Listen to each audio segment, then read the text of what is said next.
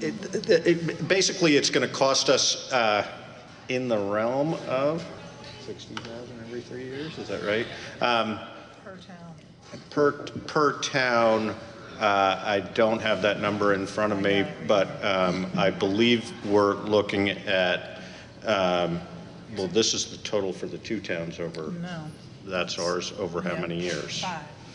In a 5-year period, every 5 years, we will be looking at roughly $90,000 in expenditure for blasting purposes, and that is the town of Dummerston would also be paying that equal amount, so $180,000 every 5 years in order to basically remove the amount of ledge product we need to allow it to be processed for our needs for road work. So this is just a way to, instead of having a $90,000 whack every 5 years, right, put in $18,000 a year into a reserve fund in order to prepare for that.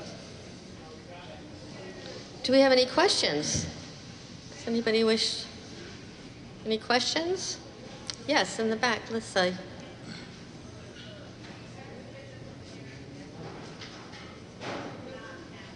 Hi, Lisa Papazian. I'm just wondering how many years we expect to have in the gravel pit with the blasting schedule.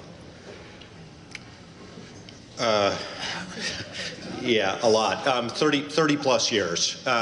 I mean, the break where we start to come out ahead is where we currently get our sand from, which is the Carpenter pit. When we retire the Carpenter pit, then we will stop paying out as much money for gravel-related product. I mean, that's sand, not gravel. But at that point, our payment decreases because well, it doesn't decrease, but we're paying, instead of paying it for sand to an independent private owner, we're paying it into our own system. But we anticipate at least 30 years. That's a conservative estimate. Depending on how we use ledge product and availability of other sand, it's very hard to define exactly the parameters of the stone within the gravel pit. But we actually think probably if we do it well and we're able to lower the pit floor in the future, which is an amendment of Act 250, we're probably looking at more like 50 to 60 years of use from the gravel pit. So blasting would be, we won't do that any more than we have to, but we're assuming that we'll need blast product every 5 years. Are there other questions? I think Lawrence, did you have your hand? You're fine. Eva. Yards. Yes. Something like that.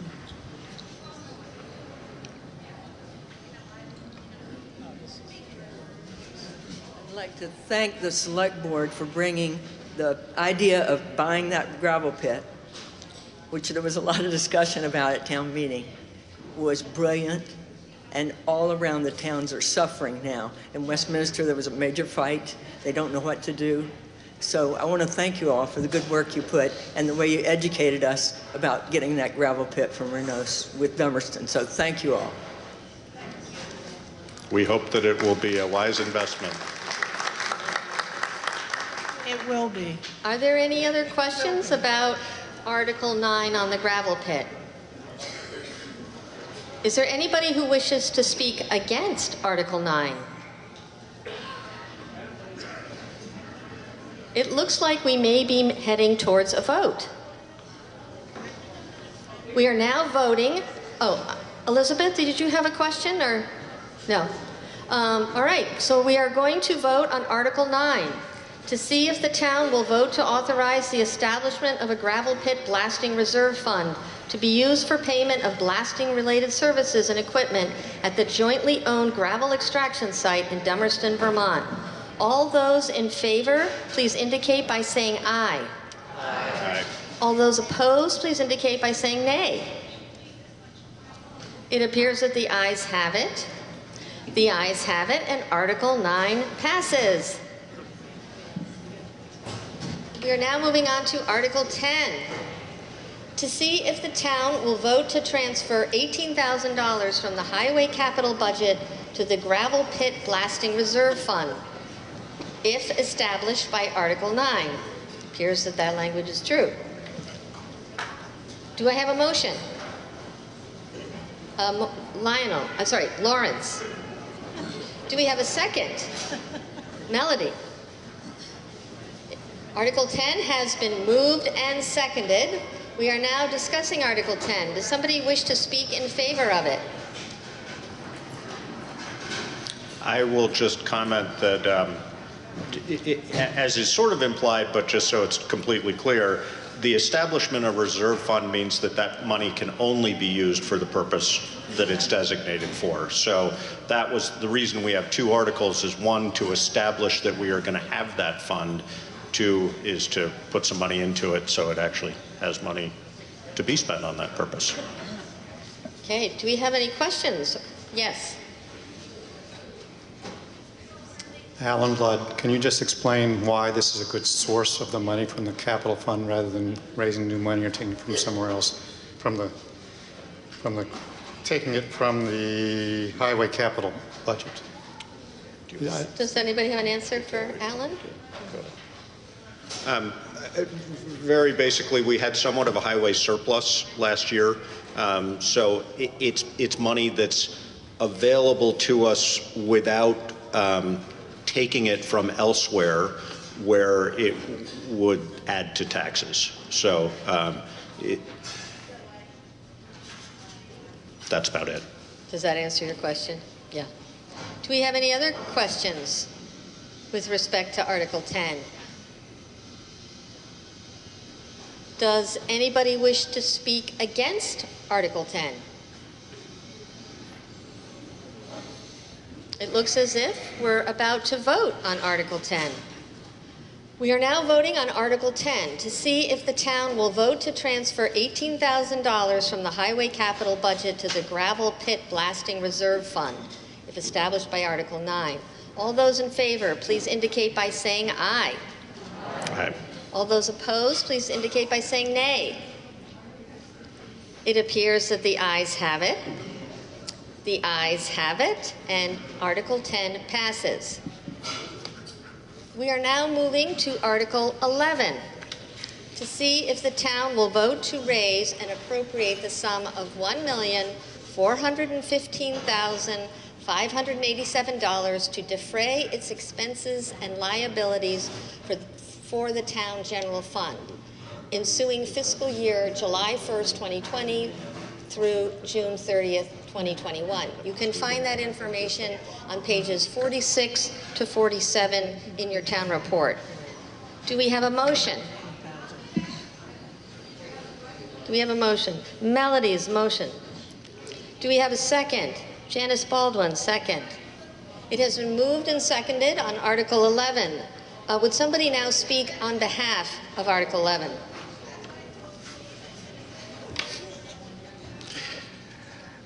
I just want a point of clarification. This does not include, if Article 2 is approved by Australian ballot, it does not include a payment towards that bond. That is because the way the cycle of bond funding works in the state, we would not have a payment due on that until fiscal 21-22. But it does include the $103,000 that we voted on in Article 8, which, yes. Are there any questions? Eva? Sorry. Must be added to it afterwards, I think. Turn to page 46, yes? Once again, I question why CERVA, or whatever it's called, if you look down on page 46, Intergovernmental Agency Assessment, and then you look across the way at, let me see, not across the way, where, yeah. Where are the, I didn't bring my glasses up here. The money that's spent for community projects, what's it called? CEVEDS. Yeah, no, but in comparison to what the community center gets or the food shelf gets, why is it that they get so much more money And they don't draw money from all the towns around. They do a few towns, but not all the towns that they serve. And it used to be, it was in the articles, and then last year it popped up here stated as a permanent kind of, let's give them 8,000. No, let's don't give them 8,000. Let's give them half that or less. If those organizations in the community should have the 8,000. I mean, I'm totally opposed to this. I was last year and I carried on for half an hour. I want to sit down now. But think about it, folks. Eva, do you want to make an amendment? Yes, thank you for your help. I'd like to make an amendment that we cut that in half. So we're now, if everyone is looking at page 46. Sorry. I just want to make sure that we follow this through, and it needs Thank a you. second as well. So, so the amount that is currently listed there is 8,106. Yes. Is that correct? And so, Eva, would your amendment then be for 4,053? Is that correct, Eva? Sounds good to me. My glasses are back there. Yeah, sorry, we're having to do this. So Okay. we have an amendment on the floor. Do we have a second? Janice Baldwin has seconded Eva's amendment. We are now discussing the amendment, and that would reduce the overall amount by $4,053. This is not to be confused with SEFCA. This is another organization that bloomed some years ago, and I question their ability to do the job they claim they're doing. So we have the amendment on the floor. Is there somebody who, and Eva just spoke in favor of the amendment, is there somebody who wishes to speak against the amendment? We got a second. Yes, and I think it was Janice Baldwin. So we are discussing the amendment which would reduce the overall budget by $4,053, and this is by cutting in half the SEVID's appropriation. Can I make a suggestion, Meg? It seems to me that it would be appropriate to have a discussion about SEVEDs and the service they provide before we have a discussion about an amendment, because otherwise if we amend it and then have a discussion, so my recommendation would be we table the amendment, have a discussion about SEVEDs, the organization, and why we contribute money to them, and then we go back to the amendment. I'm not sure we can table, because we have our amendment on the floor and it's seconded.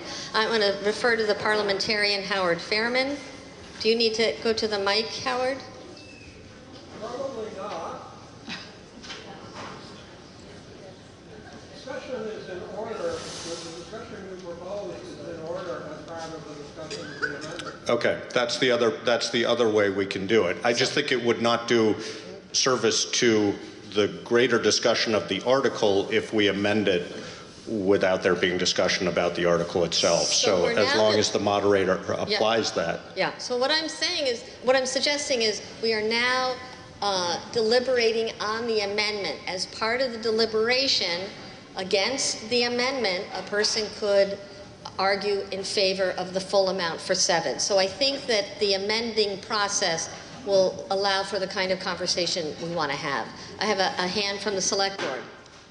I would like to hear from Karen Astley, our town manager, on what services SEVID does provide to us and how useful she has or has not found them over her tenure with us. Well, I can answer. They're a great resource for our office. I thought there was going to be somebody There is, from RT. Would you like to? And RT, am I saying your name correctly? Yes. RT, and you're not a Putney resident? Correct. Well, hearing no objections, I am going to allow RT to answer that question about what are the services that SEVIDS applies.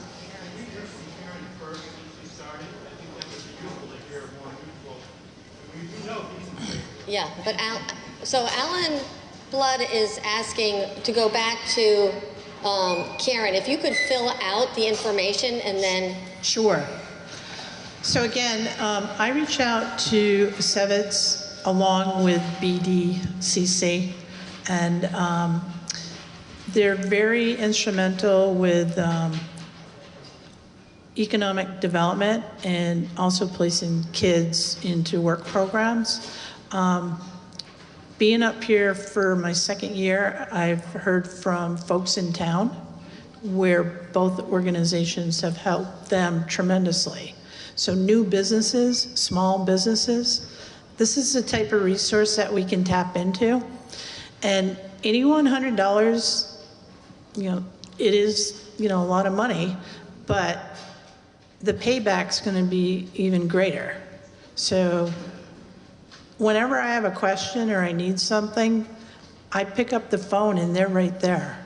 And I also recommend property owners with businesses, vacant buildings, to contact them directly and work with them, because they can support them with grant money and other businesses to possibly come into Putney. So they are a good resource. Because I had asked hearing no objections to inviting RT in, I want to make sure, Alan, was that an objection to inviting him in, or are you? Timing-wise, okay. So if I hear no objections, then Artie, if you wish to come forward to the mic to describe your work.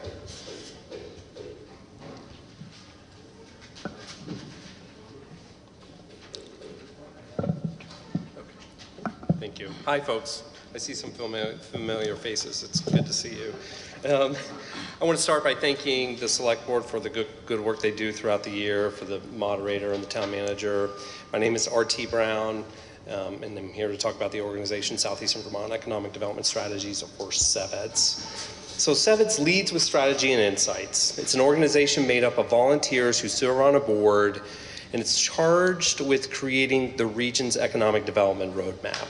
And it's a federally approved document called a Comprehensive Economic Development Strategy, or SEDS. We love our acronyms, so if I use one, please stop me. So the SEDS is created through a series of public information sessions, and that helps inform its strategies, goals, and objectives.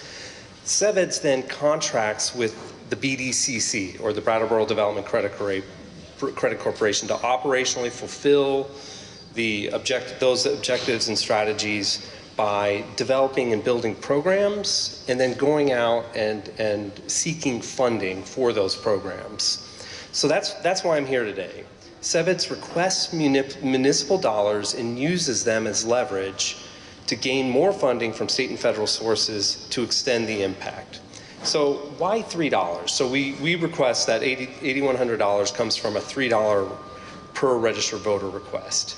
To be honest, this is my 4th year being here. I think early on the organization didn't quite know what to ask. But now we're a bit more mature, and through modeling, we have come to understand that $3, it's like the cost of a breakfast sandwich and a coffee. It's really a sweet spot, because we take that $3 and we leverage it and get, we quadruple it, really.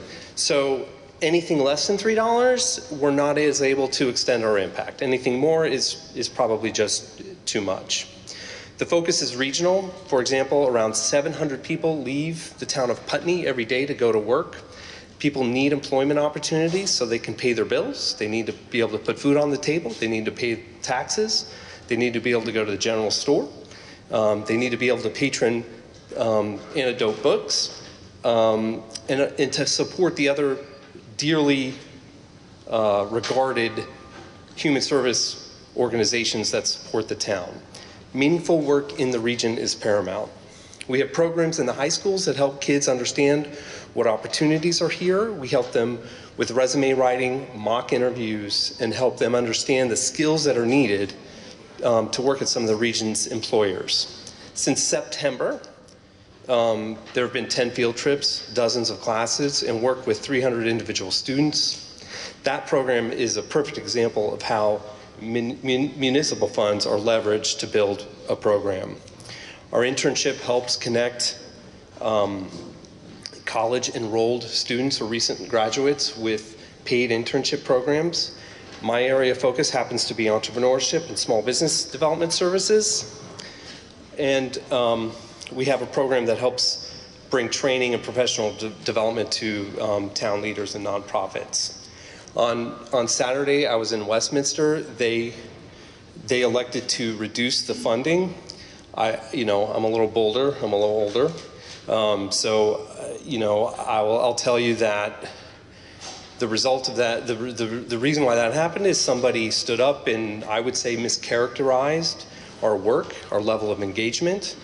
And I was sitting next to Christy, my colleague, who does that work, and she literally started to shake. And in this type of setting, it's very difficult to refute that kind of information that's put out there. So they elected not to fund us. Last night, I was in Rockingham. Sevens was funded fully, and today, as far as we know, as far as I know so far today, Newfane, Londonderry, Guilford, Weston, and Grafton have approved full funding for Sevens. So that comes to last year it was about 75% of the region has supported the work. So previously I mentioned, providing support by building vibrancy in businesses. Oftentimes people need sort of a dollar for dollar understanding of what's the impact for Putney.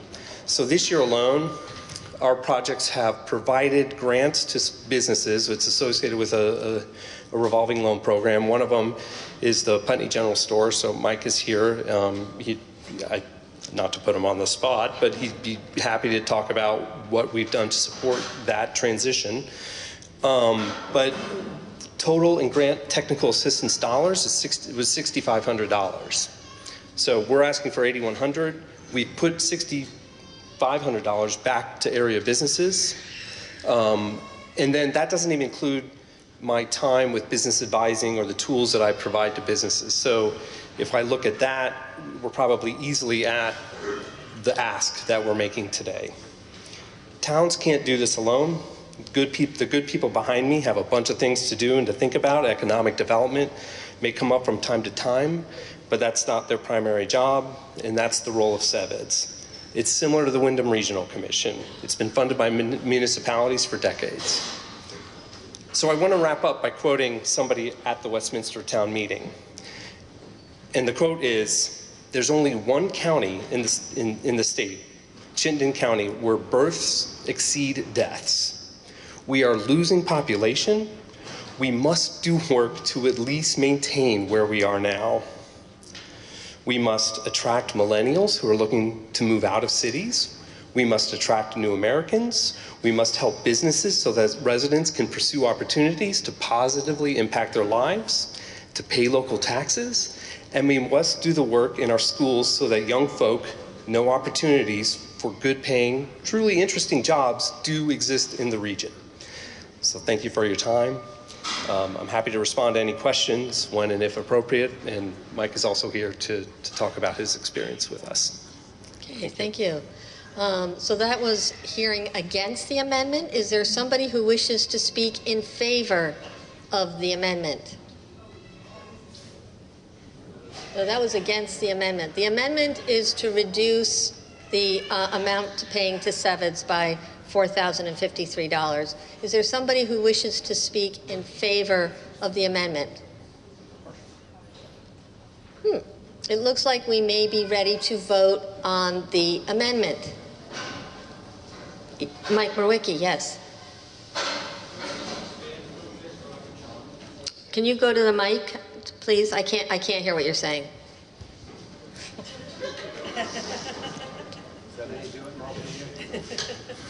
Mike, you still live in Putney? Do you need to be invited into this part? Do you still live in? I did. Okay, sorry. This is called like after lunch, everybody's being the You were moderator. sitting over there, so I wondered why. Okay, Mike, we're focusing on you. So, You live in Montpelier now, don't you, Mike? just to, Sorry. I'm not going to argue how much we should give them or not, but I do want to share that there's a lot of work that they do that's valid. And one of the things that was brought up was the idea of economic development. We're one of the few small villages now that still has a village center. And it's some of the work of CEVEDS and BDCC is why it's happening. The other piece that I want to add is looking ahead to what they're trying to do. Now, many of you are aware of the Community Asylum Seeker Project. This is a group started by Steve and Laurel Green to help people get out of the detention centers on the border. And they need sponsors. And what CASP does is it brings people, finds sponsors, and raises the money. Why this is getting to be an involvement of CEVEDS is we need workers in Vermont. We need population. And we're looking to try and create a collaboration so we can bring people, new Americans, skilled people, people ready to work to Vermont and get them out of the detention centers, what they call the refrigerators. This is a project that's happening now that CEVEDS is putting themselves into, first of all, because it's the right thing and there's some economic benefits that can accrue out of it. So that's just another thing. They do some good work here. I'm not going to argue one way or another how much you want to fund them, but I think it's a good idea for us to fund them. Okay, so that was another against the amendment. Is there somebody who wishes to speak for the amendment, or yes, or has a question? Yes, a question.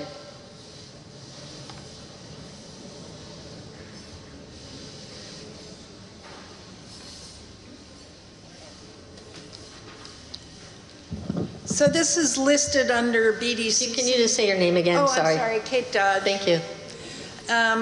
It's listed on our annual report under BDCC rather than CEVEDS. No, no, No? No. That's what it looked like to me. no. Page, 46. what about 54? It's a line item. 54 is probably the social services budget, I would guess. Yeah, but if you look at their annual, report, I get it. But their report on page, 35, says Brattleboro Development Credit Corporation, right here. Right. They're affiliated with one another. Well, here's the question so is this money going through BDCC? Is that why? Or does it go directly to CEVEDS? I'm not sure. I understand that and the reason I'm asking that is that we as Putney Mountain Winery have been very much helped by BDCC before CEVEDS existed. So my guess is that some of that has gone into CEVEDS. I'm not sure we'd be in existence without them.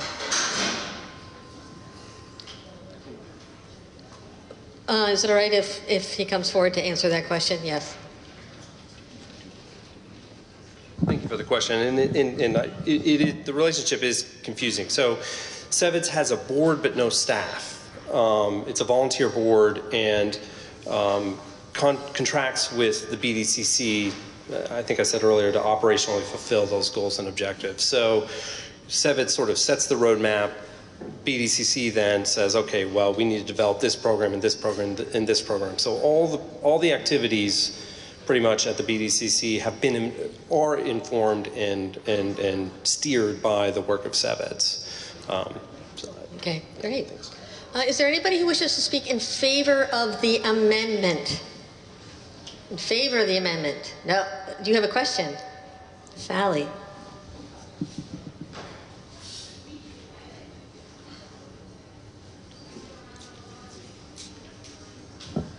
Hi, my name is Sally Fletcher. I've lived here for like 15 years, and I understand that CEVEDS and BDCC are really looking to like bring young people into Vermont, which I totally support, and I get that they're working with like kids who are like about to enter the workforce, but I'm just kind of wondering what supports that like corporation or whatever and Putney as a whole are really like offering to young people who are already in the workforce, because it seems a little silly to me to be like trying to draw people from outside when Vermont is losing a lot of its young people because these opportunities aren't really being made to us. Would you like to answer that question? Great.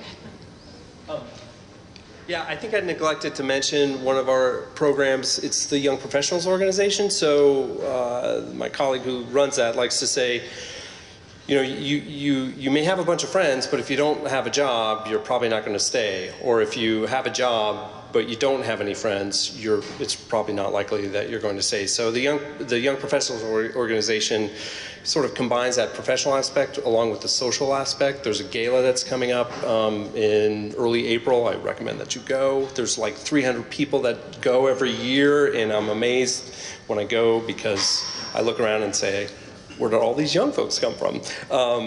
So, you know, we young professionals do practical workshops, and there was one in Putney, I think a home buying seminar, but then they do every month a social thing throughout the region. So we do have activity. You know, the program in the high schools is really to try to connect students that, whether they're leaving for college or not leaving for college, you know, we just want them to know that there are really interesting jobs here. If you're an engineer, a mechanical engineer, a chemical engineer, those jobs exist here, but oftentimes people don't understand it and understand that they exist. So that's hopefully answering the question about how we serve the folks that are here.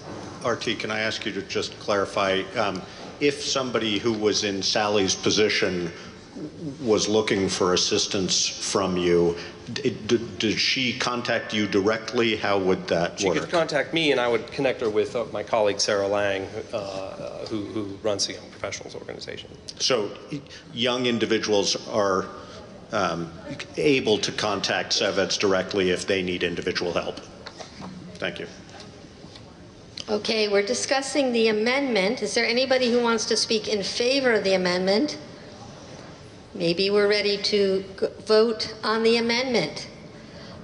This is just going to take a little bit of math on my part.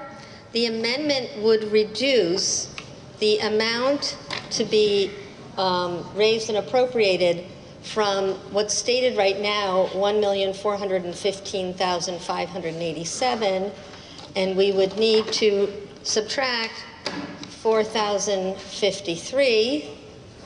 My math tells me that the amendment would drop the number to 1,411,534. Does that math correct? Okay. So we're going to vote on the amendment now, which would now, I'm going to read it as the amended article. So I'm going to read the article with the change. To see if the town will vote to raise and appropriate the sum of $1,411,534 to defray its expenses and liabilities for the town general fund ensuing fiscal year July 1st, 2020 through June 30th, 2021.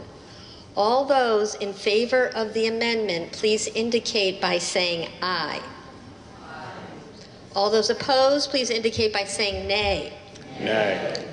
It appears that the nays have it. The nays have it, and the amendment does not pass. We are now going back to Article 11 to see if the town will vote to raise and appropriate the sum of $1,415,587 to defray its expenses and liabilities for the town general fund ensuing fiscal year July 1st, 2020 through June 30th, 2021. We have moved and seconded that, so we're fine on that score. Do we have anybody who wishes to speak to this motion? Article 11. Lawrence.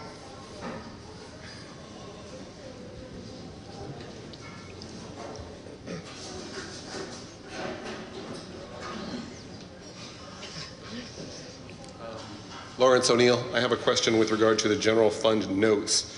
It is unclear to me what reflects increase, open parentheses, Tom Goddard, close parentheses, elimination of 80 hours per year compensation time. We're increasing the elimination of something? And that is on page 47 of the town report? 47, mid-page under general fund. Doesn't make sense to me. Is there anybody here who can answer Lawrence's question? I can clarify that for you, Lawrence. So Tom is a salary employee, and so any overtime was being compensated. and he could only earn up to 80 hours per year for compensation. So the amount of hours that Tom actually puts in, there's no way he was using the compensation, nor was he able to use his vacation time that he was accruing. So we took the 80 hours at his hourly rate and we put it into his salary. So he is no longer accruing 80 hours a year. The other thing with that accrual for the compensation time, he was going to have to use that by the end of the year or he would have lost it. So it actually didn't make sense for him to be doing that. Does that make that clear? So essentially what we had was a budget item that allowed us to pay Tom for 80 hours of comp time. Correct. We eliminated that part of the budget and just added that number to his salary line item. So you're right, the wording is awkward, but it's actually accurate that it does reflect elimination of 80 hours, but that relates to an increase in salary. Is the net effect zero? Because we've increased the salary line items as well. So right. So it's $2,180. Is what we eliminated? Yes. No. That's what we added to his salary. Correct. Correct. So is it actually zero? I'm not sure, but that's the thought behind it. Yes. Correct. Can you just, could somebody restate Lawrence's last question? Lawrence stated that we were eliminating payment for comp time, and that is correct, but we are increasing salary in return for that, essentially. It's a way to ensure that Tom gets paid for the many hours that he spends that he can't otherwise necessarily get paid for as reflected in comp time hours. And it also gives him the opportunity to take his vacation time, which I encourage very much. Are there any other questions about the general fund budget? Janice. This is just Janice Baldwin, a general question, and maybe if I studied the budget more carefully, I could answer it myself. But I noticed that some town budgets, some departments have a surplus, or they didn't use all the money that was allocated to them. I'm wondering what happens to that extra money that the taxpayers have been taxed on. Does that just go into a general fund, or does it go back to that department, or whatever? Thank you. Do you want to answer that? Does anybody have an answer for Janice? I do. Yeah. So surplus funds, and we're talking about general fund right now. So rule of thumb is to hold between 8% and 12% of your operating budget, okay? So from the audit from this past year, we do have a surplus of $80,000, which we added to a previous surplus for the general fund. So right now we have a surplus of about $125,000. Now, if we had an emergency, we could use that money. So if we start putting it into reserve and something happens, we may not have it. So that money it's there for emergency, but again, rule of thumb is between 8 and 12%. So just to add to that, the other thing we could do with that money is put it back into the budget, not as surplus, and it would then defray or lower the amount of taxes needed to be collected in the next year. It's essentially a small savings account. We tend to historically run a small budget surplus. That's not true every year, but it's true most years, and we tend to let that build just so that we have a little bit of a buffer. So but we could choose also, it's at the select board's discretion to choose how we spend that money in any given year. This year we chose to keep it as a reserve fund, essentially. Did that answer your question?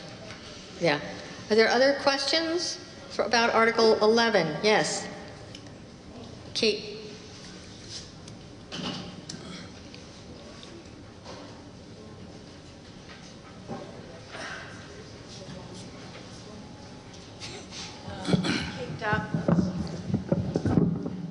Kate Dodge. I'm just trying to remember, I was looking at the social services budget.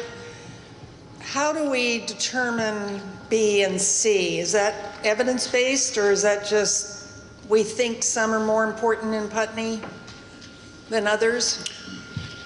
The way the social service budget, B and C, is volume, sorry, A, as you know, is Putney-based organizations. B are organizations that provide a certain, I mean, it's evidence-based, but it's evidence-based on the information that they provide to us. So it's level of service, essentially, is the difference between B and C.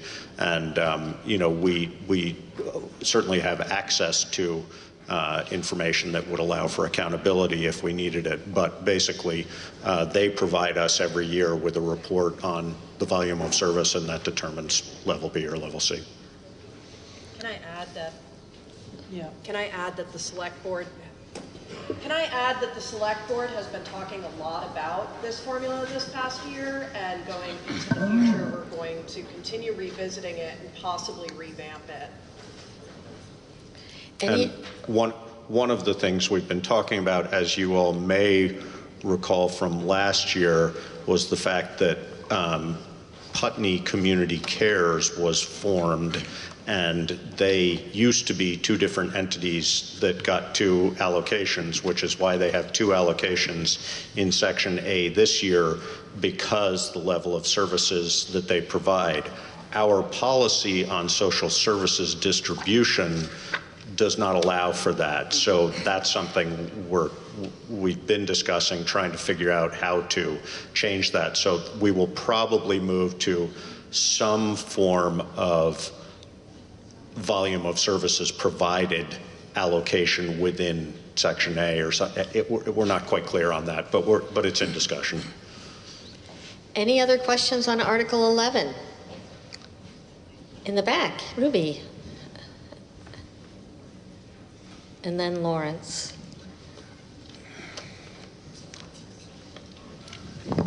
Ruby McAdoo. I guess I had a question. I have two questions, actually, and I'm assuming this is for Karen. On page 46, I didn't understand, or I don't understand what the recreation coordinator is. So there's that. That's question A. And question B has to do with the pool revenue and expenses. And I guess my initial comment is that I recognize, and I've always recognized as a Putney person, that the cost of running that pool exceeds what you bring in. And as someone who is a parent who is at the pool every day in the summer and also sees how many people benefit from that, I've always appreciated that this town supports young families, also people who don't have kids, who do laps in the evening. There's a regular usage, and that's a resource in our town that is immense. So I guess that's my comment. My question is that I see that there's a pretty substantial increase in terms of the pool fees and membership. Do you have a plan to increase how much is asked per family or per person, or what is that variance? So we just had an increase last year, Ruby, and we don't intend to increase it again. So what we're going to do too is take a look at, and you're absolutely right, because the revenue that's coming in doesn't offset the operation of the pool. But as a resource, we plan on looking at that and evaluating it. And there are grants out there that we can improve. You know, we talk about the slide.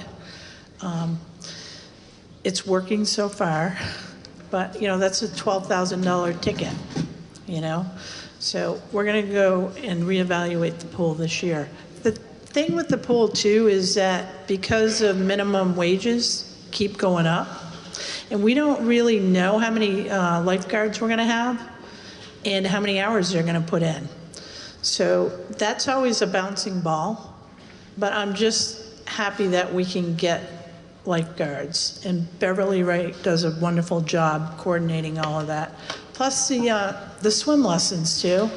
It's very important for families. So we're going to be revisiting the whole pool.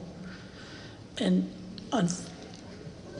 give me a year, okay? Because yeah, it does need some TLC. And the recreation coordinator, what's that one? So the recreation coordinator right now is a vacant position. There is a rec league committee, and so they coordinate like soccer tournaments and the baseball, you know, and the snack shack out here at the school. So so that's the Putney Rec League. That's correct. What that represents. Okay. And they get a stipend too to coordinate all that. So it's just basically for recreation for the community, so families can have a place for their kids to be active. So Great. You're welcome. Any other questions? We had Lawrence had his hand up, and then Jamie Quantra, or Jamie, do you want to come up front? Yep. I'll also just put in a plug again for your returnable 5-cent bottles and cans to go to work for the town for the pool budget down at Town Hall. Jamie Comtois, Putney. I just wanted to say Karen has seen me, I think, when did you first come on staff? I've been here 2.5 years, 2 years in the front office. So I think your predecessor and now you every year have had me visiting you because I knew my 6-year-old was going to want to use that slide at the pool. It was unsafe. And at the time, he was 3 when I started asking because I knew this day was coming. Yeah. And so Karen knows that I'm ready. I know Ruby's ready. And so all of you in town should be ready for a GoFundMe to go out because $12,000 plus, I think Karen said last time we chatted, there's other updates that need to happen. There are other improvements. Other improvements. So the price tag will be over $12,000. Mm-hmm.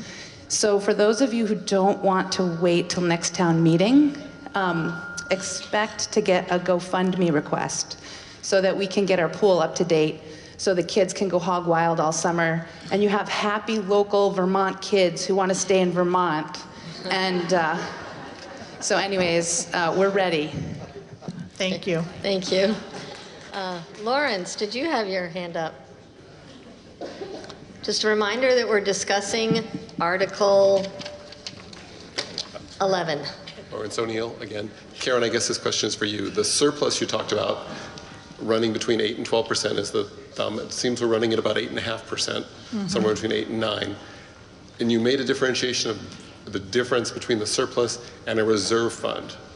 Are they accessible differently? Are they earning different money? If that reserve fund, is it sitting somewhere earning differently than our surplus is earning if it's sitting in an account somewhere? It's basically still in the general fund, Lawrence. So we do have a sweep account too. So we only hold so much in our actual checking account, and then the rest is up in the sweep account where it's making interest. So that money it's there. It's just kind of free floating. But the reserve fund though, that's designated monies, and as we just voted on the article, that's specific for some purpose. And the surplus money, as Josh stated, we can take a certain, amount and designate it as well. But right now, in the general fund, that money is in the checking account, in the sweep account, earning interest. It could be, but it would have to be discussed by the select board and approved. And can you just restate Lawrence's last question? The question was whether that money could be used for any purpose. So yes, it's not a designated fund, which is, as far as sort of emergency uses is concerned, is desirable to us. Correct. But we do keep it in the account. I mean, sort of needless to say, for an emergency situation, that money needs to be very liquid for us. So we keep it in an account that is minimally interest bearing, because that type of account is minimally interest bearing, but it's readily available at any time if we were to need it. Are there any other questions or comments about Article 11? It looks like we may be ready to move to a vote. We are now voting on Article 11 to see if the town will vote to raise and appropriate the sum of $1,415,587 to defray its expenses and liabilities for the town general fund ensuing fiscal year July 1st, 2020 through June 30th, 2021. All those in favor of Article 1, please indicate by saying aye. Aye. All those opposed, please indicate by saying nay. It appears that the ayes have it. The ayes have it, and Article 11 passes.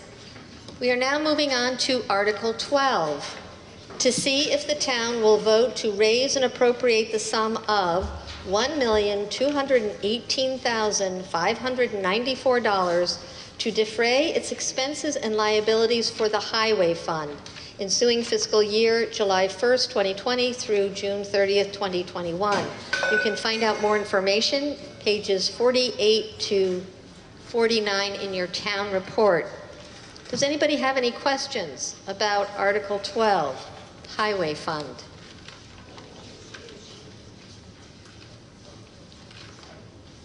Yes, Lawrence. Can everybody hear me if I stand up here?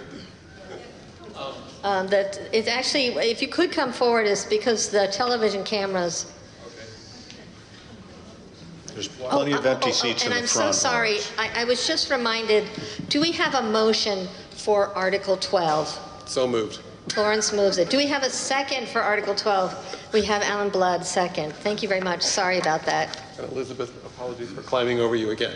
I was just wondering if this budget for the Highway Fund includes the service on the loan that we just voted on.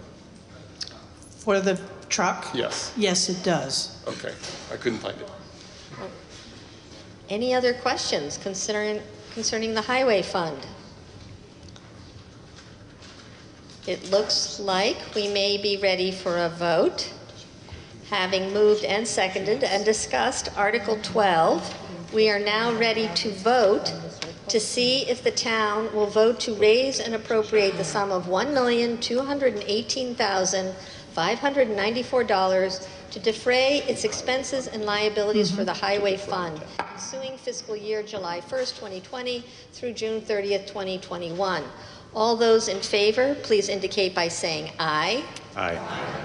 All those opposed, please indicate by saying nay. It appears that the ayes have it. Article 2 passes. Article 12. I'm sorry, Article 12 passes. I think I need some tea.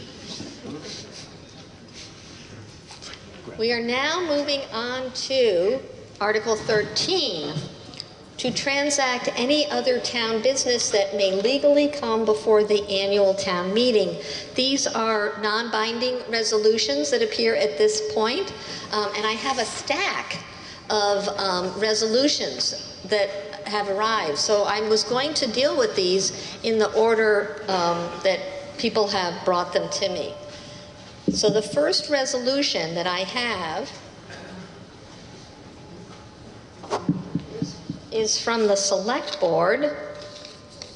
Sorry.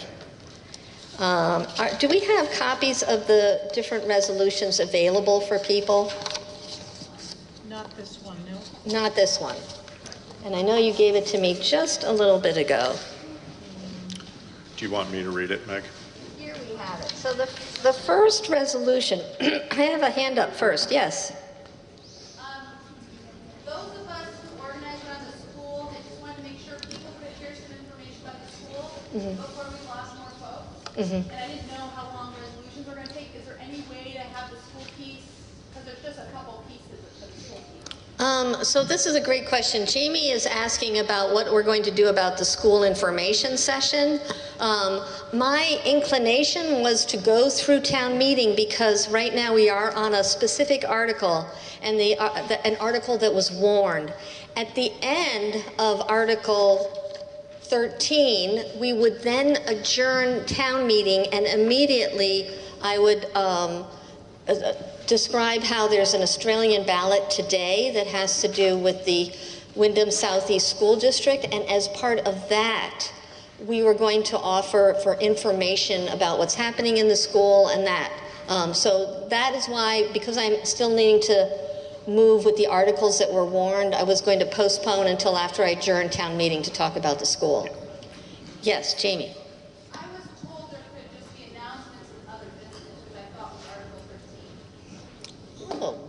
Okay. So, Meg, I did tell her that, but as the moderator, I do believe you're... Parliamentarian, yes. This is a town meeting, so it's town business. Yes. The parliamentarian says it's a town meeting and therefore it's town business, and that actually completely conforms with my understanding as well. As you remembered from in the past, we adjourn one meeting and then we begin the other meeting. So that's my plan, is as soon as I can adjourn town meeting, then I will open it up for a discussion around school issues. So, here we go. The first resolution in front of us. Yes, it is a non-binding resolution to be considered under other business about town-owned property, Putney Mountain. Would somebody on the select board be willing to read the language of the resolution? Yeah. Yeah, okay. Is that it? Yes, that's it. Yep. Go ahead. Non-binding resolution to be considered under other business, town-owned property, Putney Mountain. Resolved, the Town of Putney Select Board seeks a non-binding consensus from the electorate on the questions of whether the Select Board should consider a gift or sale of approximately 49 acres of town forest in Putney and an additional 85 acres in Brookline, Putney Mountain, and be it further resolved that the Select Board perform a due diligence review to determine whether this property is a valuable asset for the community, and be it further resolved that this resolution does not bind or legally obligate the board to gift or sell this property. So I believe I need a motion. Is there somebody who wishes to move this resolution? What is your name of the... Oh, Jordy Heller, of course, sorry. And do we have a second? Nancy Storrow. It has been moved and seconded. Is there any discussion? Does somebody want to speak in favor of this resolution? Richard Fletcher was going to speak. Richard Fletcher? And then we'll get some other comments.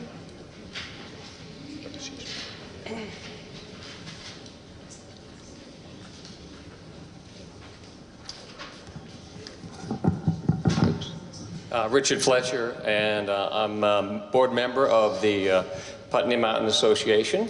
And the reason I'm also one of the committees I'm on is acquisition.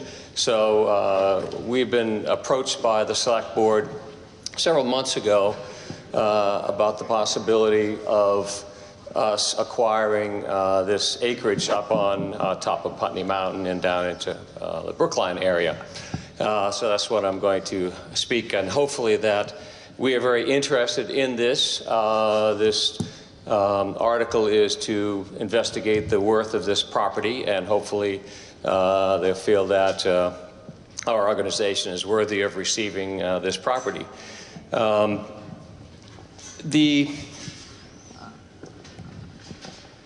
When I heard about this, heard about the Putney Town Forest, because I have not been here that long, only 34 years, and did not know what the Putney Town Forest was. A lot of people thought it was the school forest, and I think I did too, so I decided to do some research on this. And in 2005, there was a history about Putney Mountain Association, and it includes, talks about the Putney Town Forest. And so I'm going to give you a little brief history of that. And at the turn of the century, somebody owned this property, and it was bequeathed to the two daughters, and the two daughters split this 134 acres in the top of Putney Mountain, split between Brookline and Putney. And in 1930, one of the daughters gave half of the property to the town of Putney to do whatever they want with it. That was 1930. World War II came, and after World War II, 1946, the Putney Mountain Association was formed.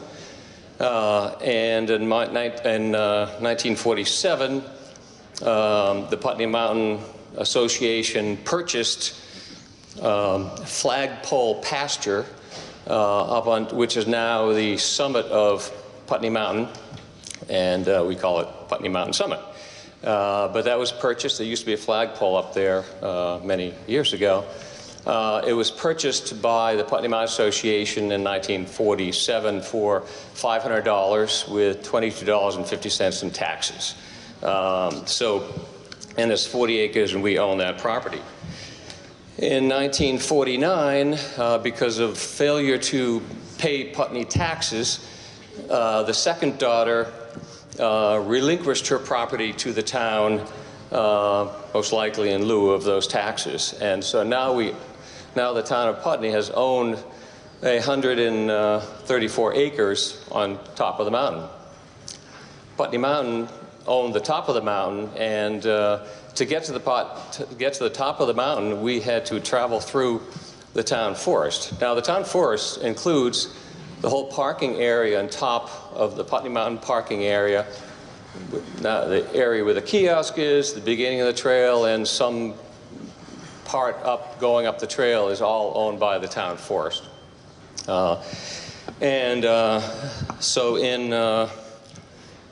Shortly after, in 1949, the Putney Mountain Association started taking care of and managing, building trails, putting up kiosks, maintaining the driveway and the parking lot. And so we started, right when it was the same year that it was the whole parcel was owned by the town of Putney. Putney Mountain Association was involved. There's a couple of quotes. One quote from 1949 by the town. It says, "The town forest, including the parking area and trails, have been maintained by the Putney Mountain Association with occasional assistance from the Highway Department." And that was from a town quote that was in this historical. So we have continued to do that all these years.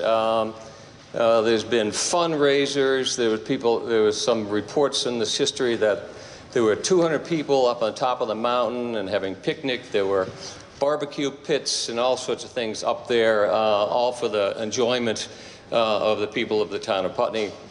And Putney Mountain Association was involved with that. Years went by, and we continued to maintain that and be stewards of that property without any costs to the town at all. Later on in 1984, there was another quote that said the town was happily accepting the Putney Mountain Association's role as manager of the Putney Town Forest. So we're dedicated. Many years we've been doing that, and hopefully that this will go through. We'll find out what the due diligence means. I guess I have one question of what the Select Board hopes to identify from this due diligence examination of the property, and what do you want to do with that information? So, yeah, because this is an article for you to research. It's this is not a transfer of property or anything like that. Yes, I think that a couple things came up that drove us to. I mean, there has been a movement by the Putney Mountain Association we first raised it. I know Richard and I had a conversation out of a meeting about it at some point. I think that was after it had already come up. I didn't know how much I wanted to say, supposed to say about that. Yeah, that's okay. Richard, do you mind putting the mic back just because it's much easier. We just have one person at a time. Yeah. Thank you. So, a couple things that currently happen with it, just so people know, Putney Mountain Association, as Richard has accurately described, does maintain that parcel or the portion of the parcel that requires maintenance. The rest of it is largely just untouched forest land. One of the due diligence questions that has come up to the select board is whether there's value in the timber stand that's there, and we recognize clearly that the value of standing trees is not insignificant in today's world. But as far as due diligence is concerned, if there's a large valuable stand of timber there, should the town consider that in their consideration of transferring the property? I think the general consensus on this board, and I'll speak for myself, but we've had this conversation in open session also, is that we think the Putney Mountain Association would be a great recipient for this. But we also have an obligation, fiduciary and otherwise, to the townspeople to do any due diligence that we find appropriate before we were to make a transfer for that, like that. So it just basically, it's come up and moved forward quickly enough so we could have put it on this year as an article for the town to approve, but we don't feel like we've done our homework yet. And so we wanted to have a resolution that made it clear that this was our intention to move forward with it. And we think and assume that the Putney Mountain Association would be the logical recipient. That's also been recommended by the Conservation Commission, but until we've done our homework, we don't want to say we're absolutely going to do that, thus the nature of the non-binding resolution. So can we get some more voices in here, like to see if there's any questions from the floor? Just add one more thing that remind people that in 1950, in 1998, and 1999, the townspeople have voted not to log that property. Okay, great. Are there any questions? Yes, Alan. If we approve this resolution now and through your due diligence, you think it's a good idea, you'll act within the next year before the next town meeting, do you think? I think it's certainly possible. One thing that hasn't come up that would be true if it were gifted is, as it currently stands, we pay the town of Brookline taxes on the portion of parcel that exists in Brookline. We basically even that out by having an agreement with them to maintain some roads that belong to Brookline that happen to be on our side of the mountain. But we do actually have to write a check for taxes, and then they write a check back to us for highway department services. If Putney Mountain Association were to purchase it, it would go back on the tax rolls, which it hasn't been since it was originally taken over by the town, so it hasn't been on the tax rolls for 70 years. They would pay that. That would all be in current use, so it's a fairly small chunk of money, but it's a little bit of money that would be coming into the town in lieu of the fact that as it is now, we actually pay some money out from the town. So that would be a clear benefit of Putney Mountain Association as far as the fiscal responsibility of the town is concerned. Any other questions? Yes, Anne?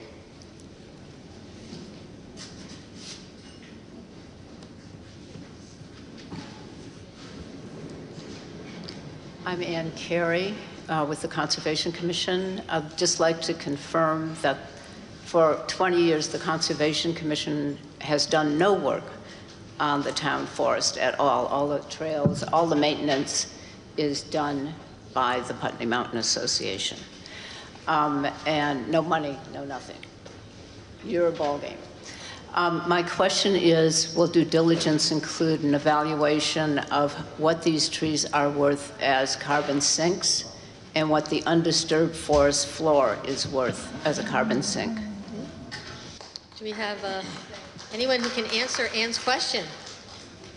I think it would. I mean, I think that, again, my feeling is the consensus of this board is that we don't want to log the land. We're not interested in that. But if we had $350,000 worth of timber up there, which I'm pretty darn confident we don't, hang on a second, then, you know, we would need to take that into consideration. It would be our responsibility to take that into consideration. My anecdotal experience with logging is that if you're a private landowner and you do the logging yourself, there's some pretty good money in it. If you are contracting out to somebody for what more than likely is moderate to low quality timber in that location, just given the nature of the topography, et cetera, its value from my perspective is much higher as standing trees than it is as timber, but until we know that for sure. So I think that, you know, could we put a value on that in? I'm not sure we actually could, but it's definitely in our thinking. And we don't, you know, we certainly aren't looking to scrape $2,000 out of it for the town by scratching the trees off of it and then handing it over to somebody. But again, we need to know what the answers to the questions are. So we have a bunch of hands up. Lisa in the back. Lisa.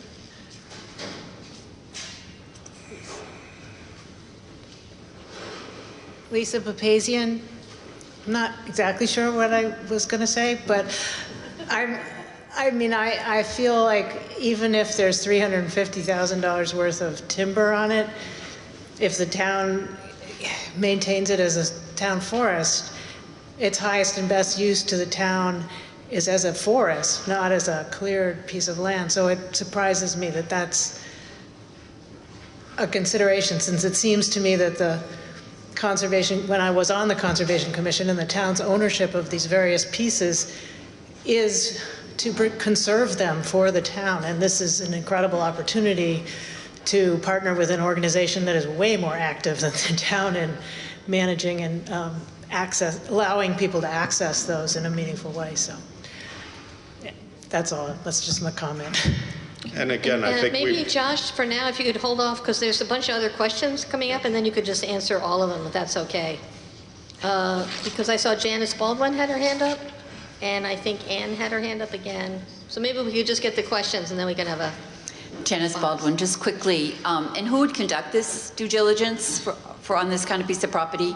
I have no experience knowing how that would happen. Would you bring in, you know, another organization who would do that? Would the select board do it? Would the conservation collaboration? How would that happen? We could have a committee. And Ann, do you want to, you had your hand up as well, Ann? Yeah. Okay, let's get some answers then. You want an answer Yeah. to that? My hope would be, Janice, sorry, that we could find somebody local who has the knowledge to give us a reasonable, we don't want to spend money to do this, and we're not looking to spend money to do this. So I think that, you know, there are a number of talented and capable loggers and or foresters in the area who could say, you're way better off leaving it as trees. But until we have somebody who's qualified to tell us that, I mean, I think, again, anecdotally, that's what we all believe.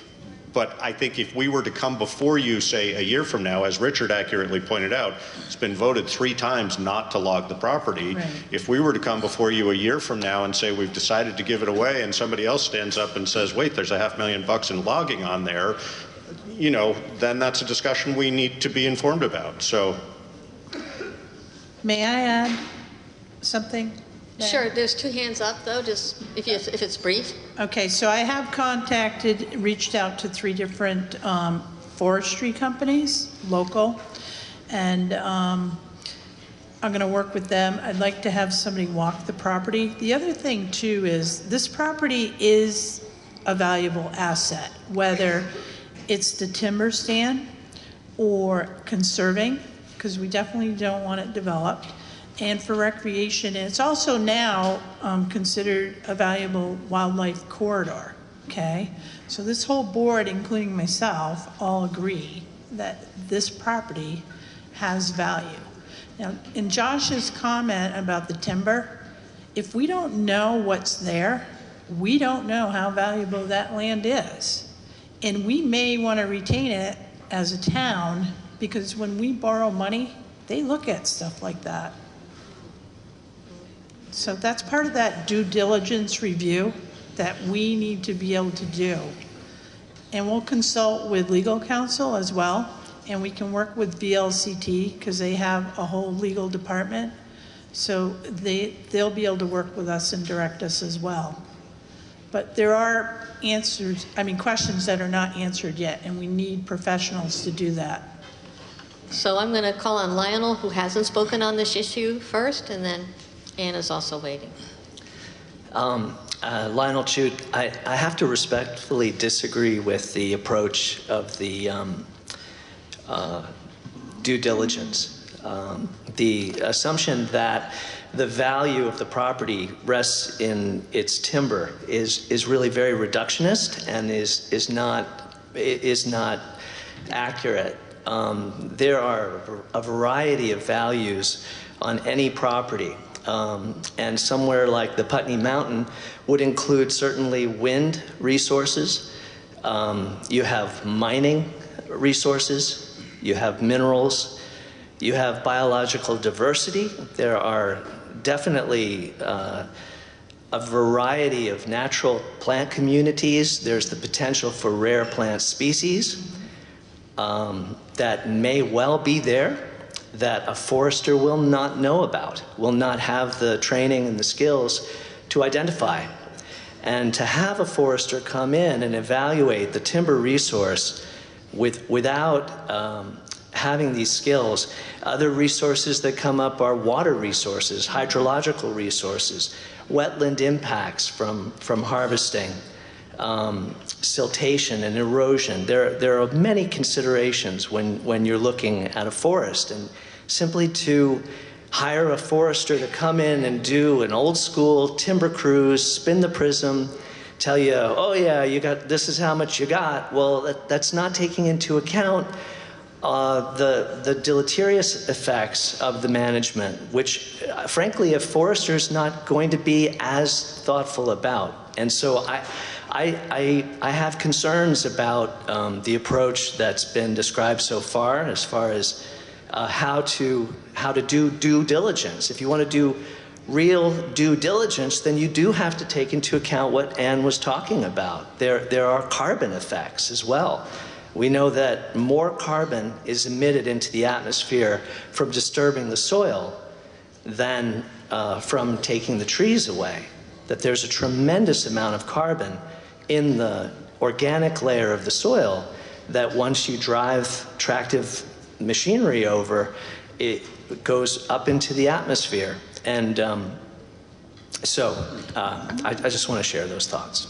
Okay, thank you. A response, and then to Ann. So, thank you, Lionel. I appreciate that perspective. I think we all appreciate that perspective, and I think that this was just one example of due diligence. Right. And we would definitely consult folks like you that have these expertise that can bring us more ways that we can explore this and suss it all out before making any decisions. And I don't think anybody on the select board discounts the importance of carbon sequestration. So it would definitely be a major part of our consideration, I'm sure. I would reiterate that and just say, I think I was pretty clear in how I made the statement that we're looking at this as due diligence overall and not specifically as a money-making thing. Right. It's my assumption, again, that any forester is going to walk in there and say, don't cut these trees, but I could be wrong. I mean, I know foresters come from all walks, but the people we're going to consult with are going to be people who are involved. They're local Putney people. They may well already be involved with Putney Mountain Association. You know, we're looking at this also from a very nuanced perspective. So I want to make it perfectly clear that sort of generalization of what I was referring to as due diligence is not complete for what we're thinking of doing. So Ann has her hand up and it's been waiting, and then we'll go to Lisa.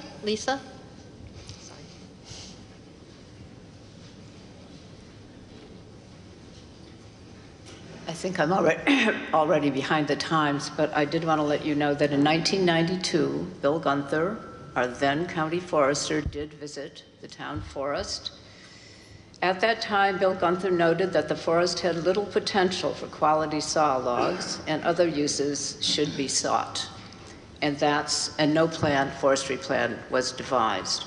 And I would also like to say that even though they're wonderful people, our local foresters will probably want some money for doing any kind of in-depth evaluation, and that Sam Shinesky, as the current county forester, could just give you a quick sense, probably for free, of what the land is like up there.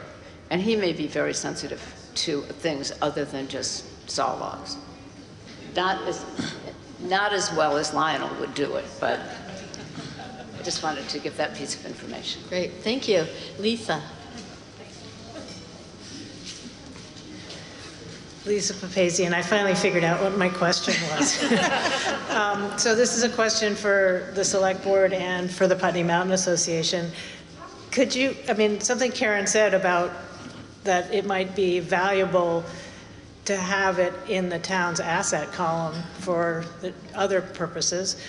Putney Mountain Association has been generously maintaining it for many, many, many years. Could you clarify what the advantage of transferring it to them would be? What are the pluses? Why would we and why wouldn't we? Trees and carbon aside.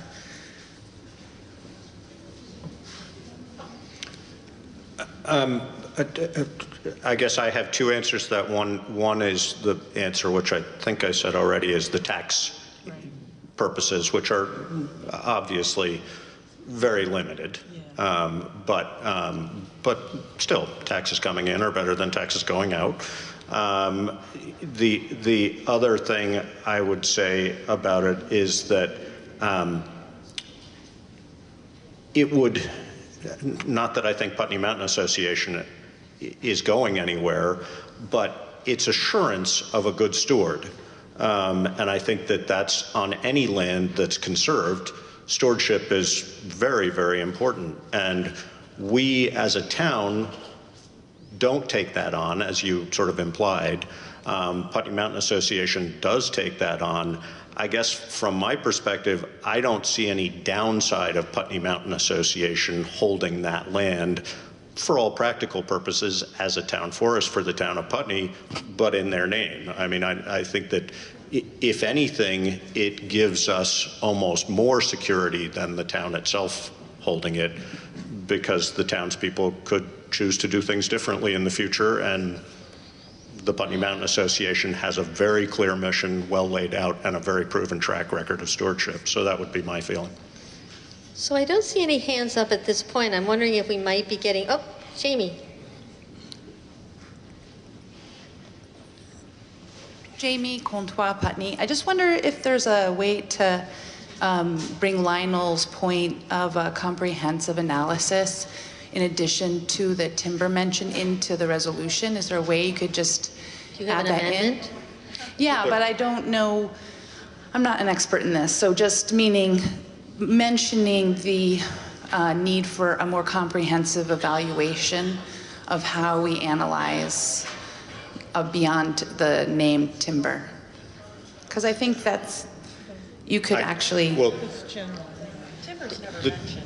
yeah, timber is not mentioned in the resolution. I didn't also, see it, yeah. This is a public meeting. We have stated, I think, as clearly about as we could, that that would be our intention. So I guess I wouldn't feel that would be necessary in a resolution. But okay. You all have heard my opinion and their opinion, and I think that that's our intent, is to do the due diligence that we feel is necessary, whatever that looks like, in order to feel comfortable with this proceeding forward. Okay, so there's no way to add language that said absolutely something very specific that said we would look at the value of it and we would look at this kind of expertise to help us figure that out. So all I need is some language right now. The language says, the sentence that could be helpful is, be it further resolved that the select board perform a due diligence review to determine whether this property is a valuable asset for the community. If anybody wishes to amend that language, Doug has his hand up. Lionel says it's all good. Lionel says it's okay. So, okay. So you're not going to make an amendment, Jamie. Okay. I just want to make sure. Okay. Never mind. All right, thank you. It's always good to think about an amendment. I'm not opposed. Robin, do you have something you want to add? And then Doug, it looks like. Robin Ekstrom. I just wanted to thank the members of the Select Board for the manner in which they're dealing with this. I think the clear sentiment that I'm hearing is that you feel that the best use for this land is to turn it over to the Putney Mountain Association, that they would be more focused on stewardship for this piece of property, that all other considerations are secondary, and that in due diligence and mentioning timber, that specifically that you're really just thinking that as people who are responsible for the finances of the town, you owe a certain responsibility to the taxpayers to say, before we give this away, it does have a certain value. We think it's a good idea to give it to these people, but we have to report this to you. So just to clarify that and to thank you for the fact that you are being proactive and looking for the best use for this very valuable resource. Thank you. Thank you. Thank you. Thank you. And Doug has his hand up.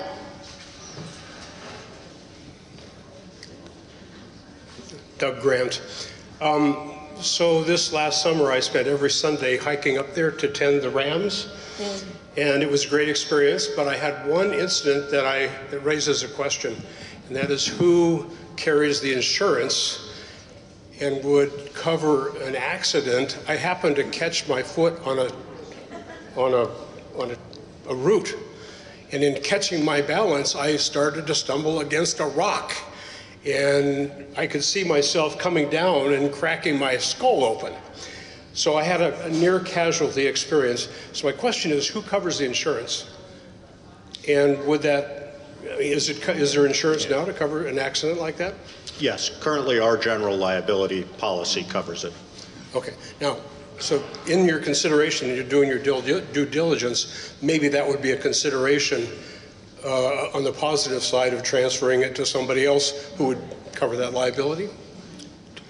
Yes, our policy is set up in such a way so that I'm always amazed by the very, very limited difference. You know, we pay sort of a big package to the Vermont League of Cities and Towns that covers virtually everything. And more often than not, when we look to add or subtract something like this, they say, yeah, you know, that'll knock off $22. So, okay. You know, it's not something we haven't considered, but it's very, very limited. Small portions of our policy seem to have very little effect. So then maybe my suggestion is maybe there should be a sign that says if you get hurt, talk to them. Risk. Yeah, there you go. Okay. Are we getting to move so we can consider voting? I'm seeing some interest in moving towards a vote. We have one hand up though from Anne. And then I'm going to suggest we move to a vote.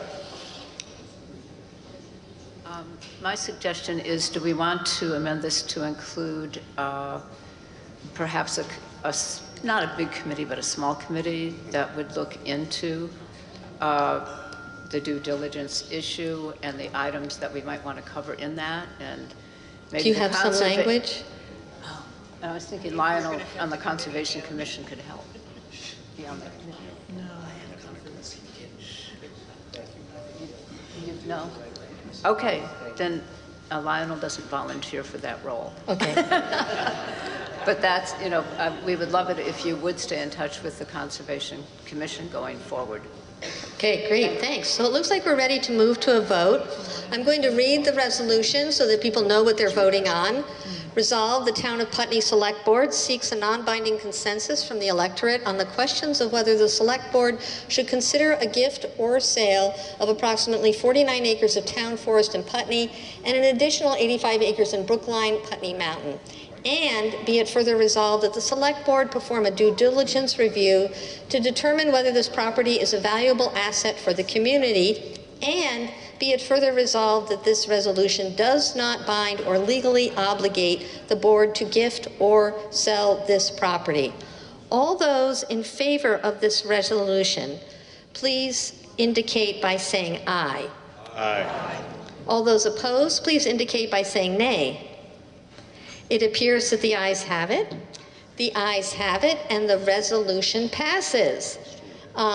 We do have a number of other items on other town business. One, I have in front of me, and this does not include the school portion, which we'll get to as soon as I adjourn. Just to let people know what's on the list here. Animal control ordinance. Janet Goldstein, are you here, Janet, to do that? Excellent. So you will be next. Then we have a broadband communications union districts information on the floor. Then we have a solar exemptions discussion. And finally, there's any other business, and I know Alice has something under that. So that's what we're looking at. And if your moderator needs to take a quick recess, depending on how long this all takes, I'll let you know before we have an emergency. All right, so now we will turn to Janet Goldstein. Thank you. I'll try to talk fast.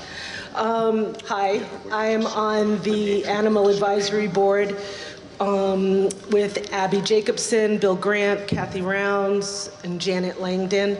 We've spent the last 2 years revamping the animal control ordinance and looking at how we would like to conduct our business in the future with dealing with animal complaints, domestic animal complaints. I'd like to thank Josh Edmond for his work this year as our animal control officer. It didn't last long. It's a very, very, very involved job. You get calls all day, all night from people, barking dogs, stray cats, dogs at large. And as many of you know, we've had a lot of problems. We've had some problems, not a lot, with animal attacks.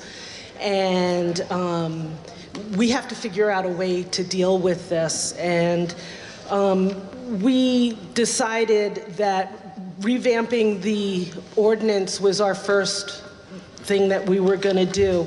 One of the things that I would like you all to know is that we have no animal control officer. So don't call Josh anymore. He's not doing this. If there's a problem, it's the Putney health officer, the Putney deputy health officer, the Putney town manager, the Windham County sheriff, the deputy Windham County sheriff, or it could be anybody elected by the select board, but we don't have anybody elected by the select board. So if there's a problem, you need to call one of these other people.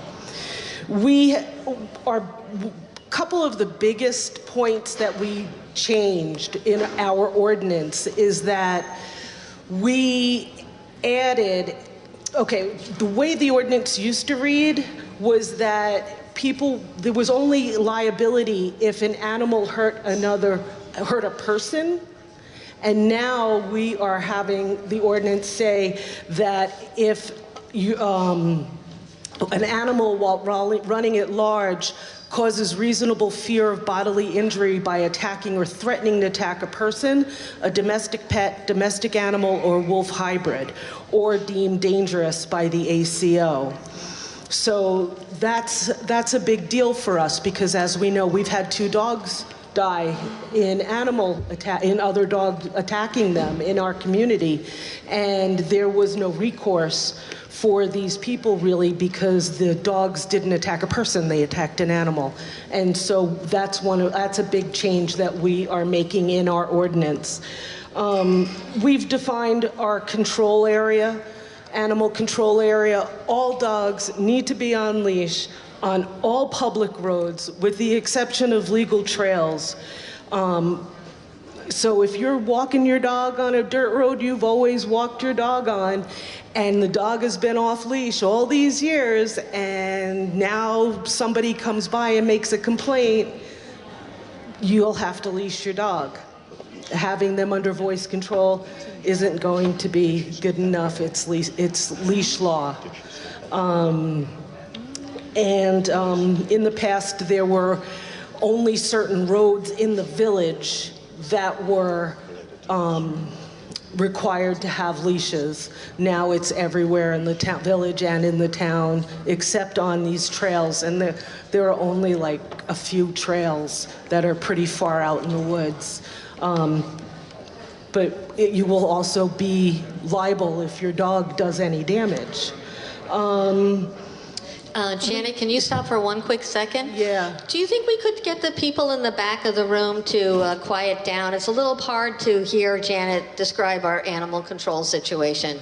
Thank you. So another incident, the first incident where a dog was killed in an attack, there was a lot of question about who the owner, what ownership of the dog was, and it wasn't clear in our ordinance because it was the owner or the person who was paying the bills for the dog. We're changing that to say any person who has actual possession of the animal. So if there's a dog walker walking somebody else's dog and that dog attacks your dog, they are still liable. The owner, that person, is still liable for damages. So we've gone through, we've made a more substantial violation, financial responsibility for people between, most of the fines are between $50 and $500. And this is really what's in line with other communities. And we've talked to people all over the state, and everybody's struggling with how to move forward in our new way where people's dogs are just running at large. So our ordinance will also talks about what is it to be running at large.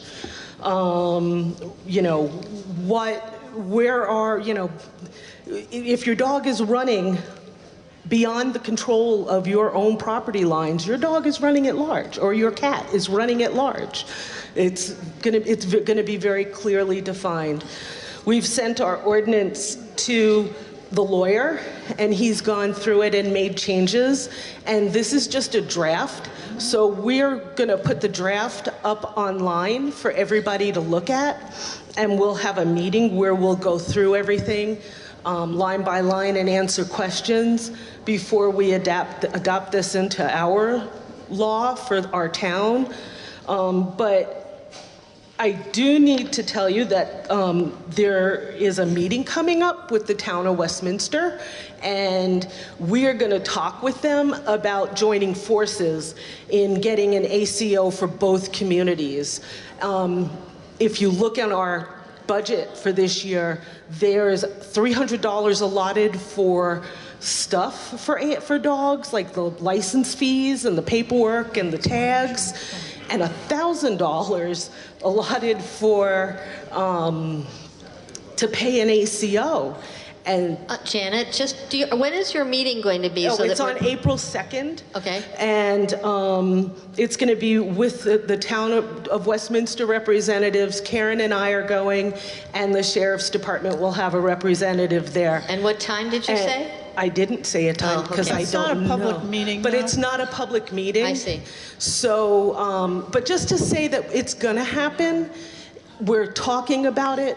If that happens, this is all going to have to get changed because we're going to have to adopt something that'll be easier for an ACO to look at. But please, I urge everybody to go online, look at the ordinance, make comments, for yourself, make your notes, and when we advertise when the meeting's going to be, to please show up and give your input. Great, thank you. Thank you. Yeah, thank you very much for all the work you're doing. Thank you, Janet. Important issue. Can I just make one comment, Meg? And that is that in order for the town, the select board, to approve an ordinance, there's a requirement for 2 public meetings. So there will be 2 public meetings held more than likely at regular select board meeting times. So if this is a topic of interest for you, please keep your eye on select board agendas. Great. The next thing I have listed here is the Broadband Communication Union Districts. Is there somebody here who's going to present information on that for the voters? Meg? Yes. I just wanted to mention that there is a broadband grant out there. Wyndham Regional Commission was granted $60,000 to do a feasibility study, and possibly a business plan to see how many households out in the community, in the county, are underserved by fiber optics. So there's hard copy surveys up front with Alyssa Harlow. They're also online. We encourage everybody to go online and participate in the survey. It's one per household. And you can go to Wyndham Regional Commission's website, and that information is with Alyssa as well. There's postcards with a little OCR that you can scan, and you can do it on your phone. But it's really important to see if there's a viable solution to get fiber optics into Putney so people can have better broadband service. And just to add, if you already have accessibility issues, the library has computers and good access that you can use to do that survey. Great. Does that conclude that? Yes. The next item I have is solar exemptions discussion. So we're not really prepared to have this discussion yet. There are a handful, small handful of solar exempt solar arrays in the town of Putney. As most of you know, those with less than 15 kilowatts, i.e. a residential system, are governed by statute anyway as to what you're eligible to or required to pay taxes on or not paying taxes on. Larger systems, we voted a handful of years ago, I would guess 5, maybe 6, to exempt, I think it was 3 or 4 systems in town. And so the rules, the state rules have changed surrounding that. So we want to have an ongoing discussion about whether we as voters would continue that exemption, but we are not sufficiently prepared to really have that discussion at this time. Okay, so we now move to any other business to come before the voters. Alice.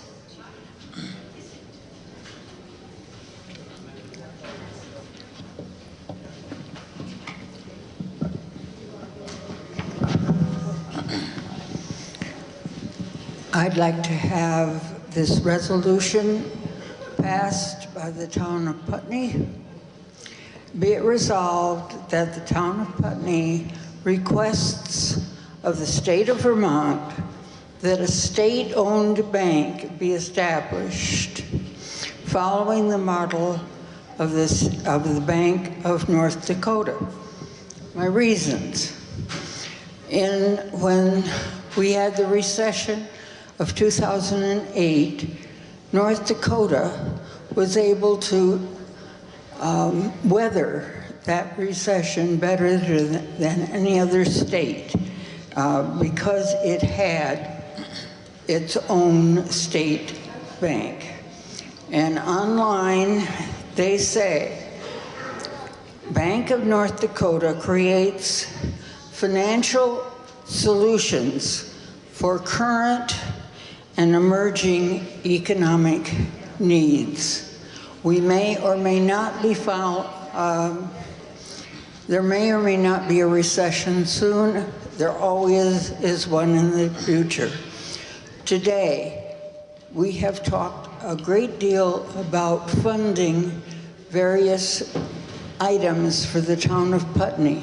Wouldn't it be nice to be able to know that we will always be able to get funding at a reasonable rate? Thank you. So we have a resolution on the floor. Do we have a second? Janice Baldwin is second. Any discussion? Janice, could we have the language? I'm sorry, not Janice, Alice, thank you. The top part. Are there any questions? No? Then I think we will move to a vote on the resolution. I'll just read it again. Be it resolved that the town of Putney requests of the state of Vermont that a state-owned bank be established following the model of the Bank of North Dakota. All those in favor of this non-binding resolution, please indicate by saying aye. All those opposed, please say nay. It appears that the ayes have it. and the resolution passes. And that's all we have. So I think, I have one, Laura Chapman, and then the town clerk. So I would like to propose that going forward, we invite one of our school board members to present when other elected officials present at the beginning of future town meetings. As a guest speaker. Is this a resolution? Yeah. Okay, so we have a resolution on the floor. Could I get that language? And do we have a second for this resolution? Lots of hands up. Ruby McAdoo, second. Are there any questions about this resolution? Thank you. I'm going to read it just one more time. To invite one of our school, it is resolved that, what are we going to say? That I'm sorry, I just scratched it out. That the town of Putney Select Board resolves to invite one of our school board members to present when other elected officials present at the beginning of future town meetings. Howard. So questions? Yes, Howard. Can you use the mic? Thank you.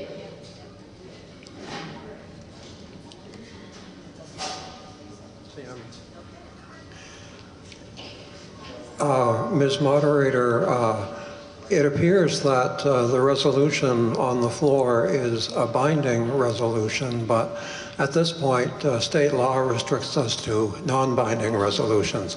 Now, of course, it could be an expression of a preference. Right.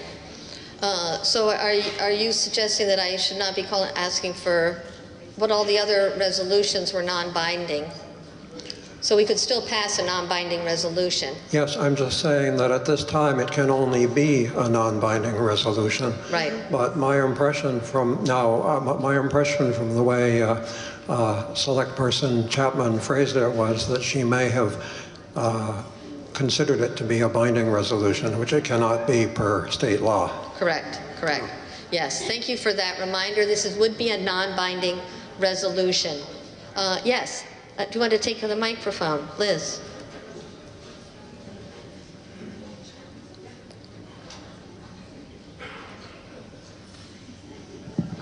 It came up at the WSESD meeting that a school board member cannot do that because they would need a quorum.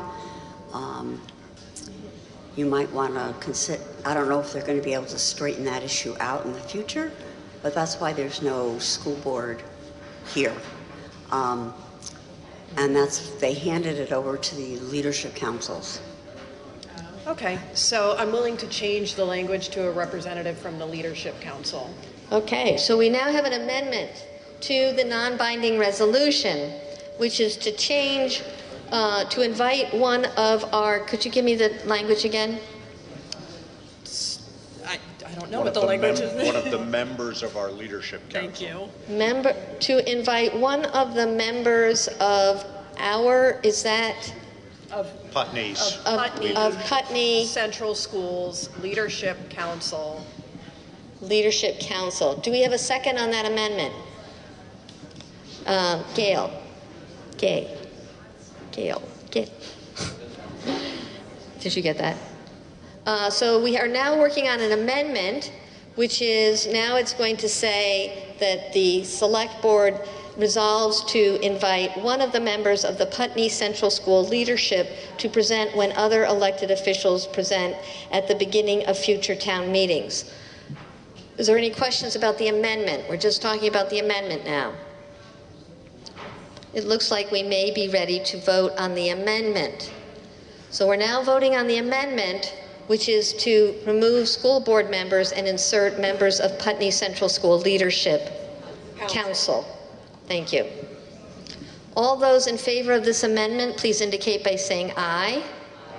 All those opposed, please indicate by saying nay. It appears that the ayes have it. The ayes have it, and the amendment passes.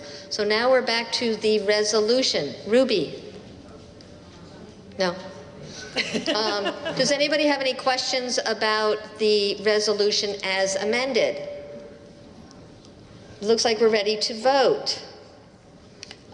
Be it resolved that the Putney Select Board will invite members of the Putney Central School Leadership Council to present when other elected officials present at the beginning of future town meetings. Are all those in favor with that amended resolution, please indicate by saying aye. Aye. All those opposed, please indicate by saying nay. It appears the ayes have it, and the resolution passes. Any other town business? Yes, Ruby. Did you get that? Ruby McAdoo. I wanted to thank the Putney Central School, the Putney PTO, and the town office for coordinating childcare.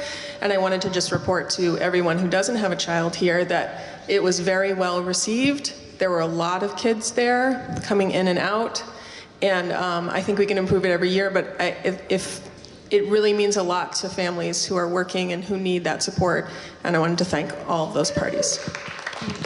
Great, thank you. Thank you, Ruby. All right. So I'm going to ask for a motion to adjourn, knowing that once we adjourn, we're going to then jump into the school section. But first we have comments, an announcement from our town clerk. I just wanted to publicize the town of Putney now has an equity and inclusion committee. We meet the first Tuesday of the month, 6:30. I'm sorry, first Thursday of the month, 6:30 at Town Hall. And the mission of the Equity and Inclusion Committee is to identify and advise the Select Board on addressing inequities and encouraging inclusive practices in town services, programs, human resource practices, and decision-making processes. So we welcome public in attendance at those meetings. They're always posted online and posted in the normal spots around town. See you Thursdays. Okay, so, all right. Do I have a motion to adjourn? Yes. Ellen. I knew your name. And do we have a second? Elizabeth Christie. So it has been moved in second to adjourn. All those in favor of adjourning 2020 town meeting, please indicate by saying aye. Aye. All those opposed, please indicate by saying nay. It appears that the meeting is adjourned.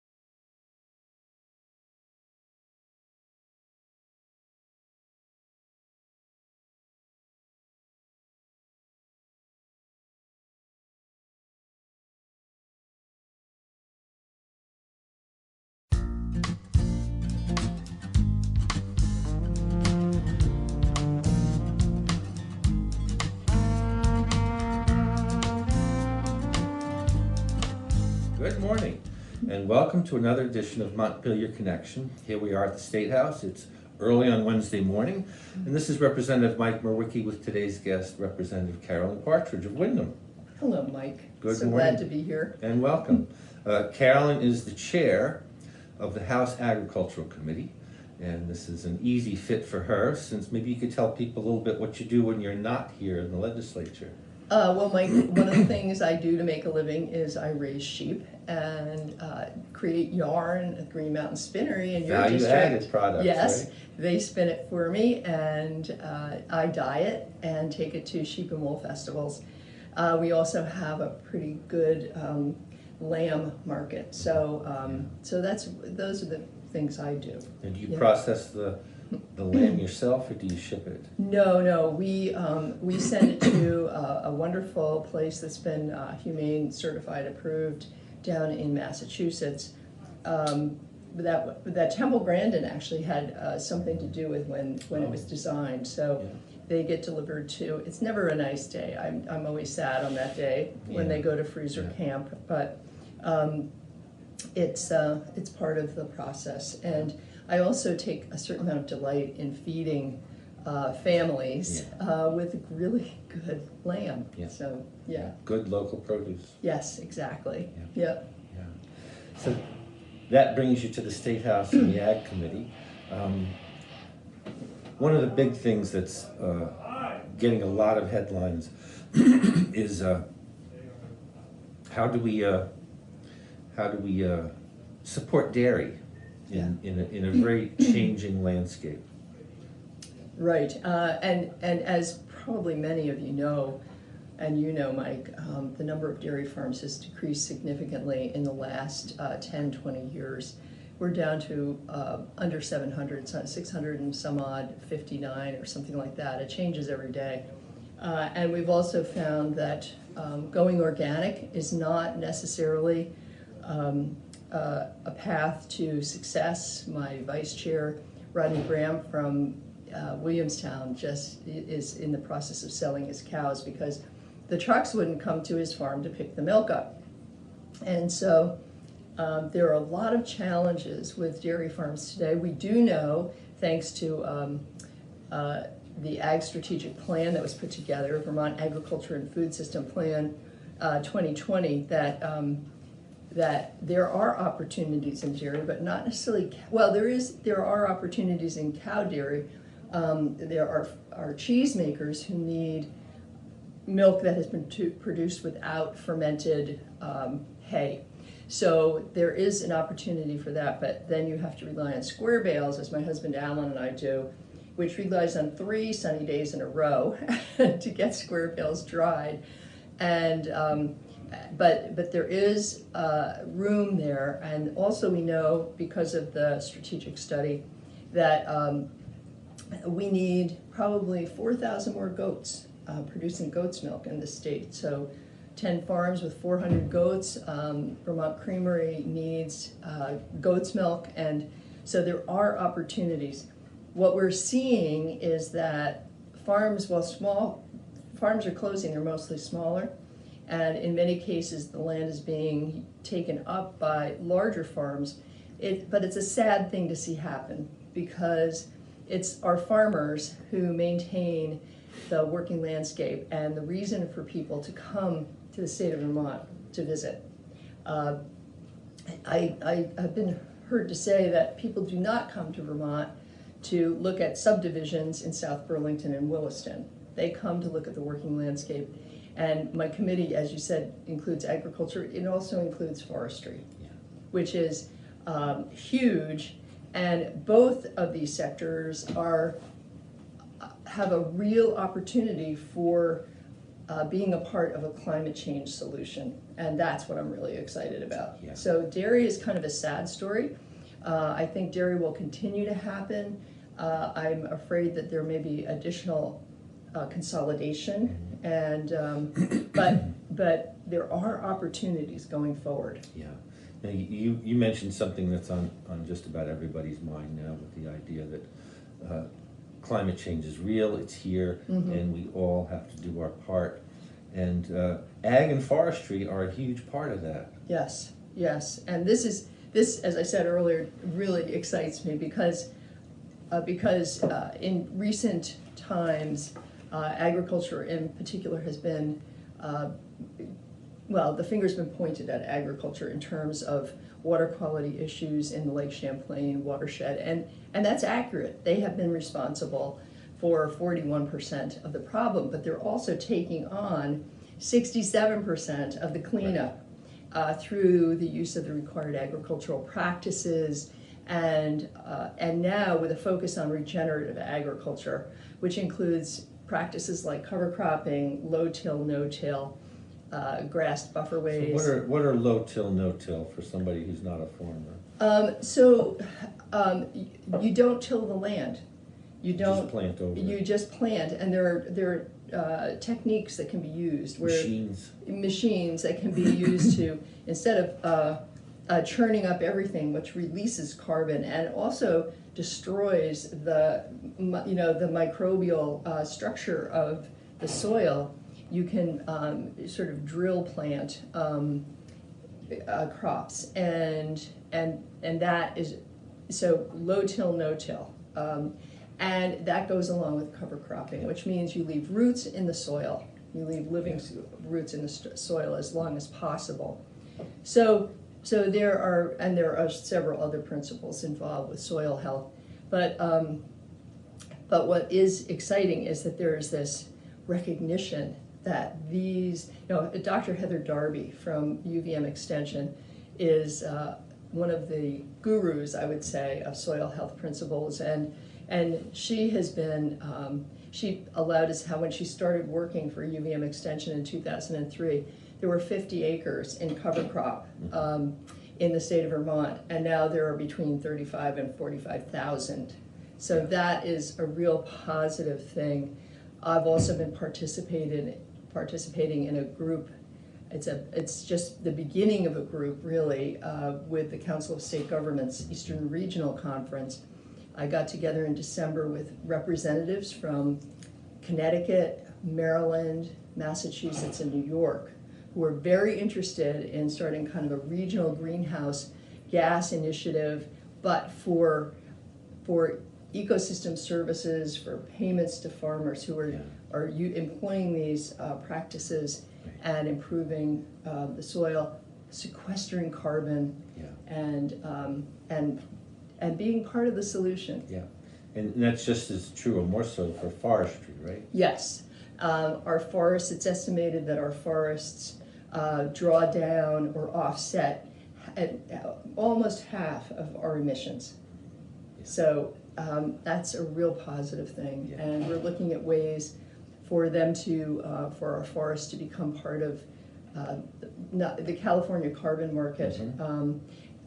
There have been pilot projects that have looked into that. One at Burnt Mountain, they decided that they could not go forward with the California market, but they could probably be part of a voluntary market. Yeah. Many people are talking about regenerative soil practices, and my understanding is that this is something we're already engaged in Vermont. Yes. Yeah. Yes, most definitely. And this is to make sure our soils are healthy, can grow best, and also absorb carbon. Yes, that's true. And in the old days, not all that long ago, but a couple of decades ago, you would drive around Vermont, and in the winter and early spring, it would look like dirt, right? Now, when you drive around, if you see green out there, you know that those folks are employing cover cropping strategies. I have a picture, and I'll send it so they can include the cornfields along the Connecticut River. Yes. That are before you go into over the Walpole Bridge. Yes. Yes. The snow's receding, and you see the green cover crop that was put in right after they cut the corn. Right. Exactly. There's a good example of the practices we're talking about in place and being utilized. Exactly. Yeah. Value added is something that we hear a lot about in regards to ag products. We've got the big yogurt producer in Brattleboro. We're talking about cheese makers looking for. What does that look like in the long term for Vermont ag? Well, it looks pretty darn good, and I'm just going to hold this up and block my own face. But this, here's the Vermont Agriculture and Food System Plan, and you can find this online. One of the things. That's at the website of the Vermont Ag. And it is at agriculture.vermont.gov and /administration/annual report. There's a dash between they'll annual and be able to report. put that up on the screen for us. Yes. So one of the things that this report includes 23 briefs on different sectors, including product, issue, and market briefs. And the good news is that there are 32, I believe, more coming after this. But if you look this through, they identify places where we have opportunity. And excuse me, in terms of value added for cheese, they find that there's this real opportunity for more small artisanal cheese makers. And as I said, we're making some incredibly good cheese here in Vermont. Oh, we are making amazing cheese. I love going to some of the events where they have all of these different products on display. But we're exporting cheese to France, Isn't that something? And it's really wonderful and amazing. So I can get pretty excited about the future of ag, even though we've had some hard times. I'm hoping that with the required agricultural practices that are now in place, they've been in place for about 3 years, we're beginning to move the needle on this. And in a recent water quality report given to us by a young woman from the Department of Environmental Conservation, Emily Bird, she told us that 97% of the cleanup that has happened so far in Lake Champlain has been due to agriculture. So the farmers get it. Yes, they definitely do. And they're doing their part. Yeah.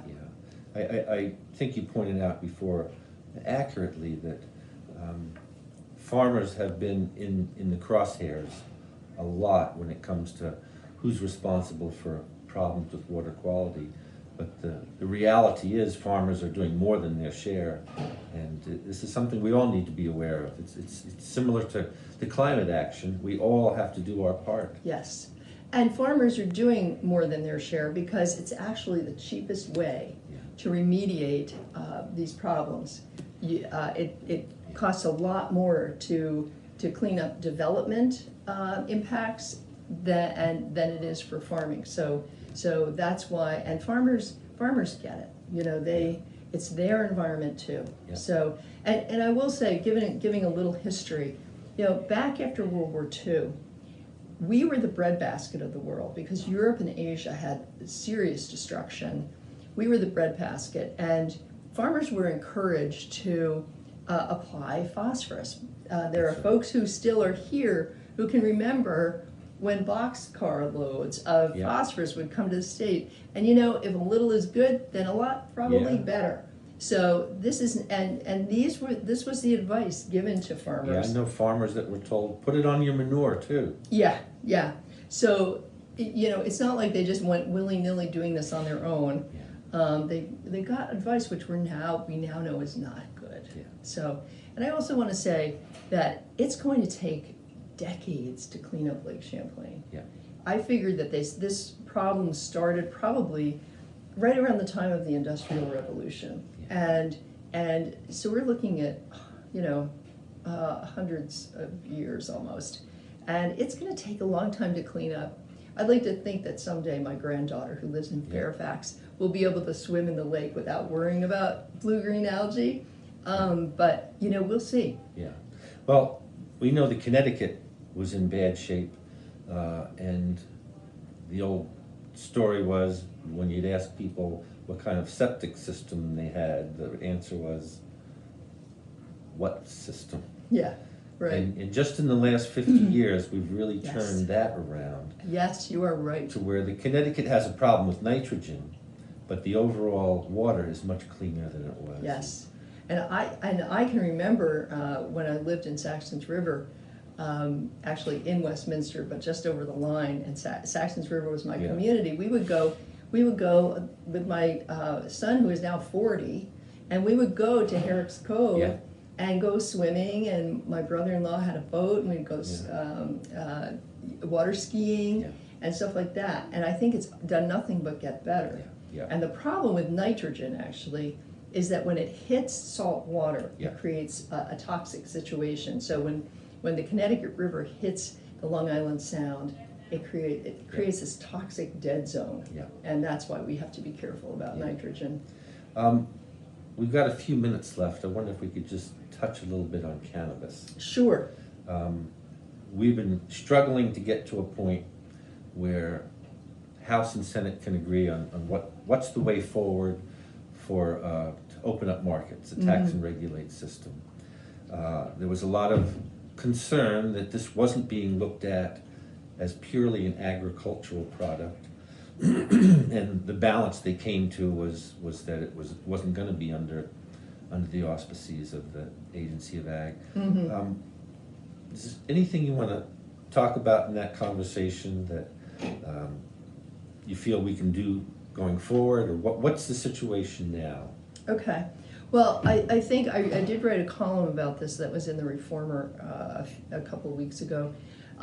We did want this to be housed in agriculture because it's essentially the same plant as hemp. It's all cannabis. And if you're growing hemp for floral purposes, for CBD, it's essentially the very same plant. It's just a different variety. It's like cherry tomatoes versus beefsteak tomatoes, right? So some adult use cannabis has high THC. Hemp does not. It has low THC. So we were hoping that we could house it in ag, but as it became clearer to me, and I thought a lot about this, I was pushing for some small growing permits, which we did get. They're focusing on that, and so that was good. We didn't get everything we wanted, but we got some of the things. And I think that there are those of our constituents who really wanted things to be kind of loose, but what we've found is that it's very difficult to be loose about this.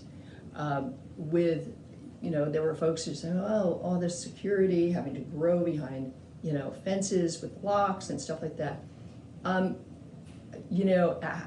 Based on the experience of hemp farmers who found thefts in their own fields, with the exponential value of adult use cannabis, I think it would be unwise for people to be growing out in the open and putting a lot of stock in that.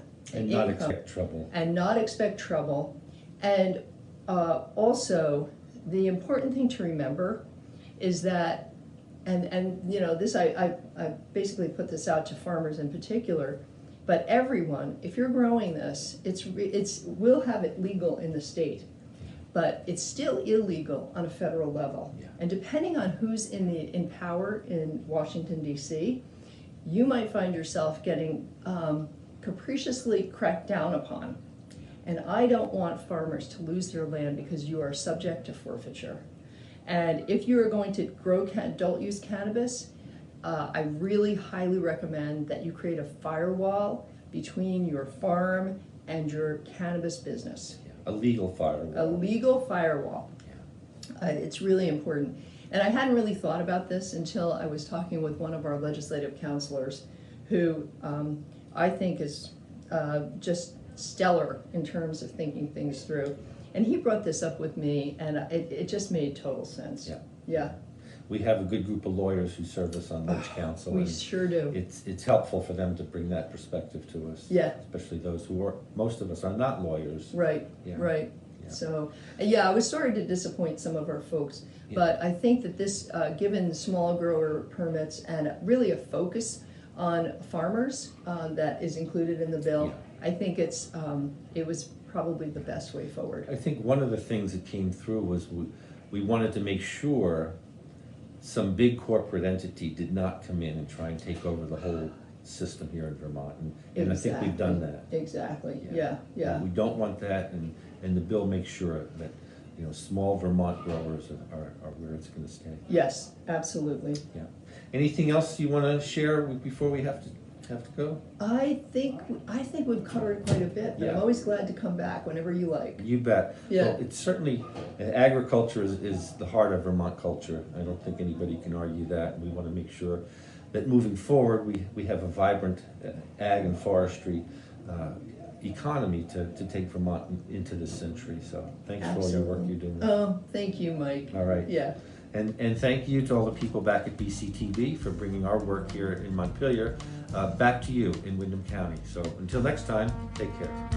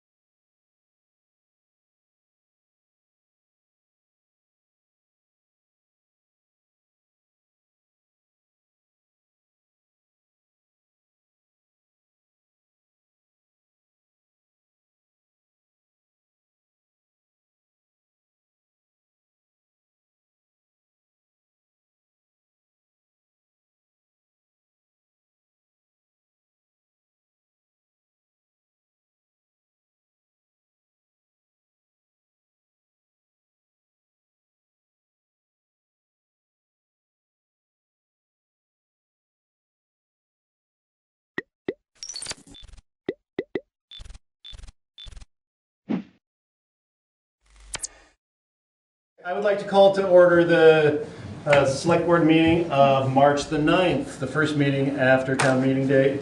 We'd like to welcome our public. We've got former Select Board member Gordon, we've got Mary Ann Lawrence, and our road foreman slash road, possibly road commissioner, Dan Zabrowski.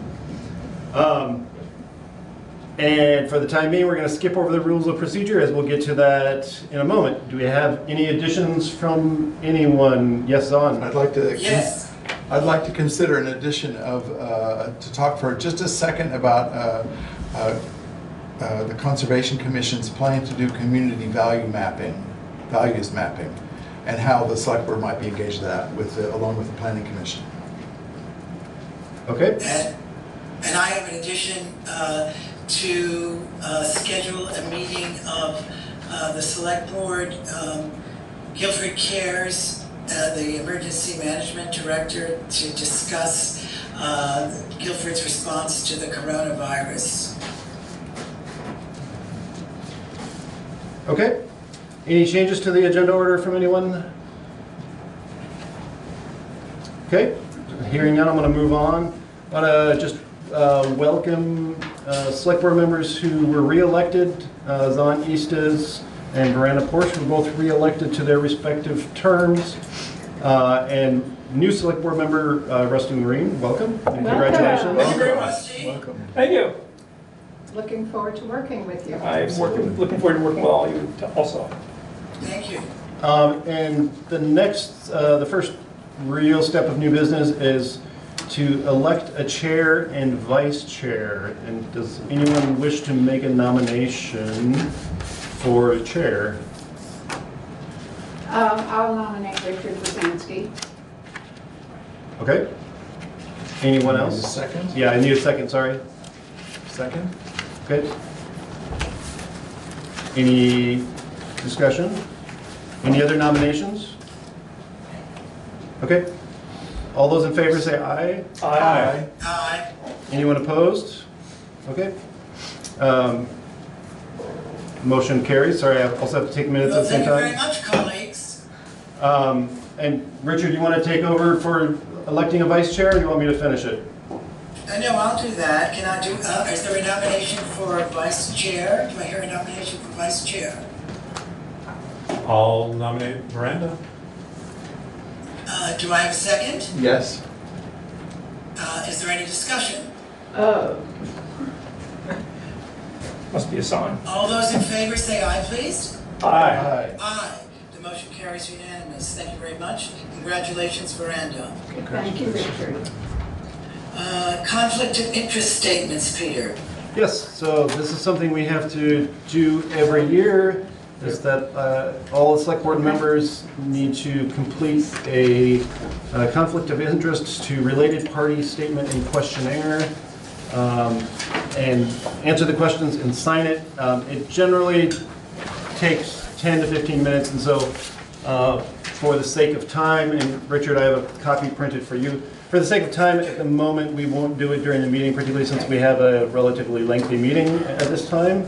But if you folks could kindly get those back to me this week, it would be appreciated. Okay, on to our next agenda item, which is the readoption of the Select Board Rules of Procedure.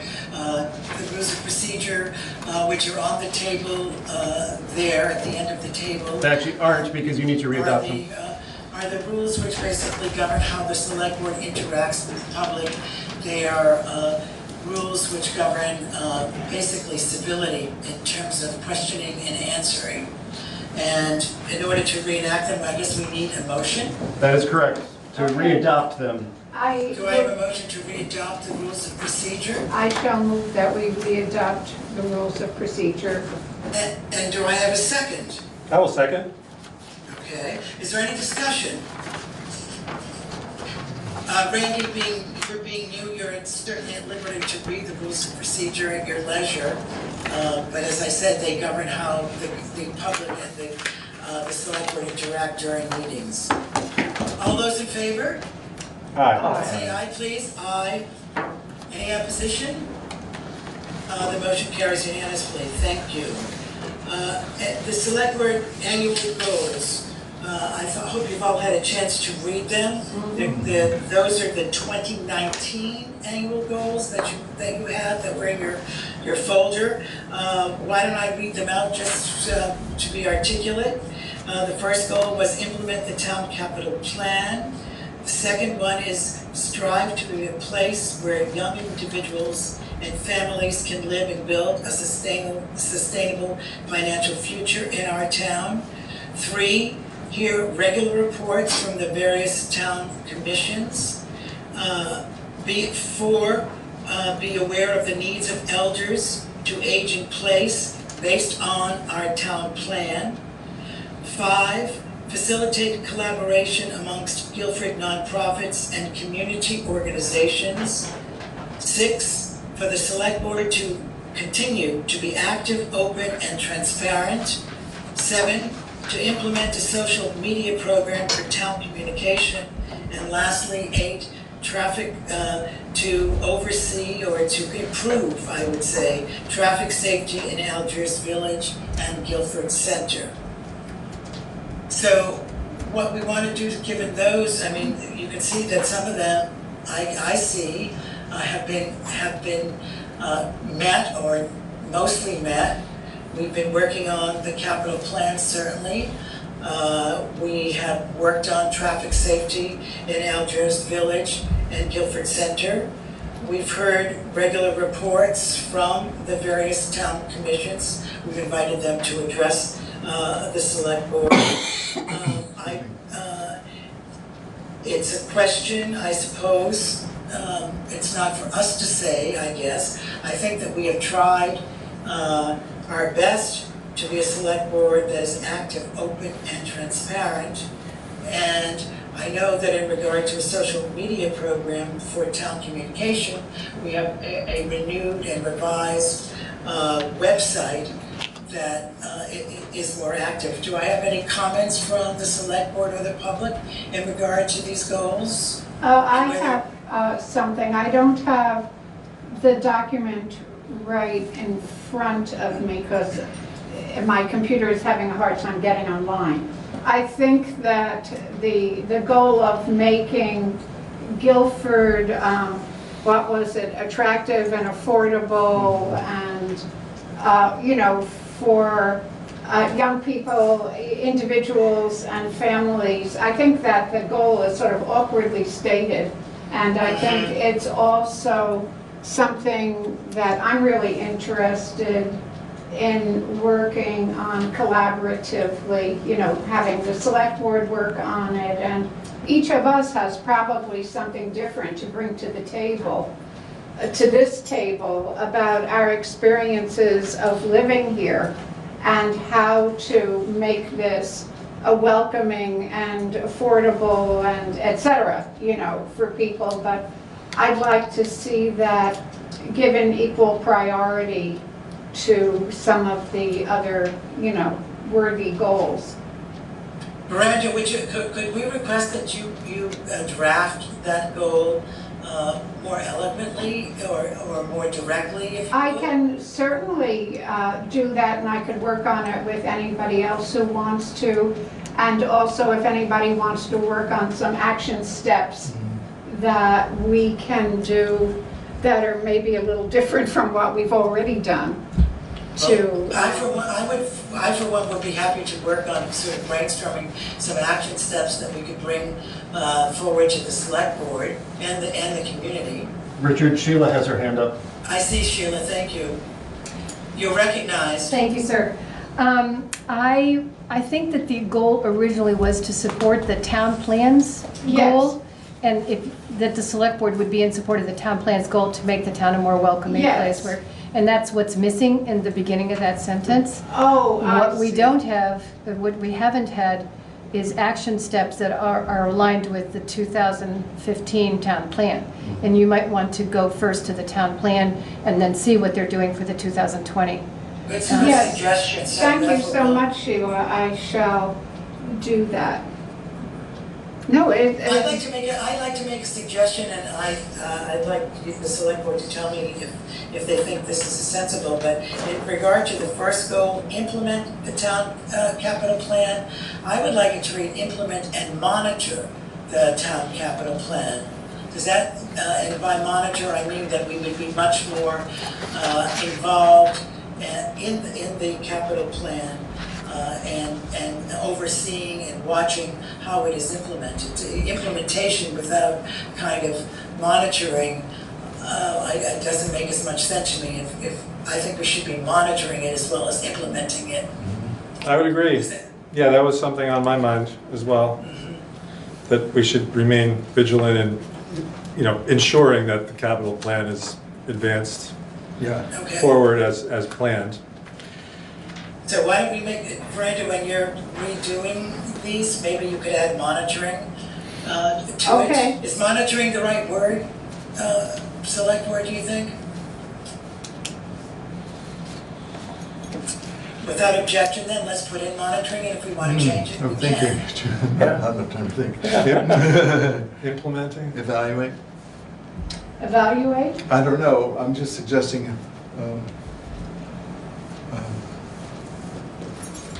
Well, let's try those couple monitor. of words. By monitoring, I think we would, that means to evaluate. Yeah. I think, Yeah.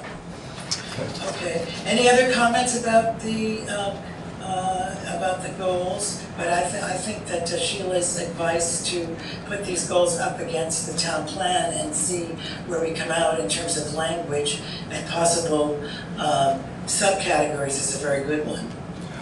I do have some thoughts that I think it would be great to put. Maybe it goes in number 2, I'm not sure, but the coming communications union district ideas need to be in here somewhere, I think, as a way that we're actively engaged with that. So I don't know if that's just inside of ideas that come along with number 2 to make our community sustainable and affordable and all of that. But I would be in favor of making that a separate goal. okay. So would you like to word that, Zon? Yeah, not right now, but yes. Okay. Okay. Okay. Thank you, that's a good suggestion. And what about, then another thought I have, I mean, again, it's in the capital plan, but this work that we're doing on the town garage, that will just become part of this? Is that part of the monitoring we'd be doing at this point, or does that want a separate entry? I almost feel like maybe it could, that would justify a separate item. Infrastructure, facilities. Sheila? So I think when you have implement and monitor the capital budget, the capital plan, budget and plan, you already have the plan, you have a timeline, etc. And what you maybe want to do is put some more specifics under that goal. I think we're a couple years behind in the town garage. I think maybe 1 year behind in the museum. And so you would not only have tracking the projects that we laid out some time ago, and maybe assigning responsibility for monitoring and who's going to be the project lead and stuff like that, but also ways of keeping up to date on what money you've spent and what money is left to spend and where the resources are. So it's kind of That's what I meant by monitoring. Could we build a sort of a time frame into this? I mean, can that be part of the goal, like to meet on this quarterly or something like that? Yes, and it's probably my blame, but I don't know if all the select board is aware that we do have a capital improvements plan that is in our documents, and that is a timed document, which hypothetically anyway, which shows what money needs to come out of in regard to the capital plan and where it's coming from, and which years it's dedicated to. So if you looked at the town garage, you would see that there was money set aside for that. You would see what years the disbursement, at least at the time that the capital improvement plan was devised, we thought that the money would be expended. So are you aware of that, Michael, of that document? No, I don't think I have seen it. Okay, so I mean, that's something that I would like to bring up and have in the minutes, that we need to make sure that our select board knows that that document exists and to study it well. Yeah, so I might suggest, Richard, if you don't mind, that, I mean, if Michael doesn't know it, I don't know it. I don't know it. That maybe as part of the select board's learning process, that part of our monitoring would be a kind of regular paced review of the various aspects of that project, of that program. Yes. So we can all come up to speed and be in a similar place. So I think that perhaps at every maybe third or fourth meeting of ours, this is just a suggestion, that we have that on the agenda, just to take a review to see where we are with capital projects and capital expenditures and capital revenues. And Peter, can you be mindful of that? Yes, sir. Thank you. Great. And it's a very clear document. It's Great. not intimidating. Right.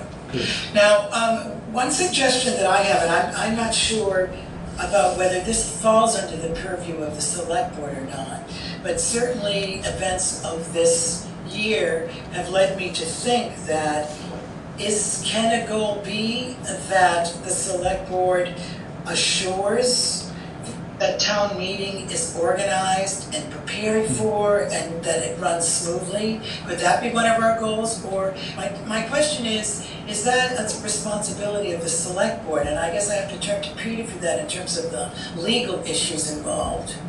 Well, I certainly feel as if, I mean, what we had talked about prior to town meeting was to have a town meeting committee that reported to and collaborated with the select board. And the public part of our town meeting was the work of an ad hoc committee. And, you know, probably those people would continue to support us. And the part that the select board is really responsible for having all of our ducks lined up, you know, that's something we can certainly promise the town we will do. So what do other select board members, you make a compelling case for this to be a goal, Miranda. Do other select board members agree with that?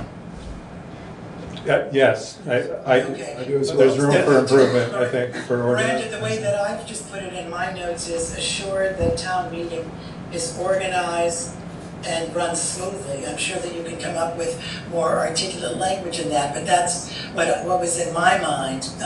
Accessible, I think I would add the word accessible. Okay, good. So if you could sort of, when you're redrafting the goals, add that one. We're going to say that we are going to add that goal, and I think that that will help us tremendously in making sure that we make sure that our town meeting has lunch, has childcare, and microphones, not to mention other things that we're going to get to later. But thank you very much. Do we need to vote on that? On just adding that one thing or the entire plan? I guess we need to vote on the entire plan again, don't we? Well, do we want to fine-tune it a little bit before we vote on it?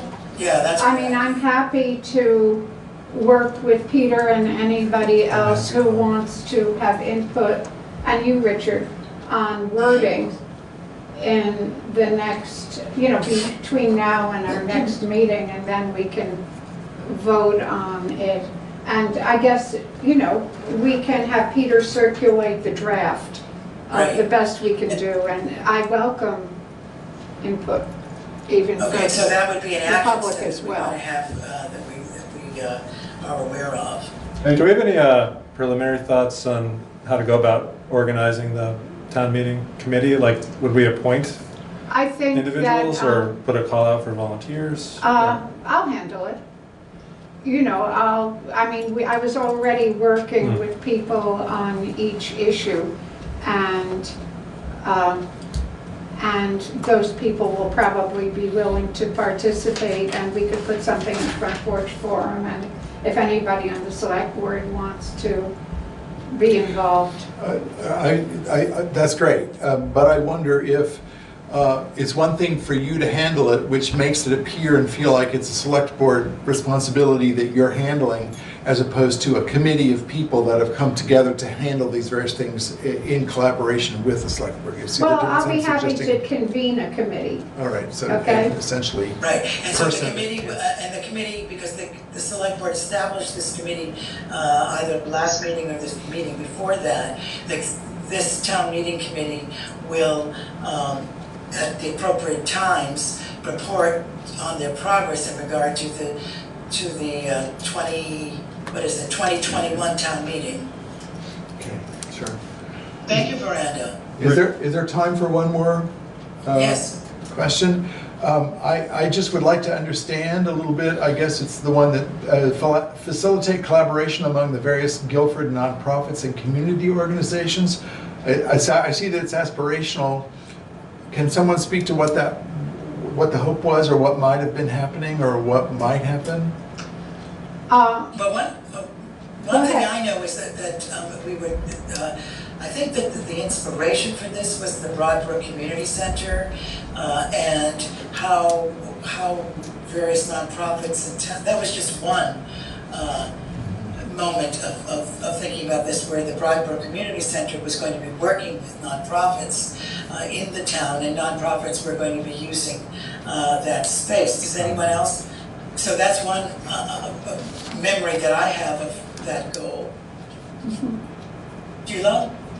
So if I remember, it also related to the fact that over the past several years, there have been several very active nonprofits, including Broadbrook, but also Friends of Algiers Village, Guilford Preservation, Guilford Cares, and that there was some concern originally that everybody was operating in silos, or relatively speaking in silos, and that it would be perhaps one of the roles of the select board to try to make sure that people were aware of what they were doing, what these different groups were doing, and also communicating with the different commissions that were related as well. So it's kind of just knitting the community together a little bit more as it comes together, as it's acting as a community.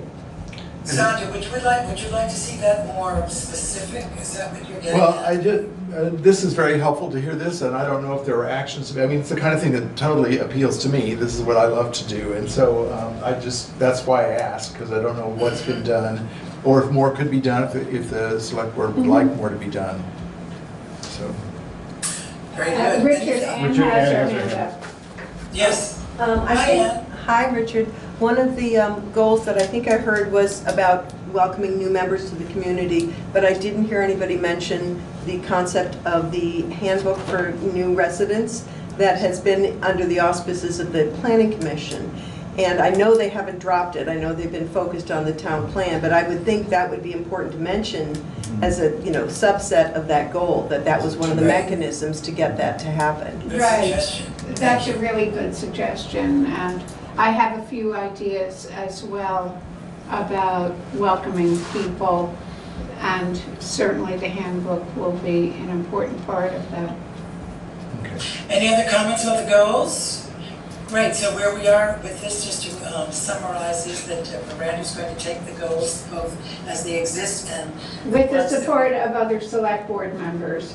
And the ones that we've added, and create poetry out of them, of course. Please. Then at our next board meeting, this will come up for approval or not. So that we will reassert or reconfirm the select board's support of our goals, and they will be goals for 2020. One. The newspaper of record.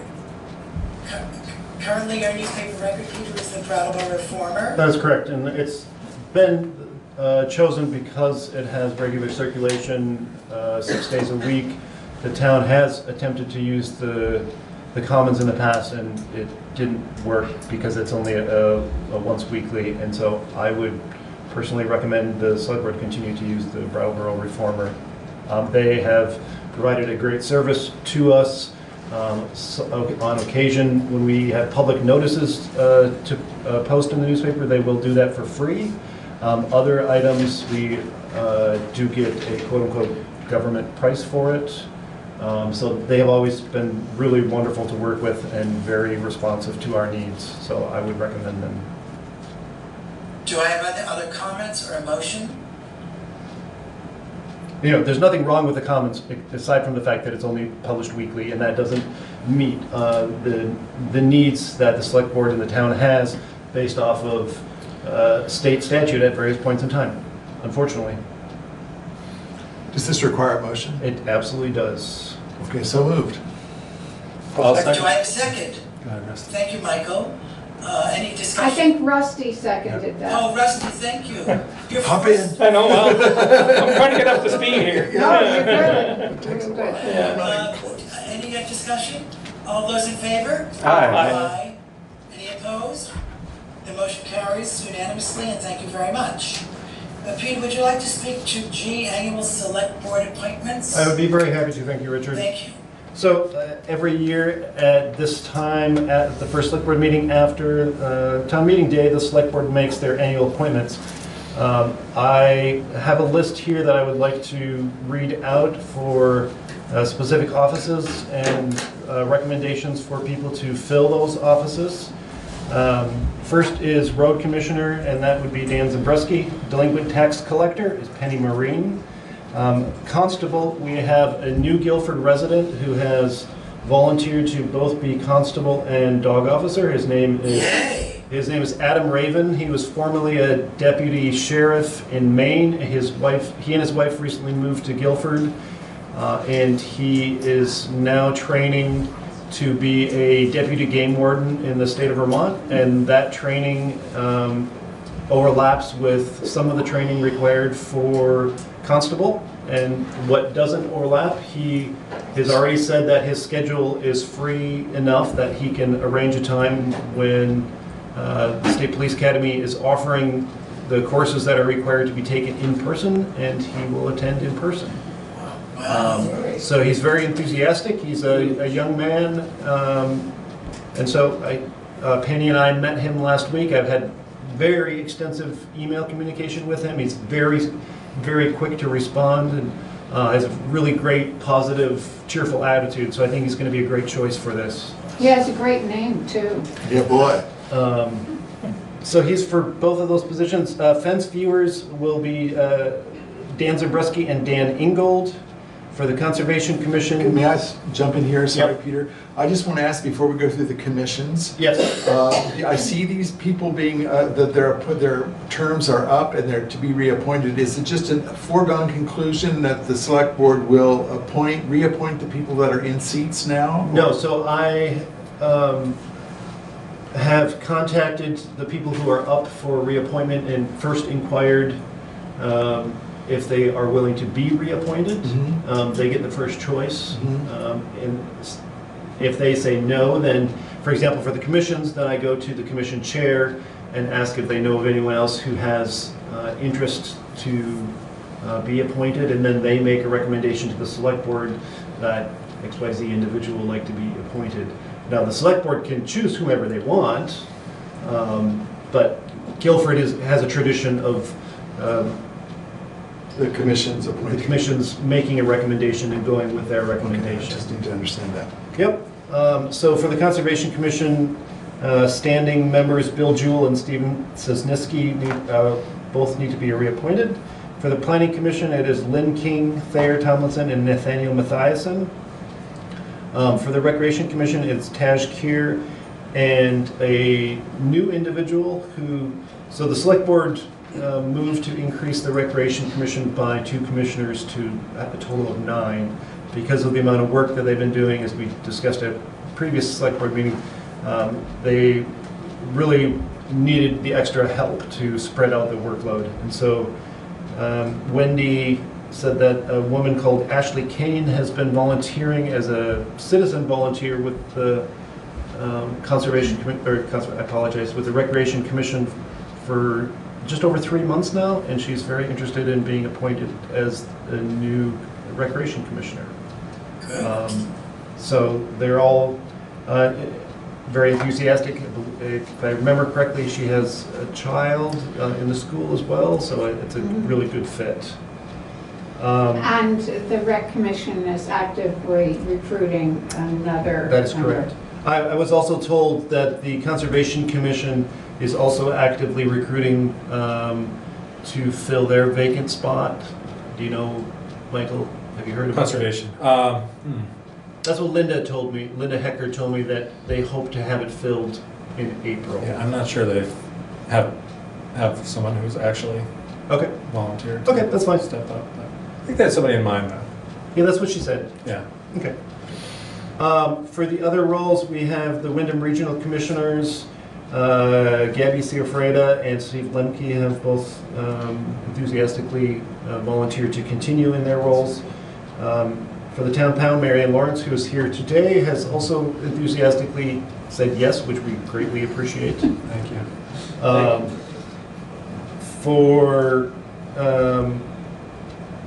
We have a floodplain administrator. Steve Lemke has also agreed to do that again. Our energy coordinator, well, we now have an energy committee. We don't have a coordinator at the moment.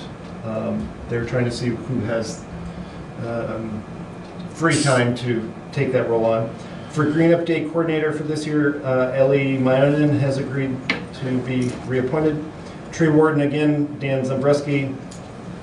For Wyndham Solid Waste Management District, Michael Becker is the primary and Cheryl Franklin as the secondary. The Bullock Education Scholarship Committee, Catherine Mason has agreed to continue for another year. And Rescue Trustee, Gordon Little has agreed to continue for one more year. And for the Emergency Management Director, I would be willing to continue for one more year. Excellent. Those Do are I the, have a motion to accept? Can I ask one question going back Sure, please. going back to Constable? I mean, I'm thrilled we have someone who's interested. Do we do a background check? I'm just thinking of someone who potentially uses firearms. We have to. Yep. Yeah. So the firearms, that is depends on their level of training, and that is dictated by state statute. So initially, it is not in the 2020. It's not commonly done by constables. There are a few towns where the constables do carry sidearms, but it is not common. They have to get to a level 3 certification at the police academy in order to do that. And prior to that, they're not allowed to carry a firearm. And for level 1 and level 2 certification, they have to be accompanied on a call by a level 3 or higher certified law enforcement officer. So, but yes, we do have to do a background check. So, just curious. Yep, absolutely, good question. Thank you, Michael. Do I have a motion to accept the appointments? I'll make a Select motion. board appointments? Who Yes. was that? Michael. Do I have a second? I'll second it. I'll second that. Rusty second. Rusty beat you. Rusty second. Okay, is there any further discussion? All those in favor? Aye. Any opposed? Okay, the motion carries unanimously.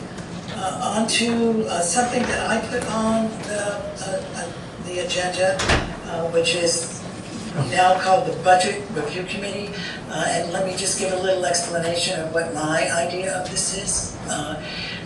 First of all, I think that after our problems, and there were problems with the budget in the town report, the highway budget in the town report, and other, and also the fact that some of us on the select board, I'm not mentioning any names, are not budget whizzes, and we have new members on the select board who are not familiar with the ins and outs of the town budget. It occurred to me that there could be a committee that would be an advisory committee on finances to the board, who are people who, and we would hope that that committee would be constituted by folks who had experience both with budgets generally and Guilford's budget specifically, and when this idea came to me at town meeting, there were volunteers already who were volunteering, and three of them are in this room tonight, who would have volunteered to be on what Sheila has Sheila suggested, actually, and I thought it was a good suggestion, to call it not the Budget Review Committee, but the Finance Advisory Committee.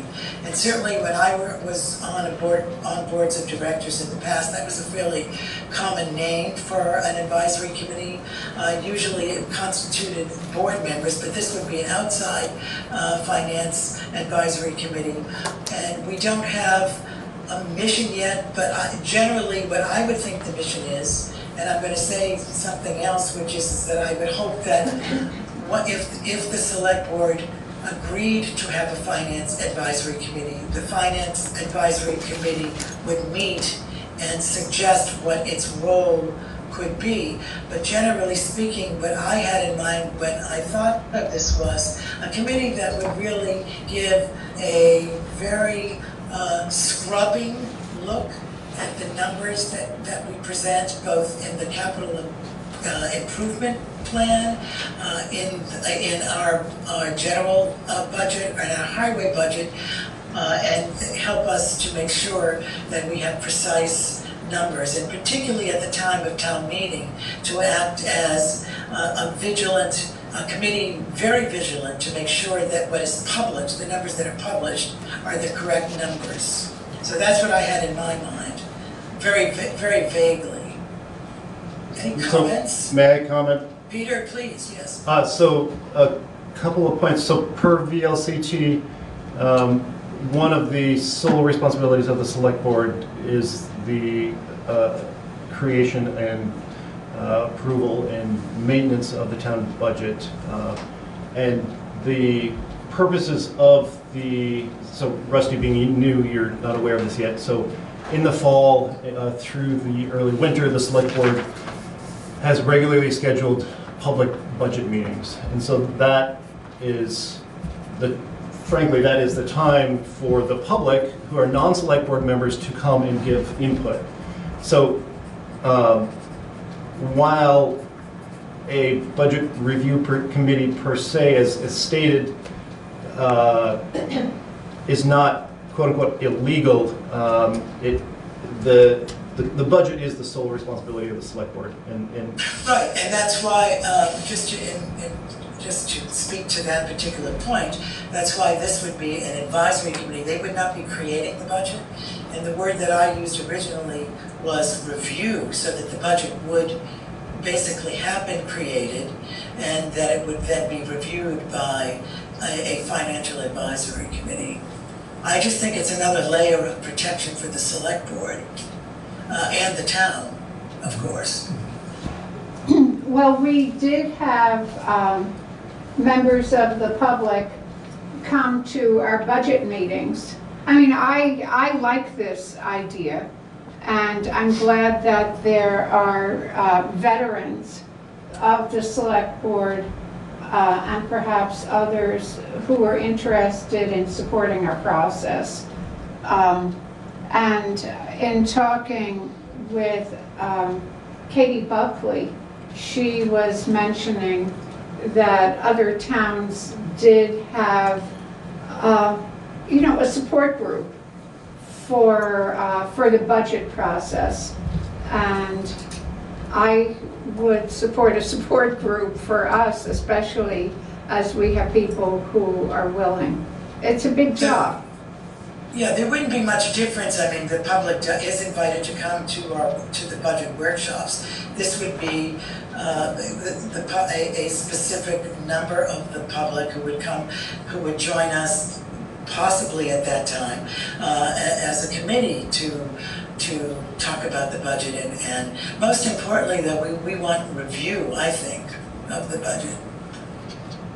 And Katie Buckley was another volunteer, by the way.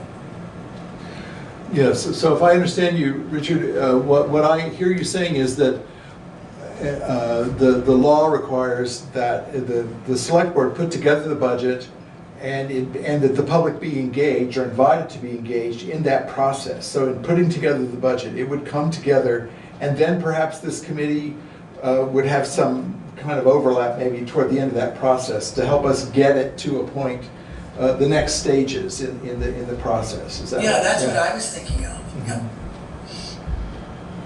Any other comments, Sheila? Did you want to say something?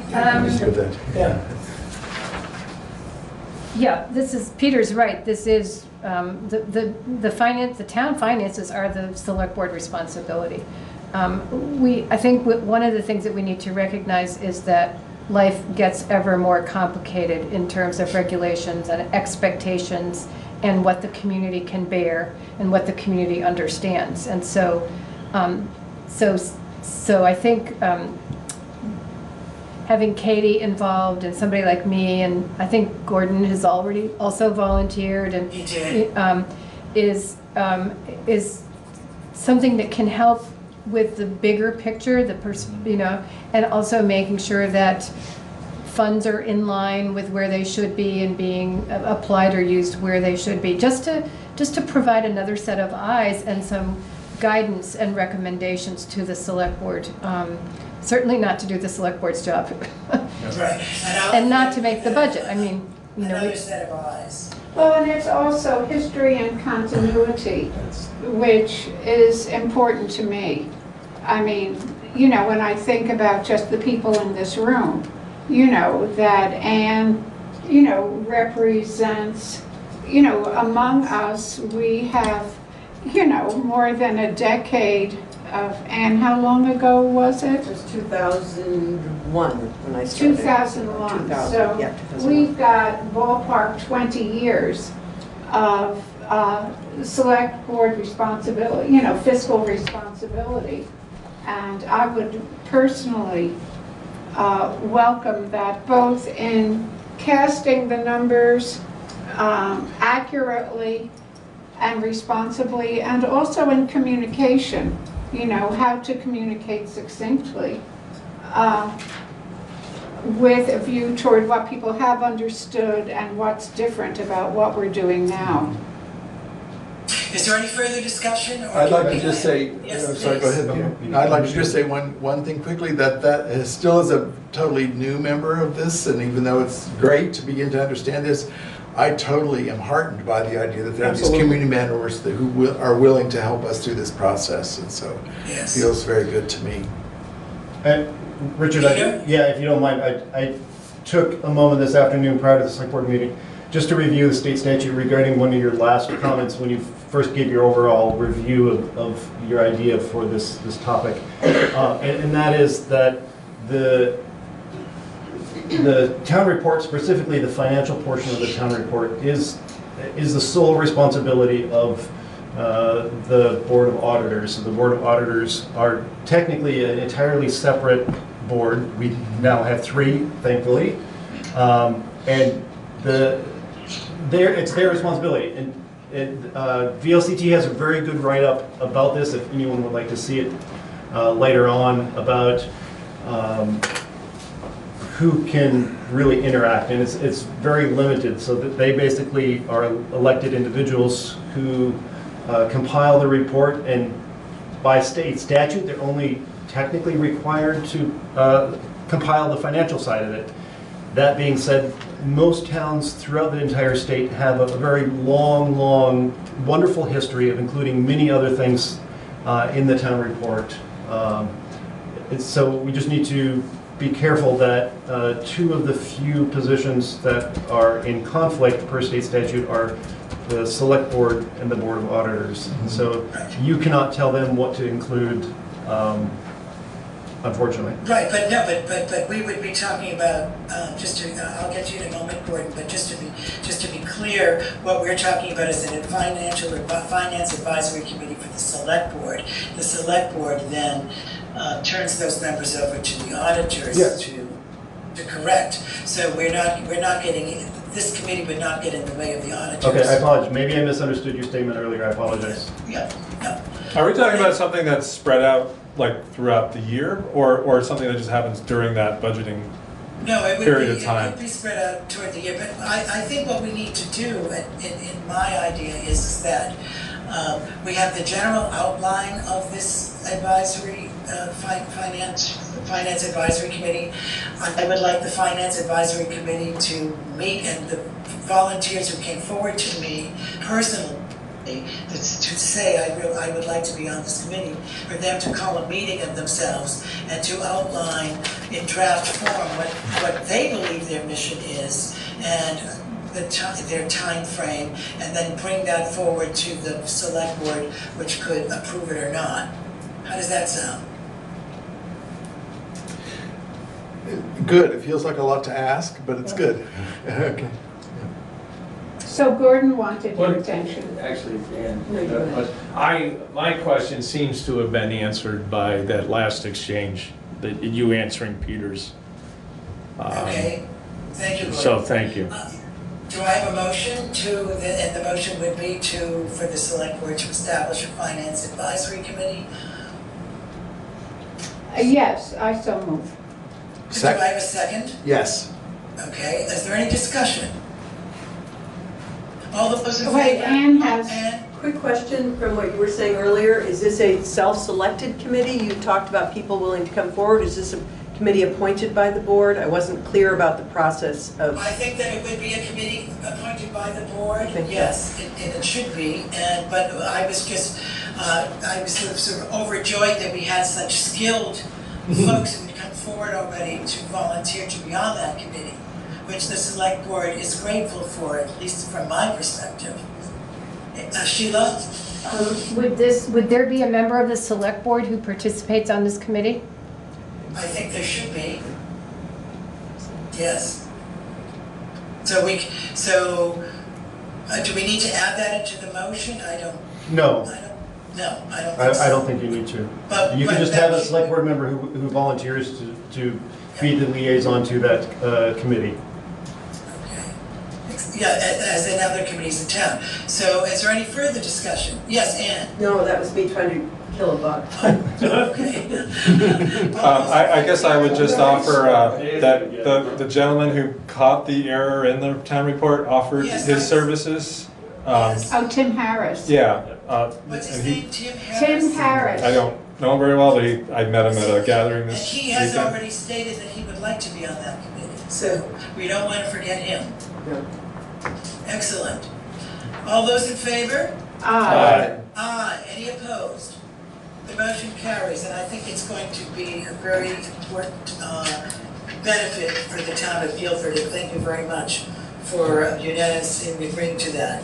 On to the Approval the of minutes of the meeting of February 24th. Do I have a motion to accept those minutes, or do I have any commentary about them? I do have one question. The additions to the agenda, should they have come before this? 2 additions to the agenda? Oh, it doesn't matter. We can put them in wherever you guys wish to. All right. So no, it doesn't matter. Do I have a motion to accept the minutes of the meeting of February 24th? I'll make that motion. Do I have a second? Yes. Thank you. All those in favor say aye. Aye. I mean, is there any discussion? I'm sorry. No discussion? There being no discussion, all those in favor say aye. Aye. Aye. I'm abstaining because I wasn't there. Okay. I mean, Although I you- read the You minutes. technically can approve them even when you were not present. Okay, well, I read the minutes, and I assume if everybody else approves, I will approve too. Okay? I mean, Okay, it carries unanimously. Thank you very much. Could you Danny, please on to sign this? the general update on the highway. Well, we've been out trying to smooth some roads up, hauling some gravel. We're cutting some dead trees around town.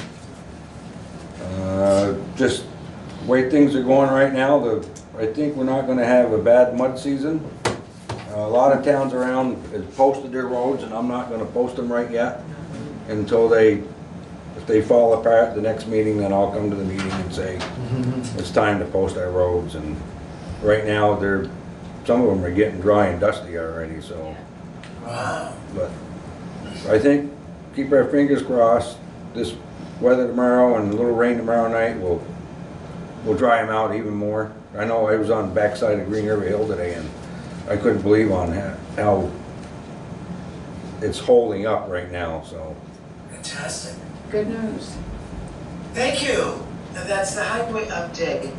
There was an addition to the agenda which we can talk about now. Is that correct, Peter? Yeah, that's absolutely fine, wherever you wish to insert it. And that addition was to schedule a meeting, and this was Miranda's suggestion, and I think it's a very important one, to schedule a meeting as soon as we can, bringing in the key folks to talk about Guilford's response to the coronavirus, and this is in, of course, in the realm of preparedness. So we're not talking about what the meeting should be, we're just talking about having the board approve that we can schedule a board meeting, an emergency, I guess you would call it, select board meeting, to discuss Guilford's response to coronavirus. And that would include Peter, of course, is the emergency management director, and Guilford Cares, and I'm not sure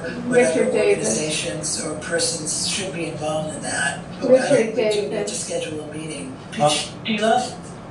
Peter had something first. Oh, sorry. Yes. I would also, a couple things.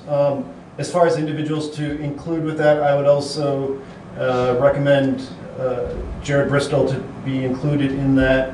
Yes. Should we get to a point of having an emergency, he would be the incident commander, so I think it's important that he would be there. Richard, as I spoke about with you during our planning meeting last week, and Brenda and I spoke prior to the meeting, I've received, in the past, since last Wednesday, I've received a huge amount of information from both the state and from VLCT regarding this topic. Due to other tasks the select board had assigned me to do, I haven't had the opportunity to analyze all of that information, but I'm going to do so and present that information to the select board, because part of it, the information from both the state, Vermont Emergency Management, as well as from VLCT, has recommendations for steps and actions for select boards to take. Yeah, and I'm very strongly in favor of us being aware of that, of that commentary and those descriptions. Yep. and processes, and so and secondarily, tomorrow evening, Jared and I are attending a planning session at the Brattleboro Fire Department for EMDs. Select board members are welcome to attend if you wish. What time is that? It's from 6 until 8 p.m. at the main Brattleboro Fire Department on Elliott Street. Great, so you can report out on that. I will certainly do so. You don't actually need an emergency select board meeting, but it would be a special select board meeting. Special select board meeting, okay, thank you. Sheila?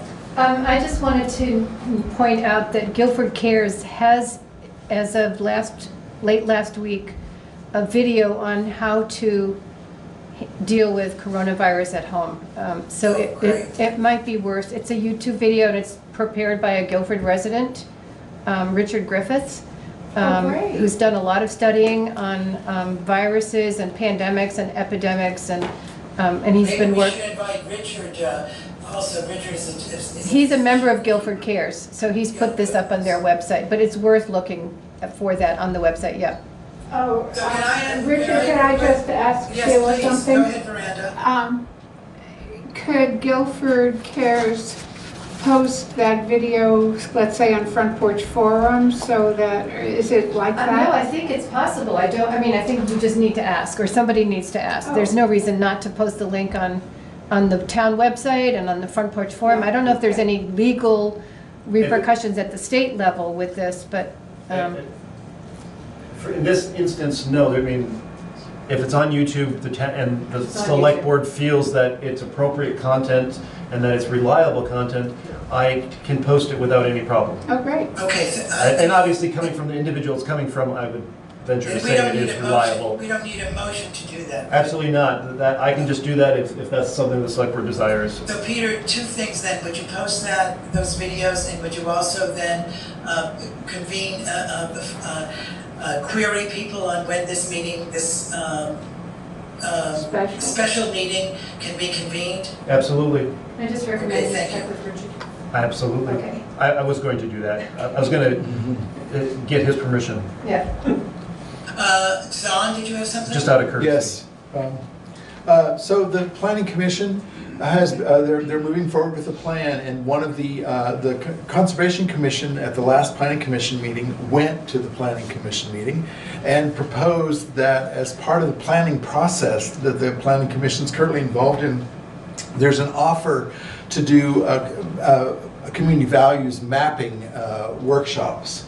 And so the folks, Linda Hecker and Linda Lemke, were there from the Conservation Commission asking that, or inviting the town of Guilford actually to get engaged in that. So in that process.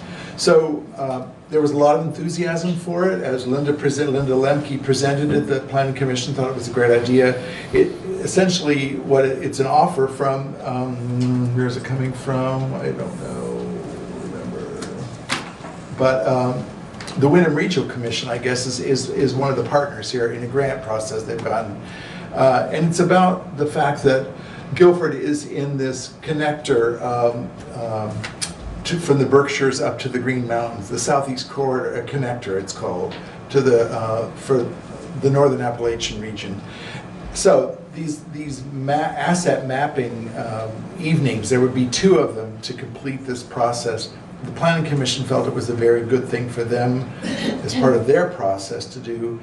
Other communities are finding it's just a great time for people to sit down and talk about what they envision for their communities over the next number of years. So it's a free way to get this work done, and it can go into some planning, into some thinking. So there was a request that I would just bring it up at the select board meeting to say that we're in favor of this, that we would, if we are, and that we would perhaps attempt to have a member or 2 from the select board meeting attend these meetings to show our support. So could you just explain briefly what is meant by asset mapping? Yeah, it's a technique that's used in community building oftentimes, where groups of people sit down and they talk about what are the strengths in a given community, what are the values of a community, and how can we build on those, how can we structure those up together, what are people's ideas for building them up. And oftentimes actions come based on positive notions of your community rather than what's wrong with our community that needs to be fixed. But moving from the point of view of what's positive. And so Don, what is your request to the select board? Just simply that we become part of the consortium that's saying yes, we would like it will strengthen the Wyndham Regional Planning Commission's intention to come here. And the request that we'll be making, or that the Planning Commission will be making for these workshops. Okay. Yes, Anne?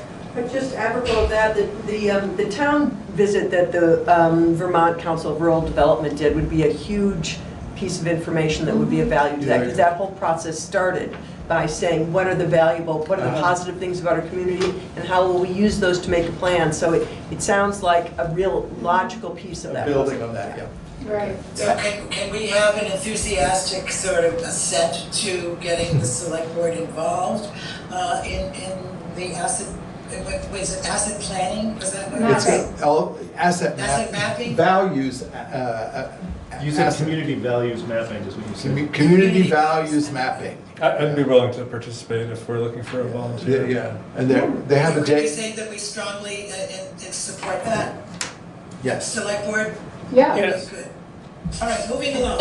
Let me just, sorry Richard, one more thing, just quickly so we know, so it's all on the table, we know. The first meeting looks like it'll be March 30th. Okay. I don't know what time yet or anything, but it'll be March 30th. So is this a planning meeting, or is this the first values mapping meeting? It's the first, it comes as a package into your community. There will be 2 sessions. March 30th is the first packaged event. So we don't have to plan it or think it up. It's all done. We just come and participate. And are they looking for broad participation by the public, or? They require 25 people to be present at the meeting, and Linda's sure that they'll be able to get 25 people to go for their attendance. So we should be all advocating for attendance then? Yes, and we just want to get the word out. Yeah, I'll go too. March 30th is a Monday, folks. It's the 5th Monday of this month. Yeah. Okay, I'd like to move on now, if we might. And we're on to the old business, no, there was one other agenda item, wasn't there? That was a new business? Nope, we covered both of them. We did, okay, great.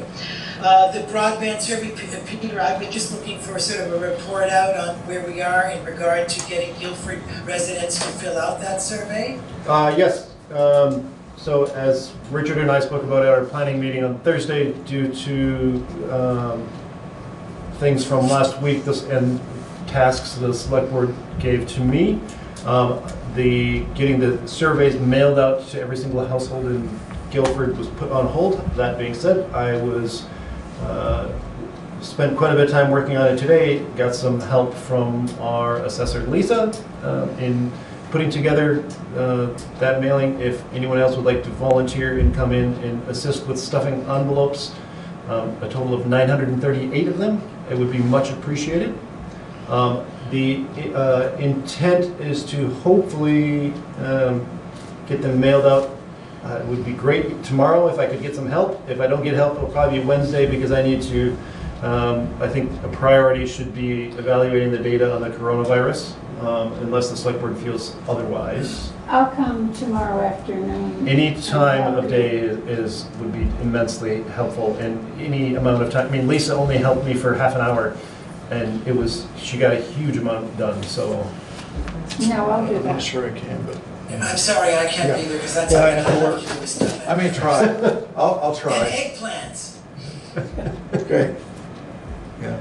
Anyone else? Well, I just would like to say that I looked at the data, the mailing data. We got a quick report. That's a few of us, and so far over 100 Guilford households have already. That's great. That was as of 4 or 5 days ago. So our goal needs to be around 300 households to make it viable from the point of view of Guilford. And we're actually, just looking quickly, we're ahead of some of the other towns as far as numbers of applicants or submitters.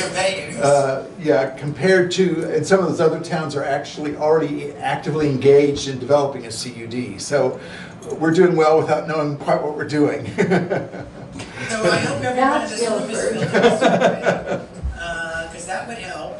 And also, Peter, I would strongly, I mean, if it's going to be next week, that's a little bit too close, I think, to the deadline, which is March 15th, if I'm not mistaken. It's March 17th is the deadline to complete the survey. So if you're talking about next Wednesday? No. I was saying Wednesday of this week. Okay. As in 2 days from now. Right. If I can get some volunteers to help stuff envelopes, we could hopefully get it done tomorrow. I mean, if that's more of a priority for the select board than the information on the coronavirus, that's fine. I'm happy to do what you wish. I'll try to step back for a little while. Okay, so we've got. I think I can be here. I think sugaring is going to. Okay, so and I said this last week. I was happy to come in. So we've got 4 or 5 volunteers. What time do you get in the morning? I will be here between 7:30 and 8. Yeah. Okay. I'll be here then. So yeah, we have 4 or 5 volunteers right now. So that would be immensely helpful. She was coughing. Oh, okay. All right, moving right along then to the town garage analysis. And Michael, I think you all received Michael's bullet points that I thought were very well done, which Did you have a chance to see the rest? in a different direction than we thought we were going. So Michael, do you want to present to us your sort of counter to what we thought we might do? Sure. I mean, am I free to distribute to the public as well? Or okay. Well, let's start with Danny. Do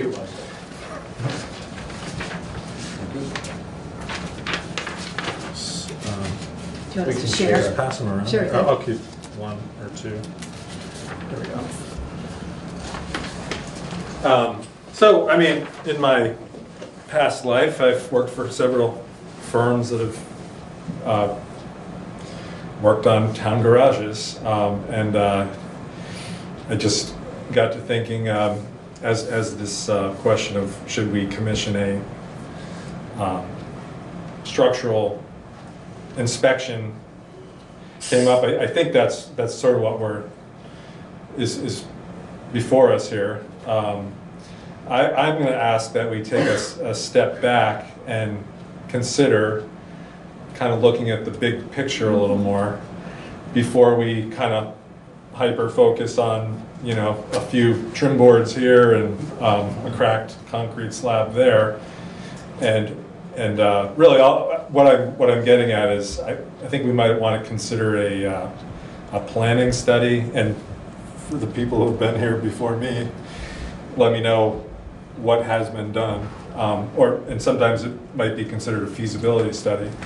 I'm kind of thinking not about solely the building, but the entire facility, the site.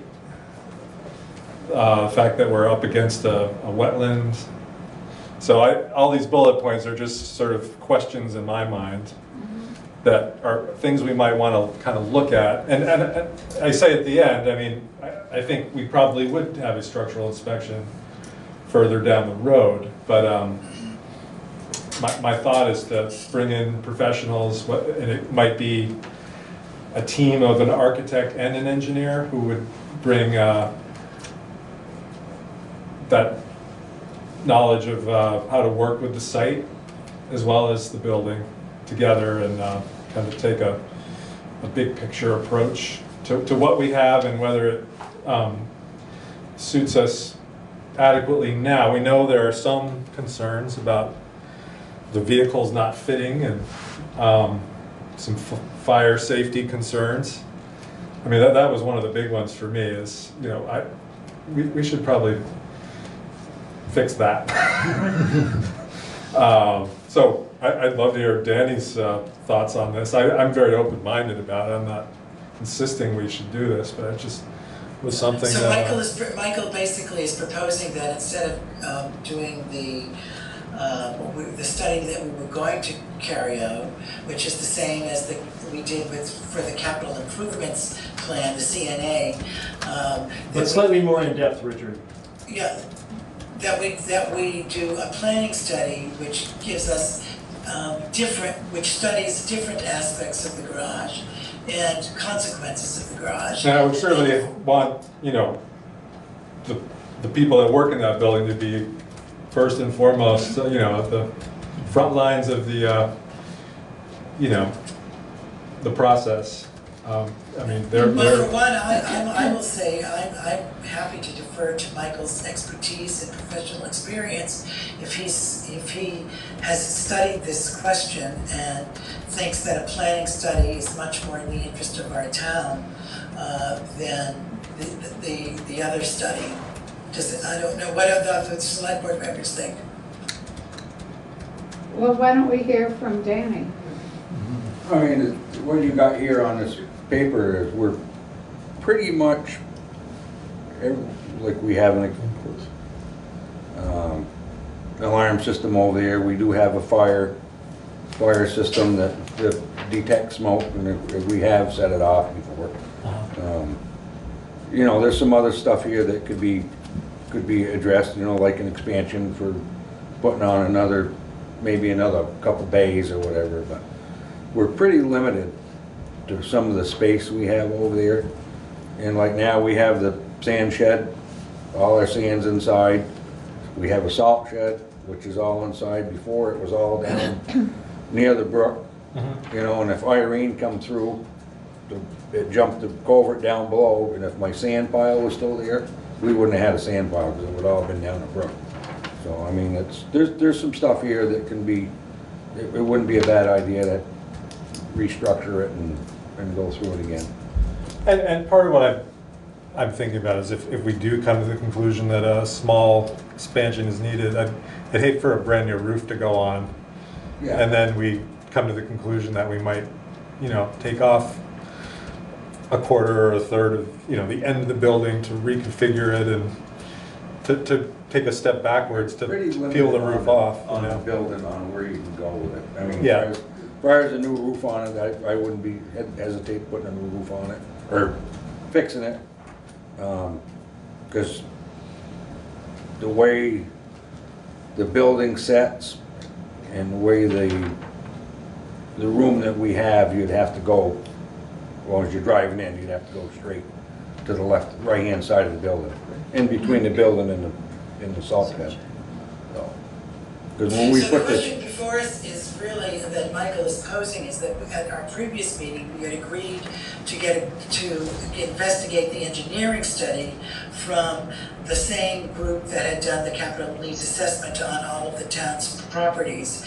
Michael is sort of countering that and saying, before we do this engineering study, we should look at a planning study lens, which includes an architect, and what the potential, what the current conditions of the building are, and what its possibilities for the future are. So what's before the select board, I'm just trying to sort of characterize what's before the select board is. Do we want to change our mind about, because Peter went out and got the bid from the folks who had done the CNA, do we want to change direction and now look into this planning study way of looking at the garage? Have I made that clear? I mean, that's the question before the select board. It's not to talk right now about what's going to be done in the garage. It's to talk about which way we're going to study the garage, either through the engineering study or what Michael is suggesting, the planning study. And Richard, the engineering firm are expecting a response from the select board this week, so since they've already been waiting for 2 weeks. So what is the select board's response to Michael's suggestion? I'll just jump in and say that I appreciated reading this, and I would value this step back. I would personally. I think it would be helpful, but I don't. I would like to hear if there are reasons why we should not do it. If there's somebody who could say why we shouldn't go forward in this direction. Well, my concern is the structural inspection. We're gonna hear, the roof needs replacement, and then we're gonna end up following that recommendation, putting a new roof on a building that we can't fit the trucks in. Right, exactly. Yeah. And then we're gonna come back and kind of potentially reconfigure the doors, and that could have structural implications. And, like Danny said, aren't we restricted anyway in putting other buildings there, right?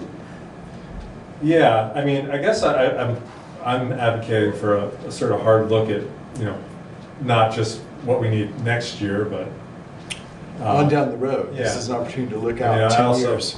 Brought up our Emerald Ash Borer situation, and I know we may need more space for that. We'll stop over and I'll give you a tour. Yeah. So you'll have a little better idea of what we got, and I can tell you what's weird and where everything is, and I think you'll get a little better picture of how much room we have. And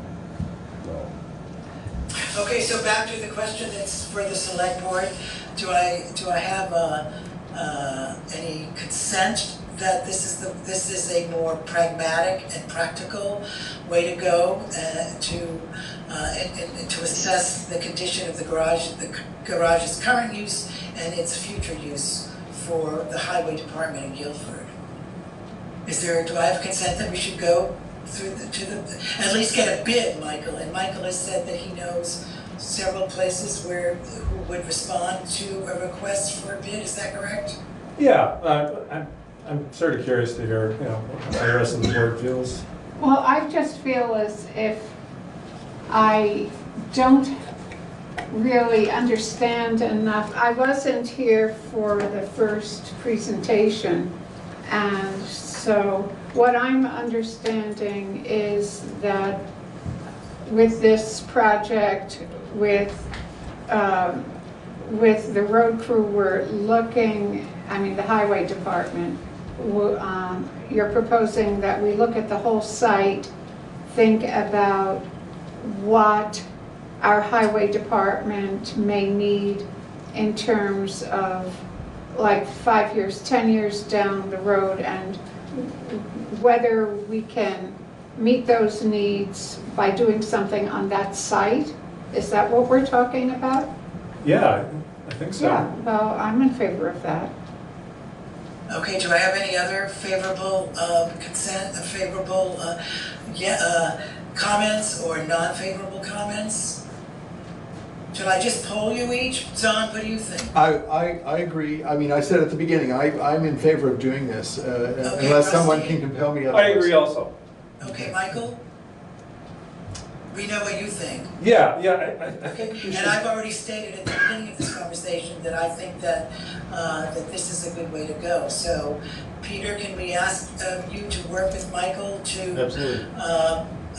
put out what we're looking for, a bid on a planning study? Yep. And I like that word planning study because it indicates or implies that we're planning for the future of Guilford's Highway Department. Yep, I'd be happy to work with him on that.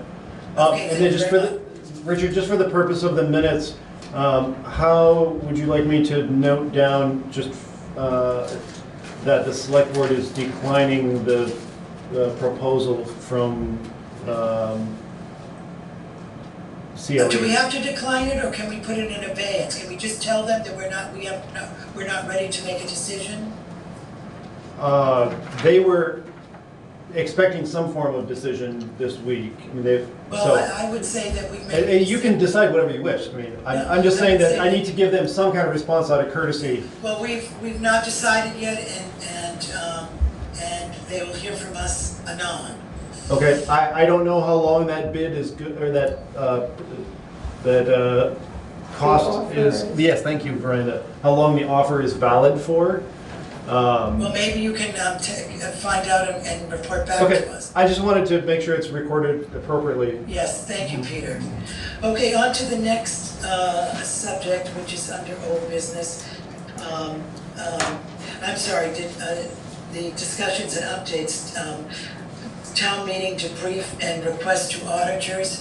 I thought that given the circumstances of the town meeting this past last Tuesday, that it encouraged discussion from the select board, and so I would just like to hear people's thoughts. I will be very candid to say that I was very disappointed that in regard to the budget, highway budget presentation.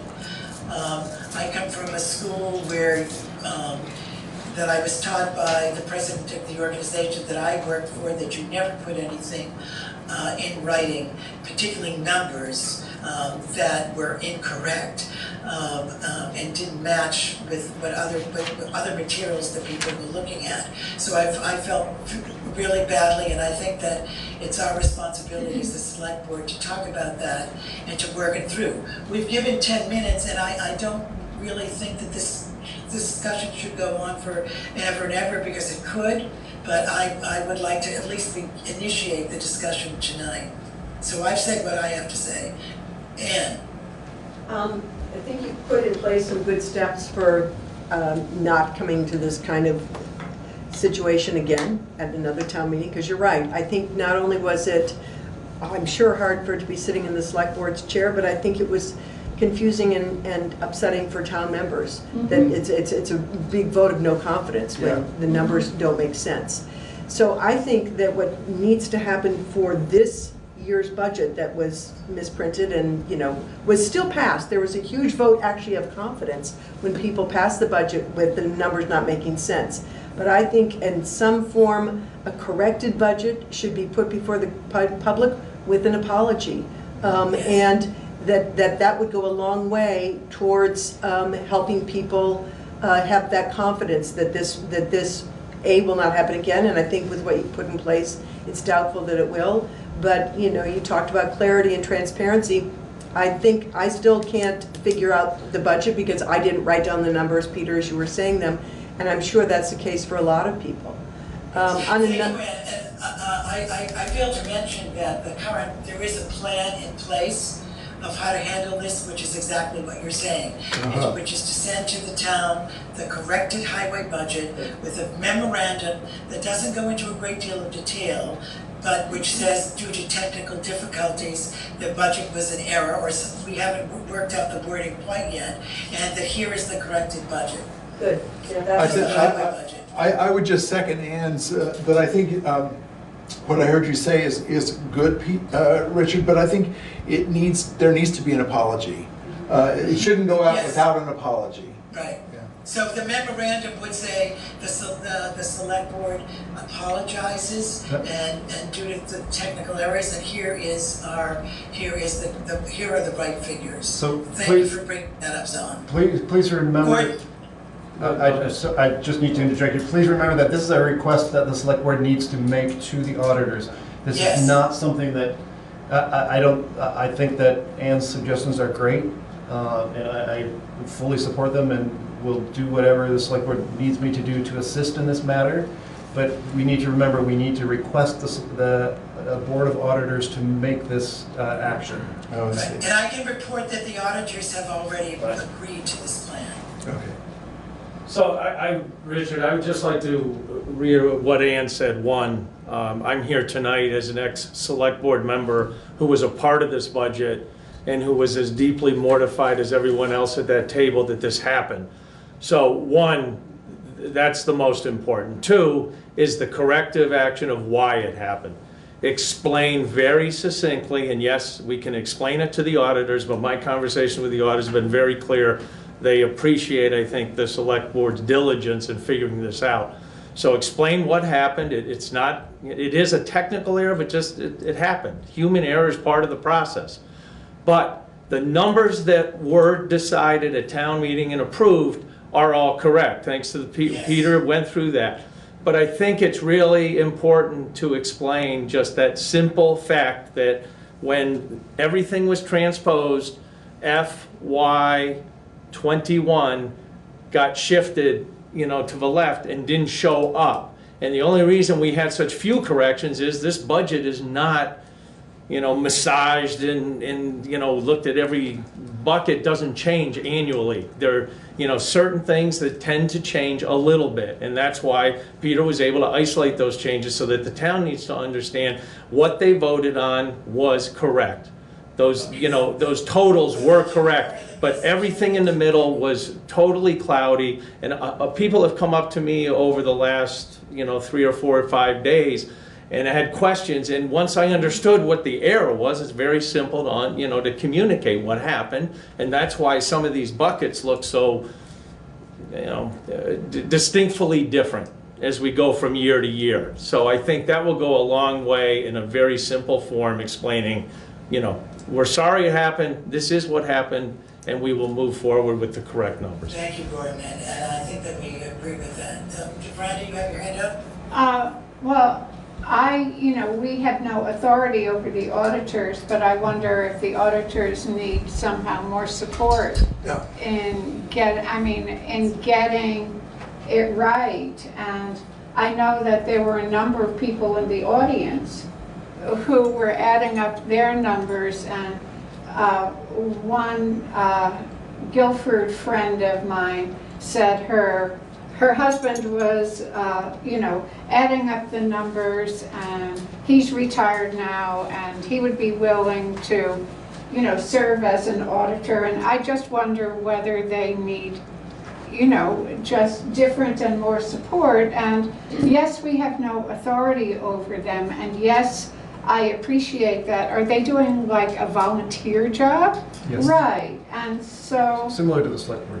Do we need to give them some kind of support and encouragement to get more help themselves? Can I partially respond? Oh yeah. May I respond to that, Richard? Yes, please. I think that's legitimate. I would like to say that we just had a new young woman elected as our third auditor. Her professional experience for the past 15 years has been in graphic design, editing, and proofreading. And so this is what she does day in and day out. Yeah, that should be a great point. I think that this is going to be an enormous help to them, and frankly and sadly to replace the void that was left by Neil's passing. Well, that. Right. But that's what I have. Sheila, did you have a question or comment? Anne and Sheila both do. So mine doesn't relate to the audit committee. It's another issue about town meeting, which was kind of the timing, which in effect maybe that does relate to the audit committee, because I don't know when they got the numbers, and I don't know when they came back to the select board to check and stuff like that. But the other thing is, there are a large number of people who did not get the town report in time.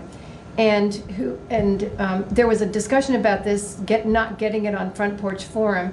I don't know if there was any response from the town office to say, if you don't have it, come to the town office or let us know and we'll get you one in the next. But there were people who went to town meeting who had no chance to look at the numbers before they sat down in town meeting, and then there weren't enough books for them to see.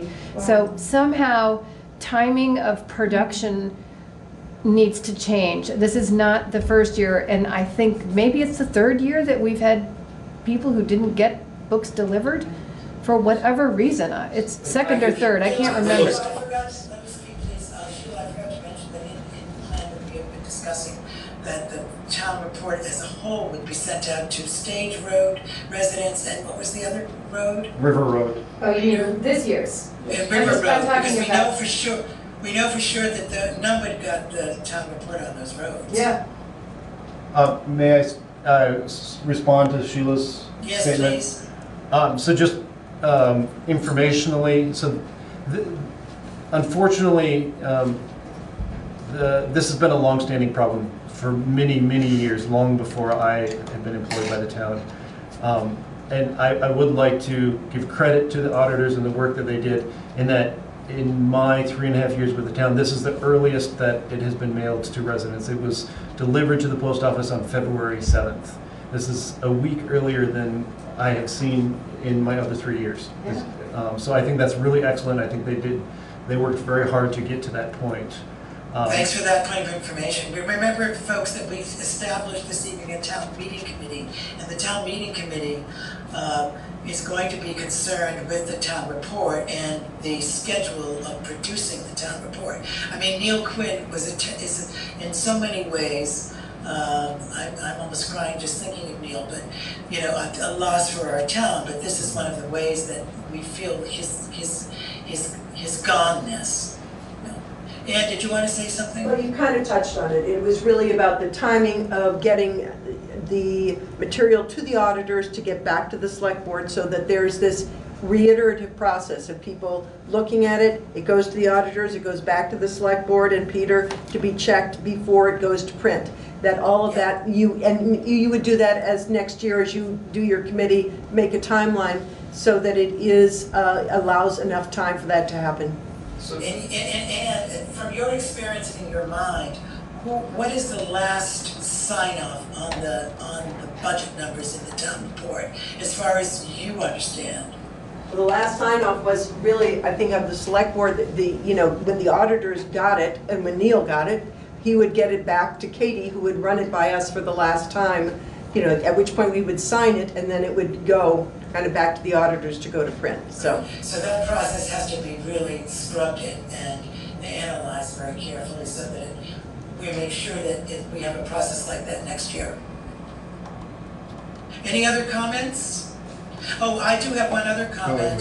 Some people, when it was intimated that there was a trouble or that the town meeting didn't go well, said, what are you talking about? It was a great town meeting. So I want everybody to know that. I mean, you probably have all heard that it went very, to a lot of people, it went very well. So let's not, I mean, we need to kick ourselves, but not, not to the point of unconsciousness. Well, and as I said earlier, the fact that the town voted on the budget as was presented was a huge vote of confidence, because they discovered problems, and yet they voted to support, and as several articles passed with extremely positive energy. There was a lot that was really good about it, and I don't come to trash it. I think it's what you had said about, let's make sure we put things in place so it doesn't happen again, and also acknowledge the mistake with an apology and clarity, and then move on, because I think that was very positive. Right. Moving on. Yazan, do you have Sorry, quickly, 2 issues, and they can just be put on the table. I just want to make sure that that it's in the right place. The whole notion of the increase to the fire department budget, that we're keeping track of all that, how that's going to work, and all the steps there. I don't want it to get lost in the shuffle. No, it's recorded in the next meeting. It's recorded in the minutes, and when Richard and I met on Thursday, it's an agenda item to form a committee to positively move forward to make sure that happens the way it was discussed at town meeting. Okay, then thank you. Then the one other thing is that I had a few people talk to me about the idea. We all anticipated that this meeting might have taken an hour and a half. I think that's kind of what we were thinking about.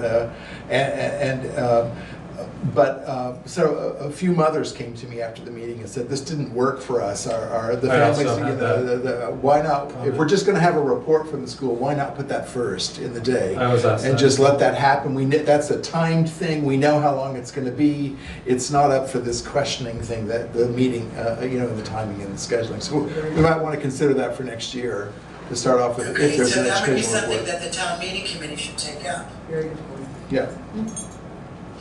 Anything else? Miranda has her hand, and I'd like to say something when she's done. Yeah, I mean, one other thing just about the town report was that there were names left off, John Dixon's name, Katie Buckley's mother, there was somebody else who died who wasn't in the town report. And while we're putting out our apologies, I'll find what the other names were. Kathy already sent them to me. Oh, really? Okay. Okay, so we can apologize for that at the same time. Well, it's a different kind of serious from quirky numbers. May I recommend to the select board that you make an official, someone make an official motion to request the auditors to send out the items that you have just discussed? Just to be formal as well as to be respectful of their rules. But it's the select board who's working on it, and they'll send it out. So but we need the auditors to approve it and approve its sending. No, they are the ones that have to do, it's the other way around from what you just said. They have to do the writing, they have to do the sending. This is an action by, because the report is the report of the auditors. It's not a report of the select board. But the draft, okay, well, they let them draft the language for review by the select board. I mean, we have to be very careful. There's no way in which the two. There's no way in which the two can kind of fit together and send out a report or a statement to the community. I'm just asking. I mean, because technically each of you are separate boards, and you can each make separate statements if you wish. No. But, I mean, technically it's a report of the Board of Auditors. But we can work with the auditors who are our friends to craft the language. Yeah, but I think, so maybe what Peter's suggesting is we just have to do it the other way around. I will, after this meeting, I will share the state statutes and the information from VLCT with all of the select board members, and I'll let you make your best judgment. Okay, so you're doing your due diligence and telling us what the statute is. My personal understanding of the statute, yes, based off of reading the statute as well as reading information from VLCT. But it's the final decision is yours. Okay. So I just want to make sure. Yep. All right, that's that for that. Okay, now we're on to communication, the warrants, please. Oh, the warrants, okay. I move that, and thank you. Let me just, excuse me, Miranda, thank you, public, for attending this meeting and for your astute comments. Thank you. Bye, Jenny. Okay, I move that we pay the following warrants. Payroll week, March 1st, 2020, for the sum of $7,968.10. Payroll for March 8th, 2020, for the sum of $11,967.73. And expense warrant number 2017 for a sum of $37,582.67. And of the expense warrant, there was $9,000 for road salt. There was $12,000 paid to Passive for quarterly insurance, and $4,000 paid into the retirement fund which happens every other month, correct, Peter? Yeah, that is correct. Okay, so that Do I have a second for the motion? Yes. Did you give the total? I'm sorry, I did not give the total. This is my first time as a warranter.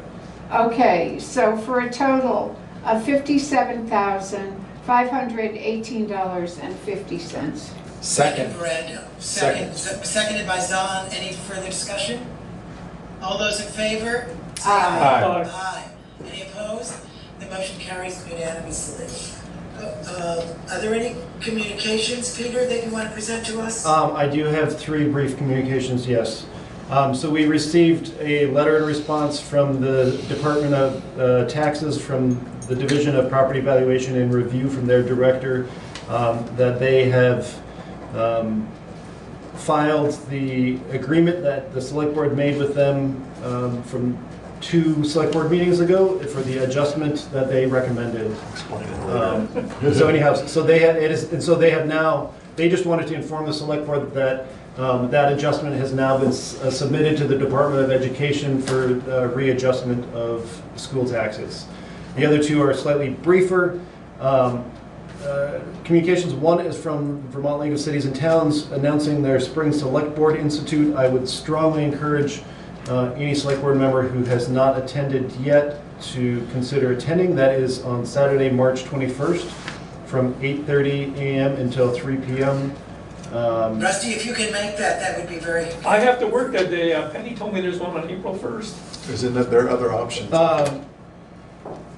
That, at least on this flyer I have at the moment, that's the only one, but will look into it. Yeah, because she told me April 1st. I can make that one. Okay, they often will do 2 of them. Yeah. So the second thing is... Definitely worthwhile. Yep. The second thing is the Town Officers Education Conference, which I know Veranda and Sheila and I attended, and it's very well worth it. This is put on by UVM Extension Service. One option is April the 8th at Lake Maury. The second option is April the 15th in Burlington. This is very, very well put together conference and very informative for the roles and responsibilities of select board members, other town officers, and town employees. Are you going to that, Peter?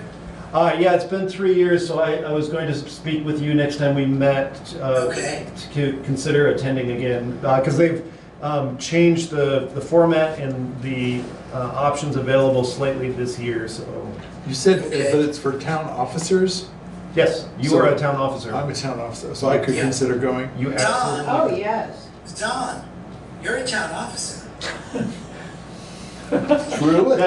Richard, that is all that I have.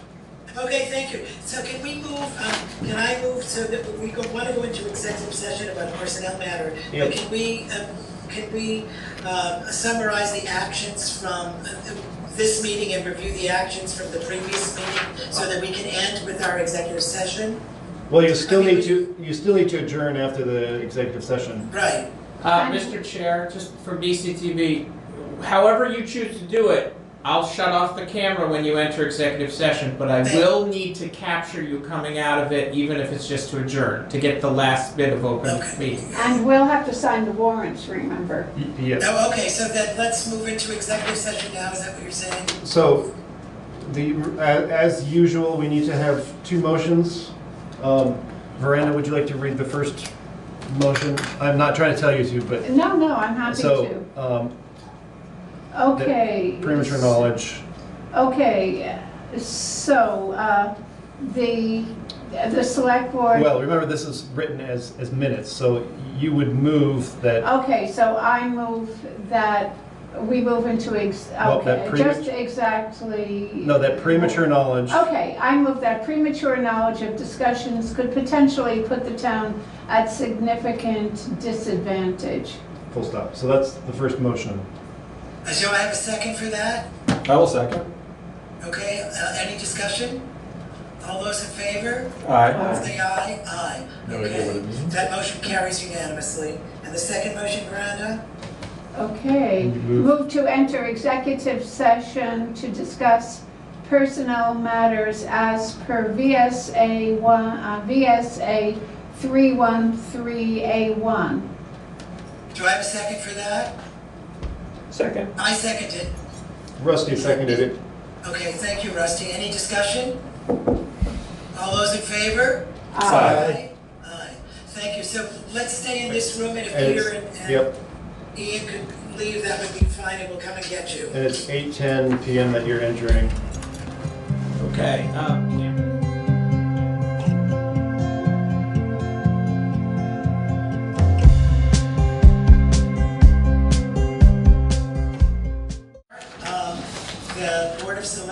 The Select Board of Guilford is exiting executive session at 9:20.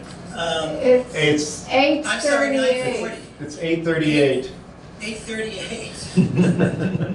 You can see I'm getting tired. Okay, so, and we have taken no action. Now, so let's see, it's up to, we're waiting for an adjournment motion. Would you like to maybe to review actions? Yes, please. Okay, the action summary from the previous meeting of the 24th of February was Peter to contact Criteria and Lancet Engineers, which we already know has happened. We received back information from. You moved and approved to add 2 new recreation commissioners. You moved and approved the town administrator and administrative assistant job descriptions. You moved and approved edits to the personnel policy, and you accepted the redetermination of equalization from the Department of Taxes. As far as actions from this meeting, Richard was appointed as chair, Veranda as vice chair. The select board rules of procedure was readopted. The Brattleboro Reformer was selected as the newspaper of record. The annual select board appointments were made. You have created a finance advisory committee. Minutes, I guess we passed those up. And you decided not to move forward for the moment with the, informally decided not to move forward with the proposal from CLE. And that's all, unless I missed something. Let's see, I'm going, Whoops, 2 things. Do it one more time, Richard. Didn't we establish a town committee? a budget of the Finance Advisory Committee. He said that. Oh, he did that. And then the other thing was that together with Zahn Easties, I'm going to redraft the select board goals in advance of the next meeting. And so my question is, did we not establish a town meeting committee? We did that before. At the previous meeting. Oh, we did that. We did that before town meeting, and I said that I would convene people, but not be in charge of them. I'd be a member of the committee. Okay, now we're looking for a, you know what motion we're looking for, Michael? Motion to adjourn. Do I have a second? Sure. Any discussion? Seems like a fine time. It's 8:43, we're adjourning. And we have to sign the warrant. It's sign the warrants, but. Okay, I'm gonna shut the camera off. Thank you, Richard. All right, Thanks, Richard. Bye. Oh, Also, and we have to minutes. sign Did you the sign the minutes? conflicts of interest.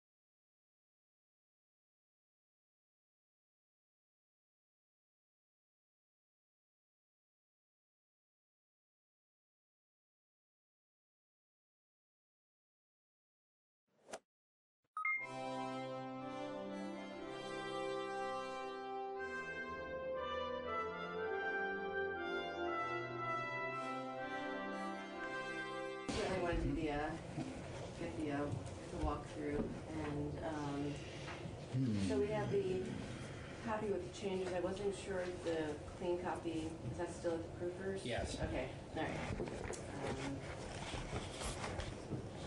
Just wait for Tom to get back and, right, so committee and others, looking at draft 8.1 with shading to show the changes from the bill is introduced, right? All the changes together show that, exactly. All the colors. The gray changes show the ones that have been made between the previous draft and the one right now. But yeah, they've been sort of staggered by color. And if you looked at all of them together, they show the bill, changes to the bill from the language that was in the version that was introduced, exactly. Right. And committee, thank you for yesterday. I thought it was very helpful to be able to take the time and really go through section by section and understand where folks were coming from. Okay, and so Eric, right now it has me and Martin, but you were mentioning that the final does it become, did you say Yeah, the bill is formally in the committee. Right. So when to come out, it's going to be, assuming that it does, it would be a committee amendment, a committee proposal. So a majority of the committee votes for that amendment, then it would be a committee amendment. Phrase now is a strike all, so that strikes everything that was in the bill as introduced. Starts from scratch in terms of language, which is pretty common, right? The bills that are in here. But yeah, up until now, it has been proposed amendments from the two of us. Exactly. Right. So the folks understand that process, or a proposed committee amendment, and the House floor decides, first of all, do they accept the proposal's amendment, and then do they accept the bill as amended? And if they vote no on the floor, then we go back to voting on the bill without. I think so. That's a good question. I'm not positive how that works. On the amendment. Yeah. I think that's right. Yeah. Okay. all right, great. So, Sarah, walk us through. Thank you. Yeah. So, as I mentioned earlier, we've moved from the most recent color is gray. So the changes that are, I'll focus us on the changes that have been made between the previous draft and this one, and they are identified by gray highlighting. So you see, for just as an example, nothing to look at in section 1, the default proceed, because the highlighting is yellow and blue, still remaining at the 30-day proposed default proceed, no changes there. So you move on from there to the relief and abuse order section, and you see the entirety of section 3 is struck through. This was the language that created a new criminal offense for a person impeding a public officer, and you see that's the new language was lines 8 through 13, subsection B there. It had created a new criminal offense for being present at a location where a search and seizure was going on, or removal of a firearm pursuant to a relief from abuse order, and if you refuse to obey the instructions of a law enforcement officer to ensure safe removal of firearms or protect safety, that was a new 2-year misdemeanor. So the proposal was to create this 2-year misdemeanor for a person being in that location, and this new draft strikes that provision completely. Based on the testimony that we heard from the attorney, and any committee's concerned about that it could really bring in people who shouldn't be in it was vague, it was confusing, in a constitutional theory of void provisions. Right, right.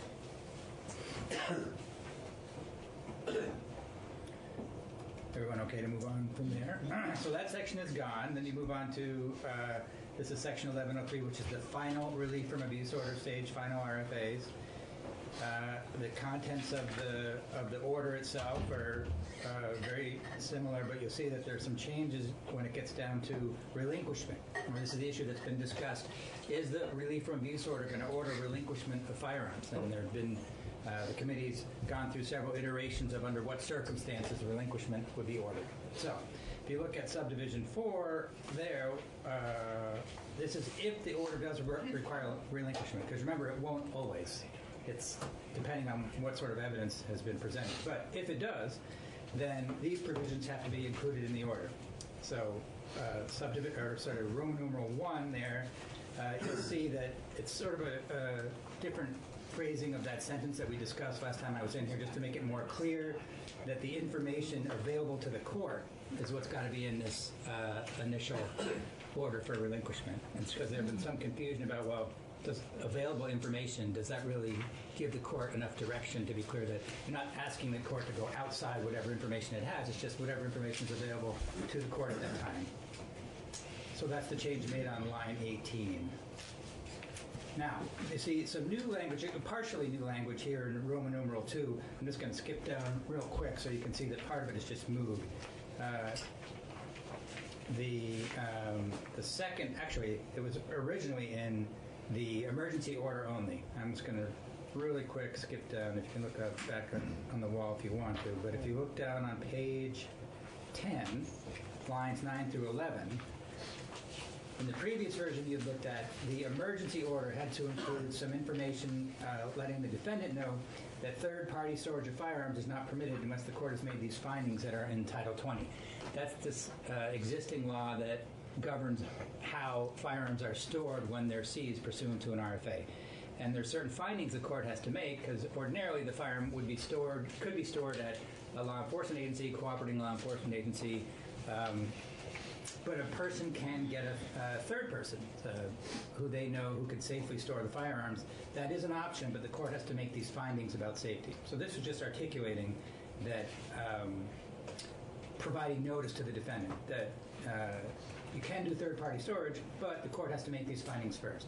So it's struck here, but it's not removed from the bill, it's just moved elsewhere. And one of the... Real quick question on it. Yeah. That's still, you still have that language, but slightly modified in the emergency relief on page 9, is that right? I was just going back to that, exactly. Okay, right. Yeah, I was just pointing out that it's struck here, but not struck from the bill, just moved elsewhere, as you were getting at. So yeah, I modified the language slightly because I think it's really part of the same piece of information that the defendant's getting. It's all related to this existing law in Title 20 that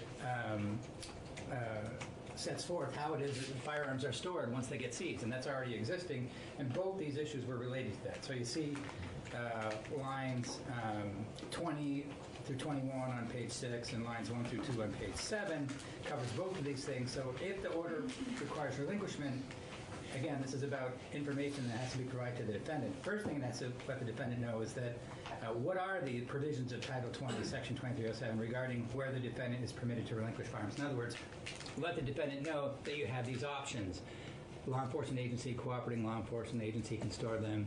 There's a second option that I'm not remembering for some reason, but the third option is private storage by a third person who has to make some affirmations to the court that it's going to be safely stored by that person. If they can do that, then you have this third-party storage option. So these options have to be provided to the defendant. They have to let them know, hey, because if you think about it, at the time of relinquishment, it makes some sense to let the defendant know these are your options for storage. Here's how it could be stored.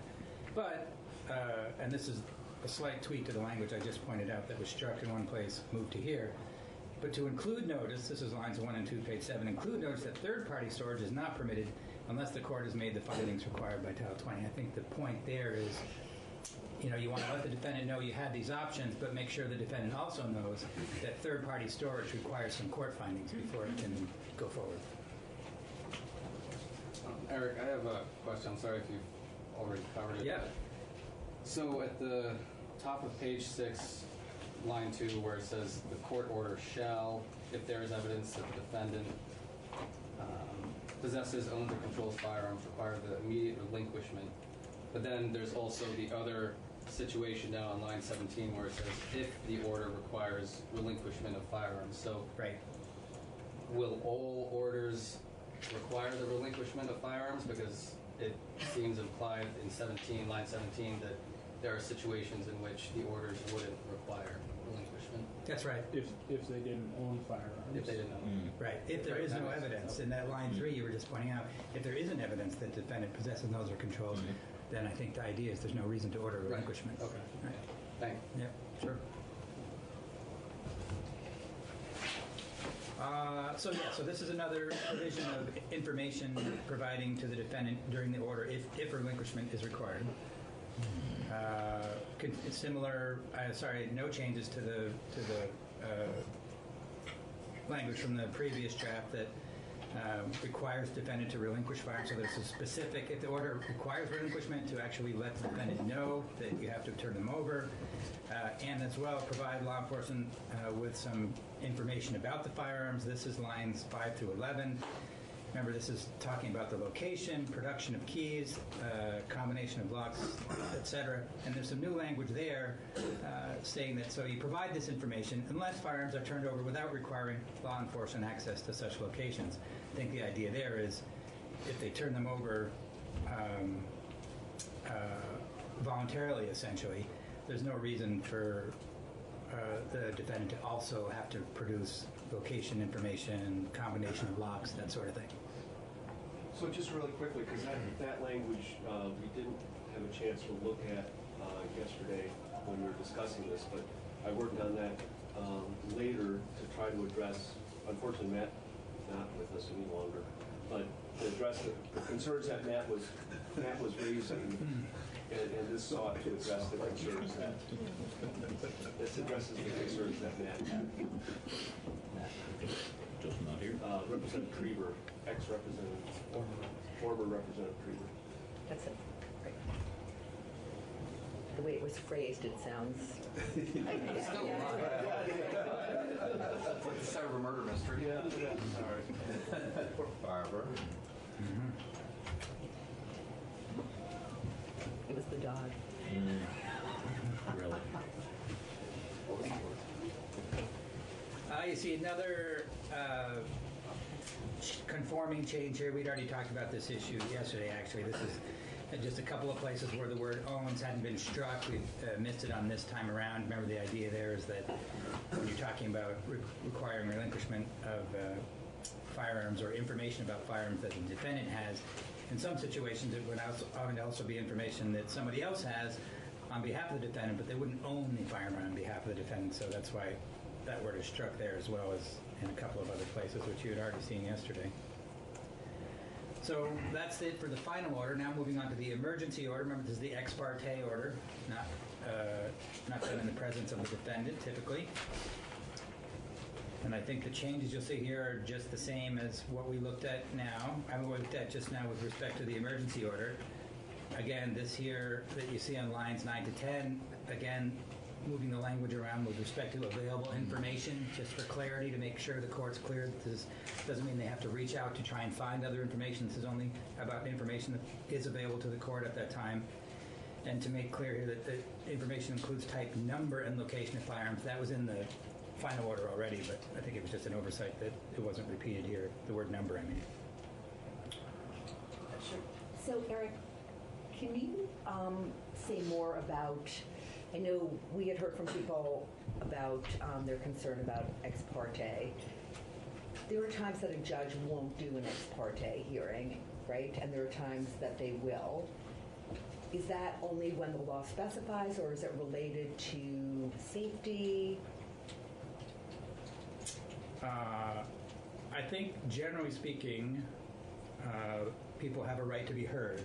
So the court is inclined to have parties whose interests are being decided in front by a judge be represented, or at least they're pro se. In one way or another, they're allowed to be present. And you have to be constitutionally if your rights are going to be adjudicated. There are some exceptions to that, and those are either set out that have been found over time, but typically are in statute. So like this, for example, or there are certain times when a civil commitment proceeding can be ex parte. There are times when property seizures can be ex parte. But usually, to conform with due process, you have a right to a hearing within a reasonable time afterward. And courts have kind of varied about how much time is reasonable, but 14 days definitely is, at least under the court decision. So, but it's set out in statute that sometimes, the hearing will be ex parte, but you have a right to be there and be present since your interests are being affected within a certain amount of time afterward. But is there sort of a standard of proof that's used for when to use an ex parte? Like, I guess I'm wondering if it's not in statute, and you said sometimes judges will decide, this is related to something bad will happen if the defendant were in the room at that particular time. They would destroy evidence. They might hurt somebody. I don't know of anything articulated that's sort of a general rule as to when there can be ex parte hearings, but I do think that if you looked at them, yes, you would generally see that there's some kind of immediacy required for some reason, whether think of the ERPO, for example, has an ex parte provision. Immediate treatment, medical treatment sometimes can be ex parte, or this here, RFA. If you look for some sort of connecting thread, it's some time-sensitive immediacy. I don't know that that's ever been, it may have been, but I'm not aware of any place that's set down as the rule, but it does seem common. Thank you. Yeah. And this law has been on the books quite a while, the RFA. Yeah, quite some time. Right. It's just, it seems like people keep raising ex parte, and it just seems like the better I understand it, the more I'm equipped to. Yeah, right. Well, we're dealing in an existing statutory scheme. Yeah. It's been on the books for quite a while. So, you'll see the language on 11 to 14 is exactly the same language that you just looked at in the context of the emergency order. This is the same concept that we just looked at in the final order. This is the same concept in the emergency order, which is providing defendant information about how firearms that are relinquished are stored, and what the options are for storage, and what the requirements are, particularly with respect to third-party storage. Same language as you just saw. Also here, another example of just repeating language that you already looked at in the final order context. This is the point about not requiring information about locks, location, safe, etc., if the defendant has voluntarily turned them over. So real quick, just back to the question Barbara had.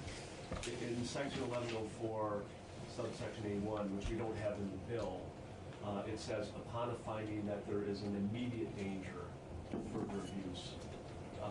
So there is an immediacy requirement for the ex parte. Thank you. Thank you.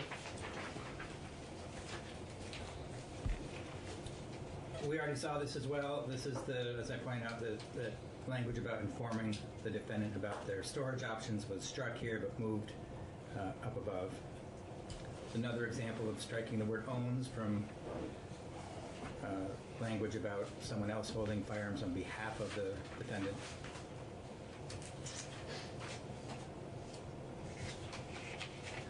Section 4 is the new crime, no changes there. The new crime for a person being in possession of a firearm, whether subject to an emergency or final relief from abuse order.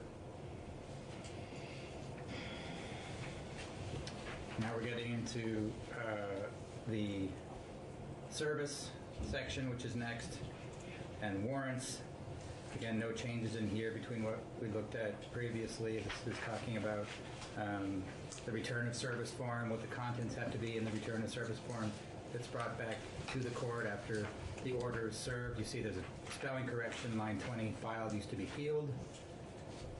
This is more about related to the contents. This is, and seeing the different colors, these weren't changed to the previous draft. They've been amendments that were made previously.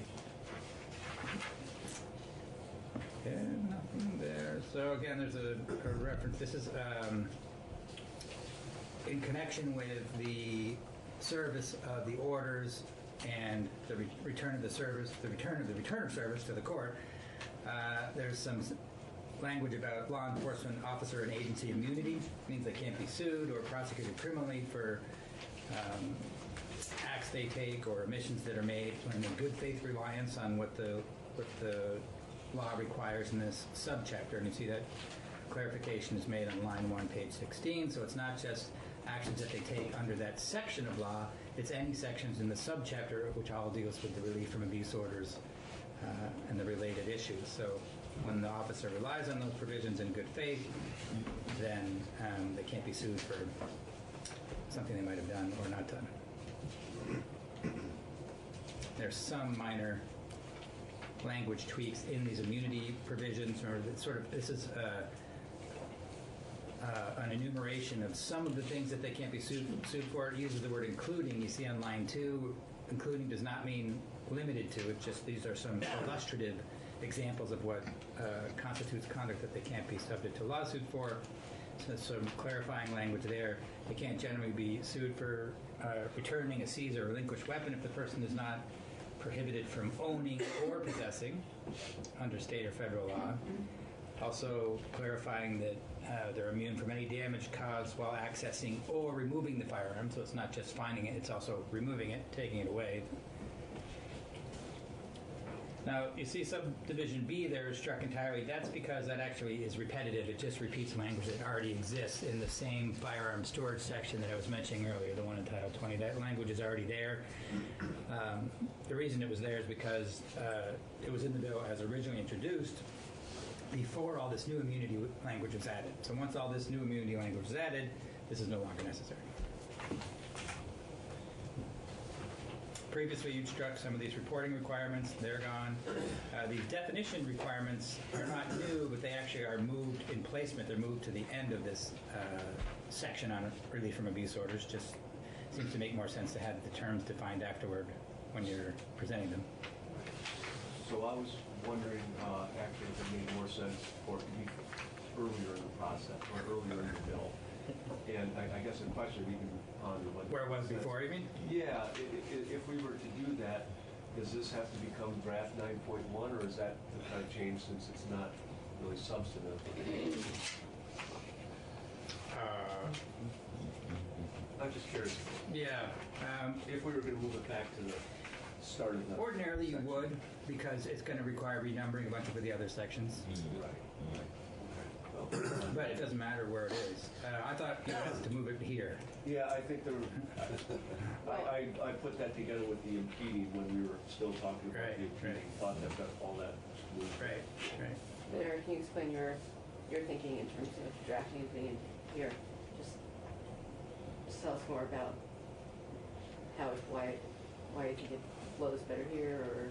I don't have an opinion on that. That was just at the request. It's just I did not have a clear communication. Oh, okay. It's my fault. Okay. It's my fault that it moved here. Okay. And I apologize, but I don't know that that's where it should. Right. If you were putting it somewhere, our convention would be to put it in the beginning, just because numerically, that's where it comes in the statutes. That's what I was trying to get. Right. Yeah. So do you want to move it back? Well, all right. We'll have to talk about that. Okay.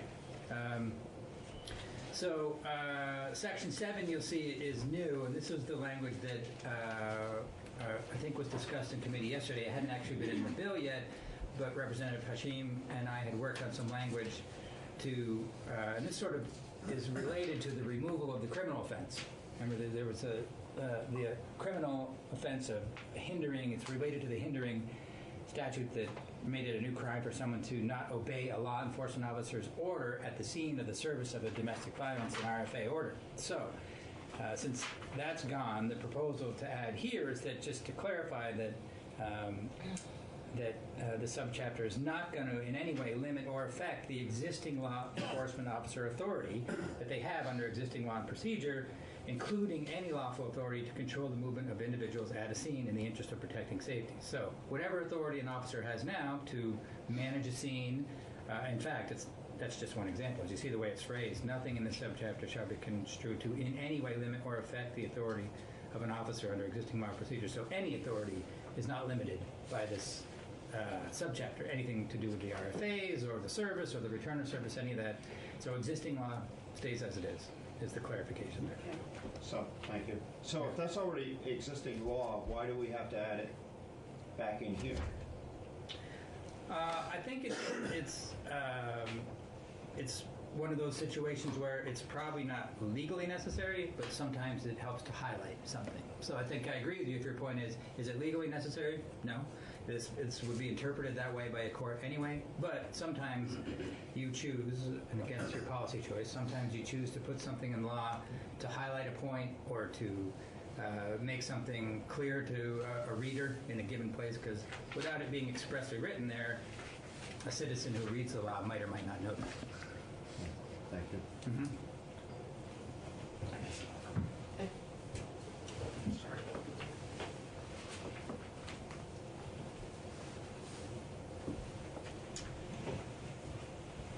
Now, so everyone okay to move on to the ERPOs, Extreme Risk Protection Orders?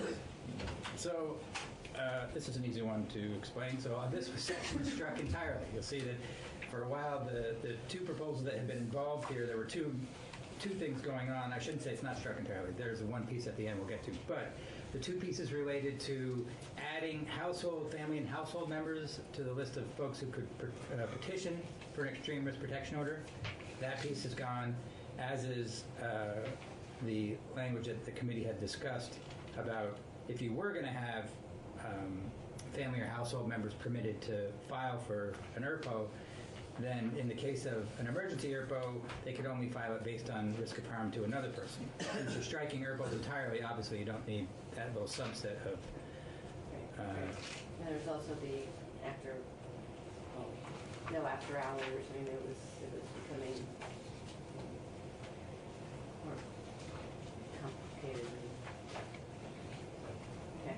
Right. So the piece related to ERPOs that is still in here, you'll see is Section 8, and that is the same language that was in the bill that was vetoed by the governor last year, and that is permitting healthcare providers to let law enforcement officers know when they think a person is a danger without violating federal medical record privacy law. So that has been unchanged since the bill has been introduced, and is actually, as I say, unchanged from the bill that was vetoed last year. Conditions of release prior to trial stays the same, adding a provision that conditions of release include requiring the defendant not to possess firearms or other weapons. No changes to the reporting requirements or the effective date, which remains July 1st, 2020.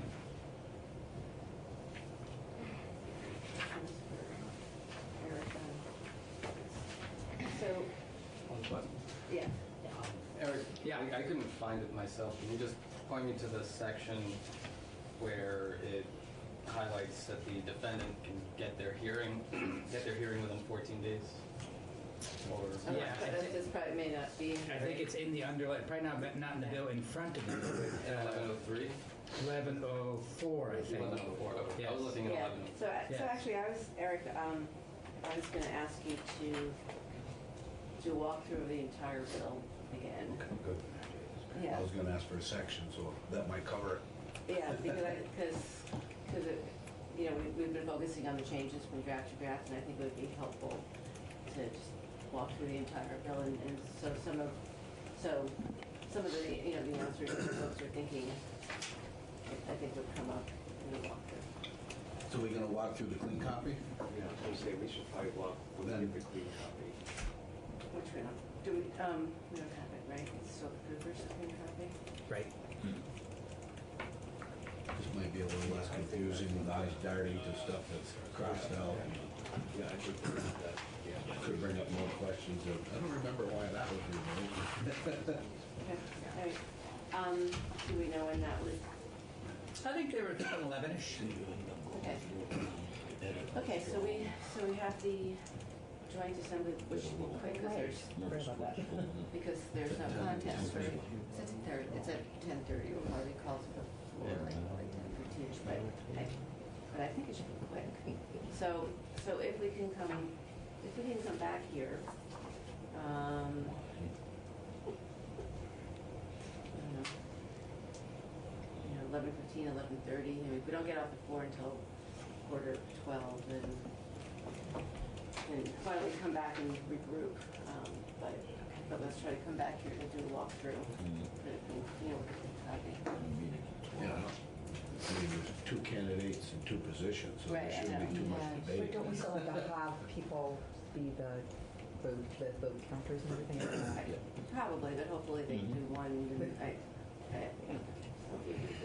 One ballot. Yeah. So So can I ask you a quick question? Yeah. On this working day, I just was scanning through 1104, and I don't see that Oh, wait, I just found it, yeah. Yeah, it's 11:04B. 14 days from the date. Sorry, no question. Just wasn't convenient. Sure.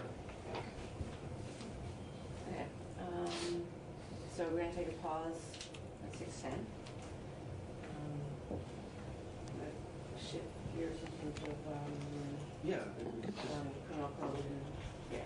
Yeah, let's see if we can just So check. do you want me to shoot you an email when it's ready for, or you just want to plan on a certain time, just after the Yeah, let's try joint to assembly? get back here as soon as possible after the floor. Okay. Yeah. So right after the floor, then those benefit. Yeah, just try to get back, yeah. And then you need Eric to, or you. No, yeah. I think we just have to decide what we want to do with this now. Ask Eric. Okay, great, so shifting gears, so to,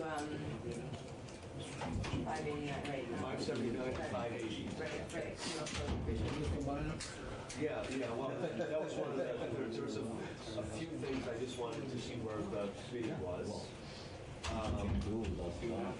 So we're looking at 579 and 580. There's a few things I just wanted to try to get a temperature check, so to speak, of the committee. One is combining them into one, and I'll let Eric decide whatever's easiest, so that we'll either have just 580 or 579 next time when we look at it. Looking at what is currently 579, I'm going to ask Eric to put back in there the transitional position, provisions based on our conversation that we had, whatever that was last week. So, and then on 580, I'm Just sorry, a quick explanation what that transition piece was. Good.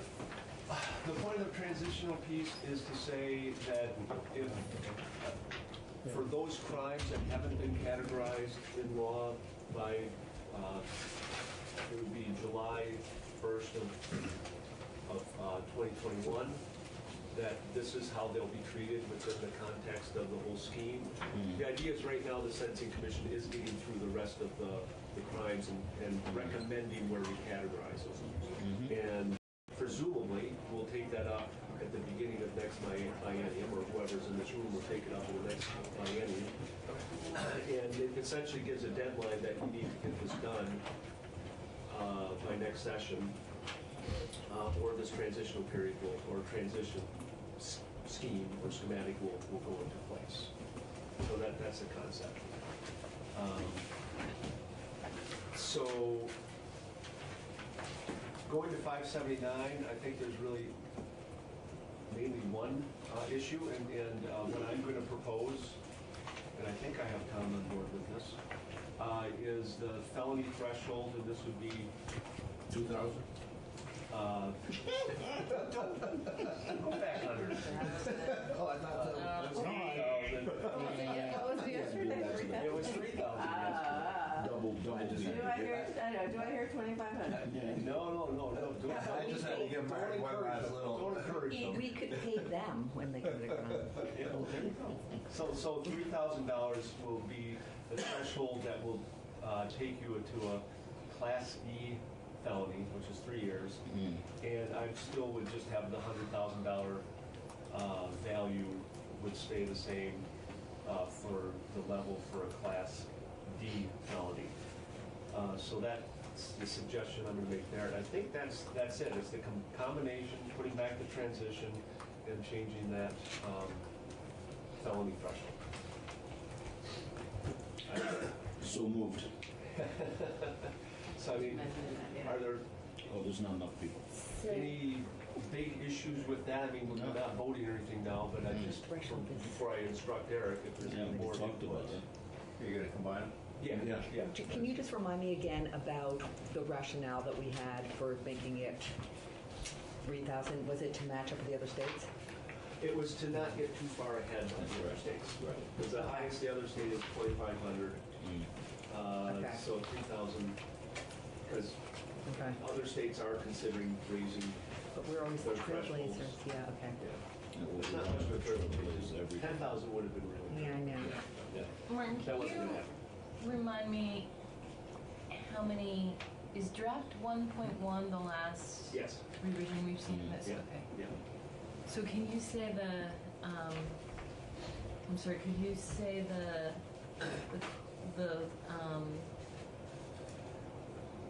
are you changing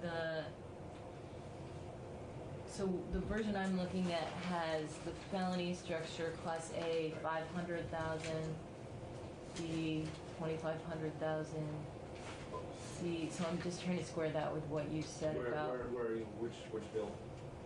580? Or Yes, 570? oh, yes, sorry, but I apologize. Which bill are you on? It's why it's good to I combine was them. just looking at the wrong. That's the whole thing. Wrong bill. Going back, Okay. back and forth from bill to bill. Yeah. Which one are you looking at now? Well, now I'm looking at the right Yeah, bill. 579? Yeah. Okay. No, that's why. Yeah, it would be helpful to see, No, go ahead. Go ahead. it would be helpful to update that chart and just. Right. Which chart that says what goes up and what goes down? I ran for both. Which is the chart that buckets all the crimes The chart that was in part a of the table form. recommendation? Yeah, when we first started, just to be able to That is a good idea. look at it more coherently. That would help me. Struggling to process things coherently. Right. I will get the chart from Pepper. I might even ask Pepper. Yeah. The Secretary of the Senate Commission, so. Hi, Yes, sir. can we just go and get these combined and then discuss it, so then it's ready? I was just asking questions to see what I should ask. Because that's the goal, is to have one bill. Yeah. And right, I think that's. Yes, we've never looked at them separately. So I'm going to get one bill, and I'm going to get this chart that is in the recommendations, and I'm going to update it with what we've changed. Yes. Yes, so Yeah, that we'll would have be that helpful. information to inform our discussions. We'll get back to this. And I'm hoping that we can vote that one out really next week. I think that hangs out over, it's not controversial, but I'll make sure that's what can happen, but Giving a lot of pressure. no. There's that. I am starting to feel a crossover crunch. And sometimes What's it? It's not written out somewhere. 13. yeah, so it's that week after we come back, There's which it is there. Yeah. which is tricky. I don't know. I kind of like it before town Right. meeting because then you can really leave. Yeah. But anyway, What day is the 13th? Did you send me that's Friday. Friday. Friday. Our yeah, notes from the actually. board. The other thing I'm waiting. Right. The thing I'm waiting to get back from the Attorney General's office on the possession of check it child out abuse on the floor. materials, because I really like to get that out and get the lead, hopefully, so, we'll get the detectives back in as well, that'd be great. Oh, yeah. Yeah. Are we to spend more time on the Act 250 stuff? I don't know, that's, major, Okay. I don't know. Interestingly enough, at judicial retention last night, Yeah, we have the environmental. female lawyer that was in here last night, late, testified down there. She came back too when Yeah. when we were meeting. Oh, yeah, that's right. Yeah. Yeah. And, the press in the room, but, yeah, so, what? Well, she said, since the three of you are here, can I talk to you? And basically, we said, look, we have Matt said, like, this is my last day. So they dismissed him. And I said, we've got to get this appropriations memo done, and then I have to leave. And Coach was smart and just, like, kept focused this way, so they reluctantly left. But then somebody else came in who had concerns, who was just a citizen, and saying, like, I've asked to testify, I don't know why I can't. I'm like, you know what, I don't know what's happening in the other committees, and we don't have possession, we have a narrow focus. I don't think they really understand what that means. I mean, Not having possession, and just looking at a little narrow, a few paragraphs, basically, in the middle. I do think it would, Tom and I were thinking the same thing. I think last night we actually have an environmental court judge up for retention, and we could have one of the two judges testify briefly just to understand. They generally don't do that. That's really Judge Grierson's job. That would be fine. I mean, we could ask. Yeah. If we continue taking the testimony, we can ask, but. Yeah. Because I did talk to him last night about the bill a little bit, the judge. I just feel like I Okay, need what's- more information than what we got, frankly, to weigh in on it. And so I can seek that information on my own. Or, Yeah, I can ask the judge. Yeah, I if mean- that's appropriate. We didn't really have any time to weigh in on anything on that. Did we? I'm sorry. We really didn't have time to weigh in on anything on that. I mean, it Yeah, no, just- we haven't discussed it as a Yeah. plan. We haven't, we took the testimony. I just feel like I need more information, but I can, if I'm an outlier in that, I No, can seek it No, I on my own. don't think you're an outlier needing information. I think it's the process. Generally, individual Yeah. judges, and the Yeah. environmental court's a little different because it's a dedicated Yeah. court with two dedicated judges. Right. But generally, Judge Grierson will pull Right. judges, he'll come to us and talk to us, sort of like Yeah. with Pepper, we often don't Yeah. see individual states Yeah. attorneys, we might, but, Well, right, so anyway, I feel like I need to Yeah. pose that question to Understood. Judge Grierson and. Yeah, because he didn't have I asked him about the bill, and first thing he said, I've got no opinion on the policy. Right. Which you can't, What- yeah. Right, which was. But like, will that was- appropriations weigh in? But what he did talk about was the way the system used to be. Yeah.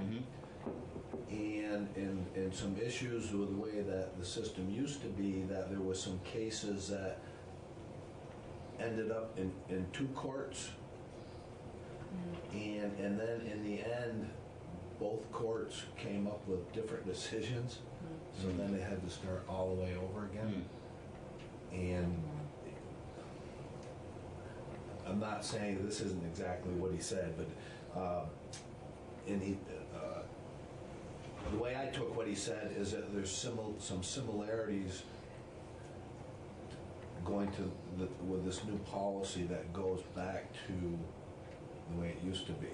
And he kind of alluded to that he has some concerns that something like that might happen again. So, One person that the citizen that talked to us said in Montpelier, a lot of people got elected to the city council and are pushing their projects, and things are sort of taken away from citizens, and he was worried that the state board would be very political.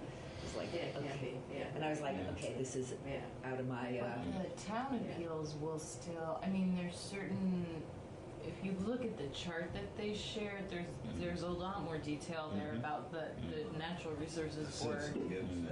Actually will hear some appeals, but like a town permit appeal would still go to environmental court, which Right. is like a really Right, rigorous which- process. So that's not, except for some very minimal, I mean, I think they can hear like really minimal appeals. But didn't downtowns get exempt or something from the appeals? From Act 250. Yeah, Right. so that was It's a right. designated downtown. Right, so that's the issue. Yeah, That was the that's issue. like He a was whole- right, and that's not our committee.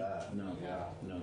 But I don't know which committee. I mean, it'd be nice to say, like, if it got so chopped up that every committee just looked at a little bit, but nobody's looked at the whole. I'm assuming Natural Resources. I'm assuming they did. Just spent a lot of time. Like There a was year and a the- half. Yeah. There was the So it would commission be- beforehand. It would be great if they kind of Yeah. gave us a FAQ or something. I don't know, or if we're supposed to tell people to contact them if they have concerns. Yeah, I think so. I mean, the other thing is. To that- contact who? Natural resources. You know, often people don't like the outcome, and Right. they come back, and there is another body, Right. right? Right. But I know this is supposed to be on the floor next week. Wow. Yeah. Yeah. And I think the angry attorney was like, I'm going to start fighting it on the Senate side. Right. And I was That's probably what she, like, a good approach. that's what she was saying. Huh?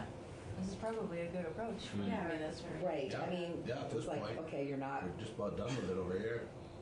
Right. I do just, I mean, I'll dig into the bill and maybe come up with some more specific questions, but I do just feel like I want to understand the implications more of which appeals now go to the board, which appeals go to the Supreme Court, and how the nature of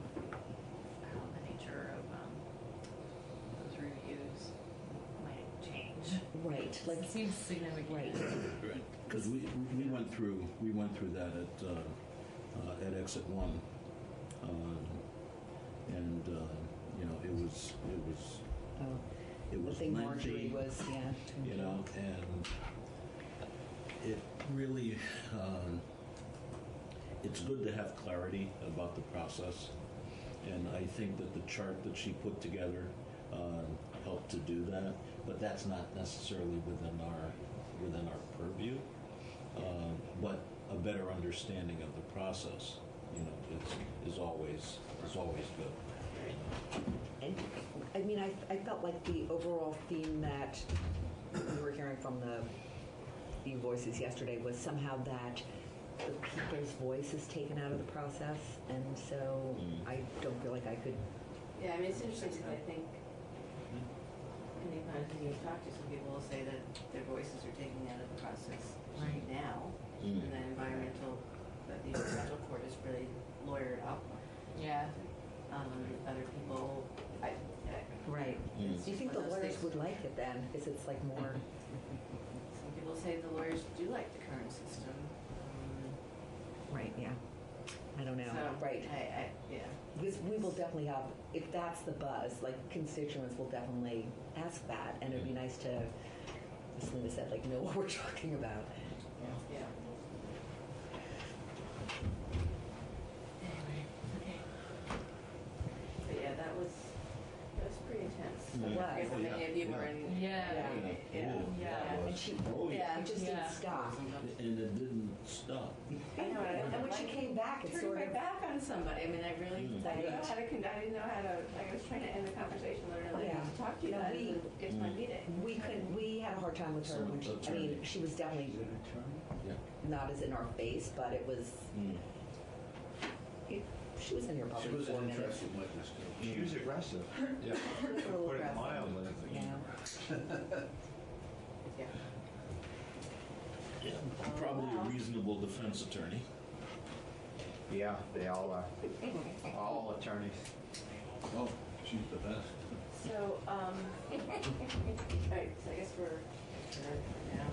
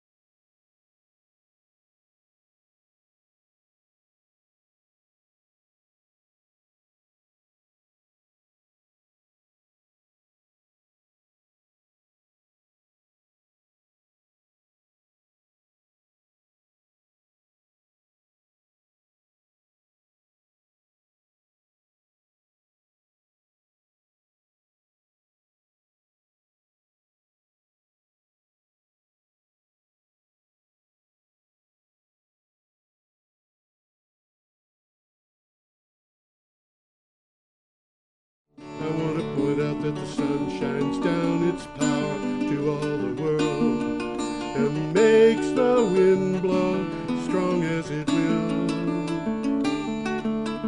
I want to hope gentle rains can fall upon the land, so lovely earth can stay lovely still.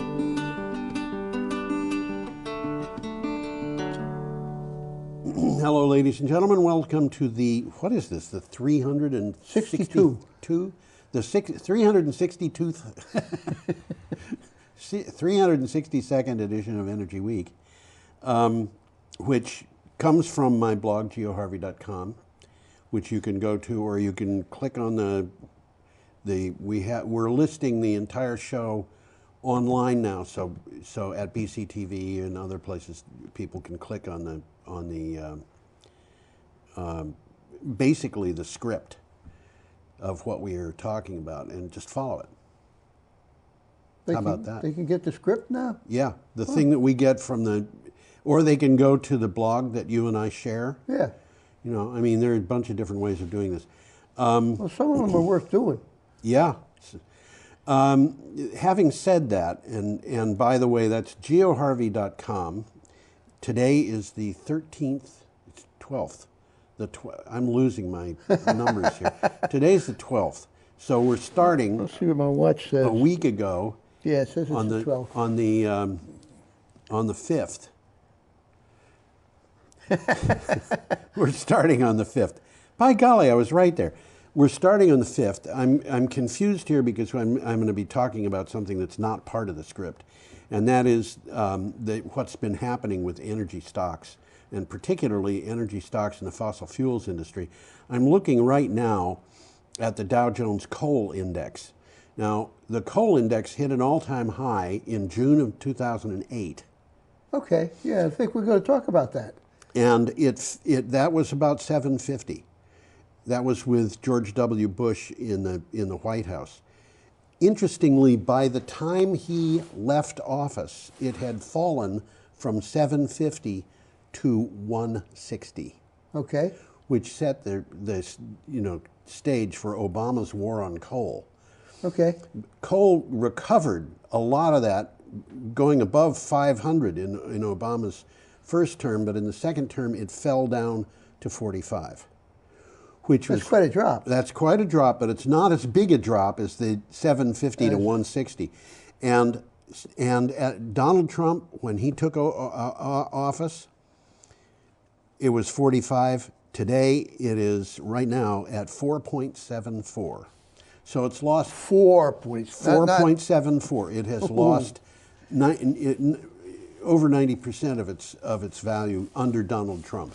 That's coal. Well, I don't think you can really blame him. I mean, no, I'm not blaming him. I'm just saying the coal, people, the people who cost too much to use. Yeah, the people who were blaming Obama.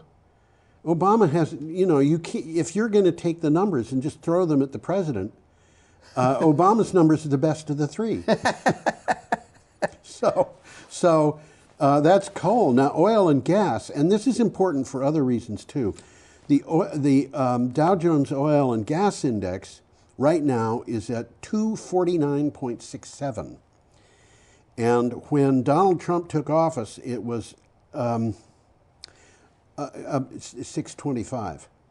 So it's lost over half. Fossil fuels aren't doing very not well. It's lost over half of its value with Donald Trump in office. Wow. Now, it had actually made money. It had gone up with Obama in office. But the important thing here is the money that was used to put, this promotional money that came from Freedom Partners.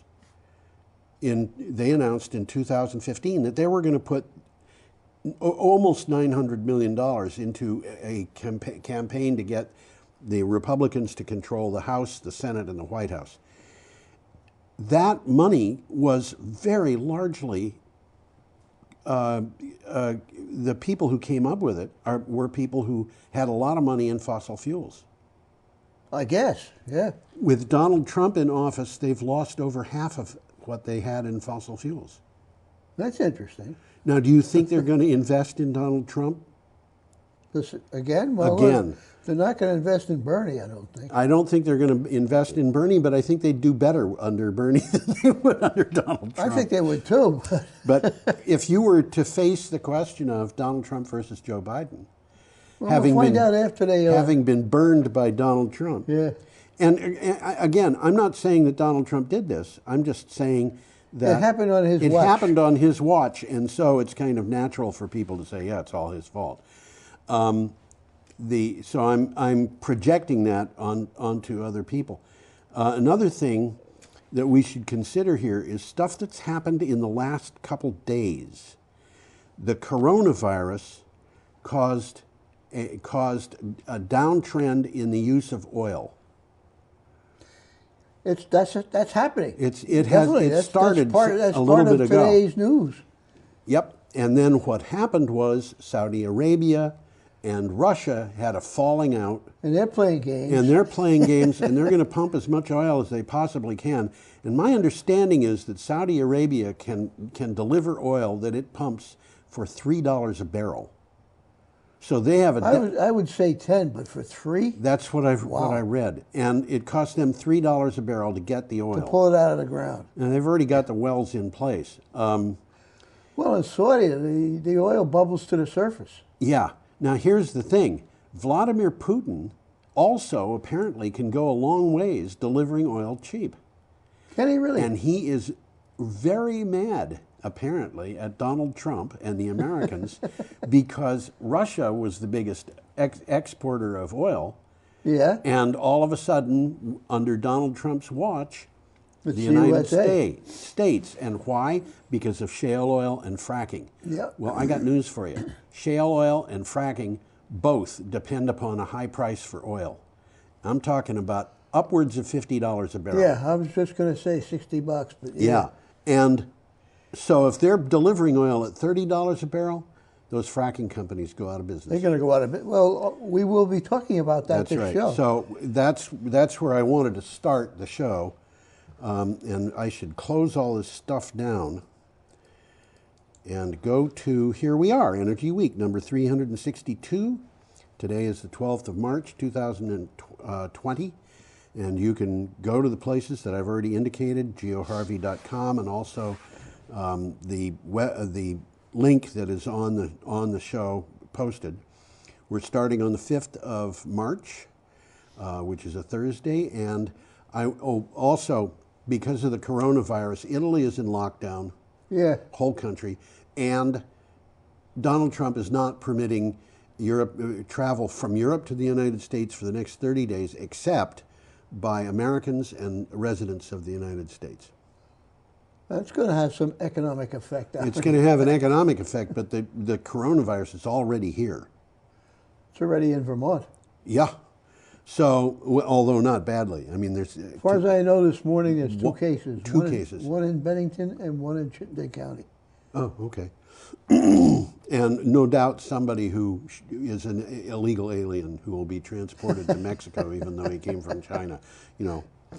And by the way, Donald Trump is not the only guy who's done that. 20 years ago, I read a story about a man who was a naturalized American who had come from India. He was a physician, and he was found by law enforcement people in Texas without any identification. And so they just said, "You're Mexican." Send him back to India. And sent him back to Mexico. Oh, Mexico. Unfortunately, they don't know the difference between Mexicans and Indians. They got this all wrong. He's an American citizen who has an accent. For crying out loud, you'd think that people in Texas would understand enough to know what Spanish-speaking people sound like. Nevertheless, people make mistakes sometimes, and which, you know, I'm heading at something here. Wonderful Italy. How would you like a vacation in Venice? Well, I think we're going to start right off with a picture of that. Here is a picture of... Let's get that picture. Here's a up picture here. of an outdoor cafe in Venice. How about that? Now, I think that was not staged, and... well, Oh, they are drinking wine. I thought they were drinking coffee. Well, some of them are probably drinking coffee, but if I were sitting That with... first one there, that's They're definitely drinking wine. wine. If I were sitting with my feet in a flood, I might be drinking wine instead of coffee too. Tom thinks this was staged. Not the water, just the people. You know, go out and get a bunch of people and have them sit at the tables and give them free wine or something. Something like that. Yeah. Well, let's say I think it might very well be. Okay, this is so from... that is a picture of people flooding in Venice. Yep. And they look happy enough. I don't know. I don't know. That guy with a funny hat looks miserable to He me. doesn't look too happy. This is from Clean Technica. The caption on the photo is interesting. Climate adaptation is about accepting reality. That's not the caption I put up, so that just says outdoor cafe. No, that came their caption from the was, article. yeah, I'm glad you said that. This is from Clean Technica. Well, what it says here is extreme heat is killing people now. Yeah. Coastal residents are losing value on their homes now. Species are going extinct now. The climate crisis is here now. Yeah. We can't keep doing things the way we've always done them. Absolutely. And the title on this that I was fishing for in those murky waters was, "What does climate adaptation look like?" I'm supposed to say that. I thought you were reading everything else. Climate adaptation encompasses a wide array of actions that help people and nature cope with present-day harms of climate disruption and minimize future harms. Ideally, adaptation allows us to move beyond just surviving the climate crisis to thriving in a fundamentally new world. Well, the picture says it all. Hope that's not the new world. I hate to see Brattleboro like that. Well, Brattleboro is not likely to look like that. It has been like that. I lost a car in a flood. Yeah, I know. The Whetstone Brook flooded and caused a lot of damage. But most of Brattleboro is pretty high above rivers and well, once you get up to High Street, that's why they call it High Street. Yeah, I know. But I mean, that flood was pretty much confined to Elliott Street and Williams. It was down on the bottom. I was parked in a municipal parking lot. Oh, man. Right down on Elliott Street. Yeah. Okay. Aha! Utility investors risk billions in a rush to natural gas. Is it a bridge to climate breakdown? This, by the way, about investment, comes from Forbes, which is known for information about investment. Natural gas is commonly considered a bridge fuel. Now, electric utilities must face the mathematical reality that fast-falling clean energy costs mean the bridge only leads to climate breakdown and destruction of shareholder value. Which is interesting. Now, this is Forbes saying this. So yes. They know what they're talking about. Well, we hope. Usually. Yeah. Well, natural gas infrastructure is incompatible with a low-emissions future. Yes. I mean, we've talked about that. And faces intense economic competition from clean energy. Yes. Which is happening as we speak. Yes. Okay? Clean energy right now is a more affordable, less risky alternative. And the price keeps going down. That's interesting. Well, you don't have to pay for fuel. Because of Wright's Law, the price is going to continue going down. Well, the U.S. is on track to spend roughly $1 trillion on new gas-fired power plants by 2030. Yes. That's in the pipeline already. Despite utility-scale wind and solar now being the cheapest sources of new electricity. But the natural gas that's in the pipeline is not necessarily going to be built. And that pipeline gets smaller every month. That seems to be the trend. Yeah. And we got a picture here of something looks like, to me, like horses. That's, I think, what it is. I think that's what it is. And the title says it's a bushfire, and I'm not sure where that picture was taken. I think that picture was taken in Australia, but I could be wrong. Well, the article's about Australia, so let's read about it. Okay. The climate crisis made Australia's wildfires at least 30% more likely. This is from CNN. The wildfires that burned across Australia recently were made far more likely and intense by the climate crisis, an analysis shows. Scientists found that the chances of the kind of extreme weather that triggered the blazes had increased by more than 30% since 1900. Well, more on the same, slightly different math, but it says conditions like this are at least 4 times more likely than they were at the start of the 20th century. Yeah. Human-caused climate change has loaded the dice, and more fire seasons like this one that you're looking at in the picture Right. are likely in the future. Right. Okay, should we go on? Yeah, we got Friday, March 6th coming up. Yep, and we have an article from Renewable Energy Magazine. Solar energy storage breakthrough unveiled in a drive to deliver affordable round-the-clock renewable energy to millions. This is a very clever idea. I hadn't heard of this one before. I hadn't heard of it either, and it is very interesting. Energy storage startup Azelio integrated a unique energy storage system at the world's largest solar power plant, the Noor Solar Power Station in Morocco. Energy stored as heat runs a Stirling engine. Well, Noor means light, by the way, in Arabic. Yes. Okay, and a Stirling engine is an external combustion engine. Yes. It doesn't use any fuel. It relies on heat from another source. It doesn't even need combustion. You can buy models of these things that you can hold on your hand. The sun will do it. And your body heat will do it. Okay, I was thinking of the sun. I know they got sun power. Yep, they do. But in this particular case, it is wind power or solar power heating up a big block of aluminum. And melting it. Do they melt it? Absolutely. I forgot that. But they changes from solid to liquid. That's called melting. I think it is, yes. And then it's used to run a Stirling engine. Well, I got a little bit about that came from the article. It's using a heating element powered by solar or wind. Yes. Okay. Aluminum is heated up to 600 degrees centigrade, changing from solid to liquid. Yes. Which they store. Yes. Okay. Using a heat transfer fluid, thermal energy is transferred to a Stirling engine. Yes. Which doesn't care where the heat comes from. Okay. And runs solely on heat. And the Stirling engine, in turn, runs a generator to produce electricity with 0 emissions and at low cost. This is pretty clever. This is really a good scheme. If it is as efficient as a battery, a thing like this could last a good deal longer than a battery. I would think. And it's basically physics and mechanics driving this thing. Okay. Somebody had their thinking cap on for that one, I think. Yes, I think so. Well, the Stirling engine, if you look at it, look it up in Wikipedia. They've been around for a long time. They've been around for a long time, but look it up in Wikipedia and you discover something really interesting. Yeah? It's just how it runs. It's one of those things that you look at this and say, Hey, kid. How do you do that? like lifting itself by its own bootstraps, huh? That's what it looks like. It's got a piston which doesn't have a piston ring, I can tell you that. The air just flows around the edges. Well, let's start off with a picture here. Oh, let's do that. Okay. This is air pollution, and the article comes from Clean Technica. Who'd have thunk?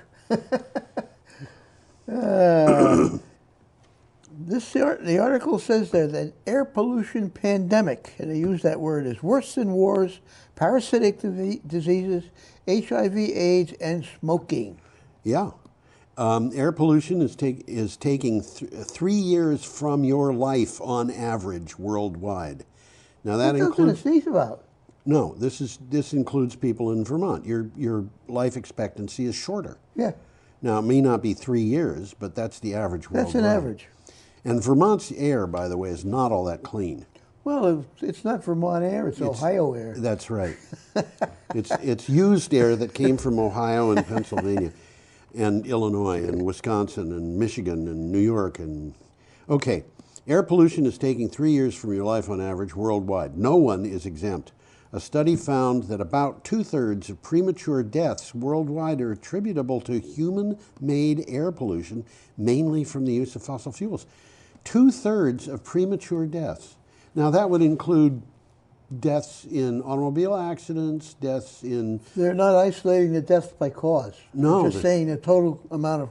Which is kind of a little bit funny, because I don't think that air pollution has too much to do with automobile accidents. No, but it does have to do with emphysema and for sure. lung cancer and other kinds of cancer. Well, I'll touch base with that. Yeah, okay, go ahead. This came from the article. Air pollution causes damage to the blood vessels through increased oxidative stress, which then leads to increases in blood pressure, diabetes, stroke, heart attacks, and heart failure. There you go. So they got it all. They've got the vectors there. They do. We must eliminate, and that's from the article, the toxic cocktail of molecules and lung-clogging particles cast off by burning oil, gas, and coal. Yes. 5.5 million deaths a year are avoidable. And there is one giant solution to the pandemic. Switch from fossil fuels to clean, renewable energy for both transport and electricity Which will generation. save the environment from climate change, and it'll save us from spending a whole lot of money that we don't have to spend. Well, that's the message that they're trying to get across. You know, as I think about this, they say that the people who are defending the fossil fuels companies in court are the same law firms that defended the tobacco companies. I read that. And I'm looking at this and I'm thinking, you know what? Fossil fuels are an addiction, just like tobacco is. And you certainly could call it that. There are a lot of things in common there. But one thing about fossil fuels is even people who are not addicted are dying. And one of the things that I keep saying is that, you know, the American Lung Association in California did that study that found that our transportation in Vermont produces medical expenses that cost us $300 million a year in Vermont. That's just Vermont. That's just Vermont and just transportation, which is less than 50% of our fossil fuel use and considerably less than 50% of our emissions. And this is pretty complicated. Well, basically what it comes down to is that we're losing, $300 million is $480 per person in Vermont. But when you expand it to include the other sources of pollution, it's going to be $1,000 per person plus. Wow. And that means if you've got a family of 5, you're supporting, through your taxes, through your medical insurance, at the doctor's office or the hospital, about $5,000 a year in expenses that you don't want to spend. A lot of people can't afford to spend it at all. And the reason is because we're addicted to automotive transportation. And, you know, you could just go down this list. Which is partly by design. Yeah, I think it actually is. There were people in the 1930s who said, we want to have everybody have a car in order to recover from this. And they bought up all the railroads and closed them.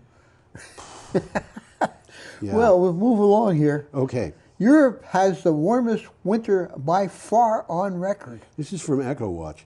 Europe just experienced, by far, that is in quotes, the warmest winter since records began. The EU climate change observer Copernicus announced the average temperature in Europe between December 2019 and February 2020 was 3.4 degrees Celsius warmer than average. And that 3.4 degrees Celsius is about 5 degrees, isn't it? About 5 degrees Fahrenheit. So. By the way, that Copernicus is not a guy. It's Yes. the Copernicus Climate Change Service. Yes. I was wondering about that. Yes. So I thought that name was used. I thought maybe, you know, like there's a guy Reincarnated? There's a guy in Spain who's an admiral whose name is Columbus. Because they have a hereditary admiralcy for Columbus. And I thought, you know, when I first saw this, maybe there's a Copernicus out there who runs this thing, but you got it. Okay, we're up to Saturday, March 7th. Well, we got a quick takeaway from here. Okay. The average temperature was also 1.5 degrees above the warmest winter ever. 1.5 degrees Celsius. Celsius. Which is over 2 degrees Fahrenheit. Yeah, yep. Well, this comes from Saturday, March 7th, and we're coming a little bit closer to home. Closer to home. From the And Gotham there's a picture Gazette. there. I'm going to throw the picture up. Yeah, this is from the Gotham Gazette. New York has already moved beyond Indian Point nuclear power. Here's where we're headed. And that's the Hudson River. That's the Hudson River. And that Complete looks with like a an boat. it looks like an excursion boat, doesn't Yeah, it does. New York will have replaced the power it needs to replace Indian Point's output once it closes, the New York Independent System Operator says. And it can be done with clean energy transmission improvements and energy efficiency. How about that? Very good.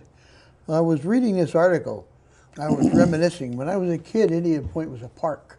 Yes. And it had this huge swimming pool. I do remember that. That's called the spent fuel pool now. Sorry. It was a nice park. I mean, the way to get there, and that was part of the whole trip. You'd take a subway down to 125th Street, walk west to the river, and get on a Hudson River Dayline boat, which would take you up to the park. And the boat was an excursion boat, you know. Yeah. So there was a band on board and a restaurant. You know. And you could go either to Indian Point or you go to Bear Mountain. Oh, Bear Mountain is wonderful. Which was a different kind of place. Indian Point was an amusement park. Bear Mountain. Bear Mountain had a zoo. Just beautiful. Oh yeah, it was a lovely place. Okay, we are up to. Well, let's see. We got something here.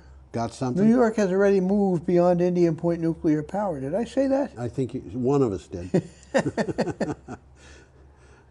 Okay. Indian Point is one of the oldest and most dangerous reactors in the country. Well, it's closing, but It's it closing. is. It's still. It It's is surrounded by a large population. Yes. Well, it's very dangerous. And we simply cannot take further risks and must close these reactors, which are in the process of closing as we speak. yeah, when Fukushima had the meltdowns, American citizens were advised not to go within 50 miles of it. How much of New York City is more than 50 miles from Indian Point? Indian Point is very far from New York City. There's a couple of blocks in Staten Island that are 50 miles away. Is that it? That's it. The rest of the The city rest is all of within the city, 50. Yeah. not just New York City, but also a bunch of other cities, including Newark, and all those cities Oh, yeah, on the New yeah. Jersey side of the Hudson. It's really, Indian Point, well, but nuclear plants were built at a time when there was greater transmission losses than there are now, and they had to build them all on rivers. And of course, Yeah, they needed that water for cooling. our cities are all built on rivers. And Sure. so the result of that was most of those nuclear power plants were built about 35 miles from some big city because they didn't want it too close in case it had an accident, but they wanted it close enough that most of the power wasn't lost in transmission. When this was a building, my cousin, who was about 10 years older than me and who as a kid I idolized, Yeah, was working in General Electric for yeah. public relations, Oh, okay. you know, advertising. Yeah, And I remember him giving me this medallion yes. that had a little hole in it, a little chain on it, and a little cobalt magnet. And the medallion no. said it was magnetized by current from the Indian Point generating station. And I still have that. Isn't that funny? Yeah, okay. Now we have an item from the Environmental Working Group. Senate bill would end tax credits for renewables and EVs, but boost coal, gas, and nukes. Huh? Huh? The U.S. Senate is likely to pass legislation that would fail to extend credits for renewable energy and electric vehicles, but includes financial incentives for coal, natural gas, and nuclear power. Duh. This is the exact opposite of what we need. You know, there was an article today about the fact that somebody in the Trump administration has let it out that the administration is planning on subsidizing oil and gas in the United States because it's taking such a pounding. And interestingly enough... What happened to the free market? Yeah, interestingly enough, the head of the American Oil Whatever Institute went on record saying, we don't want a bailout. That's interesting. Isn't it? That is interesting. Yeah. Well, let's move along. We got a picture coming We up do, again. and I've got that picture up, and you can put it up. And there it is. This is from Clean Technica. That's another wildfire. That's another wildfire. I don't know where it is particularly, but I wouldn't want to be there. I would not. That's U.S. Forest Service. I would bet that's from California. Senate bill. Nope. No, I read that. You read that. Yeah. Duh. Duh. Spreading like wildfire. In An case, interest in making electric power public. This is an interesting It article. is an interesting article, and for the viewers, in case you take a look at Tom and see that he looks like a deer with it in the headlights, it's not because there's anything wrong with him mentally, it's because he's trying to multitask while I'm doing the simple stuff. He's doing the controlling of all the pictures. Okay, Investigators show that mismanagement of PG&E, which of course is California Pacific Gas and Electric, made wildfires more likely and led to the utility's bankruptcy. California legislators and community members are calling for a public takeover of the electric utility. Similar calls are happening in many parts of the United States. Well, this is a kind of a convoluted thing. I mean, in most parts of the country, the wholesale electricity is taken over by a controlled monopoly. Yes. And part of the deal is they're supposed to get a fair return on their money, which they have been. But it's a monopoly. Yeah. And monopolies are always subject to a little bit of abuse, if you will. Yes. You know, because they got a position of power. Well, there's a lot to take away from this article, and I've got some notes here, so I'll Go just through read it. them, okay? Yeah, absolutely. I'm going to put us up so they know who I look like. Looks like a deer in a headlight. Prioritizing shareholder returns over maintenance budgets has increased the risk.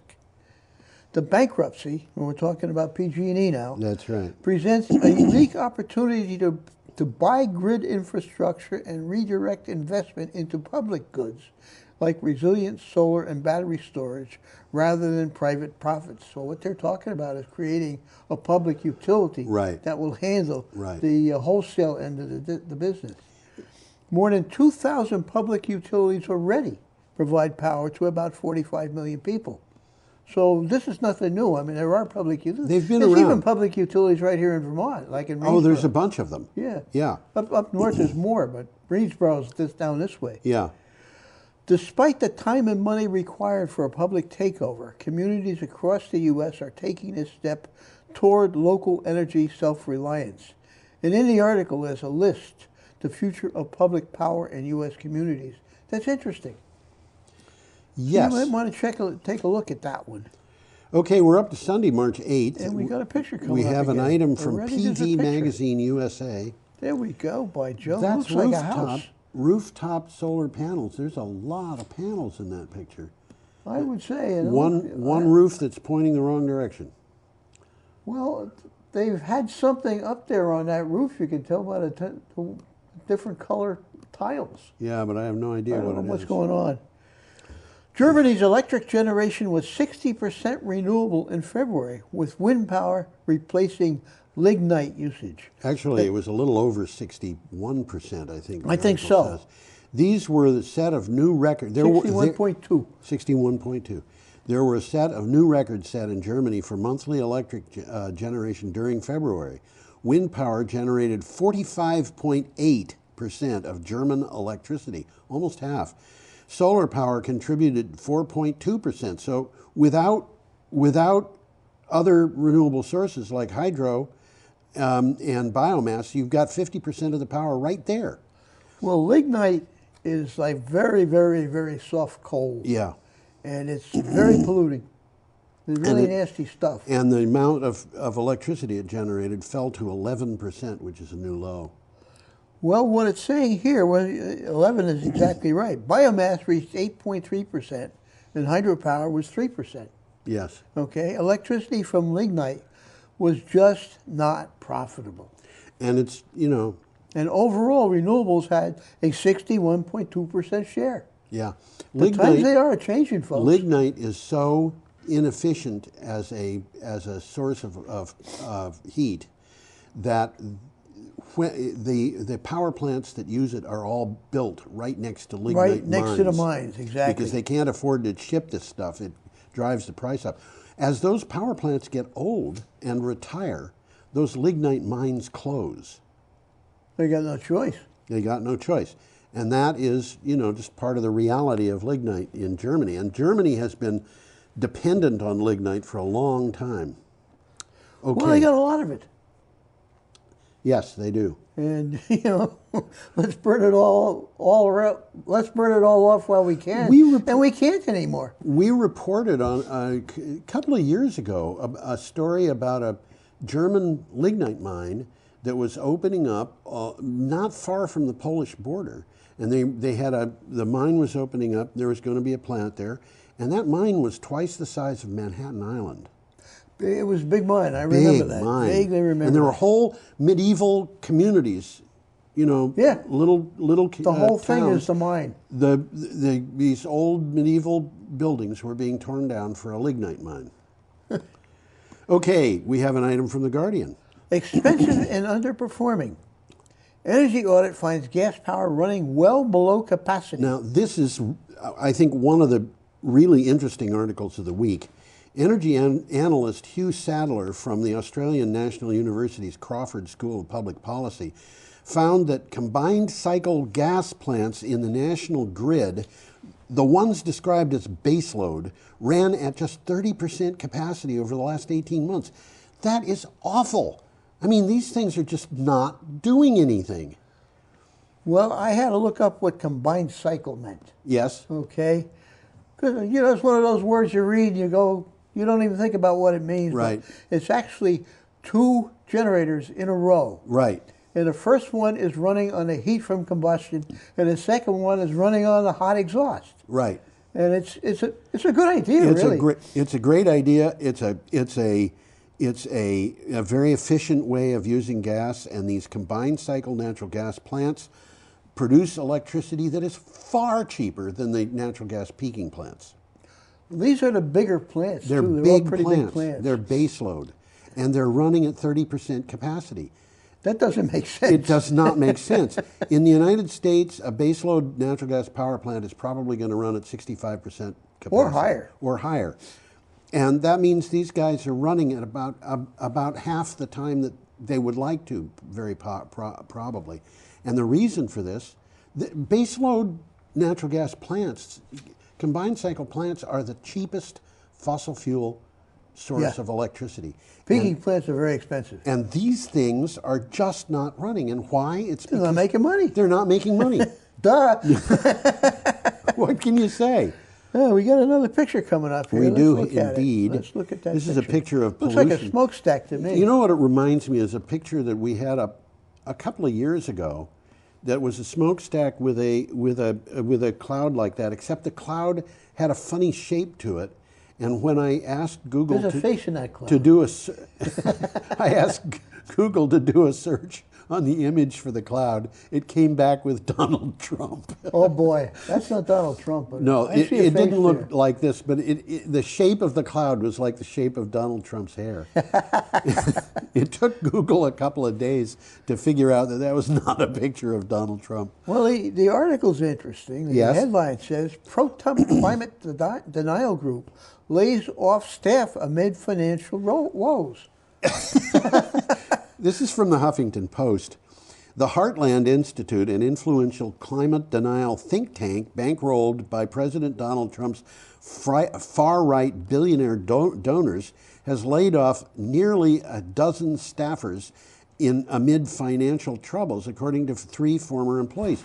Now, that's about half their staff, from what I could gather. That's what it says. A little more than half. And the Heartland Institute, you know, is in the habit of getting millions of dollars every year to support its group, but that money apparently is not going there anymore. And the president of the head of the Heartland Institute is being blamed. But honestly, they're calling it mismanagement. They're calling it mismanagement. I think it was mismanagement of a different kind than what they're insinuating here, because it looks to me like he was doing this with the expectation that he was going to get the donations, and they just never arrived. It's an interesting takeaway from the article. Not a takeaway, really, but it's an aside. Heartland is the think tank paying for the far-right German woman anti-Greta. Yes, that's right. Anti-Greta. We talked about It shows that. that Greta is effective if they have to come up with an anti-Greta. They've got this anti-Greta who's I think I read that her mother was was involved in some, not a neo-Nazi organization, but almost. No, I think you're right. I think you're right. Was I think a neo-Nazi? they mentioned that her family has neo-Nazi ties. But getting back to this story, as I was saying earlier, the stock market with the stock market, these people who are invested in fossil fuels have lost half their money. Are they really going to, they're facing a dilemma here. Are we going to put a lot of money into trying to deal with, to stop climate denial? And honestly, it's kind of like trying to stop people coming into the U.S. from Europe. The cows are out of the barn, and so now we're going to lock the barn doors. Good idea. Good idea. And here, the money's been lost. Are we going to put more money into something that is not making us money? Interesting world. Interesting world. Well, we got an interesting article this time. Renewables generated more electricity than coal in the U.S. last month. This is Monday, March 9th, and it comes from Sour Energy. In the dead of winter, renewable energy sources, solar, wind, hydropower, generated more electricity than coal plants in the United States. According to data from the U.S. Energy Information Administration, the EIA warns that the data is not final. But dead of winter is when coal has its greatest use. Yeah. Yeah. Well, the numbers here are renewables generated 57 terawatt hours during February, while coal produced 55. And a terawatt hour is bigger than a gig. 1,000 gigawatt hours. 1,000 gigawatts. There's much more to come. There's 90 gigawatts of new, no fuel cost capacity in the pipeline. There's a lot of renewable energy in the pipeline, and as I said earlier, I've been watching these pipelines month by month by month, and every month the amount of natural gas in the pipeline declines. And it has declined by over half in the last 2 years. Well, unfortunately for the gas, it's not living up to expectations. No. They're running out much faster than they thought they would. They fracked gas. Yeah. Yeah. And in order to produce fracked, you know what, Tom? If the fracking companies go out of business, who's going to get the gas out of the ground? And if the gas doesn't come out of the ground, what happens to the price of natural gas in the United States? I would say it goes up. This is not going to be a stable marketplace, I don't think. I'm talking about natural gas. Okay. No, as I already said, it's not living up to expectations, No. and that is going to have dire effects. That's going to have effects. Okay, Well, we've got an a picture item coming from up Clean here. Technica, and there is an airplane, and it's an interesting picture because you're a little bit above that airplane, and what's below it? Sky. Maybe it's flying upside down. and they flip to the That's an image. interesting picture because it's an artist's conception. Yeah. But there on the wing is about 7 motors. Yeah, and if you look, there's on the tip. Oh, on of the each tail there's about 4 more. And there's a tip on each of the wings back there. It's, it's a lot of little motors. A lot of little motors. 2 big ones. Yep. And they're called jets, but they don't sound They're not like jets. No, well, they're sort of jets, but a different kind of jet. They're a different kind of jet. Okay, what do you got for a title? Wright begins developing propulsion system for commercial electric plane. This is an interesting article. It is an interesting article. Wright Electric, an electric plane startup based in Los Angeles, has begun developing the propulsion system for the Wright 1, an electric 186-passenger commercial aircraft. So it's a good size, regular size plane. Yep. The propulsion system will reportedly have 10 to 14 electric motors. Let's pull the picture up again and take a look at that. Yeah, let's do that. And you can see very clearly that this plane is flying upside down, and they've inverted the image because the sky is down. Well, Wright Electric is partnering with EasyJet, which is a company that runs these planes. And by the way, calls the engines jets. That's why it's called EasyJet. To make the 1,000-mile range Wright 1. This is a 1,000-mile range. 1,000 miles. So it's no fluke here. Yeah. Wright will conduct flight tests in 2023, so it's not there yet. Yeah. And introduce its flagship, the Wright 1, that you're looking at the picture there. The Wright 1. I didn't catch that. The Wright 1. That's a pun, Absolutely. isn't it? Yes, it is. It's going to introduce it sometime between 2027 and 2030. Yeah. Batteries will be quick swapped at the airport terminal. Which means you can fly them in and fly them out. Basically, it's 20 minutes to change the batteries. Which is so they're not going to recharge the batteries in. How long does it take to fill a commercial jet? Probably line? about as much. I would guess, maybe longer. I Well, don't know. the right one will be initially used for short flights between U.S. cities like New York to D.C., Yep. L.A. to Vegas. Yep. You know, they're not going to be crossing the ocean with these things. We're just going to yet. have to speed up here. We've got 14 minutes and 14 7 minutes items. left to go. Okay, our next item is from Clean Technica. Oil prices plunge as OPEC countries fail to reach agreement. The nations that make up the Organization of Petroleum Exporting Countries met to craft a response to the coronavirus pandemic, which, by the way, the WHO now officially calls it a pandemic, in hopes of keeping the price of oil from falling. They failed largely because Russia refused to cut its production, CNBC reported. Well, I was reading a little bit about this morning, and it's very confused. Well, but basically what happens here is I think Vladimir Putin wants to crush the American oil industry, and he knows he can do I it. think he does, yeah. Well, low prices will put pressure on expensive extractions, such as fracking and tar sands. Less oil would impact the pipeline business. Right. So we got a chain going on here. Less production will benefit the environment. Yes. From fewer emissions. Yes. Many oil-producing nations, and this is important, depend on income from oil to survive. Yes. A decline in revenue could destabilize them politically. The Nigerians are very, very upset because they're going to be losing a lot of money. Well, what they're talking about here is the ones that could be destabilized. Iran. Yeah. Iran. Iraq. Venezuela, which is destabilized already. Well, Brazil. Yeah. Plus Russia. It could destabilize Russia. 65% of, or at least this was true a year ago, of Russian foreign trade was based on its sales of fossil fuels. 65%. 65% of Russia, that's a big hunk. When Donald Trump was saying the United States is the biggest exporter, the Russians were not happy to hear that because he was talking about succeeding in competition against them. Yeah. Now it's their turn to succeed in competition against us. And Well, they got it a lot easier because they only have to bring that oil from Russia to Germany or something. absolutely. Like that, you know? I mean, They don't need boats. we've got a trade war going on here between Saudi Arabia and Russia, and guess what? Both of them are hurting the United States. Interesting, isn't it? Isn't it? Okay, we're up to Tuesday. And they're not March- working together either. No, they're not. They're going against each Well, we other. got a We're up to picture coming Tuesday, up March here, kinda 10th, and we interesting. have an item from the Irish Times. I'm going to put the picture up first. Yes. That's the Templeberry Wind Farm. And those are visitors. They certainly look like it to me. Tom and I went to the Sheffield Wind Farm, and I was thinking about that when I looked at this picture because those people are standing on stairs, and the Sheffield Wind Farm, I think it was like one step or two steps up into the mast of that wind turbine that we went to. This is over in...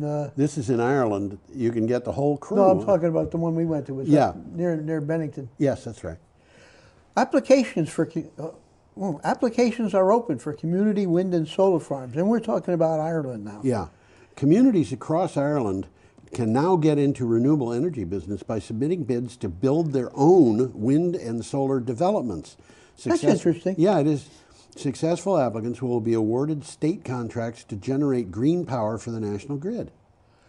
Well, what the article says is communities building solar or wind farms generating between 1 and 5 megawatts of power can participate. Yeah. Okay, it is expected at least 10 community ventures will apply. Now, 5 megawatts is, which is the top limit of this, Yeah. is the size of the solar array that we have on our landfill. Yeah, it is, isn't it? Just So, about you the know. same thing. Okay. More than 3,300 gigawatt hours of renewable energy overall will be auctioned. Okay, so this is no little thing. For all renewable technologies in the auction, most of the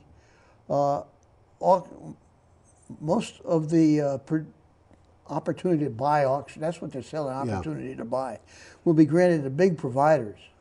So the big guys are getting in, but they've opened the door for the local communities. guys. Yeah. Okay, we have an item from Inside Climate News. We do that. We do that. Honolulu sues companies for climate change damages. I saw a map of that, and Honolulu is in danger. Yeah. I mean, they're right on the seashore. Honolulu city officials lashing out at the fossil fuels industry in a climate change lawsuit filed on March 9th accuse oil producers of concealing the dangers that greenhouse gas emissions from petroleum products would create while reaping billions in profits. Well, the lawsuit says climate change already having damaging effects on the city's coastline. The city is right on the coast. Yeah. Okay, sea level rise, heat waves, flooding, and drought, putting its residents and property at risk. The industry has known that these impacts could be catastrophic, yet did nothing. So the lawsuit seeks to hold fossil fuel companies accountable for the costs and damages. This is an interesting article. Yeah. If you got a chance, it's a long article. If you got a chance to look it up, it's worth looking up. My parents lived in Honolulu. They loved it. Did they? Oh, yeah? Yeah, they had to leave because there were some mean people who kind of drove them out of the place. Oh, Japanese? My father was on a destroyer mine layer that was stationed in Pearl Harbor when the bombing happened. Okay, you've mentioned And that. my mother decided, I'm not going to stay around here. We better get out of here and Yeah, go that's right. to someplace. She a little went to safer. San Francisco. Okay, we've got an item from Utility Dive. And we do that. Democratic senators push to include FERC reform in comprehensive Senate energy bill. That Senate word is important because it's the House is operating on its own energy bill, and they got to get together with both of them, which I think they will. Yeah, Democratic senators filed amendments to the American Energy Innovation Act that would have prevented the Federal Energy Regulatory Commission from carrying out some of its controversial recent orders. The bill would make FERC more politically balanced. FERC is supposed to be politically balanced by law. It is supposed to be, but and they haven't been doing it. They haven't been doing it. They've been doing stuff that's very politically divided.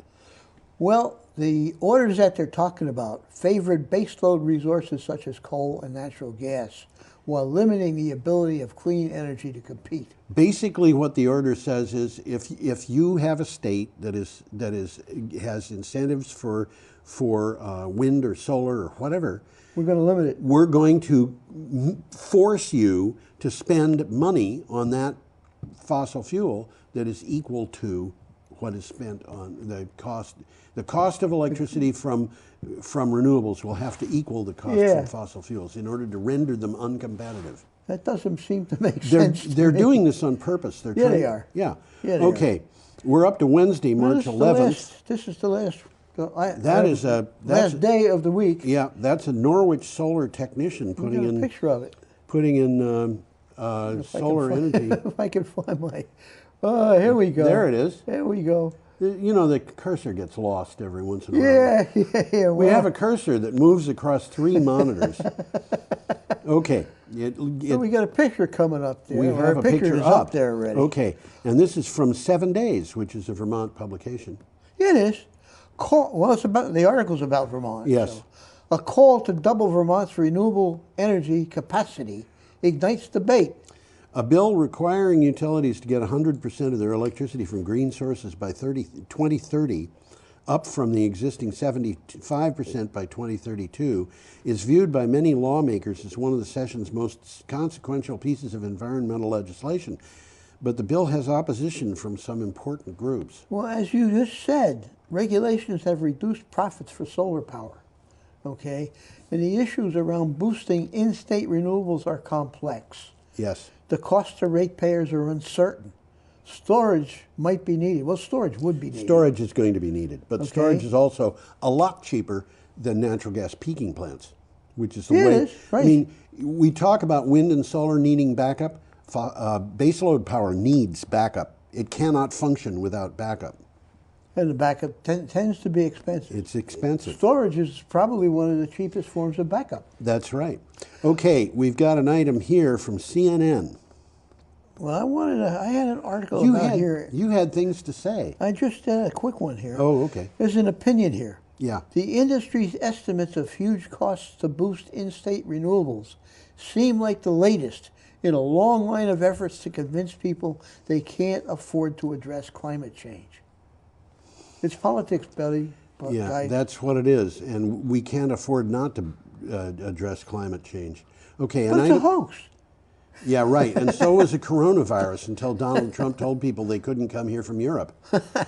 Okay. Well, why Russia and Vladimir Putin are waging an oil war with America? Just touch base on this. This is where I started off. Vladimir Putin knows America's fragile oil industry is built on a mountain of debt. Well, yeah. Moscow's refusal to join OPEC to mitigate oversupply is aimed in part at drowning U.S. shale oil companies that compete with Russian oil but rely on higher prices in a sea of cheap crude. Well, yeah. What they're saying is if the prices go too low, we're not going to be able to come up with shale oil. The shale oil It's companies not are all mostly pretty close to broke already. Some of them are going bankrupt already. If the price of oil is $30 a barrel and it costs them enough to produce it that they have to sell it at 50, it ain't gonna work. It's not going to work. It just isn't. And historically, what they've done is they've produced and sold at a lower price in order to keep cash flow going. But they were doing that 2 years ago. Well, they got to pay off the loans. They have to pay off the loans, and nobody's giving them loans. Did we mention that last week? I think we did. I think we did. Yeah. Well, there's a quick takeaway here. Yeah. Putin's goal is to cripple the U.S. shale industry because it's competing with his exports. There you go. Okay. And he wants to wrest market share back from American frackers. Right. So that's what Putin's up to. Now, Saudi Arabia, I don't know where they're coming from. They contributed to this by launching a price war. Well, actually, from their point of view, Russia launched the price war because they were saying we've got to stop producing so much, and the Russians said no, we're not. So the Russians all of a sudden are saying we're going to keep producing oil, and if the price drops, that's fine with us. Well, the Saudis have the cheapest oil to produce in the world. Yeah. I mean, it comes out of the ground sometimes without even a well. Yeah. Yeah. Okay, we're up to our last item. We have a very interesting picture here. Let's see if I can't find the picture. What you need to find is the cursor. There we go. I need to find my mouse. Those things that are growing on what looks like a green rock. Yeah, they're purple sea urchins. They're purple sea urchins. And those things in the background are seals. Or are they sea lions? I don't know. I don't know the difference, to tell you the truth. I don't know the difference either, but they're pretty enough looking things. Yeah. This is from the BBC. Purple food changing California. Since 2014, parts of the California coast have lost more than 90% of their bulk kelp forest due to problems related to climate change. Losing the kelp forests could mean an ecosystem cascade that would devastate many species and local economies. The solution to this may involve our eating purple sea urchins, those purple things. Where they're coming from there is the purple sea urchin feeds on kelp. Yeah. Okay, and it can form ravenous feeding fronts or urchin barrens. The creamy gold roe from sea urchin is highly prized in Japanese restaurants. Right. Okay, so environmental groups are reaching out to chefs to convince more people to give it a try. And this is a quote here. Just like you'd go into an oyster bar and get live oysters, you could order a live sea urchin and eat the roe straight from it. That doesn't sound like fun. Well, it's, it reminds me of descriptions I've read of or heard of people eating live animals, which all just turned me off very badly. Well, we eat live oysters, we eat live clams. Oysters don't, most of these things... They don't have eyes. They don't have eyes, they don't have brains. There's no brain in an oyster. I had a office mate once who was an ocean biologist, and he told me, scallops have eyes, lots of them. Do they? Yeah, but they don't have brains. And if you put a starfish in a tank full of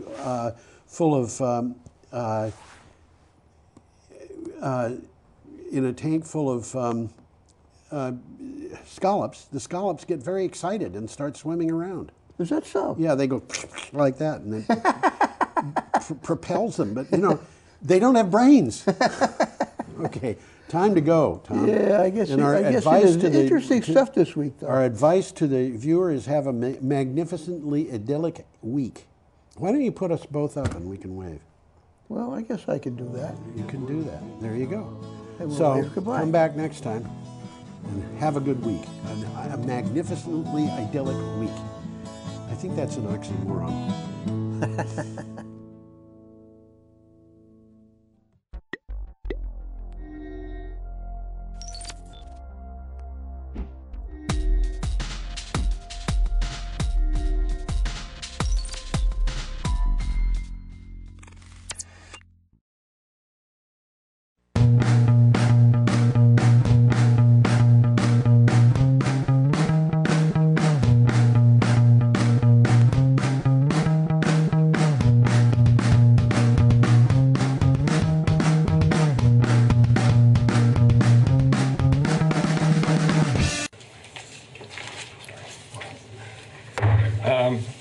Good evening, everybody. Welcome to Tuesday, March 17th, 2020 Select Board meeting, which is in turbulent times, I have to tell you. It's an interesting situation. A lot is going on.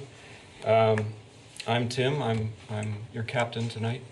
And I just want to let you know that we know the meeting has been properly warned because we assembled it at 5:15 to go do interviews, but actually the interviews didn't happen. A little bit more on that later. And then we went into executive session to address some issues.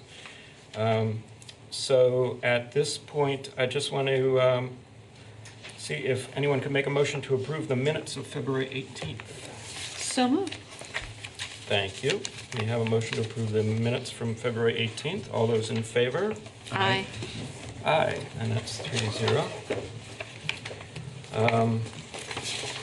Well, I just found out recently I was becoming chairing today, so I don't have really fully formed remarks, but I do want to say a couple words that we're all going through a lot of emotional distress right now, I think.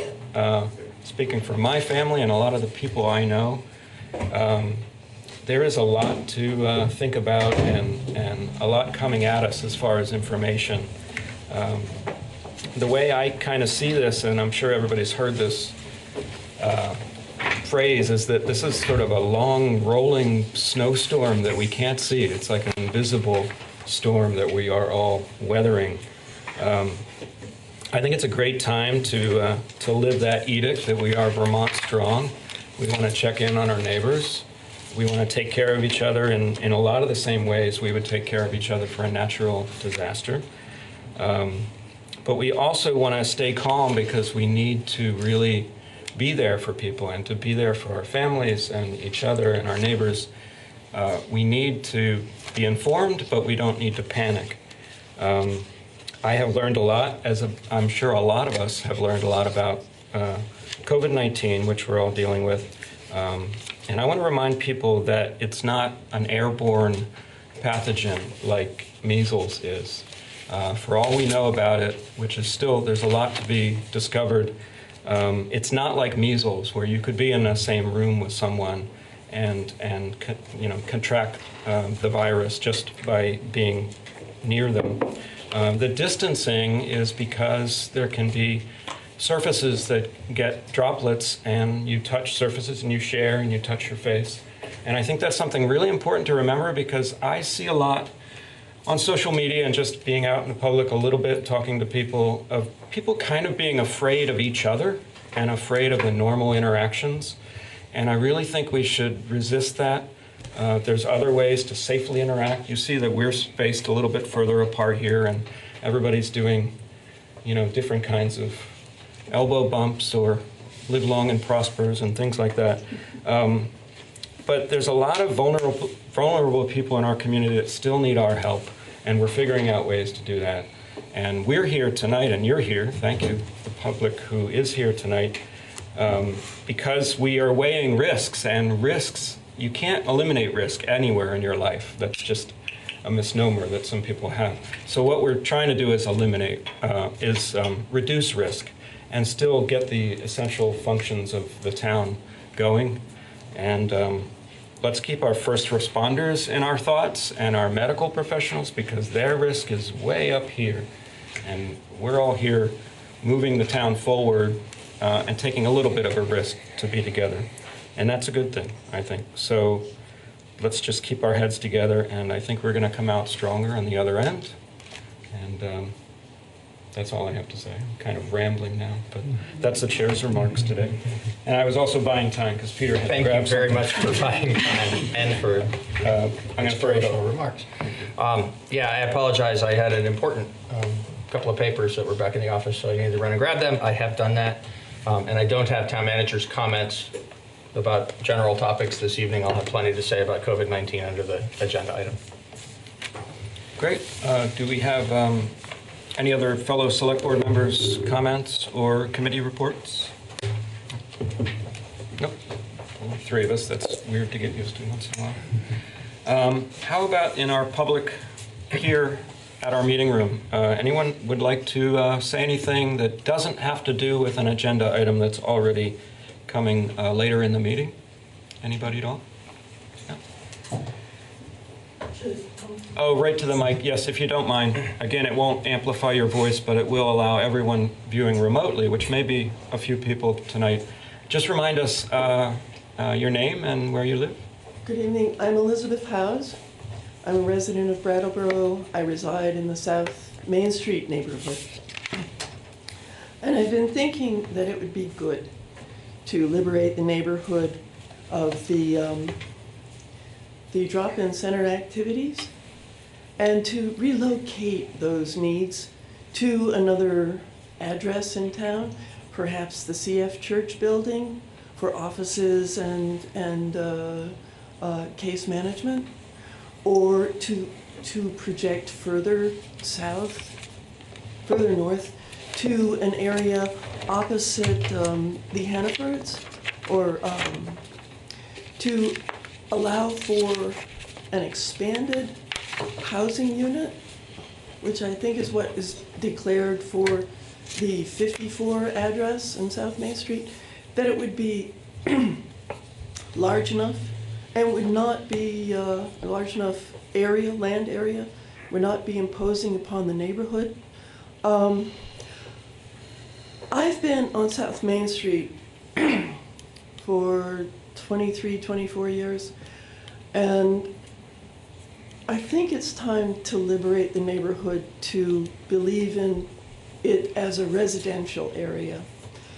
I really, just the other day, I was walking down towards the co-op, and I must have picked up 85 cigarette butts littered both sides of the street like, like breadcrumbs all the way down. It just seems sort of, it's just tedious, a little thing, but it's so constant, and it's been constant for over these decades. I feel that the neighborhood needs to be able to think of it, the neighborhood, as residential. While the town still applies to the needs of persons who feel a need to be collective winter housing, as in the Austin campus, which I think it's good. They're a sector of population, of people, a time in your life when you just don't want to do anything. You just want to be able to lay down at night and just be able to be undisturbed during the day. It's I think we need to keep the Austin campus in mind. I think it's been good, and it's not that much of a burden to the community, to the grants for support for the drop-in center provisions. And then to move on, well, the second or the future address for drop-in center may be Home Depot. It's a very big building.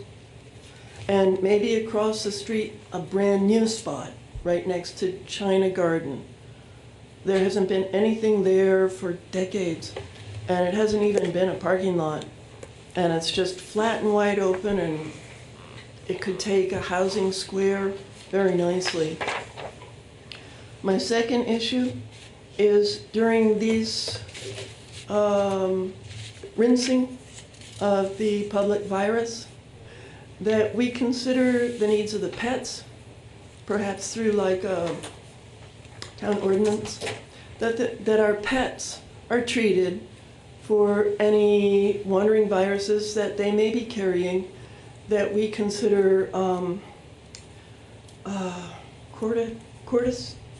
cortisone treatments or antiviral treatments in the form of food drops that you could put on like a little biscuit or a little administer at meal times.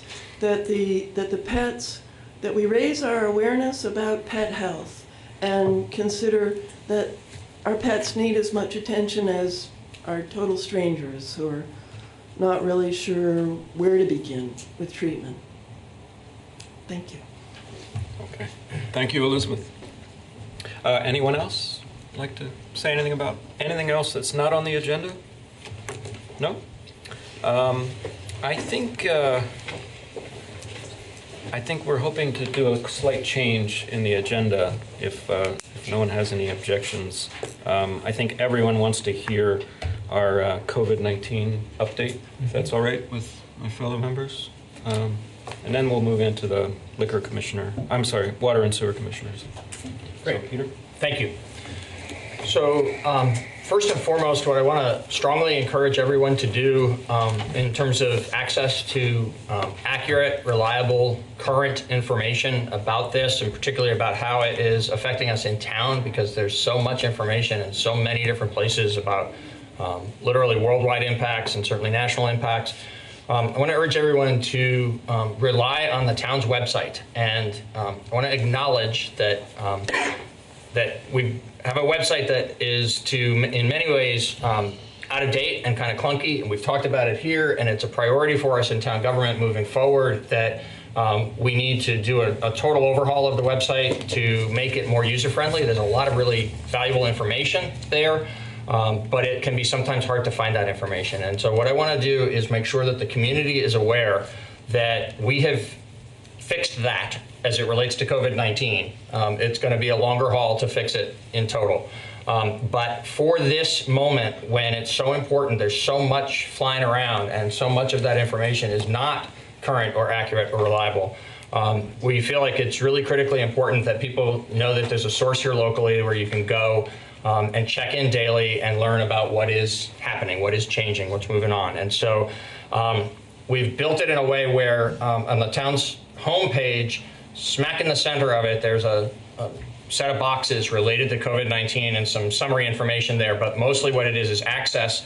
Down 3 boxes on the right-hand side, you can get to the Vermont Department of Health, the Centers for Disease Control and Prevention on the national level, and the World Health Organization for the worldwide perspective. So those sites are being updated all the time by teams of experts.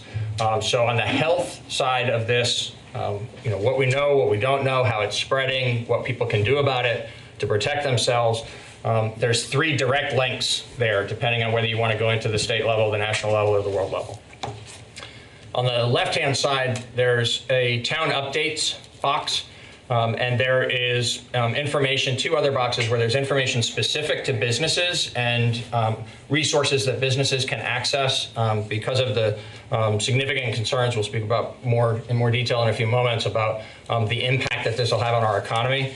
And also for individuals and families, a separate box to resources that people in the community can draw upon for human needs that are not organizational needs, but are at the family and individual level. Those 2 areas are going to be built up as time goes on. There's already some information there, and as time goes on, we're going to be making sure that well-vetted, valuable, accurate information gets added for the resources available to businesses and the resources available to individuals. The town's update portion, we are producing now a daily update of what's happening in town government, both over these last few days, the major emphasis has been on how we have been gearing down normal functions of town government and gearing up emergency functions of town government. And as we go forward, it'll be relatively more stable information from day to day, but you can go there every single afternoon and see an update. Anything that is new today is highlighted in yellow, so it jumps right off the page. And then there'll continue to be the summaries of what's happening.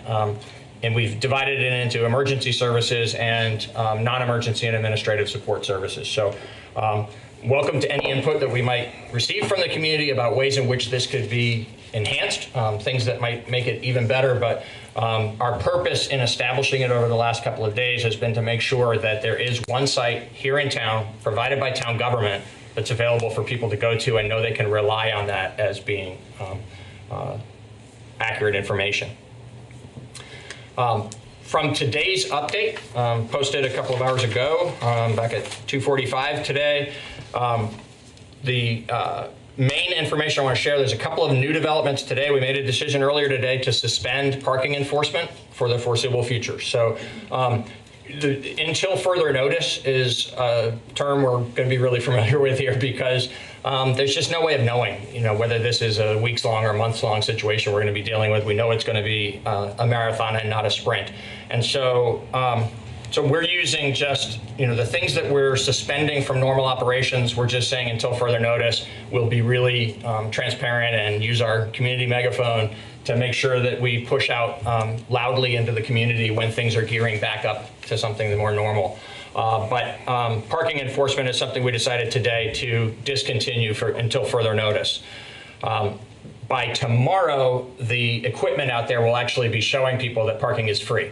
But in the meantime, earlier today, we stopped patrolling for parking and issuing tickets. And there's a separate news release that's out that I won't go further into the details of that right now, but that describes how we will still continue to enforce for things that aren't about timed parking, but are about things like not parking by hydrants and safety issues like that. So anyway, there's details about that that'll be coming out to the community, hopefully in the media tomorrow.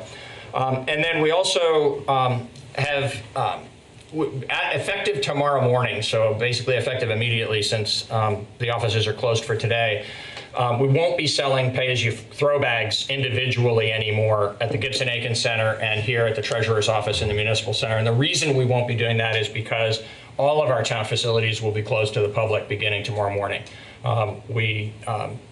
Many places actually closed yesterday based on the additional reduced numbers, the advice that's coming from the health experts about how many people should gather in a particular place. We didn't do that because we had this meeting tonight and we didn't want there to be confusion about whether or not the building would be open for people to come. So we made Wednesday morning the effective time of our closing of all of our public facilities. But they will be closed until further notice. Town government will go on. We're inviting people, please, to remain in touch with us for the things you need from us. By mail, by phone, by email.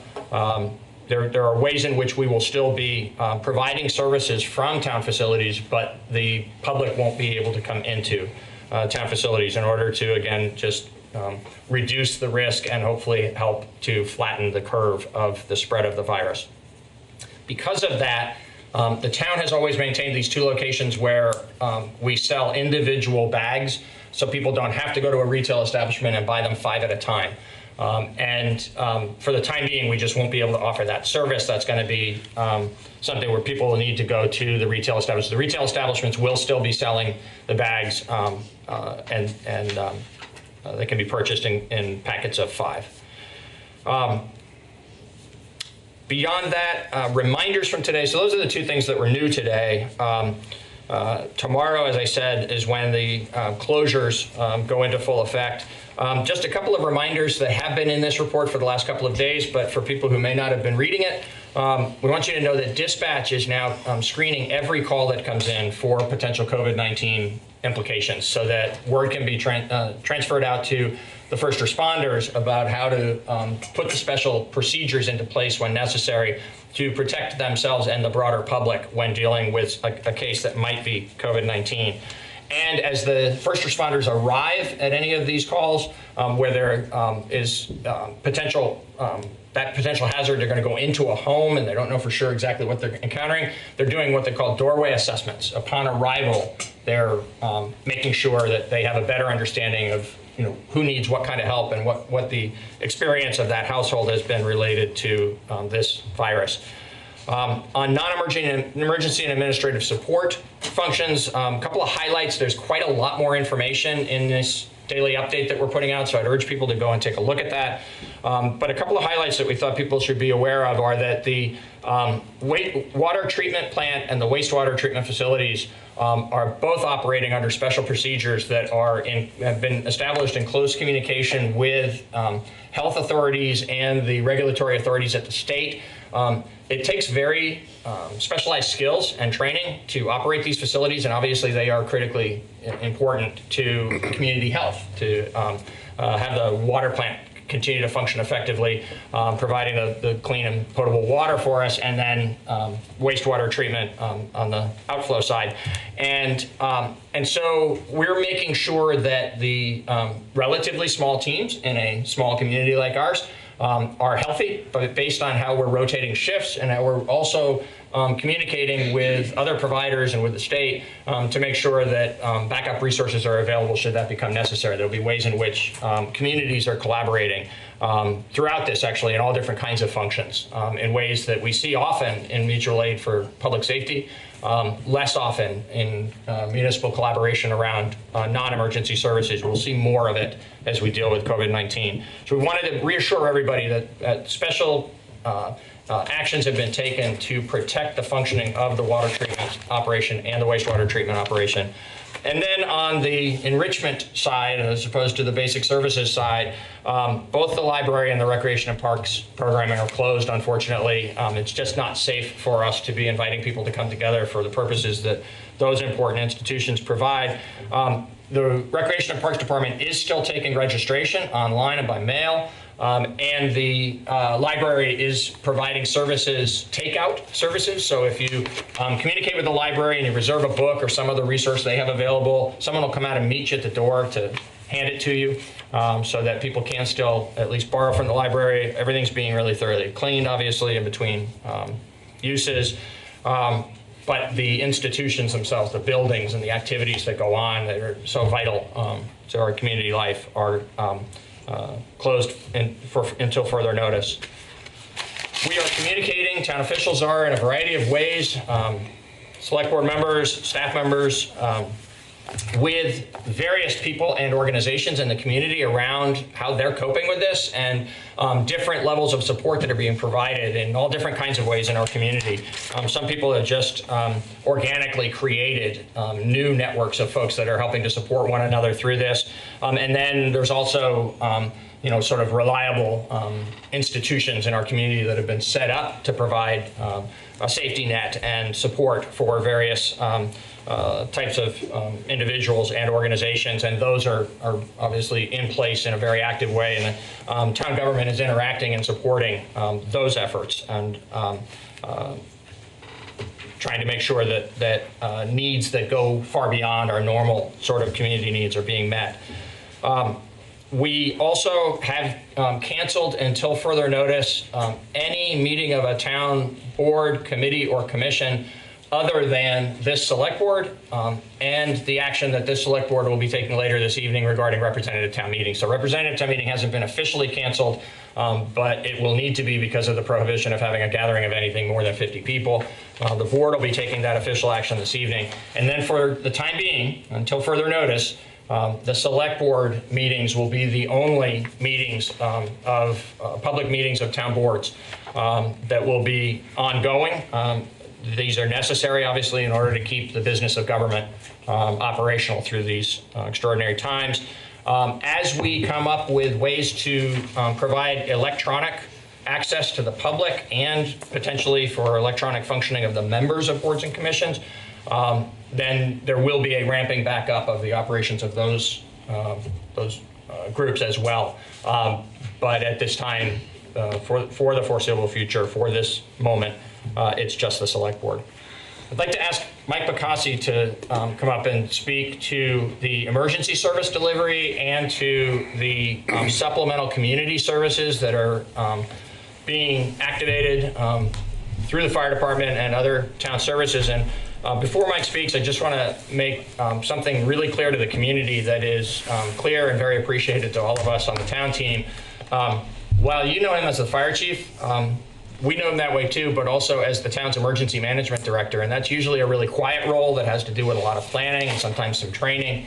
At this moment in time and extraordinary moments like this, we look to Mike for the leadership that he provides and is providing related to COVID-19 to make sure that in a broader than normal way, our emergency services are delivered to the community to meet the high demands of such extraordinary circumstances. So thank you, Mike, for the incredible job you're doing, and please inform us about what that entails on the emergency side.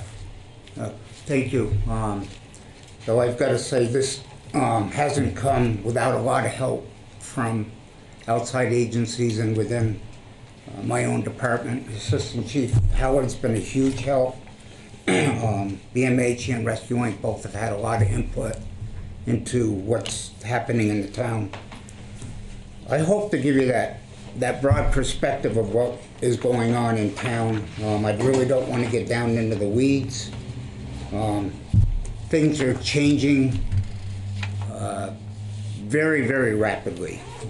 I sent the town manager our town situational report at about 2 o'clock, and at 3 o'clock the first update came out from the state, and things are different already. From 1 o'clock to 3 o'clock, things have changed a lot. On the local side, for the local update, I'm glad to say, and I think this is very important, that we have no known cases of COVID-19 in Brattleboro. Though we may not know about them if it happens, usually we pick up on it, but right now there's absolutely no sign that it's in town. As far as patients. Local EMS, we've responded to several cases that sounded good, if you will, sounded very close to the symptoms. They've all proved negative. A plan's being developed to get out to the elderly and to the medically compromised. These are the high-risk groups for this virus. Assistant Chief Howard is leading that program. He's developing a plan and an outreach to see what we can do to help them. A lot of them I'm sure we're gonna see down the road, they're afraid to go out, and we want to be there to help that group to get the needs that that they need, such as medicines, even groceries. If we need to figure out a way to get them food, we'll make it happen. There's a group that's being pulled together, led by Rihanna from Groundworks. It's being called the Homeless Response Team. Our first meeting was Monday. What's today? Yeah. Was yesterday, and it was like a week ago. Yeah. That's going to be it's going to be a grassroots group, I think, led by Rihanna and Groundworks. So far, I think that's been our speed bump in all of this, is that we're having some issues pulling the plans together for that. But we're starting to get some leads on how we can work through that, and I think that hopefully by this time tomorrow we'll have a better direction on where that's all going. Some of the municipal actions that I've kind of highlighted, being very cautious not to speak for all the other emergency departments, but yet to give a broad statement that there has been no interruption in emergency response in this town. We have taken steps to minimize exposure of our staffs to, if you will, to the public. We're trying to minimize the social gatherings, the social contact. Some of the things that we're doing to help as a reach out. As of this morning, it's all been confirmed. We're using both fire stations starting tomorrow as distribution points for the school lunch program. They're going to be set up. Lunches will be brought in and handed out from both fire stations by the school district with the help of staff. Captain Emery is doing the organizing with the school district on that program, and all three captains on the days they're on duty will oversee it. BCTV has graciously given us remote access to their software, and we are now putting informational messages and a scrolling banner on both of their channels to keep the public informed of information they may need to reach out to different agencies where they can get help, and obviously emergency messages that may come up.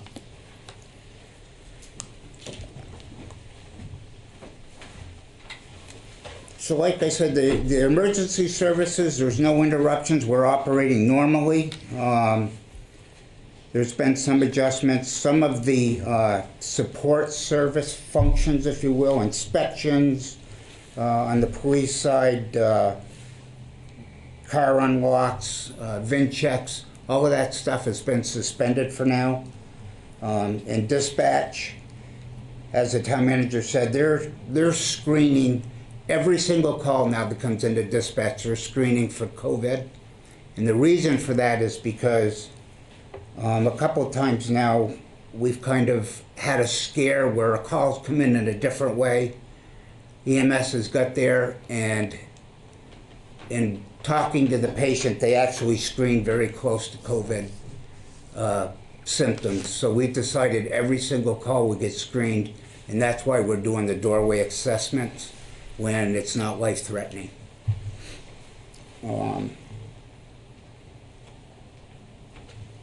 All of the essential services, if you will, either have or they're presently working on staffing plans for continuity of operations. So if a majority of our staff goes down, we have backup plans to keep all of those services not only staffed safely but operational. Brattleboro Memorial Hospital has taken several steps during this. They have now activated their ELC and put their incident command system in place.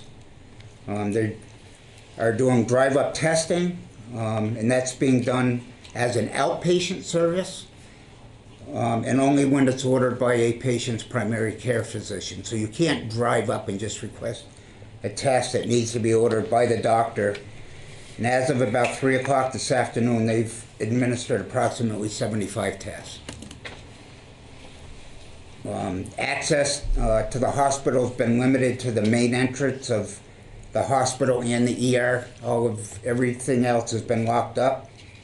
At the front ER entry, all people going into the ER are being screened. And if they screen positive for possible COVID, then they're sent back around to the outside of the building, to the emergency ambulance docks, where they've got the testing set up there before they're allowed into the hospital. And then there's a lot of other safety steps. One of the big things that I learned today, BMH now has an agreement with Grace Cottage to handle overflow. So if this really blows up in our faces, and I hope I can explain this right so it's not confusing. The simplest way to explain this is that BMH is going to keep all of the COVID patients here in Brattleboro. All of the inpatients, for whatever reason, are going to go to Grace Cottage. And the reason for that is because BMH has the abilities to draw negative pressure on 2 of their ER rooms, and then a good portion of the second floor can be pulled into negative pressure, which will contain the virus there. Rescue Inc. has taken a lot of the same steps we have. Their quarters is closed to the public. All of their on-site classes have been canceled. Obviously, they've implemented a lot of infection control measures. And like us, they're limiting the number of providers that are coming in contact with a patient that screens positive. Some of the numbers, I'm sure, do you have this update in front of you? I don't know if you had a chance to look at it. No, Peter says. As of 1 o'clock this afternoon, the count in Vermont has gone up to 10 cases that have tested positive. And at 1 o'clock, they had 4 non-residents that had tested positive. We're now up to 7 as of just before I came here. Some of those non-residents are being isolated in Vermont homes, and others have gone back to their main home.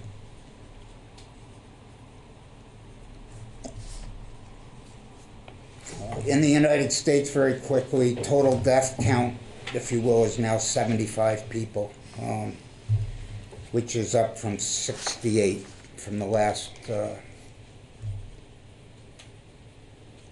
One of the things I would say we keep hitting a speed bump on, and we're working very hard on this one because it's going to take a little bit of planning, is the isolation, monitoring, and quarantine of the homeless if they get sick or are exposed to the virus.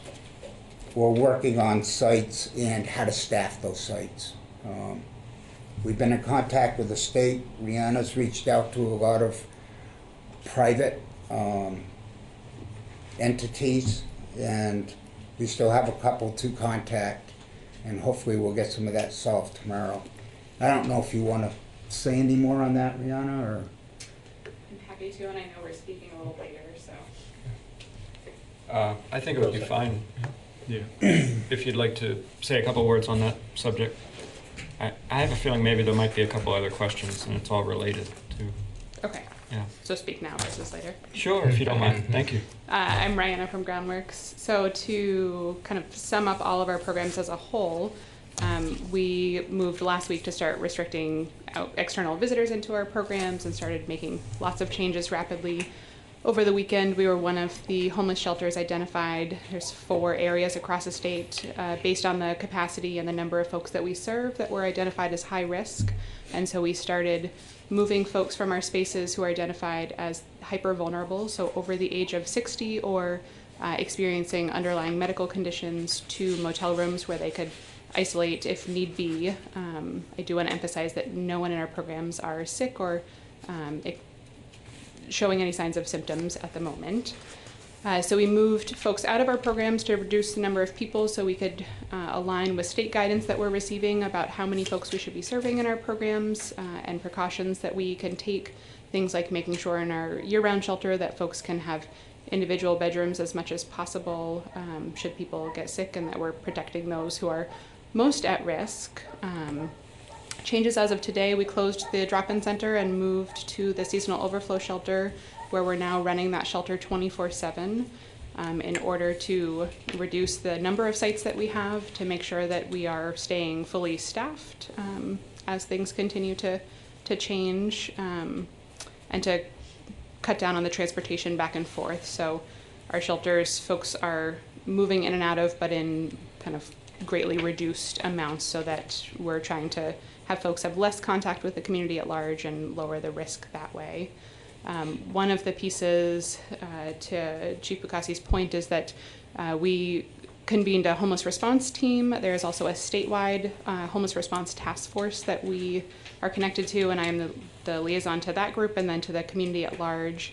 Out of that group, we have a number of committees, so working on general communications to try to streamline information and the delivery of that information to the community at large. A food committee working on food across the continuum from seniors down to kiddos. Our food shelf moved to a delivery-only model. beginning this week, and so we have volunteers that we screen who are now delivering food to folks to cut down on the travel of folks and make sure everyone has food. Other committees include working on a congregate site should people get sick, what that would look like, and we're working with state partners who've given guidance around that, and working to identify a site and to ensure that we have backup staffing for all of our shelters should things start to look more dire. So lots of precautionary measures to be as safe as possible while also still operating programs and caring for folks at the same time. I think those are all the main pieces I have. Thank you both. I actually had a question for, well, actually it could be either of you, because I think Liz and I were both lucky enough to be able to attend your first meeting, and thank you for facilitating that.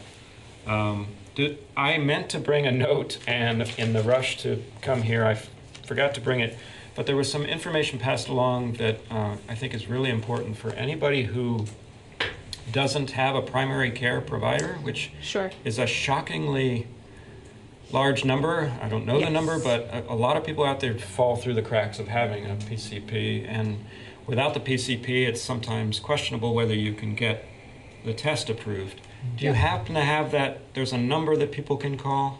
Yes, so there's a couple of pieces, which reminds me of the other piece. In terms of volunteer management, we're really working to streamline volunteers, not just related to folks who are struggling with homelessness, for the community at large. And so Jen Jacobs has a great survey with a team of folks that she's put together. We have a volunteer management committee, and we're really trying to direct people to that survey, both to express if they can volunteer and also for community members in need of support, regardless of what that support need is, to that one central place, and then working on how information is shared from there. Excuse me for interrupting you, but right there, while folks are paying attention to that point, I want to say that a link to that survey is in the information for individuals and families on the town's website. So if folks want to participate in that, either offering services or if folks need services, they can access that survey by going to the town site. Great. Thank you. Thank you. Another thing I wanted to add was that so many of the volunteers for Meals on Wheels and so forth are over 60 now.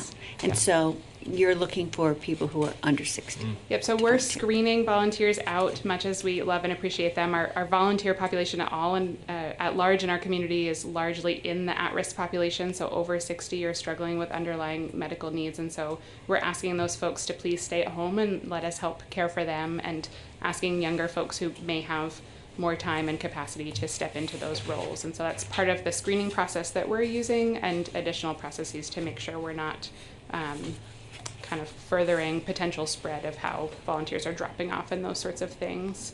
To Tim's point, the piece around medical care is that VMH offers access to their team of providers, so through all of their practices, through the centralized scheduling department. I could look up the direct number for that. But I have the number. Thank you. Oh, wonderful. It's 251-8777. Yes. So folks can call to access getting a primary care provider set up. Typically that comes with a pretty lengthy application. In the meantime, folks without a primary care provider can call, get connected to an acute care visit if needed, or get advice about what next steps they should take if they are exhibiting symptoms rather than showing up at the emergency department. And if folks are struggling with needing health insurance or getting connected to a PCP, connecting with us at Groundworks, we can help get them out to the right person or provide that support directly to folks. Thank you. And thank you for all your work on your end around this. It's been great. And also I wanted to say happy birthday, because I happen to know it's your birthday. Thank you. Strangest birthday of all time. Yeah. I'll look forward to celebrating next year. Well, we'll try to all celebrate with you when we're through this next year. Mike, do you have more to add? Thank you for that. That's the short story of a whole lot of information that is constantly changing. I'll go out on a limb here, and I'll say that I feel good about where we are right now as far as our planning in the town government and for the town itself. Department-wise, the only fear I have is protective equipment. But we haven't used a whole lot yet. I think we're going to, and there's truly a shortage out there. The state has requested surplus from the national stockpile, but I think that their priority is going to be for the hospitals, understandably. So we're just going to do our best, and we'll figure it out going along. Thank you. You're welcome. Yeah, it's always tough. We've been getting, the select board has been getting all of these pieces of information, and just to bring it all together and decide what's important, what's not important can be difficult. So thank you, Mike. A couple of things to finish up. I'll pass it back to you. Thank you. Yeah. So I just wanted to mention one quick thing that segues from the description about the supplemental community services that we've just been discussing, and then hit a couple of other very specific pieces of this that are of great concern to a lot of folks in the community, and I've had a lot of inquiries about. The one additional tidbit is one of the services that has changed but is still being provided is the senior meals. And so while the senior center has to be closed for obvious reasons, for the protection of the clients there, and because it's part of the town facilities that are closed overall, still the service is being provided both through takeout and some delivery of the meals. And today they had a total of over 125 meals. So the folks who are making that program happen are still making it happen in a way that's having a significant positive impact for some of the most highly at-risk people in our community. And then two additional things I wanted to address are the concerns about the devastating impact that this can have for businesses in our community and every community, and the question about electronic communication, specifically as it relates to the holding of public meetings. So I want to just let folks know where we are related to those two items. The business piece is daunting.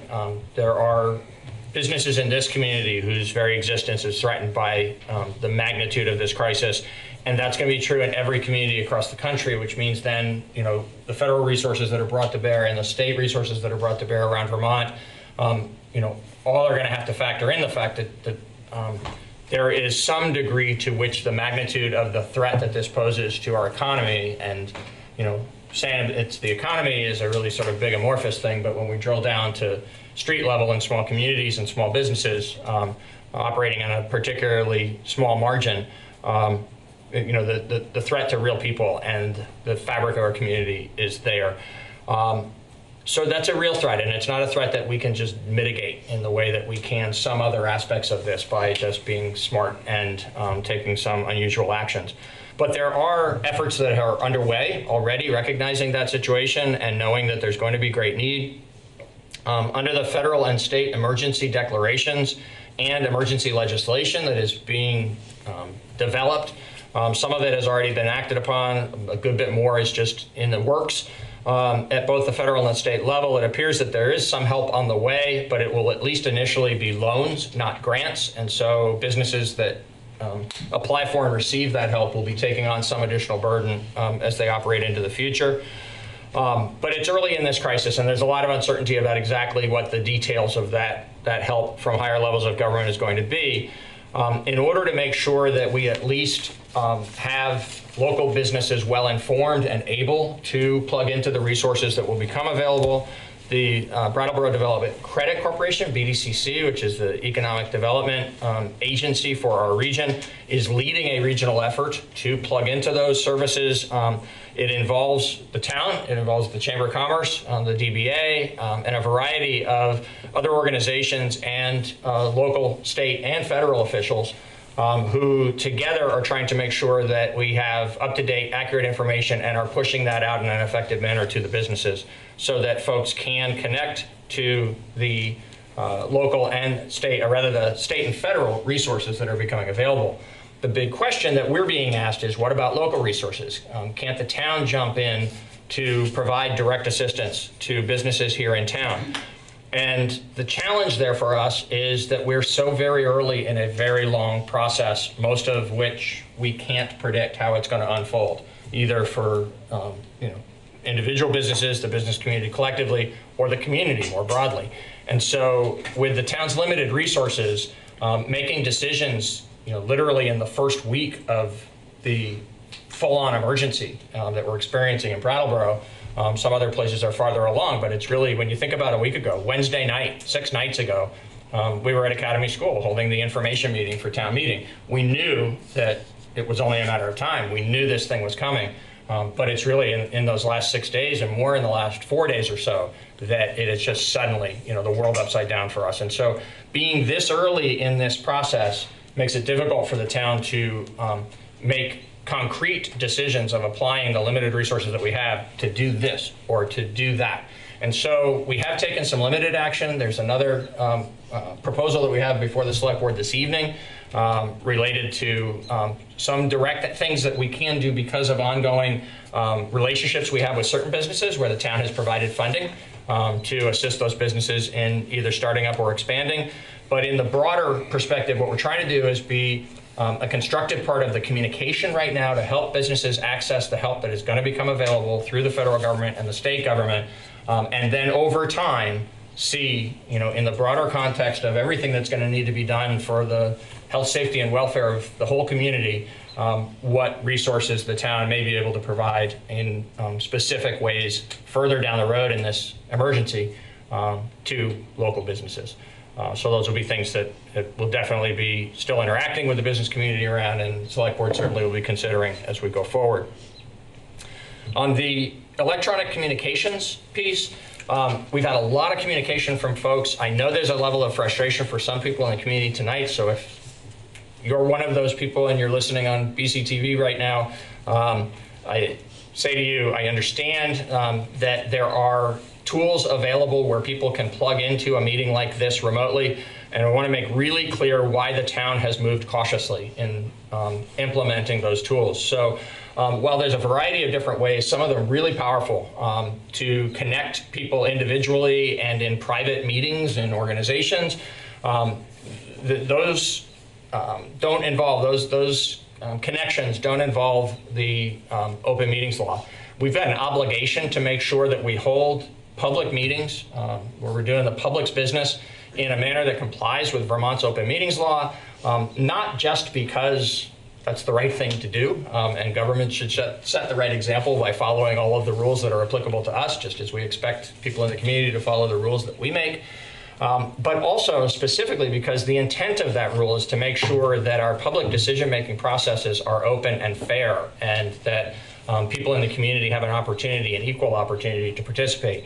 And our great concern is that for meetings of the magnitude that we hold with that special public obligation, we need to be sure that we can honor the letter of the law as it relates to the open meetings law. But we also need to be sure that the tool we use actually can allow for a manageable meeting, that the person who's in charge of calling on people can be calling on people in an orderly manner so that everyone has a fair opportunity to participate. And so that the decision makers actually all are equally participating, hearing everything that's being said, and in a position where their votes can be counted. So there may come a time as this evolves where even the decision-making participants of the meeting are remote. But as of right now, Vermont law requires that public meetings be held in a physical location. It does allow that those meetings in a physical location can allow people to connect in remotely. And we are actively researching the tools that are available to allow people to connect in remotely, so that by the time we actually commit to one, we have a very high level of confidence it won't lead to chaos, but rather will lead to orderly, constructive community participation in the meetings. So for tonight, we did this the old-fashioned way, and thank you to those of you who have come.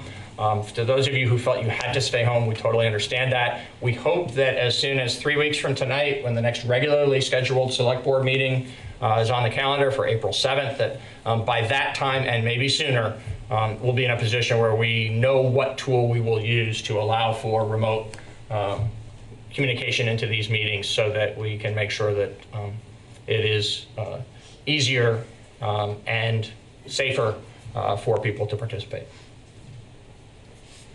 Thank you. Having said all of that, We have 3 actions that we are asking the select board to take tonight, and then a 4th that we want to make sure is understood to be available to the board. One of these will require action as water and sewer commissioners, so I'm going to speak to the first 2 and the catch-all item. And then when your water and sewer commissioners here in a few minutes, we can address the other recommendation. Staff is recommending the cancellation of the representative town meeting scheduled for Saturday, March 21st, because of the fact that it would violate, and aside from the fact that it's just, I think, common sense at this point, given the necessity of social distancing, it actually would violate the governor's order at this point that no public gatherings exceed a maximum of 50 people. So we'd ask that you take that official action. Our plan will be, if you do agree with this way of moving forward, we can't be sure that we would be able to hold a representative town meeting by May 9th, but obviously we will need to hold one as soon as we are able to hold one safely and in accordance with the emergency regulations. And so if the situation improves quickly enough that we're able to hold a representative town meeting on May 9th, we think you should. And the reason for that is beyond May 9th, there are technical details I don't think we need to go into tonight, but related to the town's own obligation under our charter and our statutory obligation, where there's timeframes after town meeting acts when certain things are appealable. And in order to now allow enough time for those other processes to play out if necessary, May 9th would be the last time we could hold a representative town meeting this year and still have those other processes be completed by the beginning of the new fiscal year on July 1st. So we can go deeper into those weeds when you're actually having to make a decision about warning the town meeting. What we want to do is just make sure that the community is aware. We're keenly looking at those deadlines and at holding the representative town meeting at the first opportunity. But for now, because we don't really know when that opportunity will be, we think you should just cancel Saturday's meeting. And we are hopeful that the circumstances will be appropriate, that we can bring you a warning for the April 7th meeting, which would give the proper more than 30 and less than 40 days notice for a May 9th representative town meeting. Did you want to go through these recommendations? Absolutely. Totally, because I would love to hit the pause button, just make sure that everybody here has a chance to ask any questions, make sure the fellow board members have That's a good point. So if you want to just outline for us, and then we'll just take it all as just a open question period. Sure.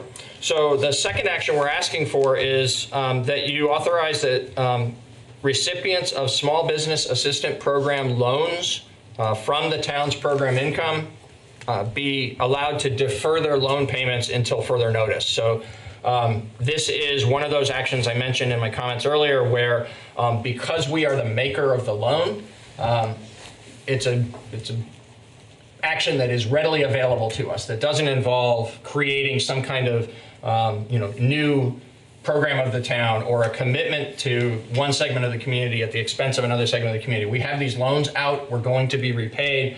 One of the ways in which we can actually increase the likelihood of being repaid is to help the businesses stay afloat, but more practically, because every business is going to be stressed by this, we think that this is low-hanging fruit and the appropriate thing for the town to do.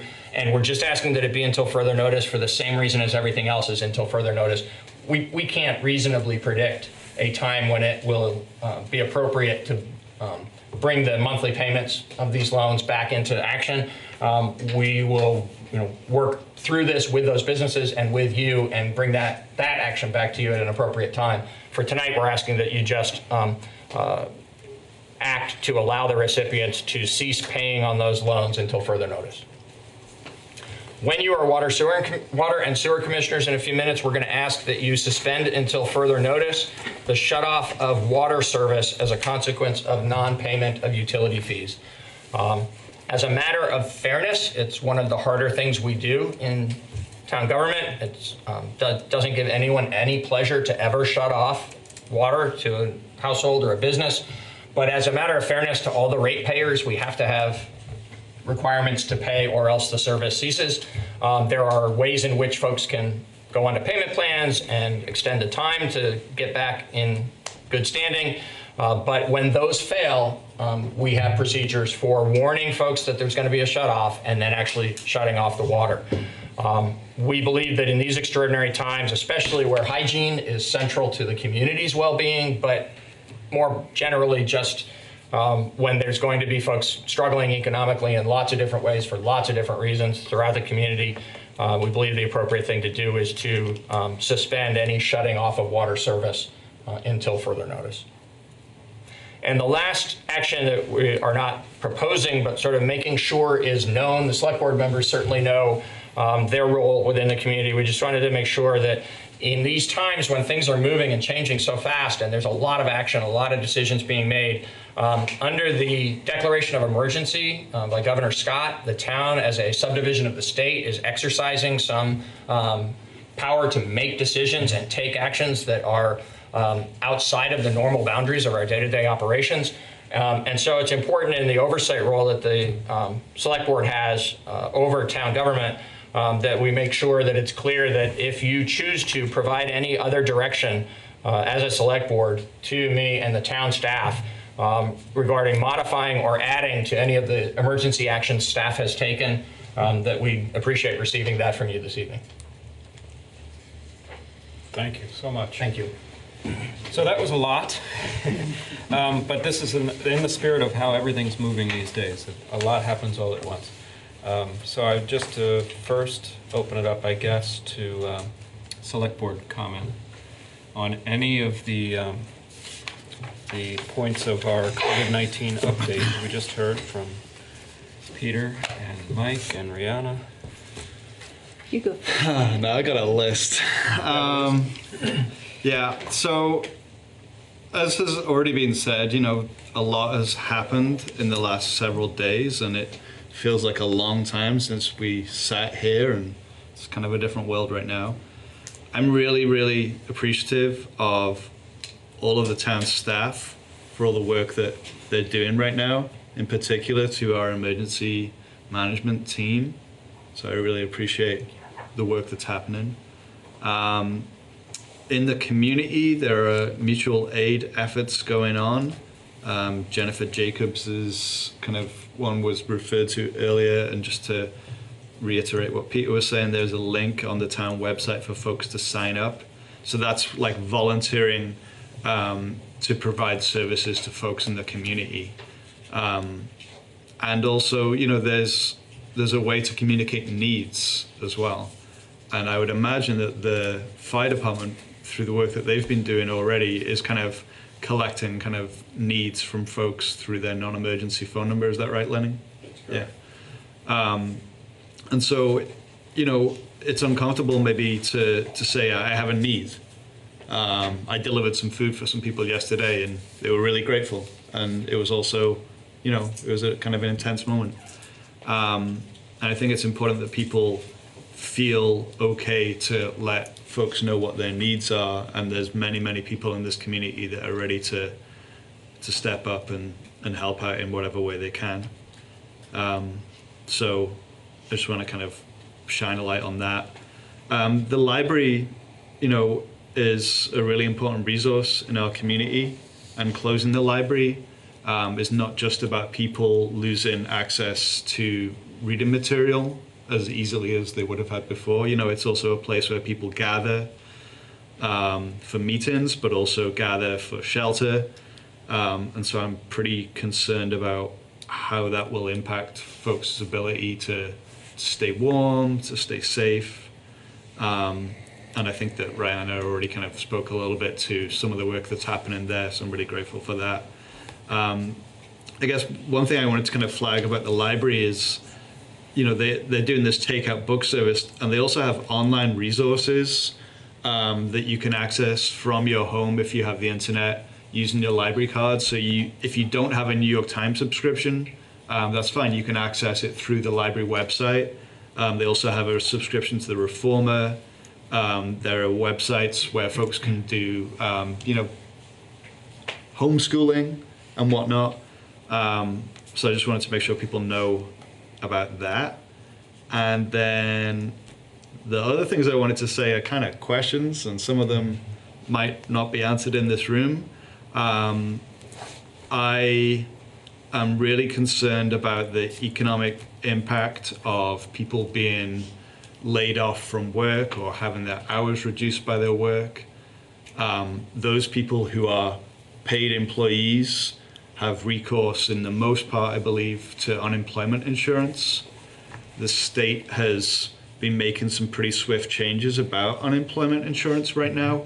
So you can call and you can get in the process of applying for unemployment insurance if that's something that is available to you. And folks should not feel shy about that. I'm pretty concerned about people who aren't eligible for unemployment insurance, but who are losing access to their livelihood. So people who own their own business.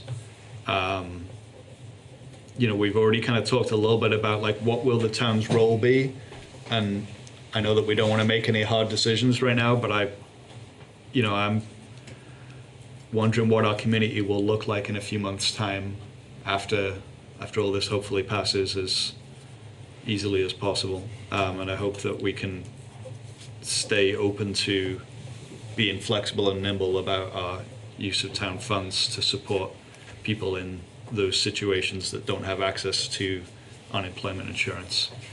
I want the BDCC to step up right now and support our local businesses in ways that go beyond just words. I want our state government to do the same thing. And obviously I want our federal government to do the same thing. I have a couple of concerns about vulnerable populations. So you mentioned already about the senior meals program, and I'm glad that that's continuing. I was concerned about that. I know that the fire department has been collecting information months back about folks that aren't able to leave their home as easily with mobility issues. And I hope that we'll continue to check in on those folks and make sure that they're getting what they need. And immunocompromised people in our community are obviously at great risk right now. I work next door to the AIDS Project, and I know that they're continuing to provide services. They also had a lot of people come into their office yesterday who really shouldn't have been coming there. That it would be safer for them to stay home. So I hope that as a community, we will support organizations that are providing meals to seniors, that are helping those with disabilities and those who are immunocompromised, to continue to deliver those services, and maybe to even increase those services at this time.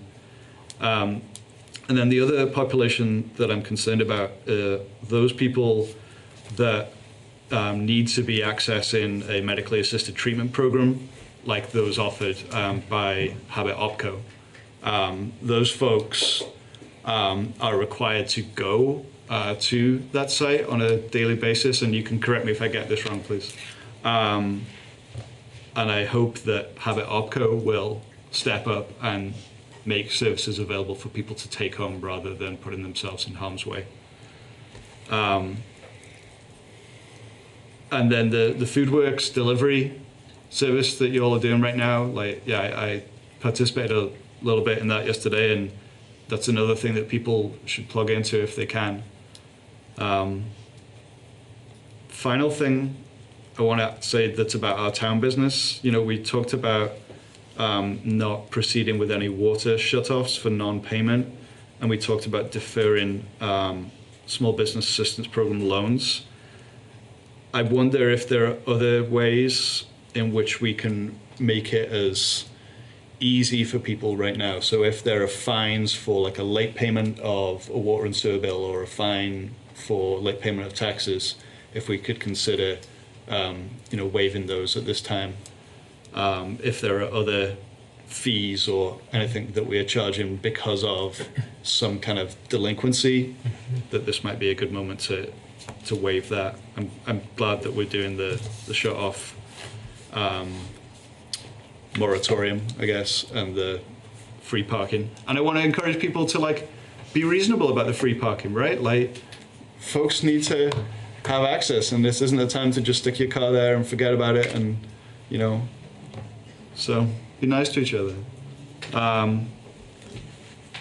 It's a crazy time right now, and I'm really hopeful that we will get through it unscathed as much as we can. You want to talk about evictions? Yeah, I'll talk about evictions. So I don't think that the town of Brattleboro has a role in pausing evictions. Bob, maybe you can speak to that. My understanding is that the state of New Hampshire passed an executive order yesterday that pauses all evictions in that state. And I would like to think that the state of Vermont can follow New Hampshire's lead in that regard.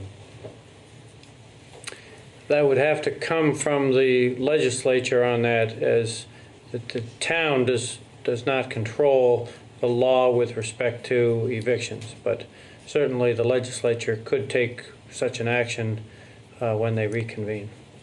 Okay. All right, said my piece. Okay. Well, I just want to say I'm grateful for all the work that's been done and all the information and everything from going to the website to calling your neighbor are all examples of community, and that's what we're here for, to care for each other. I'm in favor of all these motions, and thank you all very much. Is anyone out there in our physical audience at the time who would like to speak to any of these discussed motions and ideas and information? Kate?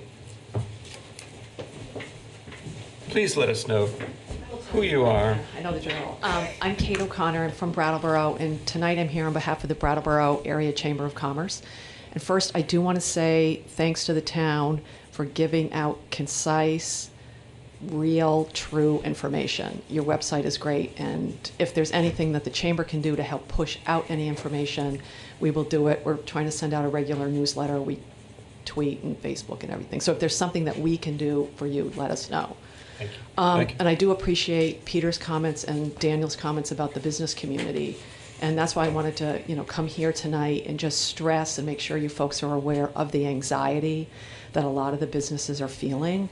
As we know, bars and restaurants are closed, and the people that worked at those bars and restaurants are no longer employed. There are also theaters and other performance venues that are closed, and the people that are there aren't taking in a paycheck in most cases.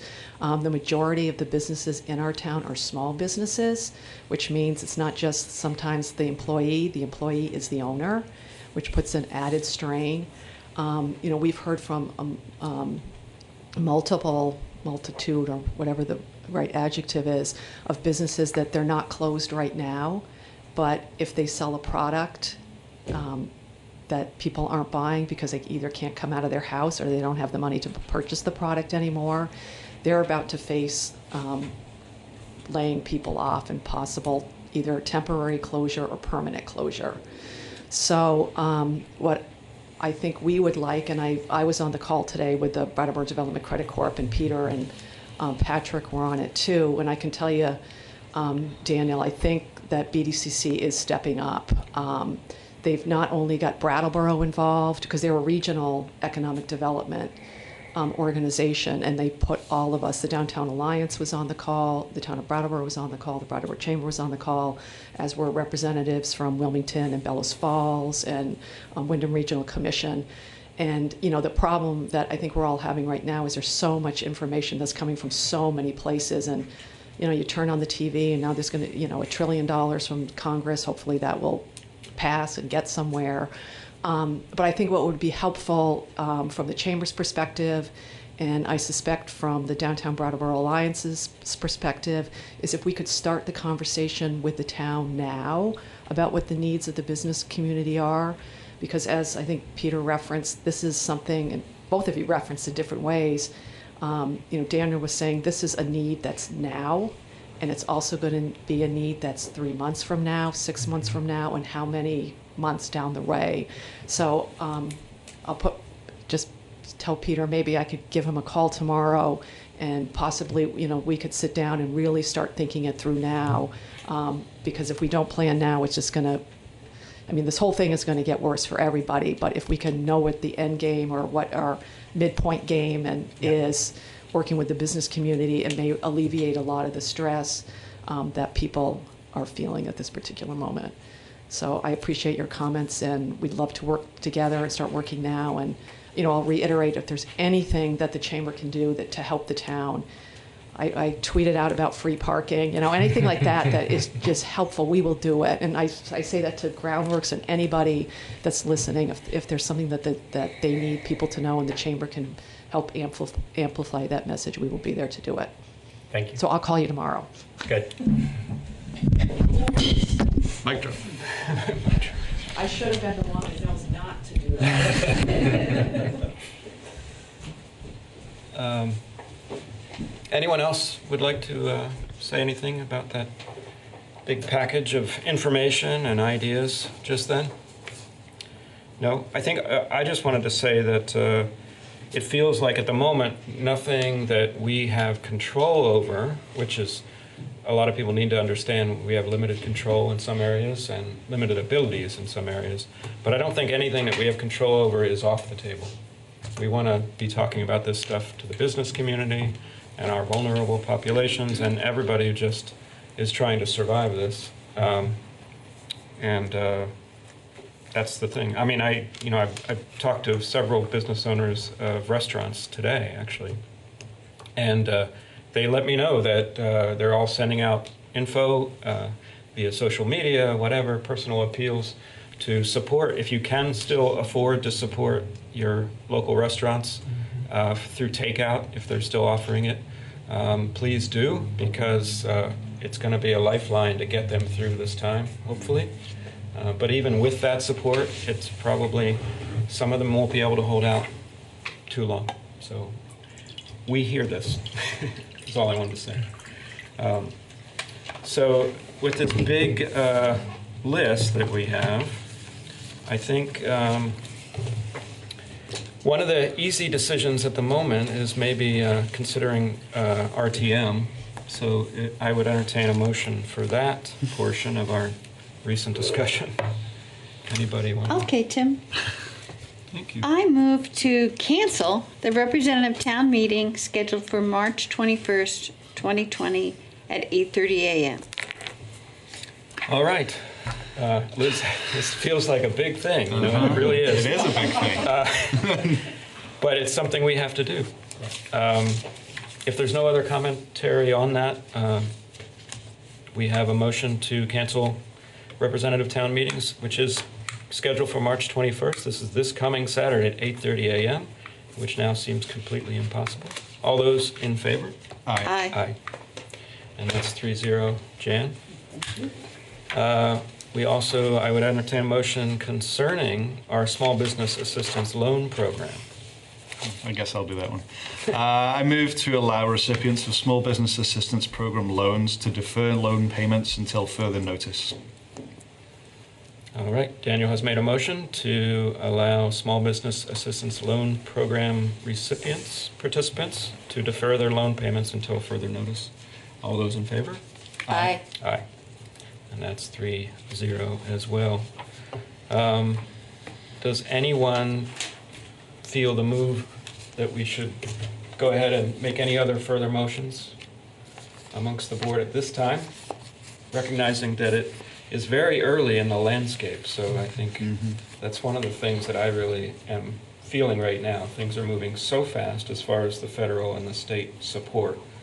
We're not sure what we would be supporting or not supporting, but I think very soon we'll have a clearer picture of that. So, great. So that sort of does it with this COVID-19 section. Thanks for your patience, those of you who are here for other items. And our next item, item B, has to be postponed because we don't have... I'm going to go back to... Yeah, we need to go back to water and sewer. Oh, I'm sorry. Yes, I'm leaping ahead. We're going back to water and sewer commissioners. So Do I have a motion to convene as Water and Sewer Commissioners? So moved. All those in favor? Aye. Aye, okay. We are now Water and Sewer Commissioners, and we have a couple of items that we need to consider. Yeah, I think if it's okay with the board, I'd like to see you take action on the suspension of the shutoffs because we've talked a lot about that already, and then we can move into the one item that had been agended for tonight. Water and Indeed. sewer. Indeed, and whose turn Shall is I it? make a motion? Certainly, thank you, Liz. I move to suspend until further notice the shut-off of water service as a consequence for non-payment of utility fees. Thank you. Liz has made a motion to suspend until further notice the shut-off of water service as a consequence for non-payment of utility fees. All those in favor? Aye. Aye. That's Thank you. 3-0. Thank you. So the item that had been agended for tonight is a routine purchase of an important piece of equipment that likely will cause a smile and maybe giggles. It's a sewer rotter. And a sewer rotter, as you might imagine by its name, is used to clear clogged sewer lines. We've all seen plumbers use those in our homes, I expect. I certainly have seen that in my home. But this is a sort of industrial-sized, industrial-strength sewer rotter that the utilities department uses when there are roots growing into sewer lines in town and other kinds of blockages. So the rotter that we had is worn out. We went out to bid to purchase a new one. And actually, I should correct that for the record. Rather than actually bidding it, we used a membership system that does collective bidding on behalf of lots of utilities that we belong to called Sourcewell. And using that Sourcewell membership for the procurement of this, we have identified the rotter that we need be provided by J.F. McDermott Corporation, and the cost would be $61,824.16. We recommend your approval. All right. And so we're a little bit over the budgeted purchase. $60,000 was budgeted, slightly over that. But we would still recommend $1,800 extra to buy the right piece of equipment that's needed. We recommend your approval. The fund has money to cover it. Comments, questions, anybody? Nope. I'll just note that it really isn't over budget because they had anticipated selling back their old equipment and it was apparently worthless. So that means there's like an old sewer rotter kicking around that you can take home. Or bring into the parade on July 4th. July 4th. Sure. Wonder option. We can How many only people hope. would be required to carry that? I think Strolling the Heifers, that's sooner. We could gift it. We could gift it. Okay. Yeah. Enough. Well, I guess I would take a motion if anyone is I'd love to make so a motion. moved. I am moving to approve the purchase of a sewer rotter in the amount of $61,824.16 from J.F. McDermott Corporation. Thank you, Daniel. You have moved to approve a purchase of a sewer rotter. All those in favor? Aye. Aye. That's 3-0. Great, thank you. Now I think I can say that item B on the agenda is going to be... Should we adjourn this? Oh gosh, Daniel, thank you. Jan was about to yell at me. May we adjourn? Please. I move that we adjourn as a water and sewer The 3 commissioners. really throws us off. And I'm sitting sorry. in a whole different wing over here. I know, she's on the wrong I side. don't have my buddy. Okay, all those in favor of adjourning as Water and Sewer Commissioners? Aye. Aye. All right, now we have shed that burden. And now, can I say that item B is going to be postponed for the amusement of our audience due to, just complications. Item C is something that many of us up here and many of us in our community are very excited about. I'm not going to tell you what it is because... See if you can guess by looking at who's coming to the table. Yes. All three of you could come up. So, good evening. Good evening. Trying to calibrate my excitement here. We need something exciting. Yeah, that's right, in light of all that's going on in the community. But this is a very exciting time for the department and the basic committee because we had a bid opening and we've been raising money for years and years and years and years. And the time has come where I think we can put the shovel in the ground upon your approval this evening. About 13 days ago, we had bid opening for the skate park project. We received 2 bids. One bid from Parker Construction of Hardwick, Vermont for $280,000 with deducts of $4,250. I'll go into what those deducts are in just a quick moment. And the second one was from Bernie LaRock and Sons of Guilford for $288,800 with deducts of $4,700. The deducts are something that we can do within the department. It's seeding and loaming and planting some trees around the parking areas and around the walkways, pathways that will be leading to the skate park. When we put this out to bid, as I mentioned there, with the low bid coming in at $280,000 minus those deducts. And then we got to add some few things in because as we sat before you a few months back, we were talking about ways that we can look at the RFP and recalibrate things so that it would fit into the money that we have raised. The basic committee, prior to probably an hour ago, had raised what's in your package this evening of $279,765. Since we were sitting here this evening, we raised another $2,000. So in the last 13 days, the basic committee has raised $9,400, which is about $200 shy of what is needed to meet the contract to Parker Construction. So what I'm asking you this evening is to, there's a lot of different numbers here, numbers of the deduct, but the bottom line, what we're asking you to do is to enter into a contract with Parker Construction. And on top of that, we are asking for the board to consider $10,000 to be used towards contingency up to $10,000 because this has taken all the money that's been raised, and nobody wants to go into a project not knowing what could happen. And we all know anything can happen at any time. So what I'm requesting of you this evening, as I said, is to enter into a contract with Parker Construction for $275,750. And we're also requesting authorization of the $10,000 to be expended from the capital fund balance if necessary. Thank you. Jeff, do you have anything to add? No, I'm just happy to be here. It's been a long road. We're happy you're here too. I'm very happy, and I know I really appreciate everybody sticking with it as their boys have become young men.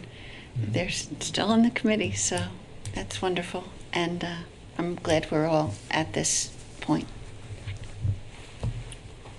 I don't know about this skate park. I don't know. It's great. I'm glad that I get to be on the board at this time, and maybe we can all get shovels and do that whole thing. Sure. Oh yeah. And Josh Steele, if you're watching, ye of little faith, you said it wasn't going to happen. I said it would happen, Josh. Now look. So let's go ahead and make that motion. You got a question? I do. I don't have any paperwork about it. We're supposed to sign something?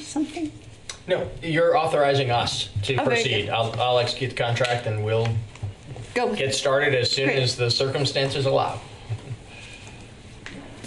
Yeah, well, it's amazing that we're here because a lot of us have had little parts to play along the years. And back when I first joined the board, we brought it up again. John Allen and I were talking about it a lot, and we committed some town money then.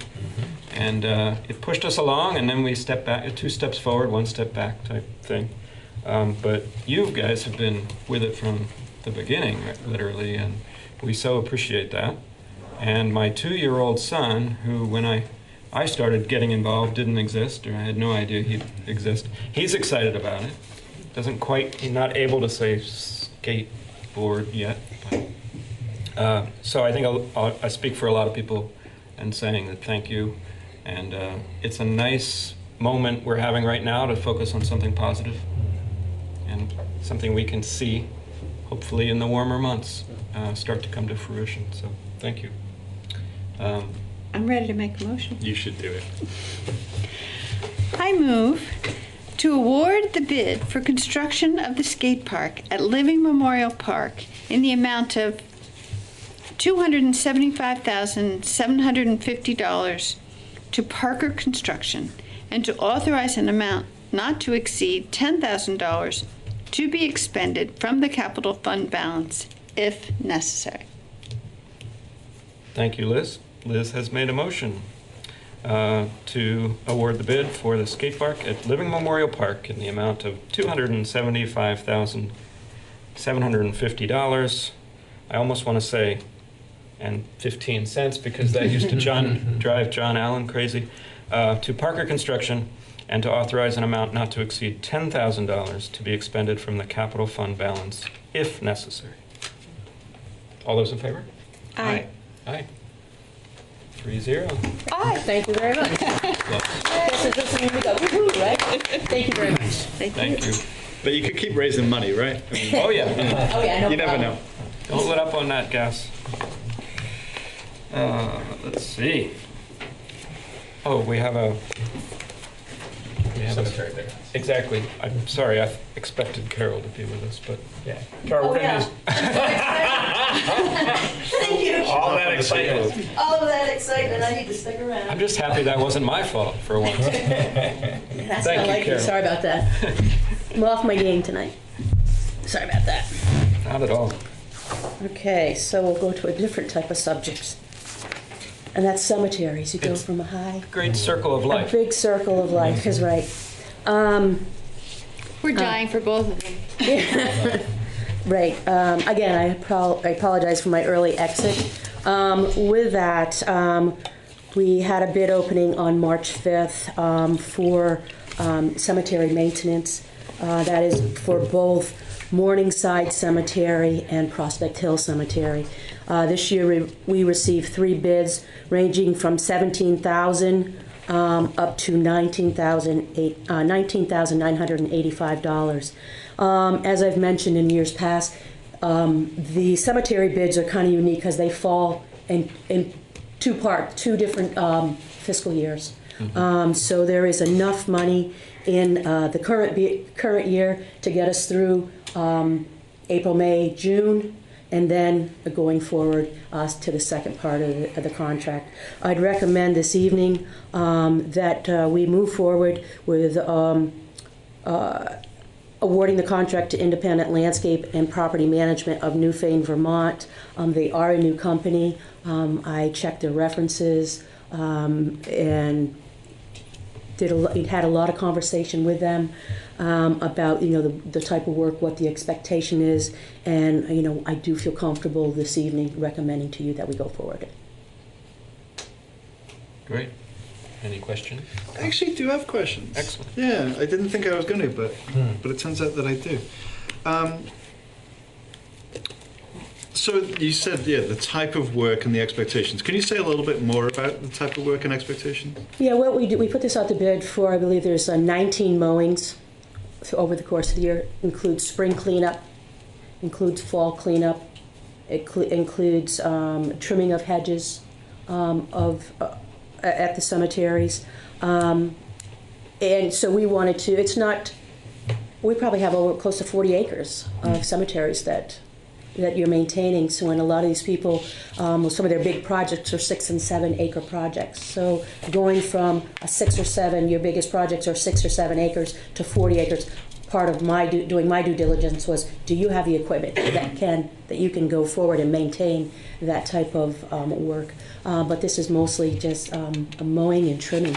Okay. And Prospect Hill is probably our most challenging cemetery because the equipment is getting bigger and bigger, and there's still just so much room to get between those headstones, which takes a lot of man hours to get that work done. So by the time you get to one end of the cemetery, it's time to start back over at the other side. I hope that answers your questions. If yeah, it does. Yeah, I have an additional one. It's kind of a sensitive question, and I'll just ask it. A community member said to me that they felt that they found a large number of needles in Morningside Cemetery. I wanted to know whether that was accurate, and if so, like what the trends are about that, and what some possible solutions are. That's true. We do have some encampments that take place throughout our cemeteries. We work with Groundworks from time to time to help us out managing that. And so we do that. We pick them. We do see them. We pick them up and try to make the area, because a lot of people use mostly Morningside, more so Morningside than Prospect Hill for a lot of exercise, walking the roadways and stuff. And we try to get down there as much as we can as Rec and Parks, but also that part of the contract when they are down there. And I was pretty upfront with them. I'm like, you are going to see this, and you will need to make sure that you're cleaning it up and training your staff and to do so safely under the guidelines of the Vermont Health Department.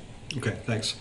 And I'm not saying that to necessarily point blame at any place. Like, I think that people in our communities use drugs, and some of those drugs require needles. And if we had safe places for people to do that, and a plan for like where to put that refuse, then maybe we'd handle it better. So, I'm not saying that's an action the board needs to take, but like, I've been spending a lot of time these last few days reading Johann Hari's book, Chasing the Scream, which is about the history of the drug war, and it's a good municipal read. Would recommend. Okay. But this bid sounds pretty good to me. It's a tough transition. Yeah. What can you think? So, how good does it sound to you? It sounds like I would like to make a motion about it. That was my need. So I move to award the bid for seasonal maintenance of Prospect Hill Cemetery and Morningside Cemetery to Independent Landscape and Property Management in the amount of $17,000. Thank you, Daniel, for making a motion to award the bid for maintenance of Prospect Hill Cemetery and Morningside Cemetery to Independent Landscape and Property Management in the exact amount of $17,000. All those in favor? Aye. Aye. 3-0. Thank you, Jan. And thank you, Carol. Okay, take two. Thank you. Now, since we don't have Steve, I believe I'm going to pass it over to Peter for our next agenda item. Yes. So this one is follow along to something you did really very recently. I think it was the end of January 28th. You authorized that we move forward in partnership with VTrans for the construction of a sidewalk and the modification of the intersection. So the sidewalk will run along the eastern side of Route 142 from the new Hinsdale Bridge, once it's constructed, down the slope there to the intersection with Royal Road, which is the access into Morningside Commons neighborhood. And then this project also involves the modification of that intersection so that the signal will allow, there'll be crosswalks added, or a crosswalk added, and the signal will allow for safe pedestrian crossing of the street. So we've been through the purpose of the project and some of the history of why it's been a tough project to get. defined and priced well enough for us to be able to move forward with, but yet earlier this winter we were able to arrive at a way for the town to be able to afford its share of this. When we talked back in January about the fact that our share would be $70,000 out of a total project cost of about $535,000. So the lion's share of this is being paid by the state using federal highway funds. That makes the federal highway fund usage makes the process that's followed to complete the project a bit more cumbersome than it otherwise would be. There's steps that have to be taken and well documented in order to keep the state in good standing with the feds so that the money keeps coming into Vermont to fund these kinds of projects. We knew that also heading into this, but some of the details weren't known when we first approached you about this. So the memo that I've provided to you dated March 11th provides a little bit more detail about that, about how we're going to share the responsibilities with VTrans. It does not change in any way the financial split. We're still looking at approximately $70,000 as a town cost. We will be providing, we told you back in January, in-kind labor as a contribution to the project. We now have a much better handle on what that in-kind labor is, and I want to be clear that it's substantial. Dan Tyler, who is our superintendent of utilities and highway, will be the project manager for this and is familiar with the requirements, and he, along with others of us on the town staff, will make sure that we dot all the I's and cross all the T's. We think that the substantial investment of in-kind services is well worth it to be able to accomplish this improvement for just $70,000, money which is available for this project in the capital fund. And so we're asking you tonight to authorize me to sign on behalf of the town the project agreement that will, the grant agreement that will be the official kickoff of the partnership with the state. I just had a question. So Mr. Tyler's services are in addition to the $70,000? That is correct.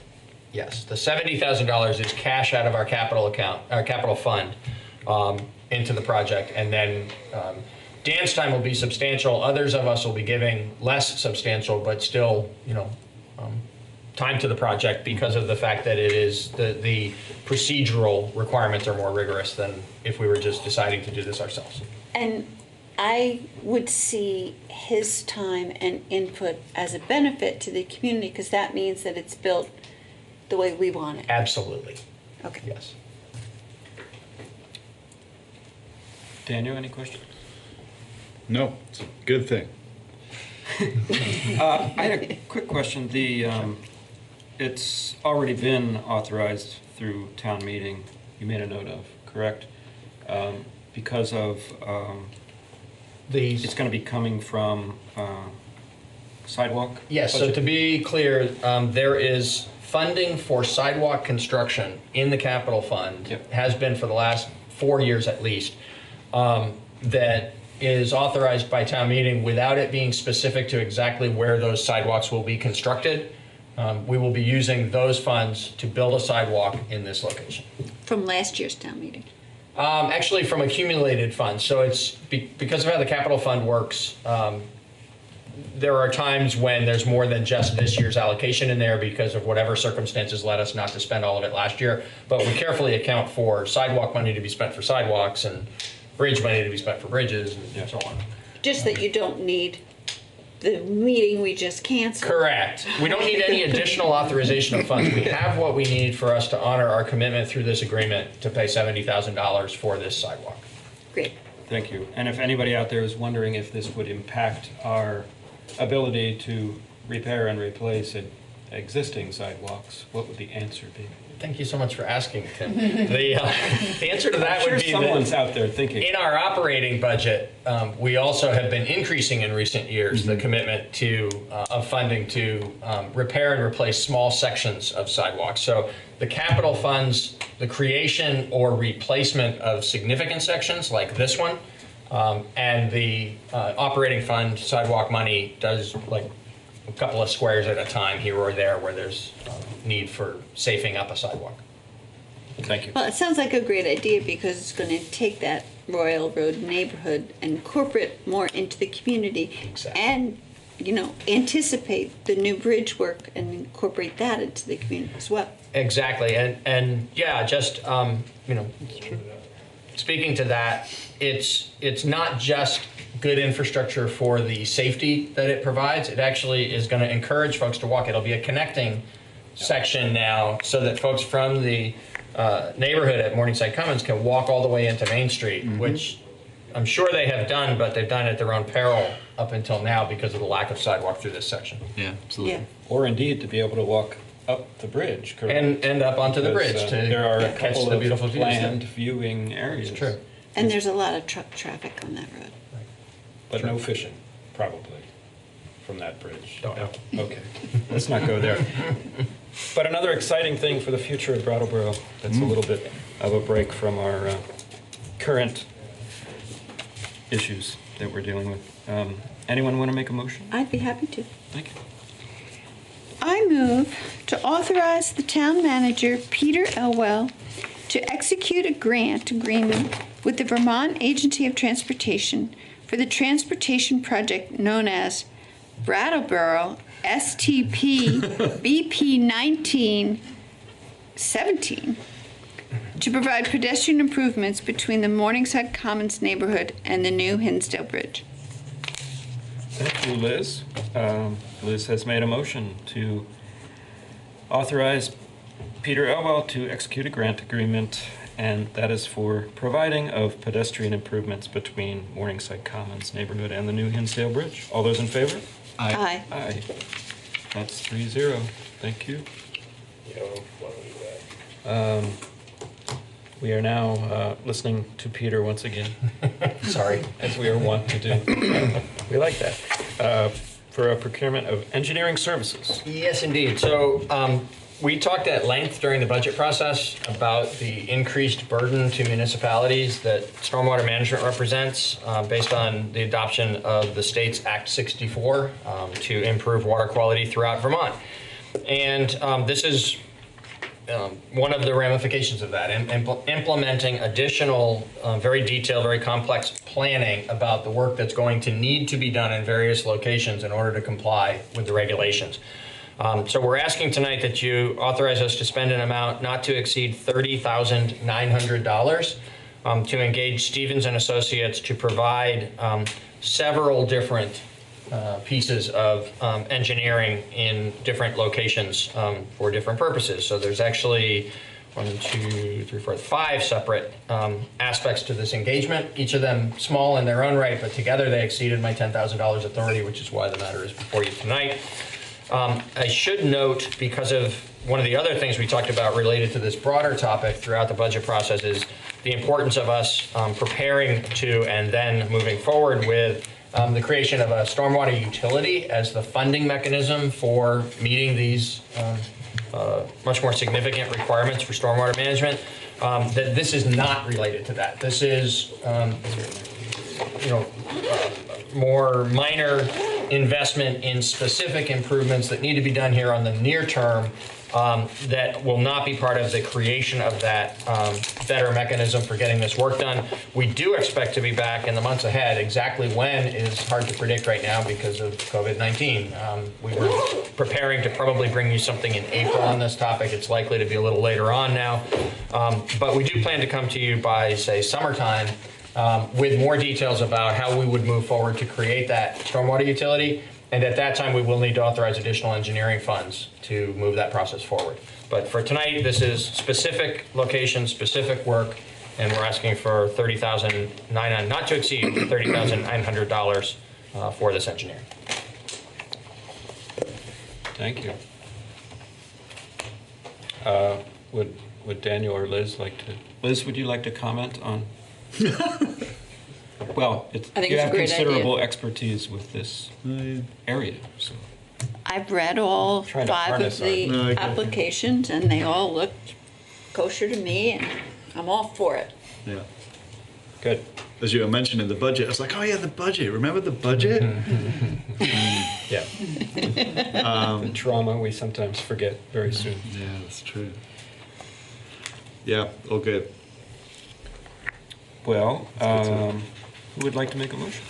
I suppose I would. I move to approve proposals from Stevens and Associates for stormwater related services for a fee not to exceed $30,900. hard to say. Yeah.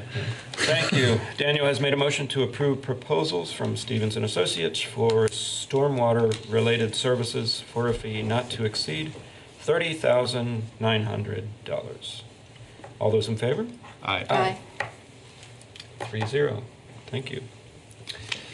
And we have not finally, but we do have a financial report to squeeze in. We do.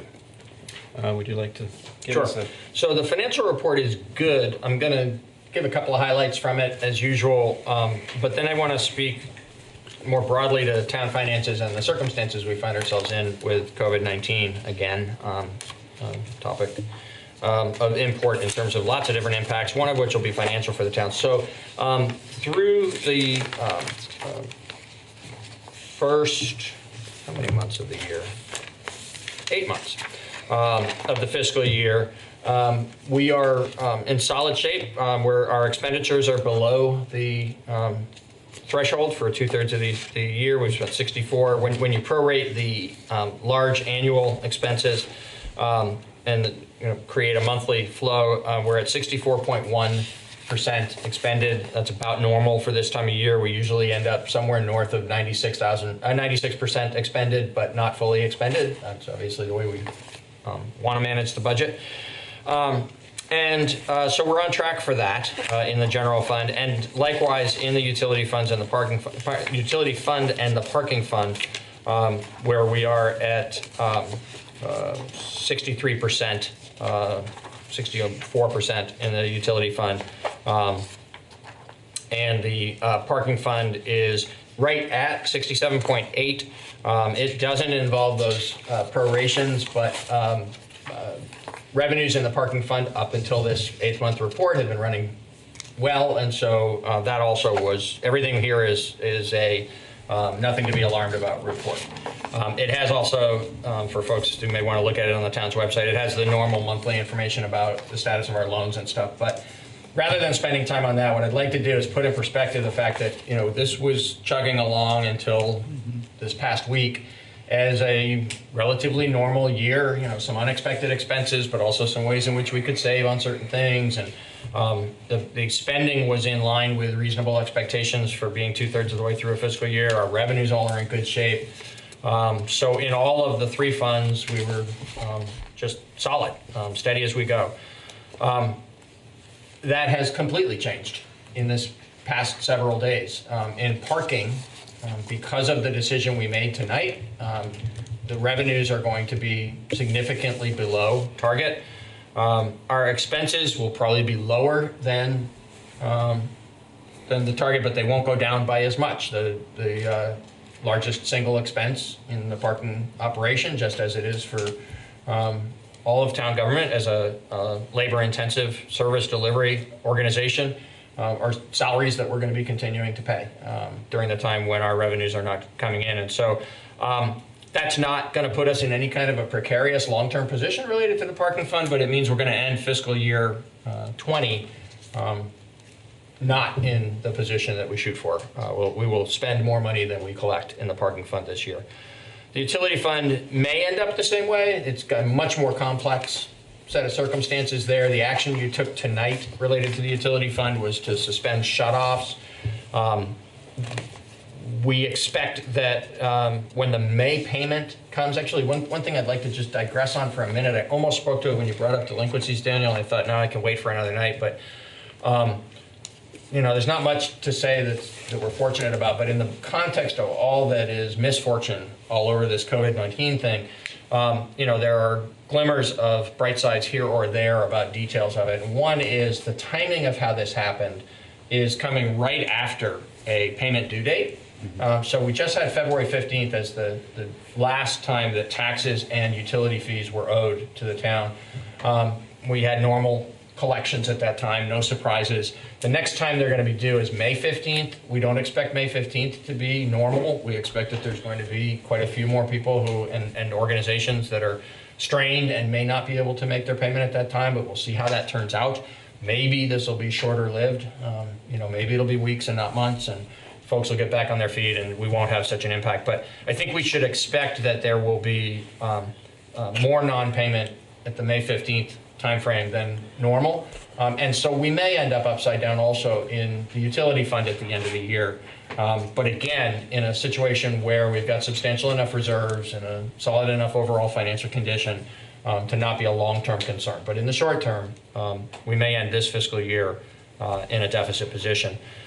In the general fund, the same thing might happen, but we will be carefully and separately accounting for the emergency-related expenses. So in order to make sure that our documentation is really clear for the federal authorities who may be coming to audit our books in order to make refunds available through FEMA processes or other government processes where we might be eligible to receive reimbursement for some of the extraordinary expenses we're going to incur.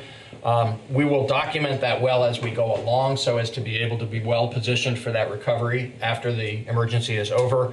That will all get reconciled in a way where it will be a general fund burden in the end. There's no other funding source for those expenses other than the grants that we might receive and we might not. And so there's just a lot we don't know about that at this point. We'll keep you well informed as it unfolds. But again, all of that is, the unfortunate but necessary word of warning that while, when this was prepared on March 4th, we were in a normal, solid position. We now have a lot that's unknown, and the likelihood that some of our financial operating condition at the end of this fiscal year will be in deficit. Overall, for the long term, we're in still a very solid financial condition. So as the state and federal government do whatever they're going to do, yes, does municipality have people to help us decipher what aid might be coming to us? Is the Vermont League of Cities and Towns a group that would help us make sure that we're getting what we're entitled to? And sure. So yes, they will do that. We also, as you know, we're in between finance directors right now, but we have the interim finance director is somebody who actually has audited Vermont books, municipal books. And so she's a person who will be familiar with how, whether it's Irene related or some of the more minor emergencies that have happened, it's not uncommon that on small scale emergencies that are not affecting our whole society like this, that there are, virtually every year, some municipalities that are affected by some smaller scale disasters. And if there's enough impact to those areas from those storms usually or other incidents, then a presidential declaration will make them eligible to receive reimbursement for some of the expenses incurred. And so that's a process we're all pretty familiar with. Fortunately, we don't have to go through it every year. But those of us who've been in municipal government for a while know how those processes work. And to the degree that there are sort of arcane accounting details related to that, we'll have Lori to provide the guidance to the town about how to make sure we first document the information correctly. And then by the time we're applying for reimbursement on any of this, we'll have a new finance director on board. Super. Thank you. Something you mentioned reminded me of a question I forgot to ask a little earlier, so I'd like to just ask that. Mm-hmm. The employees of the parking, yes. What will they be doing? So there will be, to some degree, some repurposing, and this is not just in parking, it's kind of spotlight on parking because of the fact that we're going to stop issuing tickets. It's a small, that particular group is a small group. There are larger groups of employees in some other town departments that will actually be, for a while, not needing to do their normal function. And they will either do sort of special project things that we don't normally have time for that are going to be valuable to the department and to the town more broadly over the longer haul, and or be repurposed to assist with some of the community work that we're doing to, food delivery or other kinds of support for what we ourselves in town government are doing and what others in the community are doing to just keep things happening, to keep people who have needs supported in the community. So there will be a variety of different ways in which that happens. There will be some days when neither one of those things is necessary, and there'll be employees who are sent home for their own safety and for the safety of others in terms of social distancing, and will be paid for that because we're sending them home. but there will be as little of that as possible in order to make sure that either through regular town operations or through the extraordinary needs that we're facing right now, folks are part of delivering the service to the community. Great. Yeah, I mean, of course, that's the answer we wanted to hear, because Daniel laid out a very good list of all the community efforts happening, and Right. If we can plug safely into some of those. Absolutely. Yep. That's what we should do. Thank you. Well, thank you for that report. Do we Anyone need else? to Anyone? have a break for the...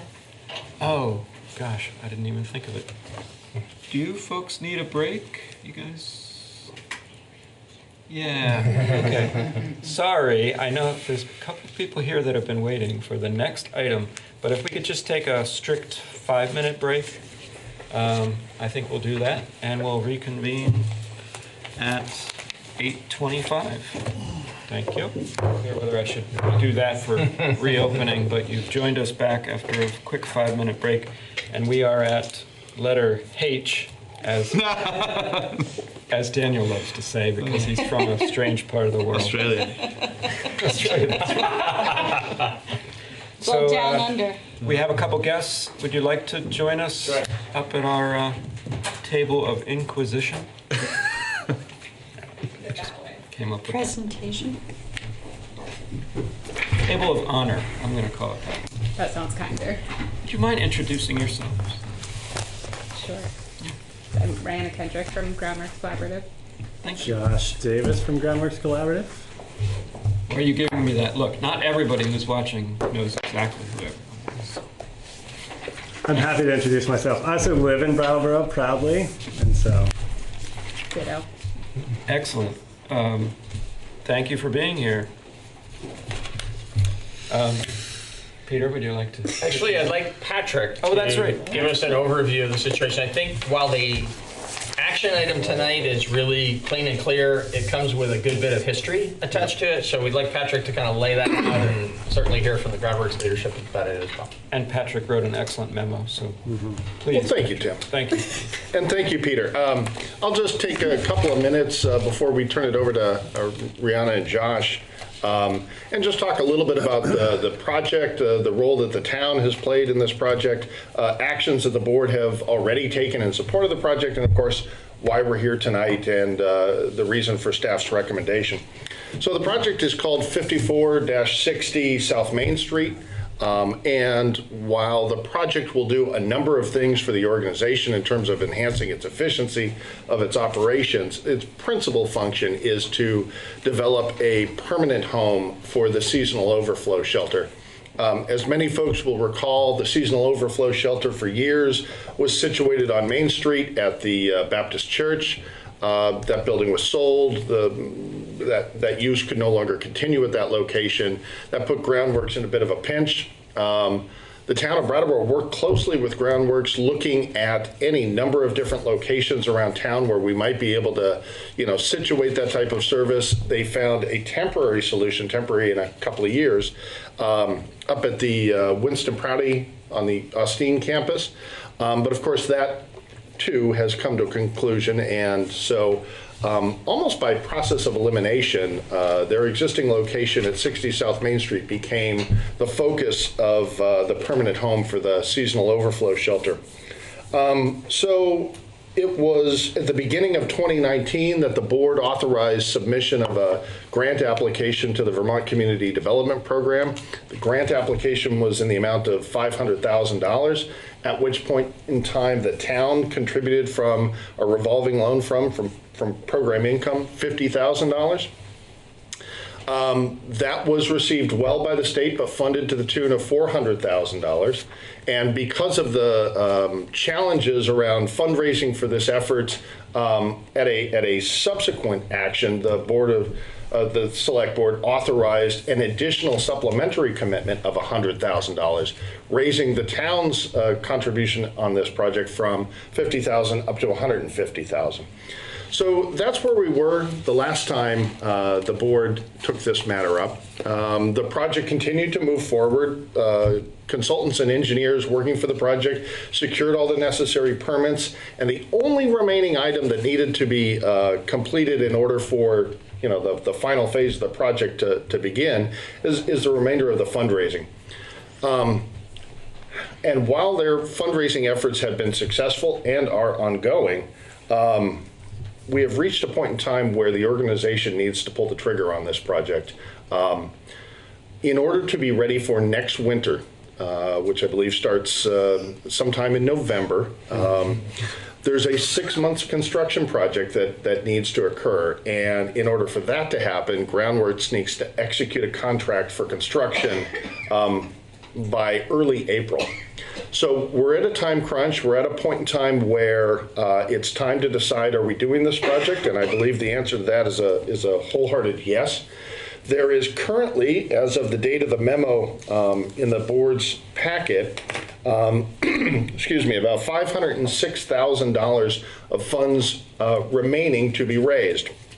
And we've been working with Groundworks and some of the other project partners to try and go back to each funding source and see if perhaps there's a little bit more that could be had. The town submitted on their behalf a enhancement request to the Vermont Community Development for an additional $100,000. I believe that's likely to be funded, especially if tonight's action moves forward. The USDA and the incentives to be provided by Green Mountain Power are, we believe, all but certain. There are other funding sources that the organization is looking at, some opportunity zone tax credits, and then actually as a worst case scenario, there is borrowing against assets of the organization. And we think with this combination of final pieces of this $3.1 million project, after your action and after the action that will be done up at the state in consideration of the enhancement request, we think that positions Groundworks to be able to execute this contract in order to be ready for next season. Does that seem about right? Yeah, that's fantastic. I would just update one thing. Since we submitted this memo to you, we've raised an additional $28,000. So that brings the bottom line to the gap to $478,000. And so, like Patrick said, we've been continuing to fundraise, but really thorough overview both of the history and our current status and the urgency that we have to start this project just as soon as we can in April so that we can be into our new space in November. The schedule is extremely tight. Do you want to give us just a very quick overview of what the new facility will look like and the services it'll provide? Sure. It will really bring all of the vast majority of our services under one roof. So we'll have a expanded, adequately sized day shelter. And in that program, we'll have a kitchen so that folks can cook meals. We'll have a pantry that will be stocked. We'll have multiple bathrooms with showers. We'll have office space. We'll have meeting space in the new building. Also upstairs, there'll be a second floor where we'll have our administrative offices.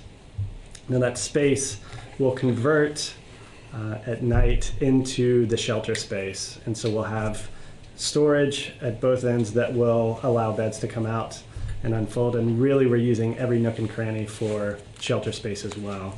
Also be a mezzanine in the main area that'll be open, that'll have 4 bunk beds that will be available anytime. Those won't break down and set up again, and so if folks need to sleep during the day, they can access those. 60 South Main, circa 1780s building, will be updated for our HealthWorks team to do their work out of there, and that's our embedded provider from the Brattleboro Retreat, our RN from Brattleboro Memorial Hospital, and our HCRS provider will be working out of there along with our case management team and representative payee program. Great.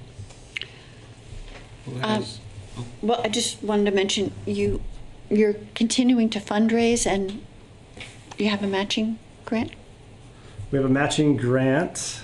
We do, from the Vermont Country Store. Thank you, Vermont Country Store. Yeah.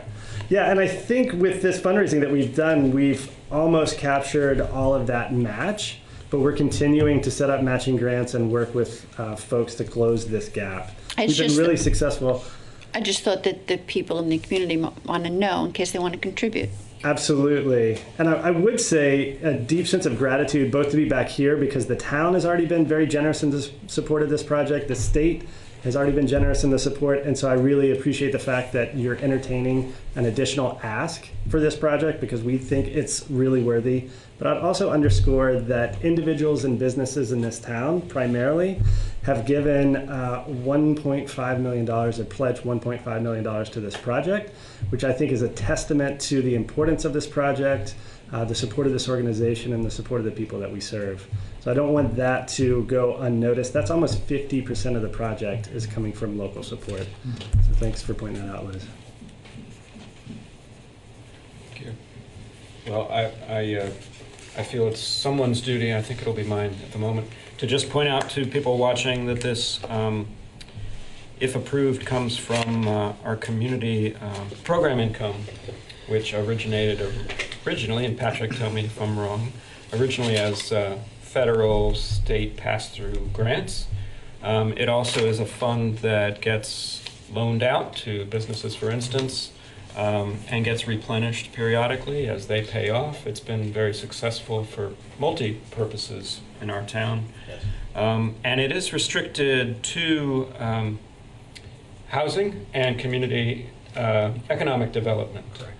And certainly what you guys provide helps, really you could argue, in both those arenas, but certainly in housing, which is a critical need that we have right now. Especially given recent events, we have all kinds of housing on top of our minds. And people need a home to go home to and sometimes to isolate in. And that's one of the problems we're addressing with COVID-19 right now. Just wanted to throw that out there, that this is not general fund money that we're considering. Meaning that it's not from the taxpayers. Correct. Thank you for that clarification. Do you anticipate any expansion of services or any changes in that regard coming up? You want to comment on that at all? Expansion of services with the new project? Well, expansion of capability of expanding services. I think an efficiency that we have, and also, being under one roof is going to dramatically change our programs. Right now, we are pieced out across the community, and so being able to do what we do under one roof is not only going to have great outcomes for the people that we serve, but also the people that work at the organization. In terms of expanding services, that's the question. Yes, absolutely. Talking about having a shelter, we're getting into the spring. Now is the time that we start to close down our seasonal overflow shelter. And for years, we've talked about the hardship that comes with that, the fact that we pass out tents, and that tenting is part of our emergency housing system. And so with this building, we'll be able to go back in our strategic plan. When we started the groundworks, we put in that strategic plan to have a year-round shelter. And so it's been a question of location and then also a question of resources. And with this, we answer the question of location because this will be our building. We won't be renting from anyone. It'll be a secure building for us to provide our services for years on end. However, it'll be a question of the resources that will be needed to operate this program year-round. Given our current capabilities and support that we're seeing from the community for the work that we do, I foresee in the very near future that that is something that we would be able to provide the community as year-round services. Great. I think that's great news because year-round services is not only something that we all want to see, it's absolutely necessary. Absolutely. For our clients. I just have a completely different question, more about COVID-19. The state sends warming funds, and they're about to end. Will that be extended because of the virus? Yep, the state task force is looking at the capacity of all warming shelters to extend their services. So last days have all blended together at this point. Friday evening, they surveyed every warming shelter in the state to determine a wide variety of things, and that was one of the questions they looked at is, do we have the capacity to continue to stay open for longer? And we certainly do, and are working closely with our partners at Winston Prouty, where we're not the only tenant at that space, and so far have received significant support not only from them but from all of the tenants on the Winston Prouty campus. So I anticipate it's highly likely that that's something that we'll be doing this year. I think one of the few positive things that could come out of the virus is that the community's understanding of the need for your work.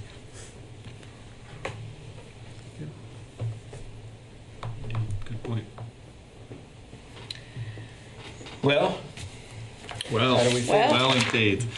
Motion? Is it my turn? I think it is. All right then. Yeah. I move to approve a grant in the amount of $100,000 from the town's revolving loan fund program income to Groundworks Collaborative in support of the project located at 5460 South Main Street to establish a permanent seasonal overflow shelter. Thank you. Liz has made a motion to approve a grant in the amount of $100,000 from our revolving loan fund to Groundworks Collaborative in support of 5460 South Main Street and their permanent seasonal overflow shelter. All those in favor? Aye. None Thank you. opposed? Thank you. Thank you so much. Thank you. Thank you. And thank you for all your work. And thank you, Patrick, for the support. Hey, my pleasure. Thank you. We have a small grant to reallocate. We do. Item So H. it's a reallocation of Homeland Security funds that we were made aware of. So we applied for a very specific, very small amount, $1,600, to enable the town to purchase 2 multi-purpose devices that are used when doing swiftwater rescue activities for the fire department. We were in front of you, if this sounds eerily familiar, it's because it was only about a month ago we were in front of you to ask for permission to apply for this, but almost as soon as we sent in the letter, they sent one back and said, yes, you got it. And so what's before you tonight is the acceptance and appropriation of a grant for $1,600 from the Vermont Department of Public Safety for the town to buy those 2 multi-purpose devices. Great. They sound very useful. They are, in multiple ways. Yes. Let's get one. At least as useful as they were Let's do just a few weeks ago. Would you like to make a motion? I would. I move to accept and appropriate a $1,600 reallocation of 2017 funds as a state Homeland Security grant from the Vermont Department of Public Safety. Great. Thank you for that motion to accept and appropriate $1,600 reallocation of funds as a state Homeland Security grant from the Vermont Department of Public Safety. All those in favor? Aye. Aye. And that's 3-0. Jane. So we get to committee matters. We had some appointments to interview committee members earlier today. However, none of them could make it. Yes. So, go ahead. Well, if I may, so because the individuals weren't able to be here to be interviewed, and because we've temporarily suspended the operation of town committees, and because this particular committee has enough members on it right now so that if we resume that activity before you make these appointments, they still can function, it might be appropriate that you postpone action on these applications until such time as the emergency has settled down and the individuals can come be interviewed by you and you can make an informed choice. I was thinking that too. Was anyone else? Yes. Peter's a mind reader. And we do have 4 applicants for 1 vacancy, which is terrific. Which is unusual. Yeah. We love that. Would anyone like to announce other? We don't have to make a motion to do that, do we? No. You can just agree to move past it. Yes. So agreed. Consensus. Do you want to add the tree to that announcement? To the announcement? Sure, since it's still open. Since it's still Yes, open. please. Yep. Sure. I don't mind doing it. Would you like me to read the vacancies? Go right ahead. Okay, so we do have, people are invited to apply for some remaining committee vacancies, one of which is still the tree committee, which has one vacancy. And then there is the ADA committee has one vacancy. All of these have, oh no, sorry. The arts, I was trying to make it simple. The arts committee has one vacancy. The CPCC, which is the Citizen Police Communications Committee, has one vacancy. The Conservation Commission has one. The Developmental Review Board alternate has two. And the Inspector of Lumber, Shingles, and Wood is also searching for a bright-eyed, bushy-tailed inspector. So, but just one. Maybe there's a squirrel somewhere. I don't know what. I guess it's getting late, and I'm getting getting punchy. May I speak to K&L, please? Oh yes, certainly. We're almost done. Certainly. And the last two items on the agenda tonight, both related to annual business that is done around the time of town meeting, and both of these actually relate to the timing of town meeting, and so they have become moot tonight by the virtue of the action that you had to take to cancel town meeting. So, indeed. Unless you have something else you want to talk about tonight, we're done. No, unless there's any other commentary, that brings us. I move to adjourn. Oh. Good idea. Liz has moved to adjourn. All those in favor? Aye. Aye. 3-0. Thank Wash you your very hands. much. And Producer TV for providing safe viewing for all of our citizens.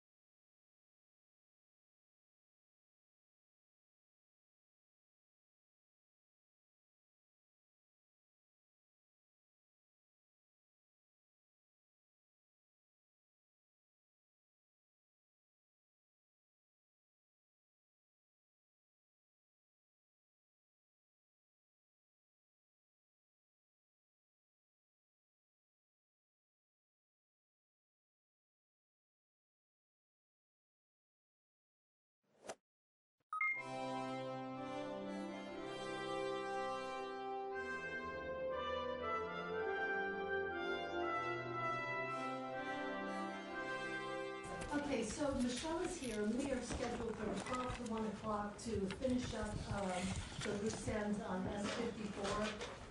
There have been a lot of emails going around over the weekend to try to make sure that we've adequately, completely covered the deficit issue of the initial spending on the regulatory board. And then there was some work regarding the prevention activities, both in the ed fund with the 6% sales tax and within the general fund with the 14% excise tax. So Michelle, whom we owe a lot of thanks to, worked probably much over the weekend and dreaded our emails. So we really thank you.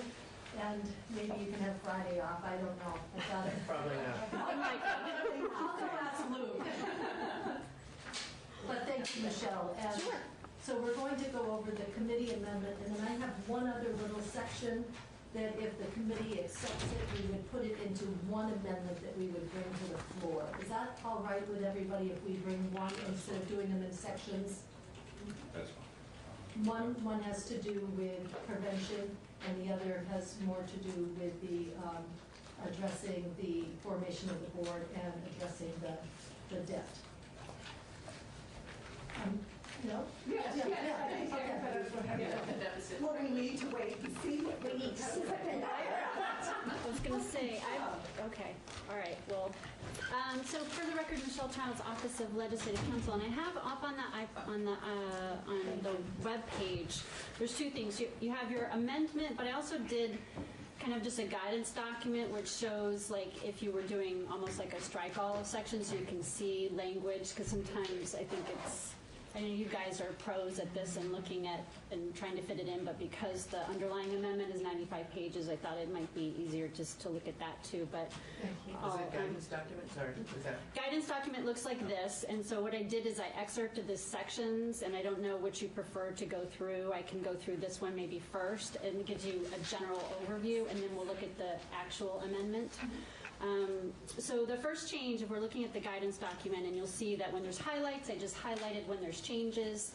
If it's strike through, it means it's gone. It's House Government Operations language that's being struck, and italics means that's new appropriations language. So the first change is in section 2 with regard to the board, and that is changing the board from a chair and 4 members to the chair and 2 members. So you'll see that first change. Similarly, on page 2, section 3, and this is on implementation of the board. And so because you have to stagger the terms at the beginning so everybody doesn't roll off at the same time, you have this implementation language. And again, that's just changing it so that instead of having 4 members, you now have 2 members in addition to the chair. Next change is in section 5. This is where the Cannabis Control Board is to report back to the General Assembly regarding the fees. So remember, you guys are the legislature setting the fees, not the board, but they're going to come back and make recommendations. And so in section 5, in subdivision 2, it talks about the fees that they're going to recommend to the General Assembly, and you'll see the new language down there at the bottom that's highlighted is that when they're recommending those fees, and they're to be looking at Massachusetts as a guide, and they can recommend fees that are lower or higher, provided that they're designed to provide sufficient funding to meet the regulatory needs of the board. And then you're adding language and retire the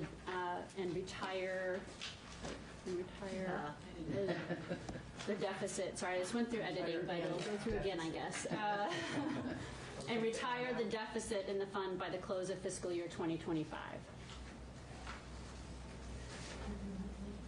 Section 6 is just changing it from 5 full-time board members to 3.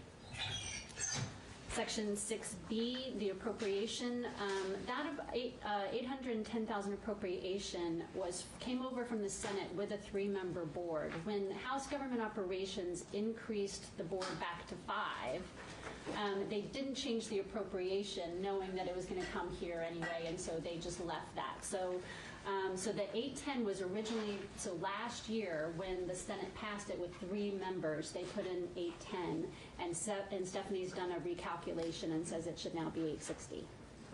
Even with a 3-member, okay. Yeah.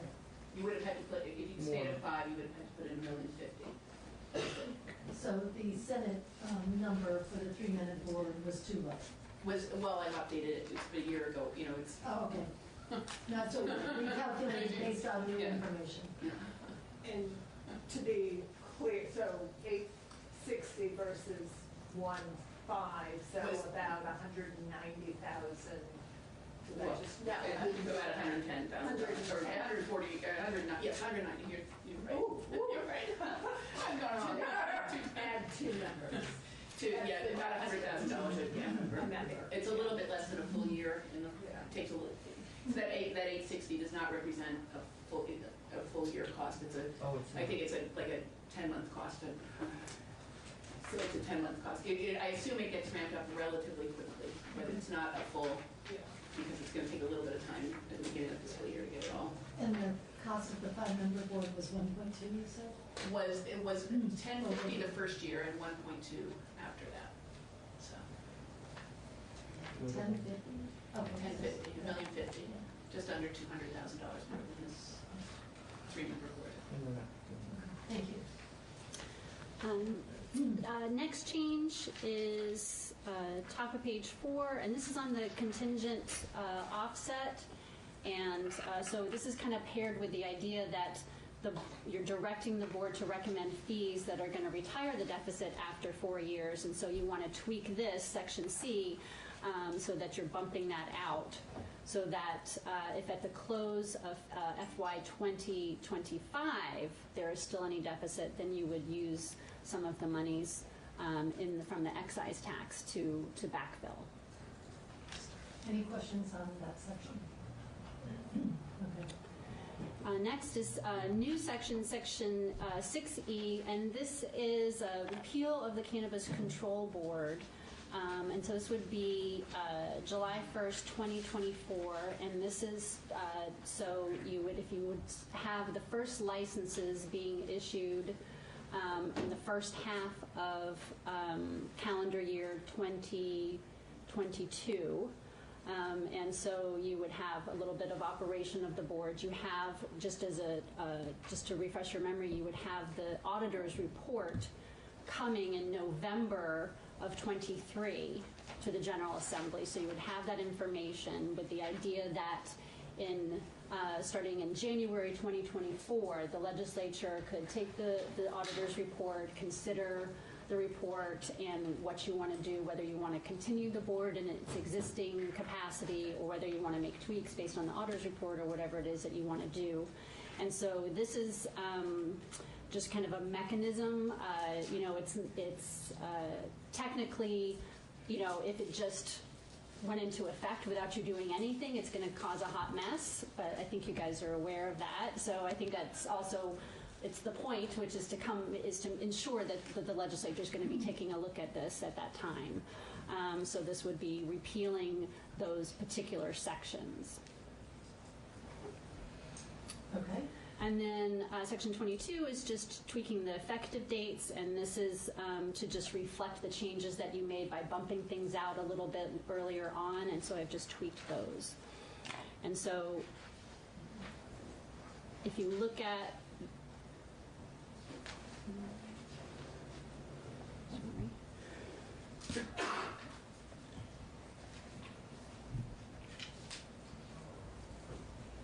the amendment, you'll see, I'll just walk you through quickly. So first is the first and second amendments are with regard to the number of board members. The third instance of amendment is to add with regard to the recommendation of fees and retire any deficit in the fund by the close of fiscal year 2025. Fourth instance of amendment is amending the number of board members again with regard to the creation of the positions. Fifth instance of amendment is amending the appropriation for the board. Sixth instance of amendment is bumping out the dates for the deficit offset. Seventh instance of amendment is a placeholder for right now, and that's something that that members were working on with some other folks with respect to the Ed Fund. and that will be forthcoming. And after I get done talking about this amendment, I was thinking maybe Stephanie can talk to you about what you guys have decided on that. Anthea Dexter Cooper is downstairs writing that, and then I will go and incorporate Representative Toll's new amendment into this one if everybody's in agreement. Eighth instance of amendment is the repeal of the control board, and then the ninth instance of amendment is just the effective dates. Any questions on these pieces so far? Okay, we'll get review of the 700. Chip, Teresa, Marty? can you put up Kitty's? Yeah. So we say clearly that the board shall set the fees sufficient to provide for the duties of the board and retire the deficit in 2025, and then later clear that the proceeds in 2026 will go to close out the deficit. But is that enough in terms of what happens going forward? So if the board, if the fees, well, two things. I mean, I think somewhere else it says that the board will sort of regularly review the fees. So I would assume that they would, after that point, they would probably be reviewing the fees. But is it clear going forward from what's in here that that if there's a continued deficit by the board, that they would turn to the excise tax to pay that? No, this is just kind of a one-time, right? Stephanie? Yeah. It is a one-time payoff of the deficit, but you do have the sunset of the board itself that will be generating a lot of conversation about the board. And so you'll be seeing as you go along in 22, 23, and 24 what the deficit situation in that regulatory fund is. There is the hard payoff is the get to balance. What happens to keep in balance in the future is another conversation that you'll be making sort of in tandem with all the future of the board. That's why the check back with the board, the sunset. And the board's going to be, they've got so many things they've got to come back to y'all on every year. So I imagine it's just going to be an ongoing, continuing conversation about those fees. Instead of just relying on the auditor's report to decide, to make the legislature act, this sunset really makes the legislature act. Okay. Or not, they just let it go. Can you give me some information on why the suggestion of reducing the number from 5 to 3? Is it simply a money-saving measure, or is it thought that we don't need 5 bodies and that 3 bodies is sufficient for the... You work on that? Well, it was a cost control. I mean, if you look at the cost going forward, the fees, there is a concern that it will be impossible to raise the amount of money necessary in fees to cover the cost of the board. You could raise them a lot, but if you raise them too high, people will not voluntarily come into this market. They'll stay where they are. So there is an So do we have an analysis of that? I mean, I know we have some analysis of what the market may be. In part of Graham's background data, give us an idea of how many players there might be, and if, a fee of $5,000 or $10,000 or $200, how that all might play together to bring up enough to finance the board? So the projections that Graham made around the excise tax, that band of high, medium, low, was not, he wasn't forecasting a specific number of participants in each level, growers, wholesalers, retailers, et cetera. He was scaling what he thought the size of the Vermont market would be based on population and incidence to the comparable states that have created illegal market. But as I understand it, the regulation special fund was going to get its money from licenses. It is. And so was there a calculation done of how many licensees you would need in order to raise this No, number? it was primarily a look at Massachusetts and what their fee structure was and what they were generating fees. and saying if we scale Massachusetts on those same basis of population and incidence to Vermont, that's that's what we think is the most likely. And the language is still in there that says no lower than something that's comparable to Massachusetts. And so that was our estimate of the 650. If you were targeting a fee structure that was similar to Massachusetts, but given the size of Vermont compared to Massachusetts and our existing already that it would bring in 650 more. 650. The direction to the board in this amendment is to cover your costs, which are now 860 at a 3-member board, and to retire what's probably going to be something like a $1.8 million deficit or a little bit higher when they start establishing those fees. So that was when you get to 4 years out and you have a 3-member board that's running at a $900 or so $1,000 a year cost estimate, that's a lot closer to 650 the board may be able to raise the fees higher, but the structure is the board comes back with a proposal of fees and you're giving them the sort of guardrails of where to propose the fees at. And it may turn out that they can come up with a fee structure that covers their cost and pays off their deficit. Or maybe they can come up with something that covers their cost but doesn't pay off the deficit.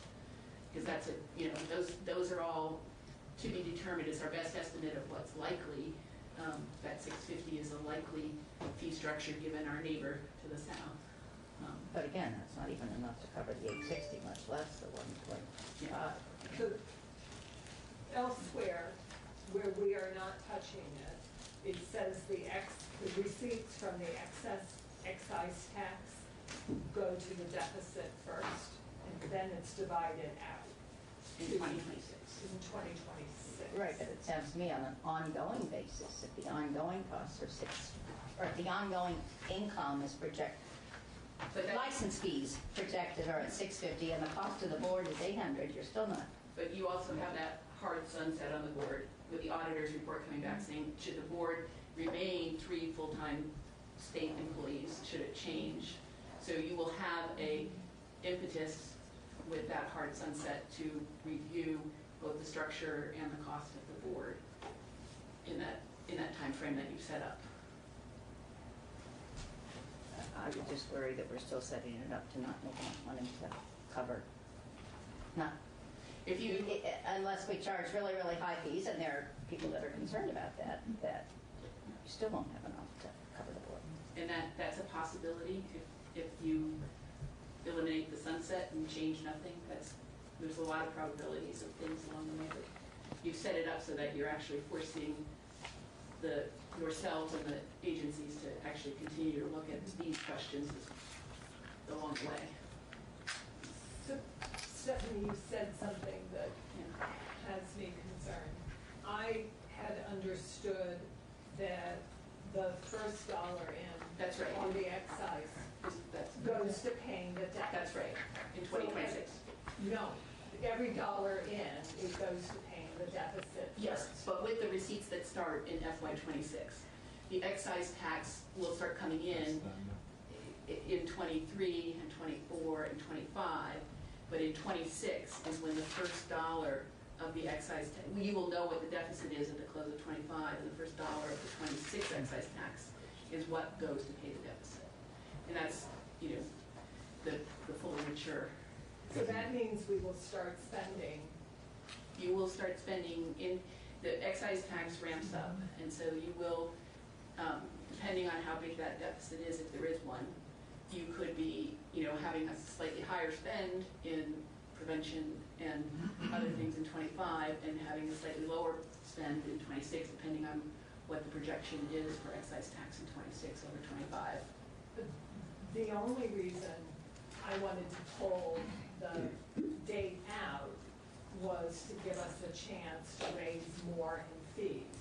Yeah. But I had always understood that the first dollar in on the 22nd, FY22, would begin paying the deficit because there is a deficit that year. I thought that's what that language around the excise tax says.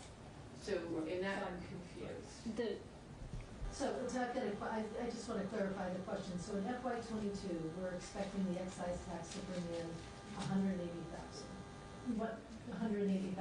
Yeah. And those dollars will go toward the deficit or goes 70-30 and hardship prevention? So they would just go 70-30 because you will, so you want to start paying off the deficit sooner than, your fee structure, right now I'm assuming that, I'm trying to give you time to have a fee structure come back that might be higher than the 650 that we're projecting. And so if you're saying you don't want to, you only want to spend in anticipation in year, the question of whether the 180 is there in 2022 will be a function of the forecast. You know, if it's our best estimate right now, but that's the, so, you know. So the way it is written out in 22, 23, and 24, yeah, the full 14% will go to the 70-30 split. Yes. Okay. And so you see in that, I had it being paid off in 23 in whole. It would be, that's what it, under the old timing. If you look at what I have up here, so you can see the existing or the government operations language has it. So what Mary was saying, which is that at the what she understood is that at the close of FY22, then the 23, and then in 23 you start using that excise tax. So that's correct, but then you bumped it out along with the fee stuff, with the fee provision. And I'm going to say something in a different way too. What you're saying, what you were suggesting, Representative Cooper, sounds like you're actually dedicating whatever is necessary for the regulation fee from excise along the way, and then you sort of taking away any sort of impetus to actually, even though you're saying cover my costs, you actually really not built up any debt. You're not building up any actual deficit in the fund. You have to build up a debt. Yeah, I don't get, and that maybe that's probably better. It was never my intention that we would stretch out payment of the deficit until 26. It was always my understanding that, and I thought that was the way 7901 was written, and that's the reason I said the first dollar in of the excise tax is dedicated to paying the deficit whenever it comes in, and I thought it came in, beginning. Well, you close a year and you know where your fund is, and then what you would be saying is at the close of every year after FY22, you would have the deficit in the fund, and then you would dedicate in the next fiscal year the first dollars to reduce that, and that's an option you can do. It does, I want to think about it a little bit, but it does. At the same time, you're saying to the board, bring back a thing that covers the deficit, but you're not creating a deficit, so they're never coming up with fees to cover the deficit. Well, I don't know. We don't know that. So you're trying to get them to create fees that cover their costs, recognizing any past buildup of forwarded money in that special fund. Yeah. And when you start to pay off that sooner, then it becomes a little bit of a tricky, when do they know what deficit amount to try and shoot for in the fee structure? So we have to set up the regulatory board. The cost of the regulatory board will be evident in year. Well, it's evident year 21 right now. Remember board 860. But when will we actually have the deficit that the fees? Right off the bat, you're going to have 860. You're giving them 860 in spending authority against 0 receipts. So they'll have that deficit when they start out with, and then they'll have. We're hoping that we have about $500,000 of fees with the forward medical marijuana piece in by the end of 22, and so hopefully the deficit grows only for about $600,000 or so to the next year, and you can start to pay off. If you have a deficit in that fund of 860 and 300 the next year, you're paying off, $1,120,000 out of the excise tax, but they're coming back with the fee schedule to pay off, to cover those costs. To cover those costs, or do they cover them after anticipating the payoff of the deficit? Because you're setting them up in a kind of a funny way. Well, my expectation was that the fees would be set to cover the actual costs of running the board. there is this problem of, will that make them too high? And so I don't know how to juggle that. So that's kind of one set of problems, but it was never my intention to defer paying off the deficit. And again, I had always understood, it's the reason I stopped fretting over this weekend, that the first dollar of the excise tax in would go after the fees are paid. The first dollar would pay the rest of that cost of the board. The cost of the board or the deficit in the fund? The deficit in the fund, which is the cost, is the difference between the fee and for the previous years. Yeah. That was the goal. And and so that could make sense for FY23. So you close FY22 where it is, because there's nothing to be done in 22. You don't have any fee revenue in 21. You close 22. You have a fee structure in place, and at the close of 23. At the close of 22, you have whatever's accumulated as a deficit in the special fund, and then first dollar of FY23 pays off the deficit, and that structure stays in place annually thereafter. And that could be one way of. So you would just be then leaving so you would just go back to the way it was for House Government Operations, but because Section 6C is only one time, you'd have to tweak it to say, and thereafter, anytime that happens, you're gonna do the opposite. For any fiscal year, any close future fiscal year that has a and so you sort of de facto set up with the fee, no matter what the fee schedule is. If it's less, then excise is going to pay it off the top the next year. Yes. Does anybody around the table need a chart of when the fees kick in, when the deficit is, what pays off, when the excise tax due? For you all to do.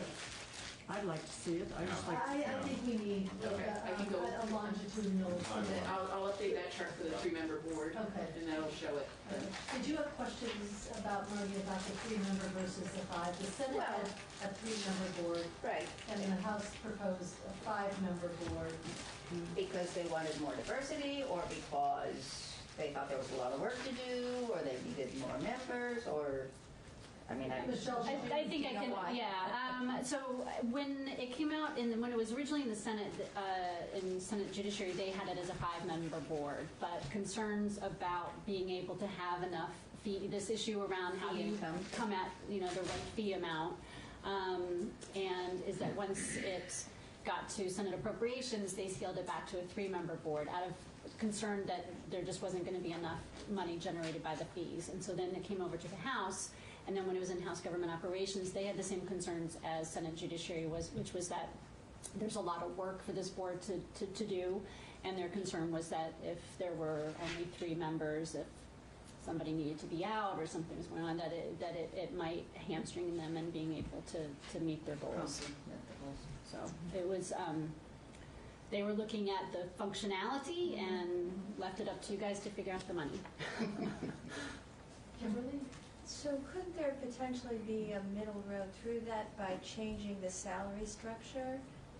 Because right now it's pegged to judge X or Y, right? So you just change that salary structure and then you can have your 5.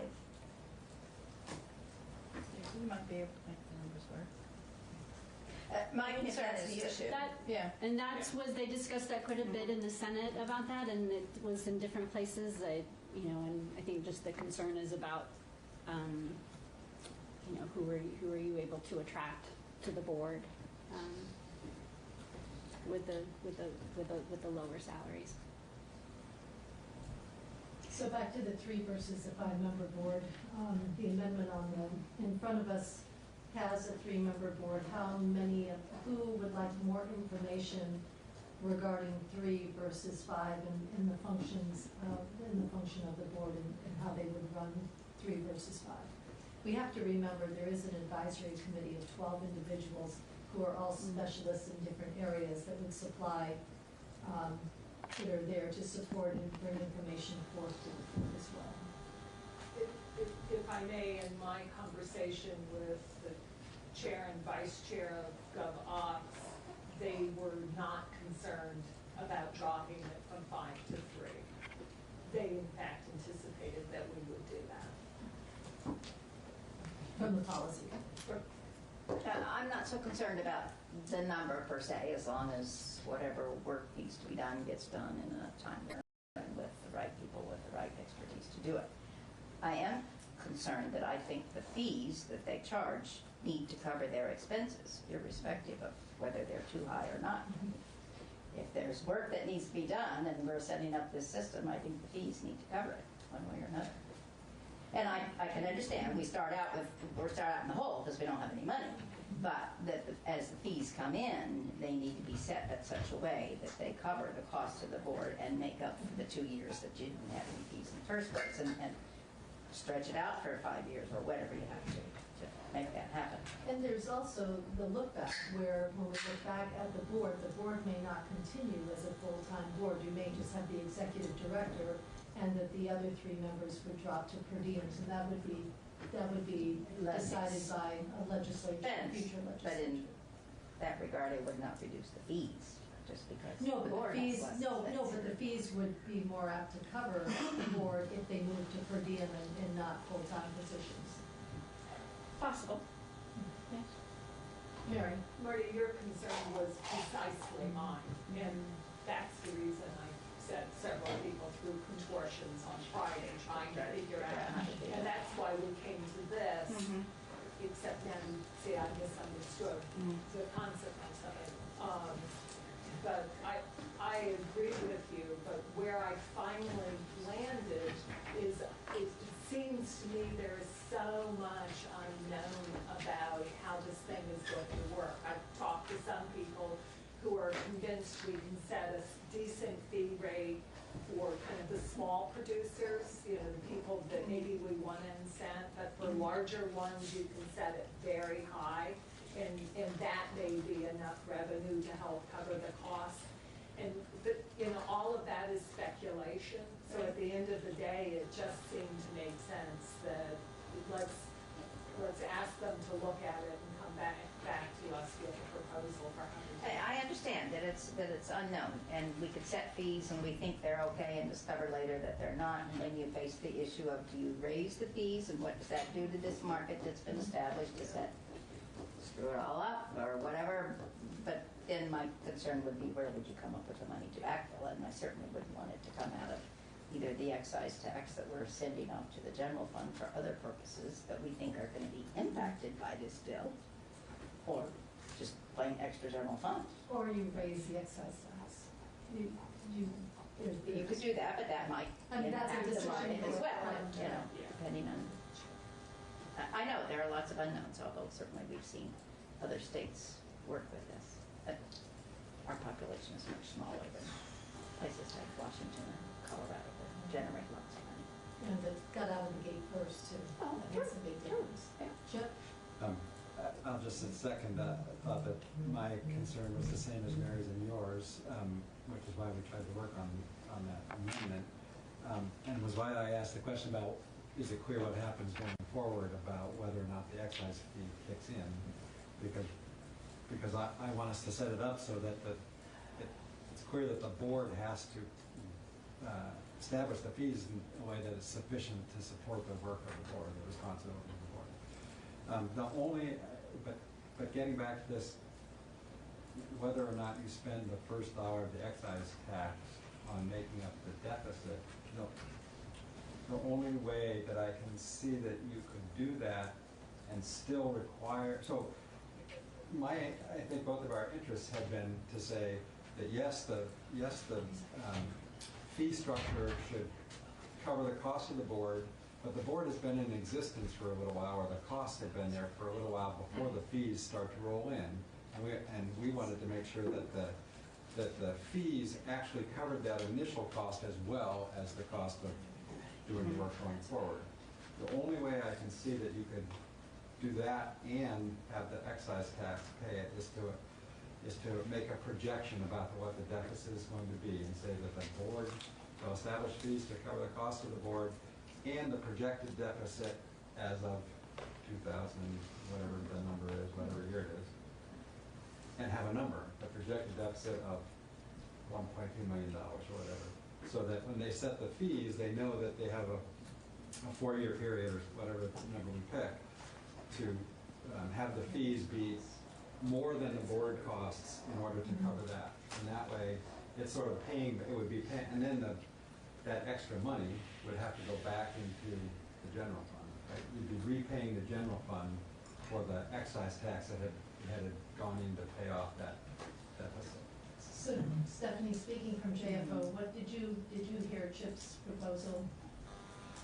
I know you were working on it. That's okay. We don't, it sounds like we're going to have a conversation outside of the group right here, and I'm going to have to try to reiterate that a little more clearly than I just did. But because otherwise, I mean, Stephanie pointed out all the what seems to me that if you start saying that the excise tax is going to, as soon as it starts rolling in, it's going to pay off the deficit, then there's no incentive to have the fees do that.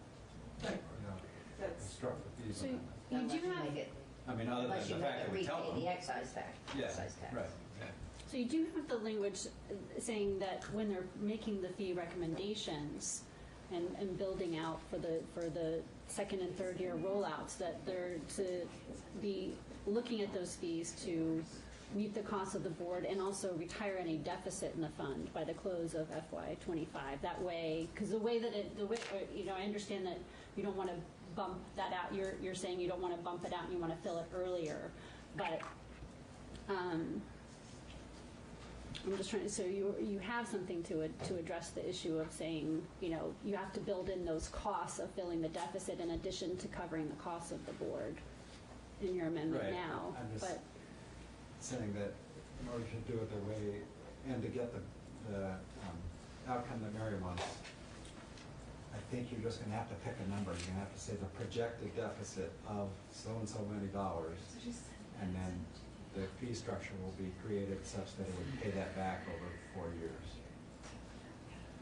If we go down the roll of 4 years of to the, pay back. oh, okay, yeah, whatever number we pick. Right. I don't. Well, I don't.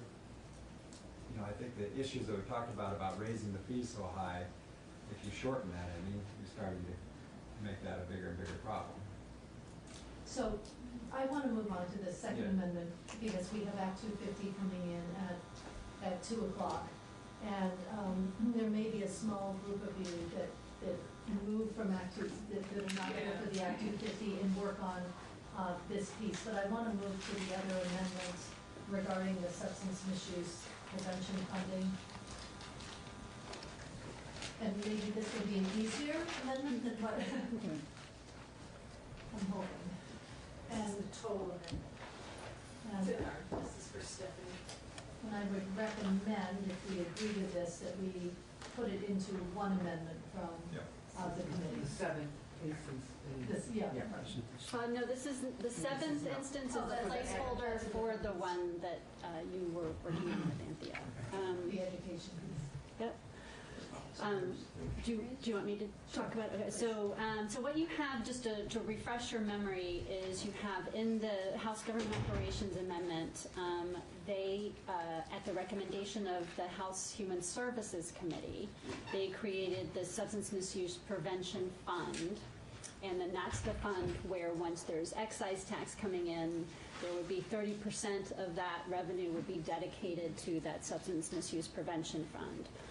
This proposal would strike those two sections having to do with creating the fund and then directing the monies to the fund, and create in session law. So Section 18A, directing that 30% of the revenues raised by the excise tax shall be used for the purpose of funding substance misuse prevention programming as recommended by the Substance Misuse Prevention Oversight and Advisory Council. They are already statutorily created within the Department of Health.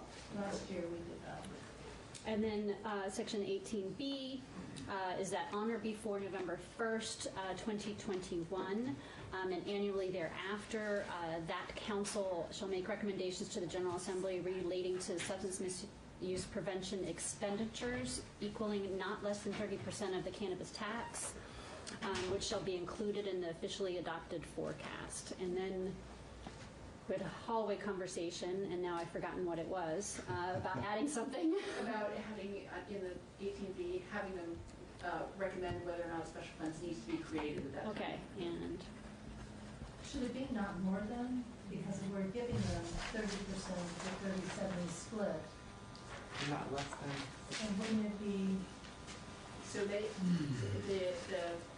substance abuse, the Substance Misuse Advisory Council, you're setting the floor of what, from this particular source of funding for prevention. There may be, in their statutory structure, they report on all state funding on prevention. So there may be other sources besides cannabis tax that they want to spend prevention dollars for prevention activities. but this is equaling not less 30% of the cannabis excise tax. Right. They are only getting 30, so they couldn't. They can't use more, but they can't- shouldn't use less. There couldn't be any more, but they could choose to use less. Right. So why would we not less than? I'm not following Can I, you. Diane? only because they're in the conversation. So I went and looked up who they are and what their duties are so that I could be more comfortable, because I know, like, in my mind, I wanted to go right directly to the prevention unit that does this work. So I don't disagree that this is not a good place because it's within the health department, but their charge is a significant portion of any new revenue generated by taxation of substance at risk of misuse, including cannabis, goods, tobacco, tobacco substitute, alcohol, and opiates, be directed to fund substance misuse prevention initiatives throughout the state in accordance with the advice of this oversight committee, right? So I think that's a good placement of what we're trying to do. But they also have funds beyond what would be considered cannabis dollars. And so I would like to make sure that we don't, that these dollars that are coming in from the 30%, it would be my thinking that there's a great deal of comfort in making sure that those dollars go to very specific prevention efforts around cannabis use and not for, tobacco or not only that, but leave it not less 30% then, because that would be the full amount. because their well-being of stakeholders also include the elderly and nutrition things. There's a lot of good prevention stuff going on. But for this one, I want to make sure that it's for that purpose. I think that's the intent of many who are okay with this. So you're good with this language? I'm good with this saying not less than the 30%. Okay. So that they make sure that they use it and not, hang out with it. So can I just clarify, there's nothing in here that says that this has to be used just on cannabis prevention. Right. This is for Exactly. everything. What you're And that's what proposing gives is me- that's what gives but me that's not pause. about the not less, that's Right. about just generally. The Right. proposal from Human Services was that it go to substance misuse, but not earmarked specifically for cannabis. And the only thing that gives me comfort with that is that they have to annually, they have to come back with their recommendation of how they're going to spend that 30%. Okay, so you're not proposing to- That says it went to where it's supposed to go, and so that they don't have the authority to just use it in a different way without us making sure that it goes there. It's not clear there, so somebody 8 years from now could actually use it in a different way, but they could And anyway. we don't know what the need will be in 8 years either. And That's so- right. And at the end of the day, this committee appropriates the money. Right. It's not, Right. here's the fund, go do as you Right. will. So that little piece allows this body, which will have to remember that this 30% is for a very specific thing that's not really written in there. Right. So, Peter? The officially adopted forecast, I know you're talking about the e-board, but it's not really obvious that that's what you're talking about when you read that. Is there another way to structure that sentence so that we can make sure that Yeah, I'll have to find out from Stephanie. She was just sending me some notes about 15 minutes before committee started. And I didn't even know what forecast talk means, so. You may reference the specific statutory reference to the July and January forecast. Thank you. right. Kimberly? I just want to say that I am in favor of some agility and flexibility. And the reason I'm saying that is, and I take your point and I'm not disagreeing, but who saw vaping coming? Right? Here were all these prevention programs run a certain way. We thought we had tobacco covered. We were patting ourselves on the back, and then along came vaping. And we just don't know what lies ahead. And so I believe that delegating to a body that has some flexibility in response, maybe it's meth is the big challenge. Maybe it's, who knows? And this is in the rear view mirror. So I personally appreciate the flexibility of having multiple lenses on this and potentially addressing multiple challenges that we may not around this table today be able to predict. Marty, did you have your hand up? I did. I understand that the substance misuse group looks at a much broader, or can look at a much broader thing, and that flexibility I think is important. I think some of the concern I have in reading this is that I thought we wanted to make sure that not more than 30% of the excise tax went to this effort. Yes, they can get other funds from other places, so that maybe this should say the expenditures, their expenditures don't include any more than 30% of the excise tax. Yeah. That works. Marty's back to the not more, not less. Not more, not less. Not more than not less. I mean, because they're talking about how much they spend, and their broad income can come from other places than just the cannabis tax. I understand that, but I don't think we want those under the current structure. We have talked about 30% of the cannabis tax going to that purpose. And that's what you do in the first section. And then this is just directing what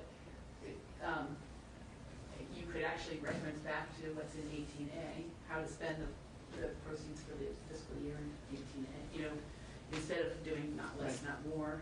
As created in 18A. Can we work on the not less than 30%, smooth out that language so it's not as confusing? Is that okay with folks? You're in section 18A, you're saying we're dedicating 30% of the excise tax.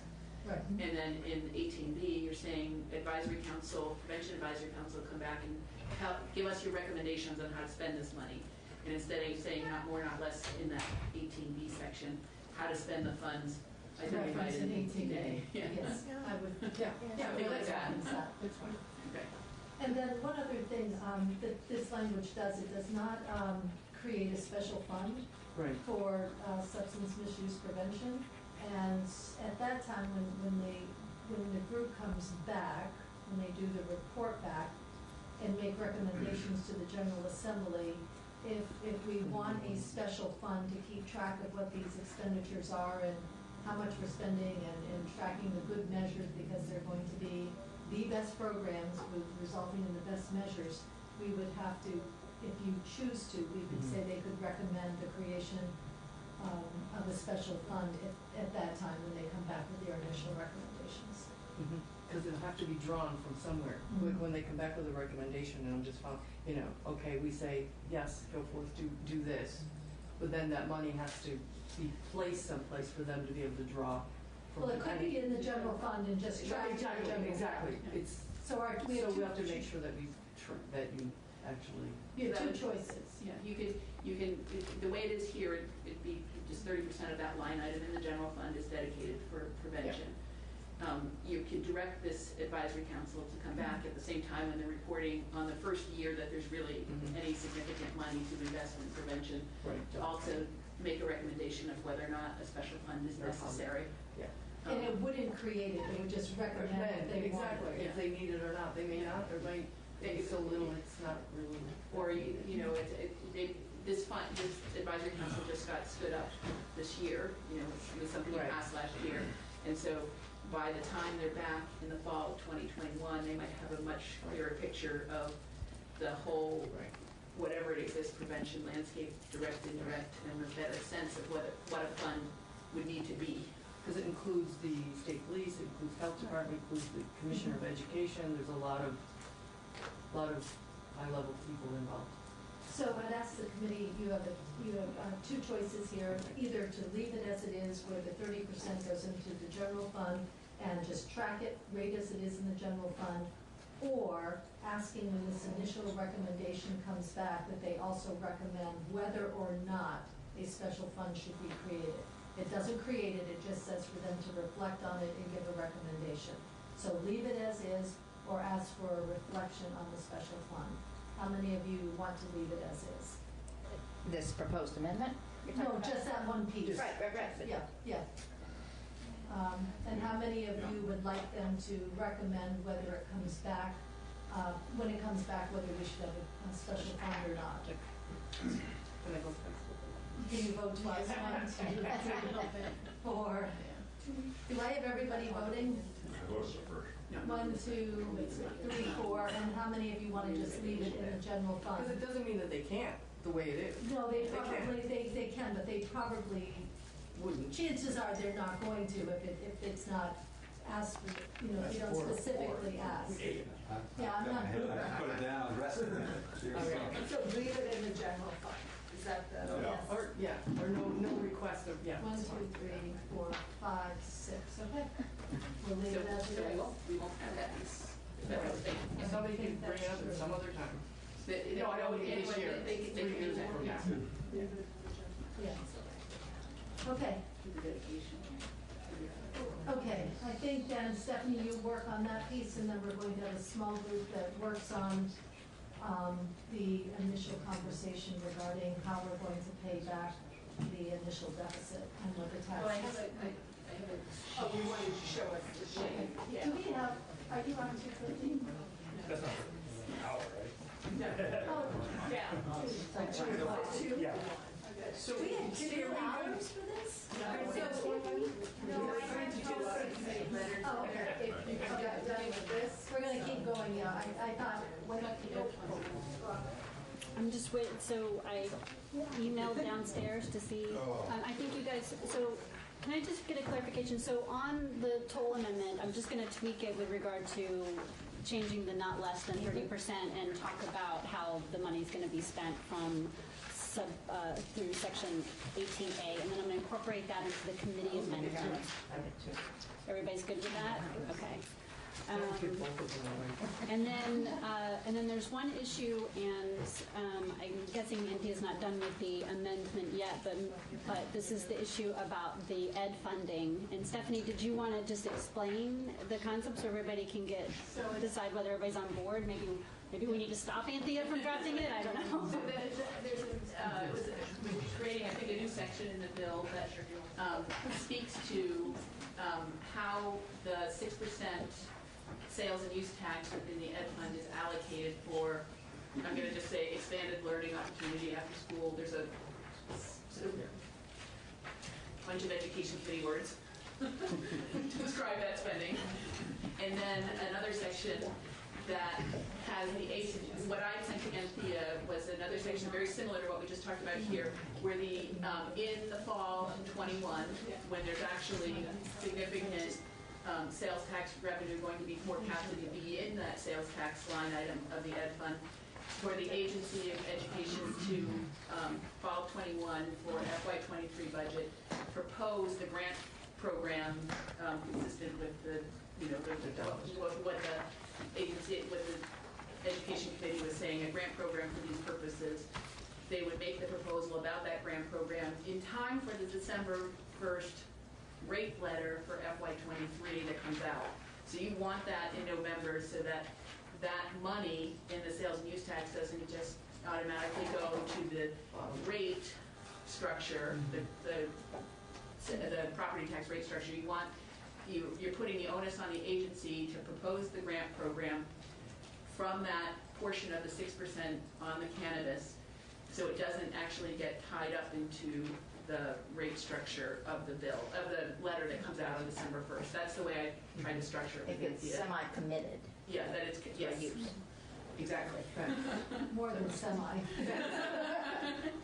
And that's because that letter always comes out on December 1st, and you want to be clear about what's available in that letter for the final, the initial rate estimate, and you didn't want this money to actually not be available for the things you want it to be available for. So That's the idea, that how it might need a little help with the actual words on paper, which is what Anthea was working on.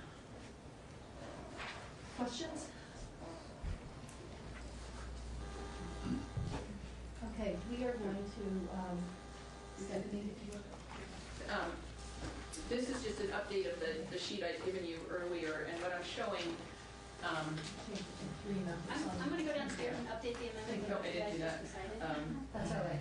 It is, yeah, that 5 member should change to 3, and the date up in the corner after we should be changed to today. It's a card, copied that in. But what it shows you is that instead of a $2+ million deficit at the end of 23, in this scenario, we're still thinking that the likely run rate is $650 on the fees.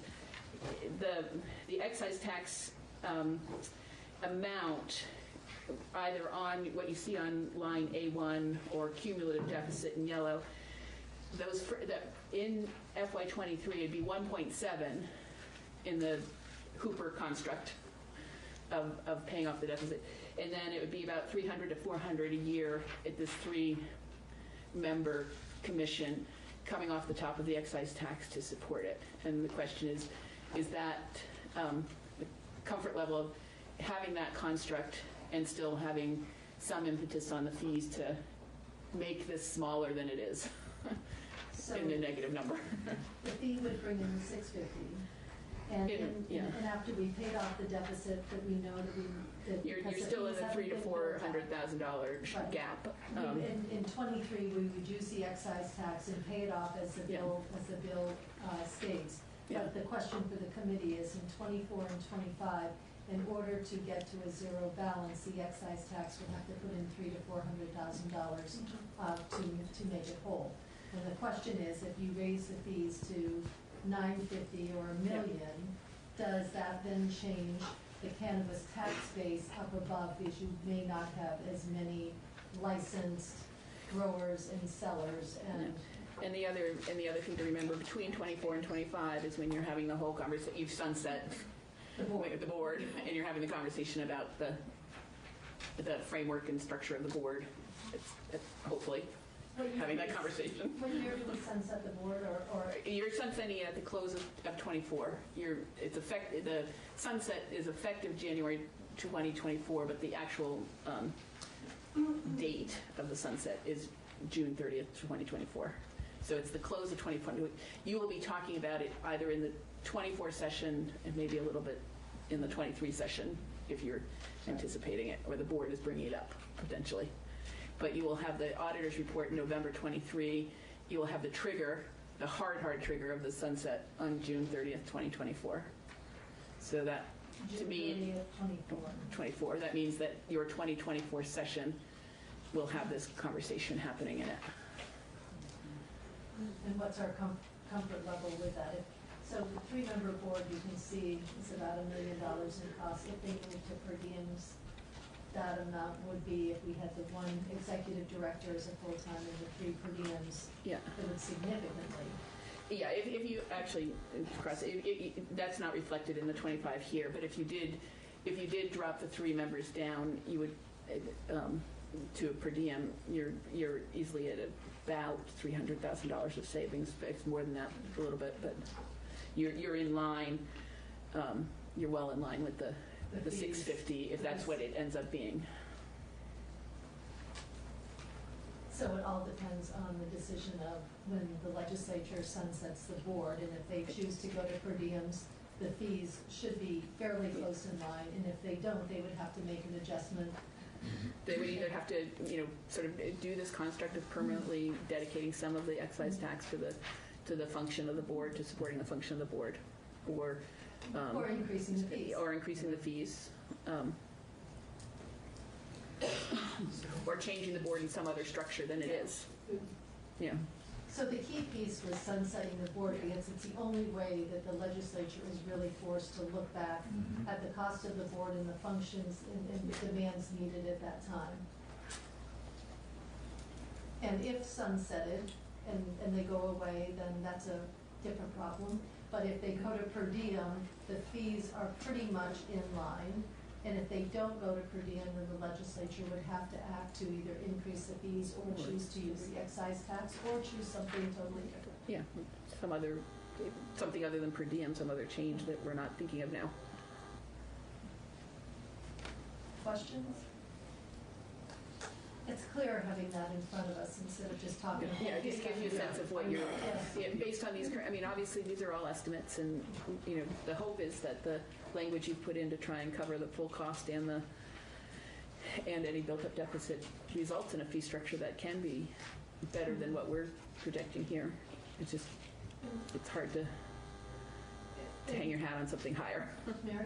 Sunsetting it, as you just said, forces that conversation, and it not only just do we continue, but you know, how should it be continued, and so tying everything back into the sunset makes sense to me. Absolutely. Including assuring that whatever deficit there is paid off by that date. So they essentially are starting afresh at that point. They're zero in the fund balance. They're just, everything's fresh.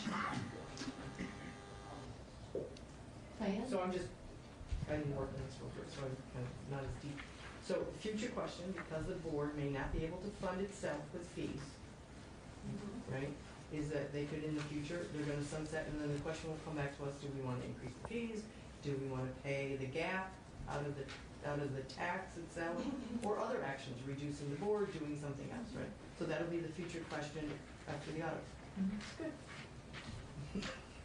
Good. Other thoughts?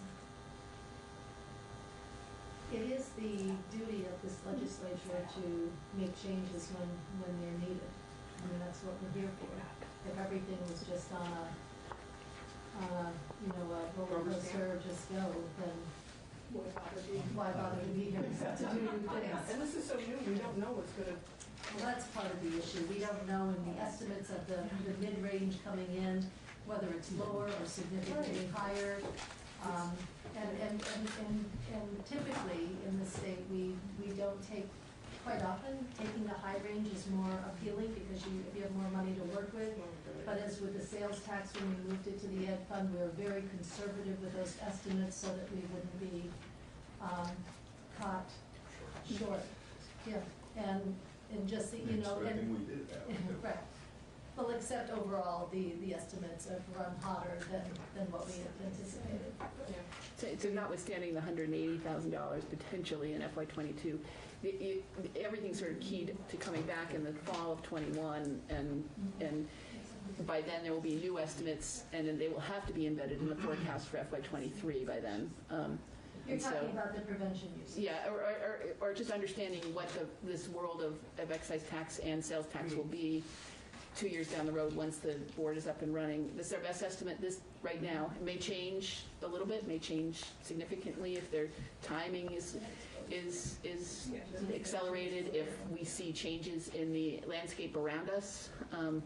But what you've done in the other two amendments, having an entity come back and make a recommendation in the fall before the budget process starts, seems to be the right way to go forward. That's our normal process. Then you are here with those recommendations in front of you and make the decisions that you normally make about funding. That's the way it flows generally.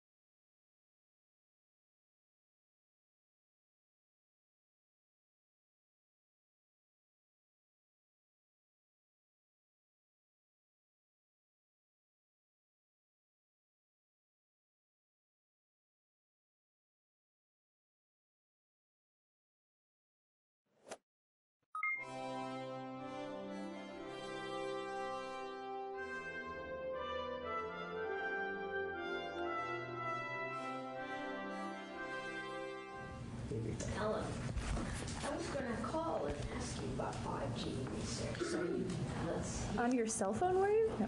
On my cell phone. Ellen Tchaikovsky, Office of Legislative Counsel. I am here on 5G preemption and issues related to that. So I'm going to give you some of the legal framework related to the Federal Telecommunications Act. So the Telecommunications Act of 1996 established the Federal Communications Commission, the FCC, as the body that has authority over wireless communications. The Act clearly states that the FCC has the authority to regulate wireless communications, but it struck a compromise. So it left state and local governments authority over siting of wireless telecommunications facilities. So I'm not really talking about 5G here. I'm talking about all wireless, and that technology does fall under that category. So the state and local governments retain authority over the siting. However, this authority is subject to 5 limitations in the Act, and this is sort of where the preemption comes in. The federal government recognized that the state and local governments are in a position to have some say over the physical location because, you know, all areas are different, but there are some sideboards on it. So there are 5 limitations to the ability to regulate the siting. First, you can't flat out prohibit wireless service, and you also can't have the effect of prohibiting wireless service. And there's a lot of case law around what that means. Next, state and local governments must act on an application for the siting of wireless telecommunications facilities within a reasonable time. And since 1996, there have been a number of documents and pieces of guidance issued by the FCC stating what is a reasonable amount of time in which an application has to have a decision. 3, denials of permit applications must be in writing, and they have to be justified with evidence. They have to be supported by evidence. I'm going to skip 4 for a second, but 5 is that an aggrieved person, either that has been denied a permit or that feels that they have been prohibited entirely, can bring a suit against the state or local government. But number 4 says that state and local governments cannot regulate wireless telecommunications facilities on the basis of radio frequency emissions. So state and local governments can regulate the physical location of telecommunications facilities, but the FCC has set radio frequency emission limits. They have explicitly kept that from the state and local governments and have set their own limits. So those limits are established, and every telecommunication facility has to abide by those limits. In December, the FCC voted unanimously to uphold the existing radio frequency emission limits, so they did revisit it recently. And yeah, so I was also asked what other states are doing around 5G. So I can tell you that 21 states have passed laws to streamline and facilitate the expeditious deployment of 5G. No states have passed laws regulating 5G based on radio frequency emissions because the preemption is clear. The state of New Hampshire in June did pass a law establishing a study committee. It set up a study committee to look at the potential health effects of 5G. Their report is due in November. The state of Connecticut also set up a study group to look at issues around 5G. The state of Massachusetts did have a bill introduced last year that called for the ban of dangerous wireless facilities. That bill had one hearing and hasn't moved since. But there are a number of municipalities that have enacted ordinances attempting to limit the deployment of 5G. So most of them are in California, and there are a number of them primarily in Marin County, which is just outside of San Francisco. But San Francisco has a long-standing ordinance related to aesthetics and development and design that the California Supreme Court recently upheld as a type of ordinance that could be used that was not inherently violating the sort of regulation of 5G. So there are some ordinances in California that have been enacted that are related to aesthetics and design and physical location of wireless facilities. Okay. I assume since it's San Francisco, that's an urban setting. Yes, and their design requirements are very detailed, and they've been in existence for a long time. So one of the other things is that there are a number of these California ordinances that are related to 5G and small cell deployment do mention the radio frequency emissions. However, there is a difference between the precedent in California for this and in Vermont. So there is a Second Circuit case, which Vermont is in the Second Circuit, that held, there is some case law out there that said if a municipality or a local government attempts to regulate the placement of these facilities and lists the emissions, the radio frequency emissions, as one of the reasons they're attempting to regulate, as long as there is another justification related to aesthetics or physical location, that's okay. However, the Second Circuit found that having the RF emissions be any part of the consideration is a violation of the Telecommunications Act. So Vermont is preempted from regulating based on the frequency. We can't ban it. We can't make it so difficult that it is in effect to ban. We can't just delay permits forever. All right. Okay. And California sounds like some more urban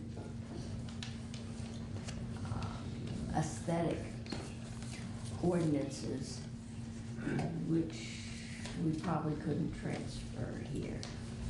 We could do our own that says you've got to screen it. So the ordinances do make use of spacing requirements and physical appearance and aesthetics. If you are concerned about aesthetics of small cells, we in Vermont have state land use laws that regulate aesthetics. Acts 250 and 248A have to do with the physical location of facilities. So and they all involve public input. Right. But having the conversation about radio frequency emissions makes it a no-no. Yes. Okay. Starting to sound like Vermont Yankee and safety.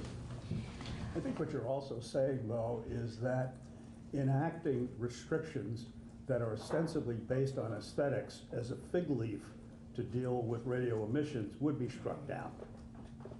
Is that a fair statement? There would be a strong case, but there is also a strong case that there can be aesthetic concerns when you are installing telecommunications facilities. But if you are, yes, fig leaves are probably at risk of being challenged. Okay. But I assume we could say you need to screen the pole. I assume there'd have to be neighbors that would see it. Screening it from the deer probably wouldn't pass muster. So it would work better probably in a more rural, a more urban setting where the poles, they're there. I mean, they're in neighborhoods, there's just nowhere else to put them, whereas we have an awful lot of rural facilities, which is why I think they've told us, because of the shorter span that 5G covers, it's not likely to come to rural Vermont soon. But soon can be a relative term. Ellen, can you talk a little bit more, I don't know if you have the language in front of you, of what the study committee for New Hampshire entails, what was their charge? Sure. They do specifically list looking at the potential health impacts. Okay. This is so establishing a study committee to study the environmental and health impacts of evolving 5G technology. Let's see. Well, we asked the Department of Health to look at it. Right. We got that. Who sits on that study committee? 2 members of the Senate, a member of the public, the Attorney General, 2 members of the New Hampshire Technology Council, a member of the Business and Industry Association, a member of the New Hampshire Medical Society, a member of the University System of New Hampshire, a member, and I'm paraphrasing, this is, yes, a member of the cell phone and wireless technology industry, the Commissioner of Department of Health and Human Services, and 1 member of the public with expertise in biological effects of radio frequency emission. When is that due? November. It's November, okay, so yeah. I'm sure we can borrow it. It will be posted and be interesting to see what they have. It does not seem to have a lot of medical personnel on it. Okay. So one question on screening. Yeah. So if we legitimately felt the need to screen these things for aesthetic purposes, is there a case law or something that sort of attacks the legitimacy of that concern if we hadn't done it for a similar other device? Can you repeat the question? I guess I'm just asking, assuming some of us had a legitimate aesthetic concern about these cells, at least one way to approach it would be to screen, to mandate screening, not to ban them, but to say we want some screening around. I'm just wondering if we hadn't done that previously for other kinds of cells, would that be an issue?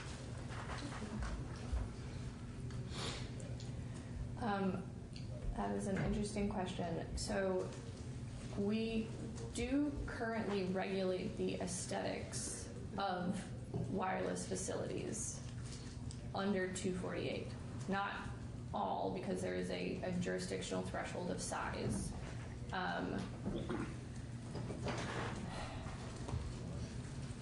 I don't know if I have an answer, because I have not delved deep into the case law, but we do have an existing permitting program that relates to aesthetics. And it would have to be, it couldn't be focused on a particular provider. And so if you were interested in that, you'd have to be very careful to make sure it was not having disproportionate impacts on a particular provider. There's case law on that. I don't have a complete answer for you. I assume a lead screen would be, that would block waves, would not pass muster. What was that?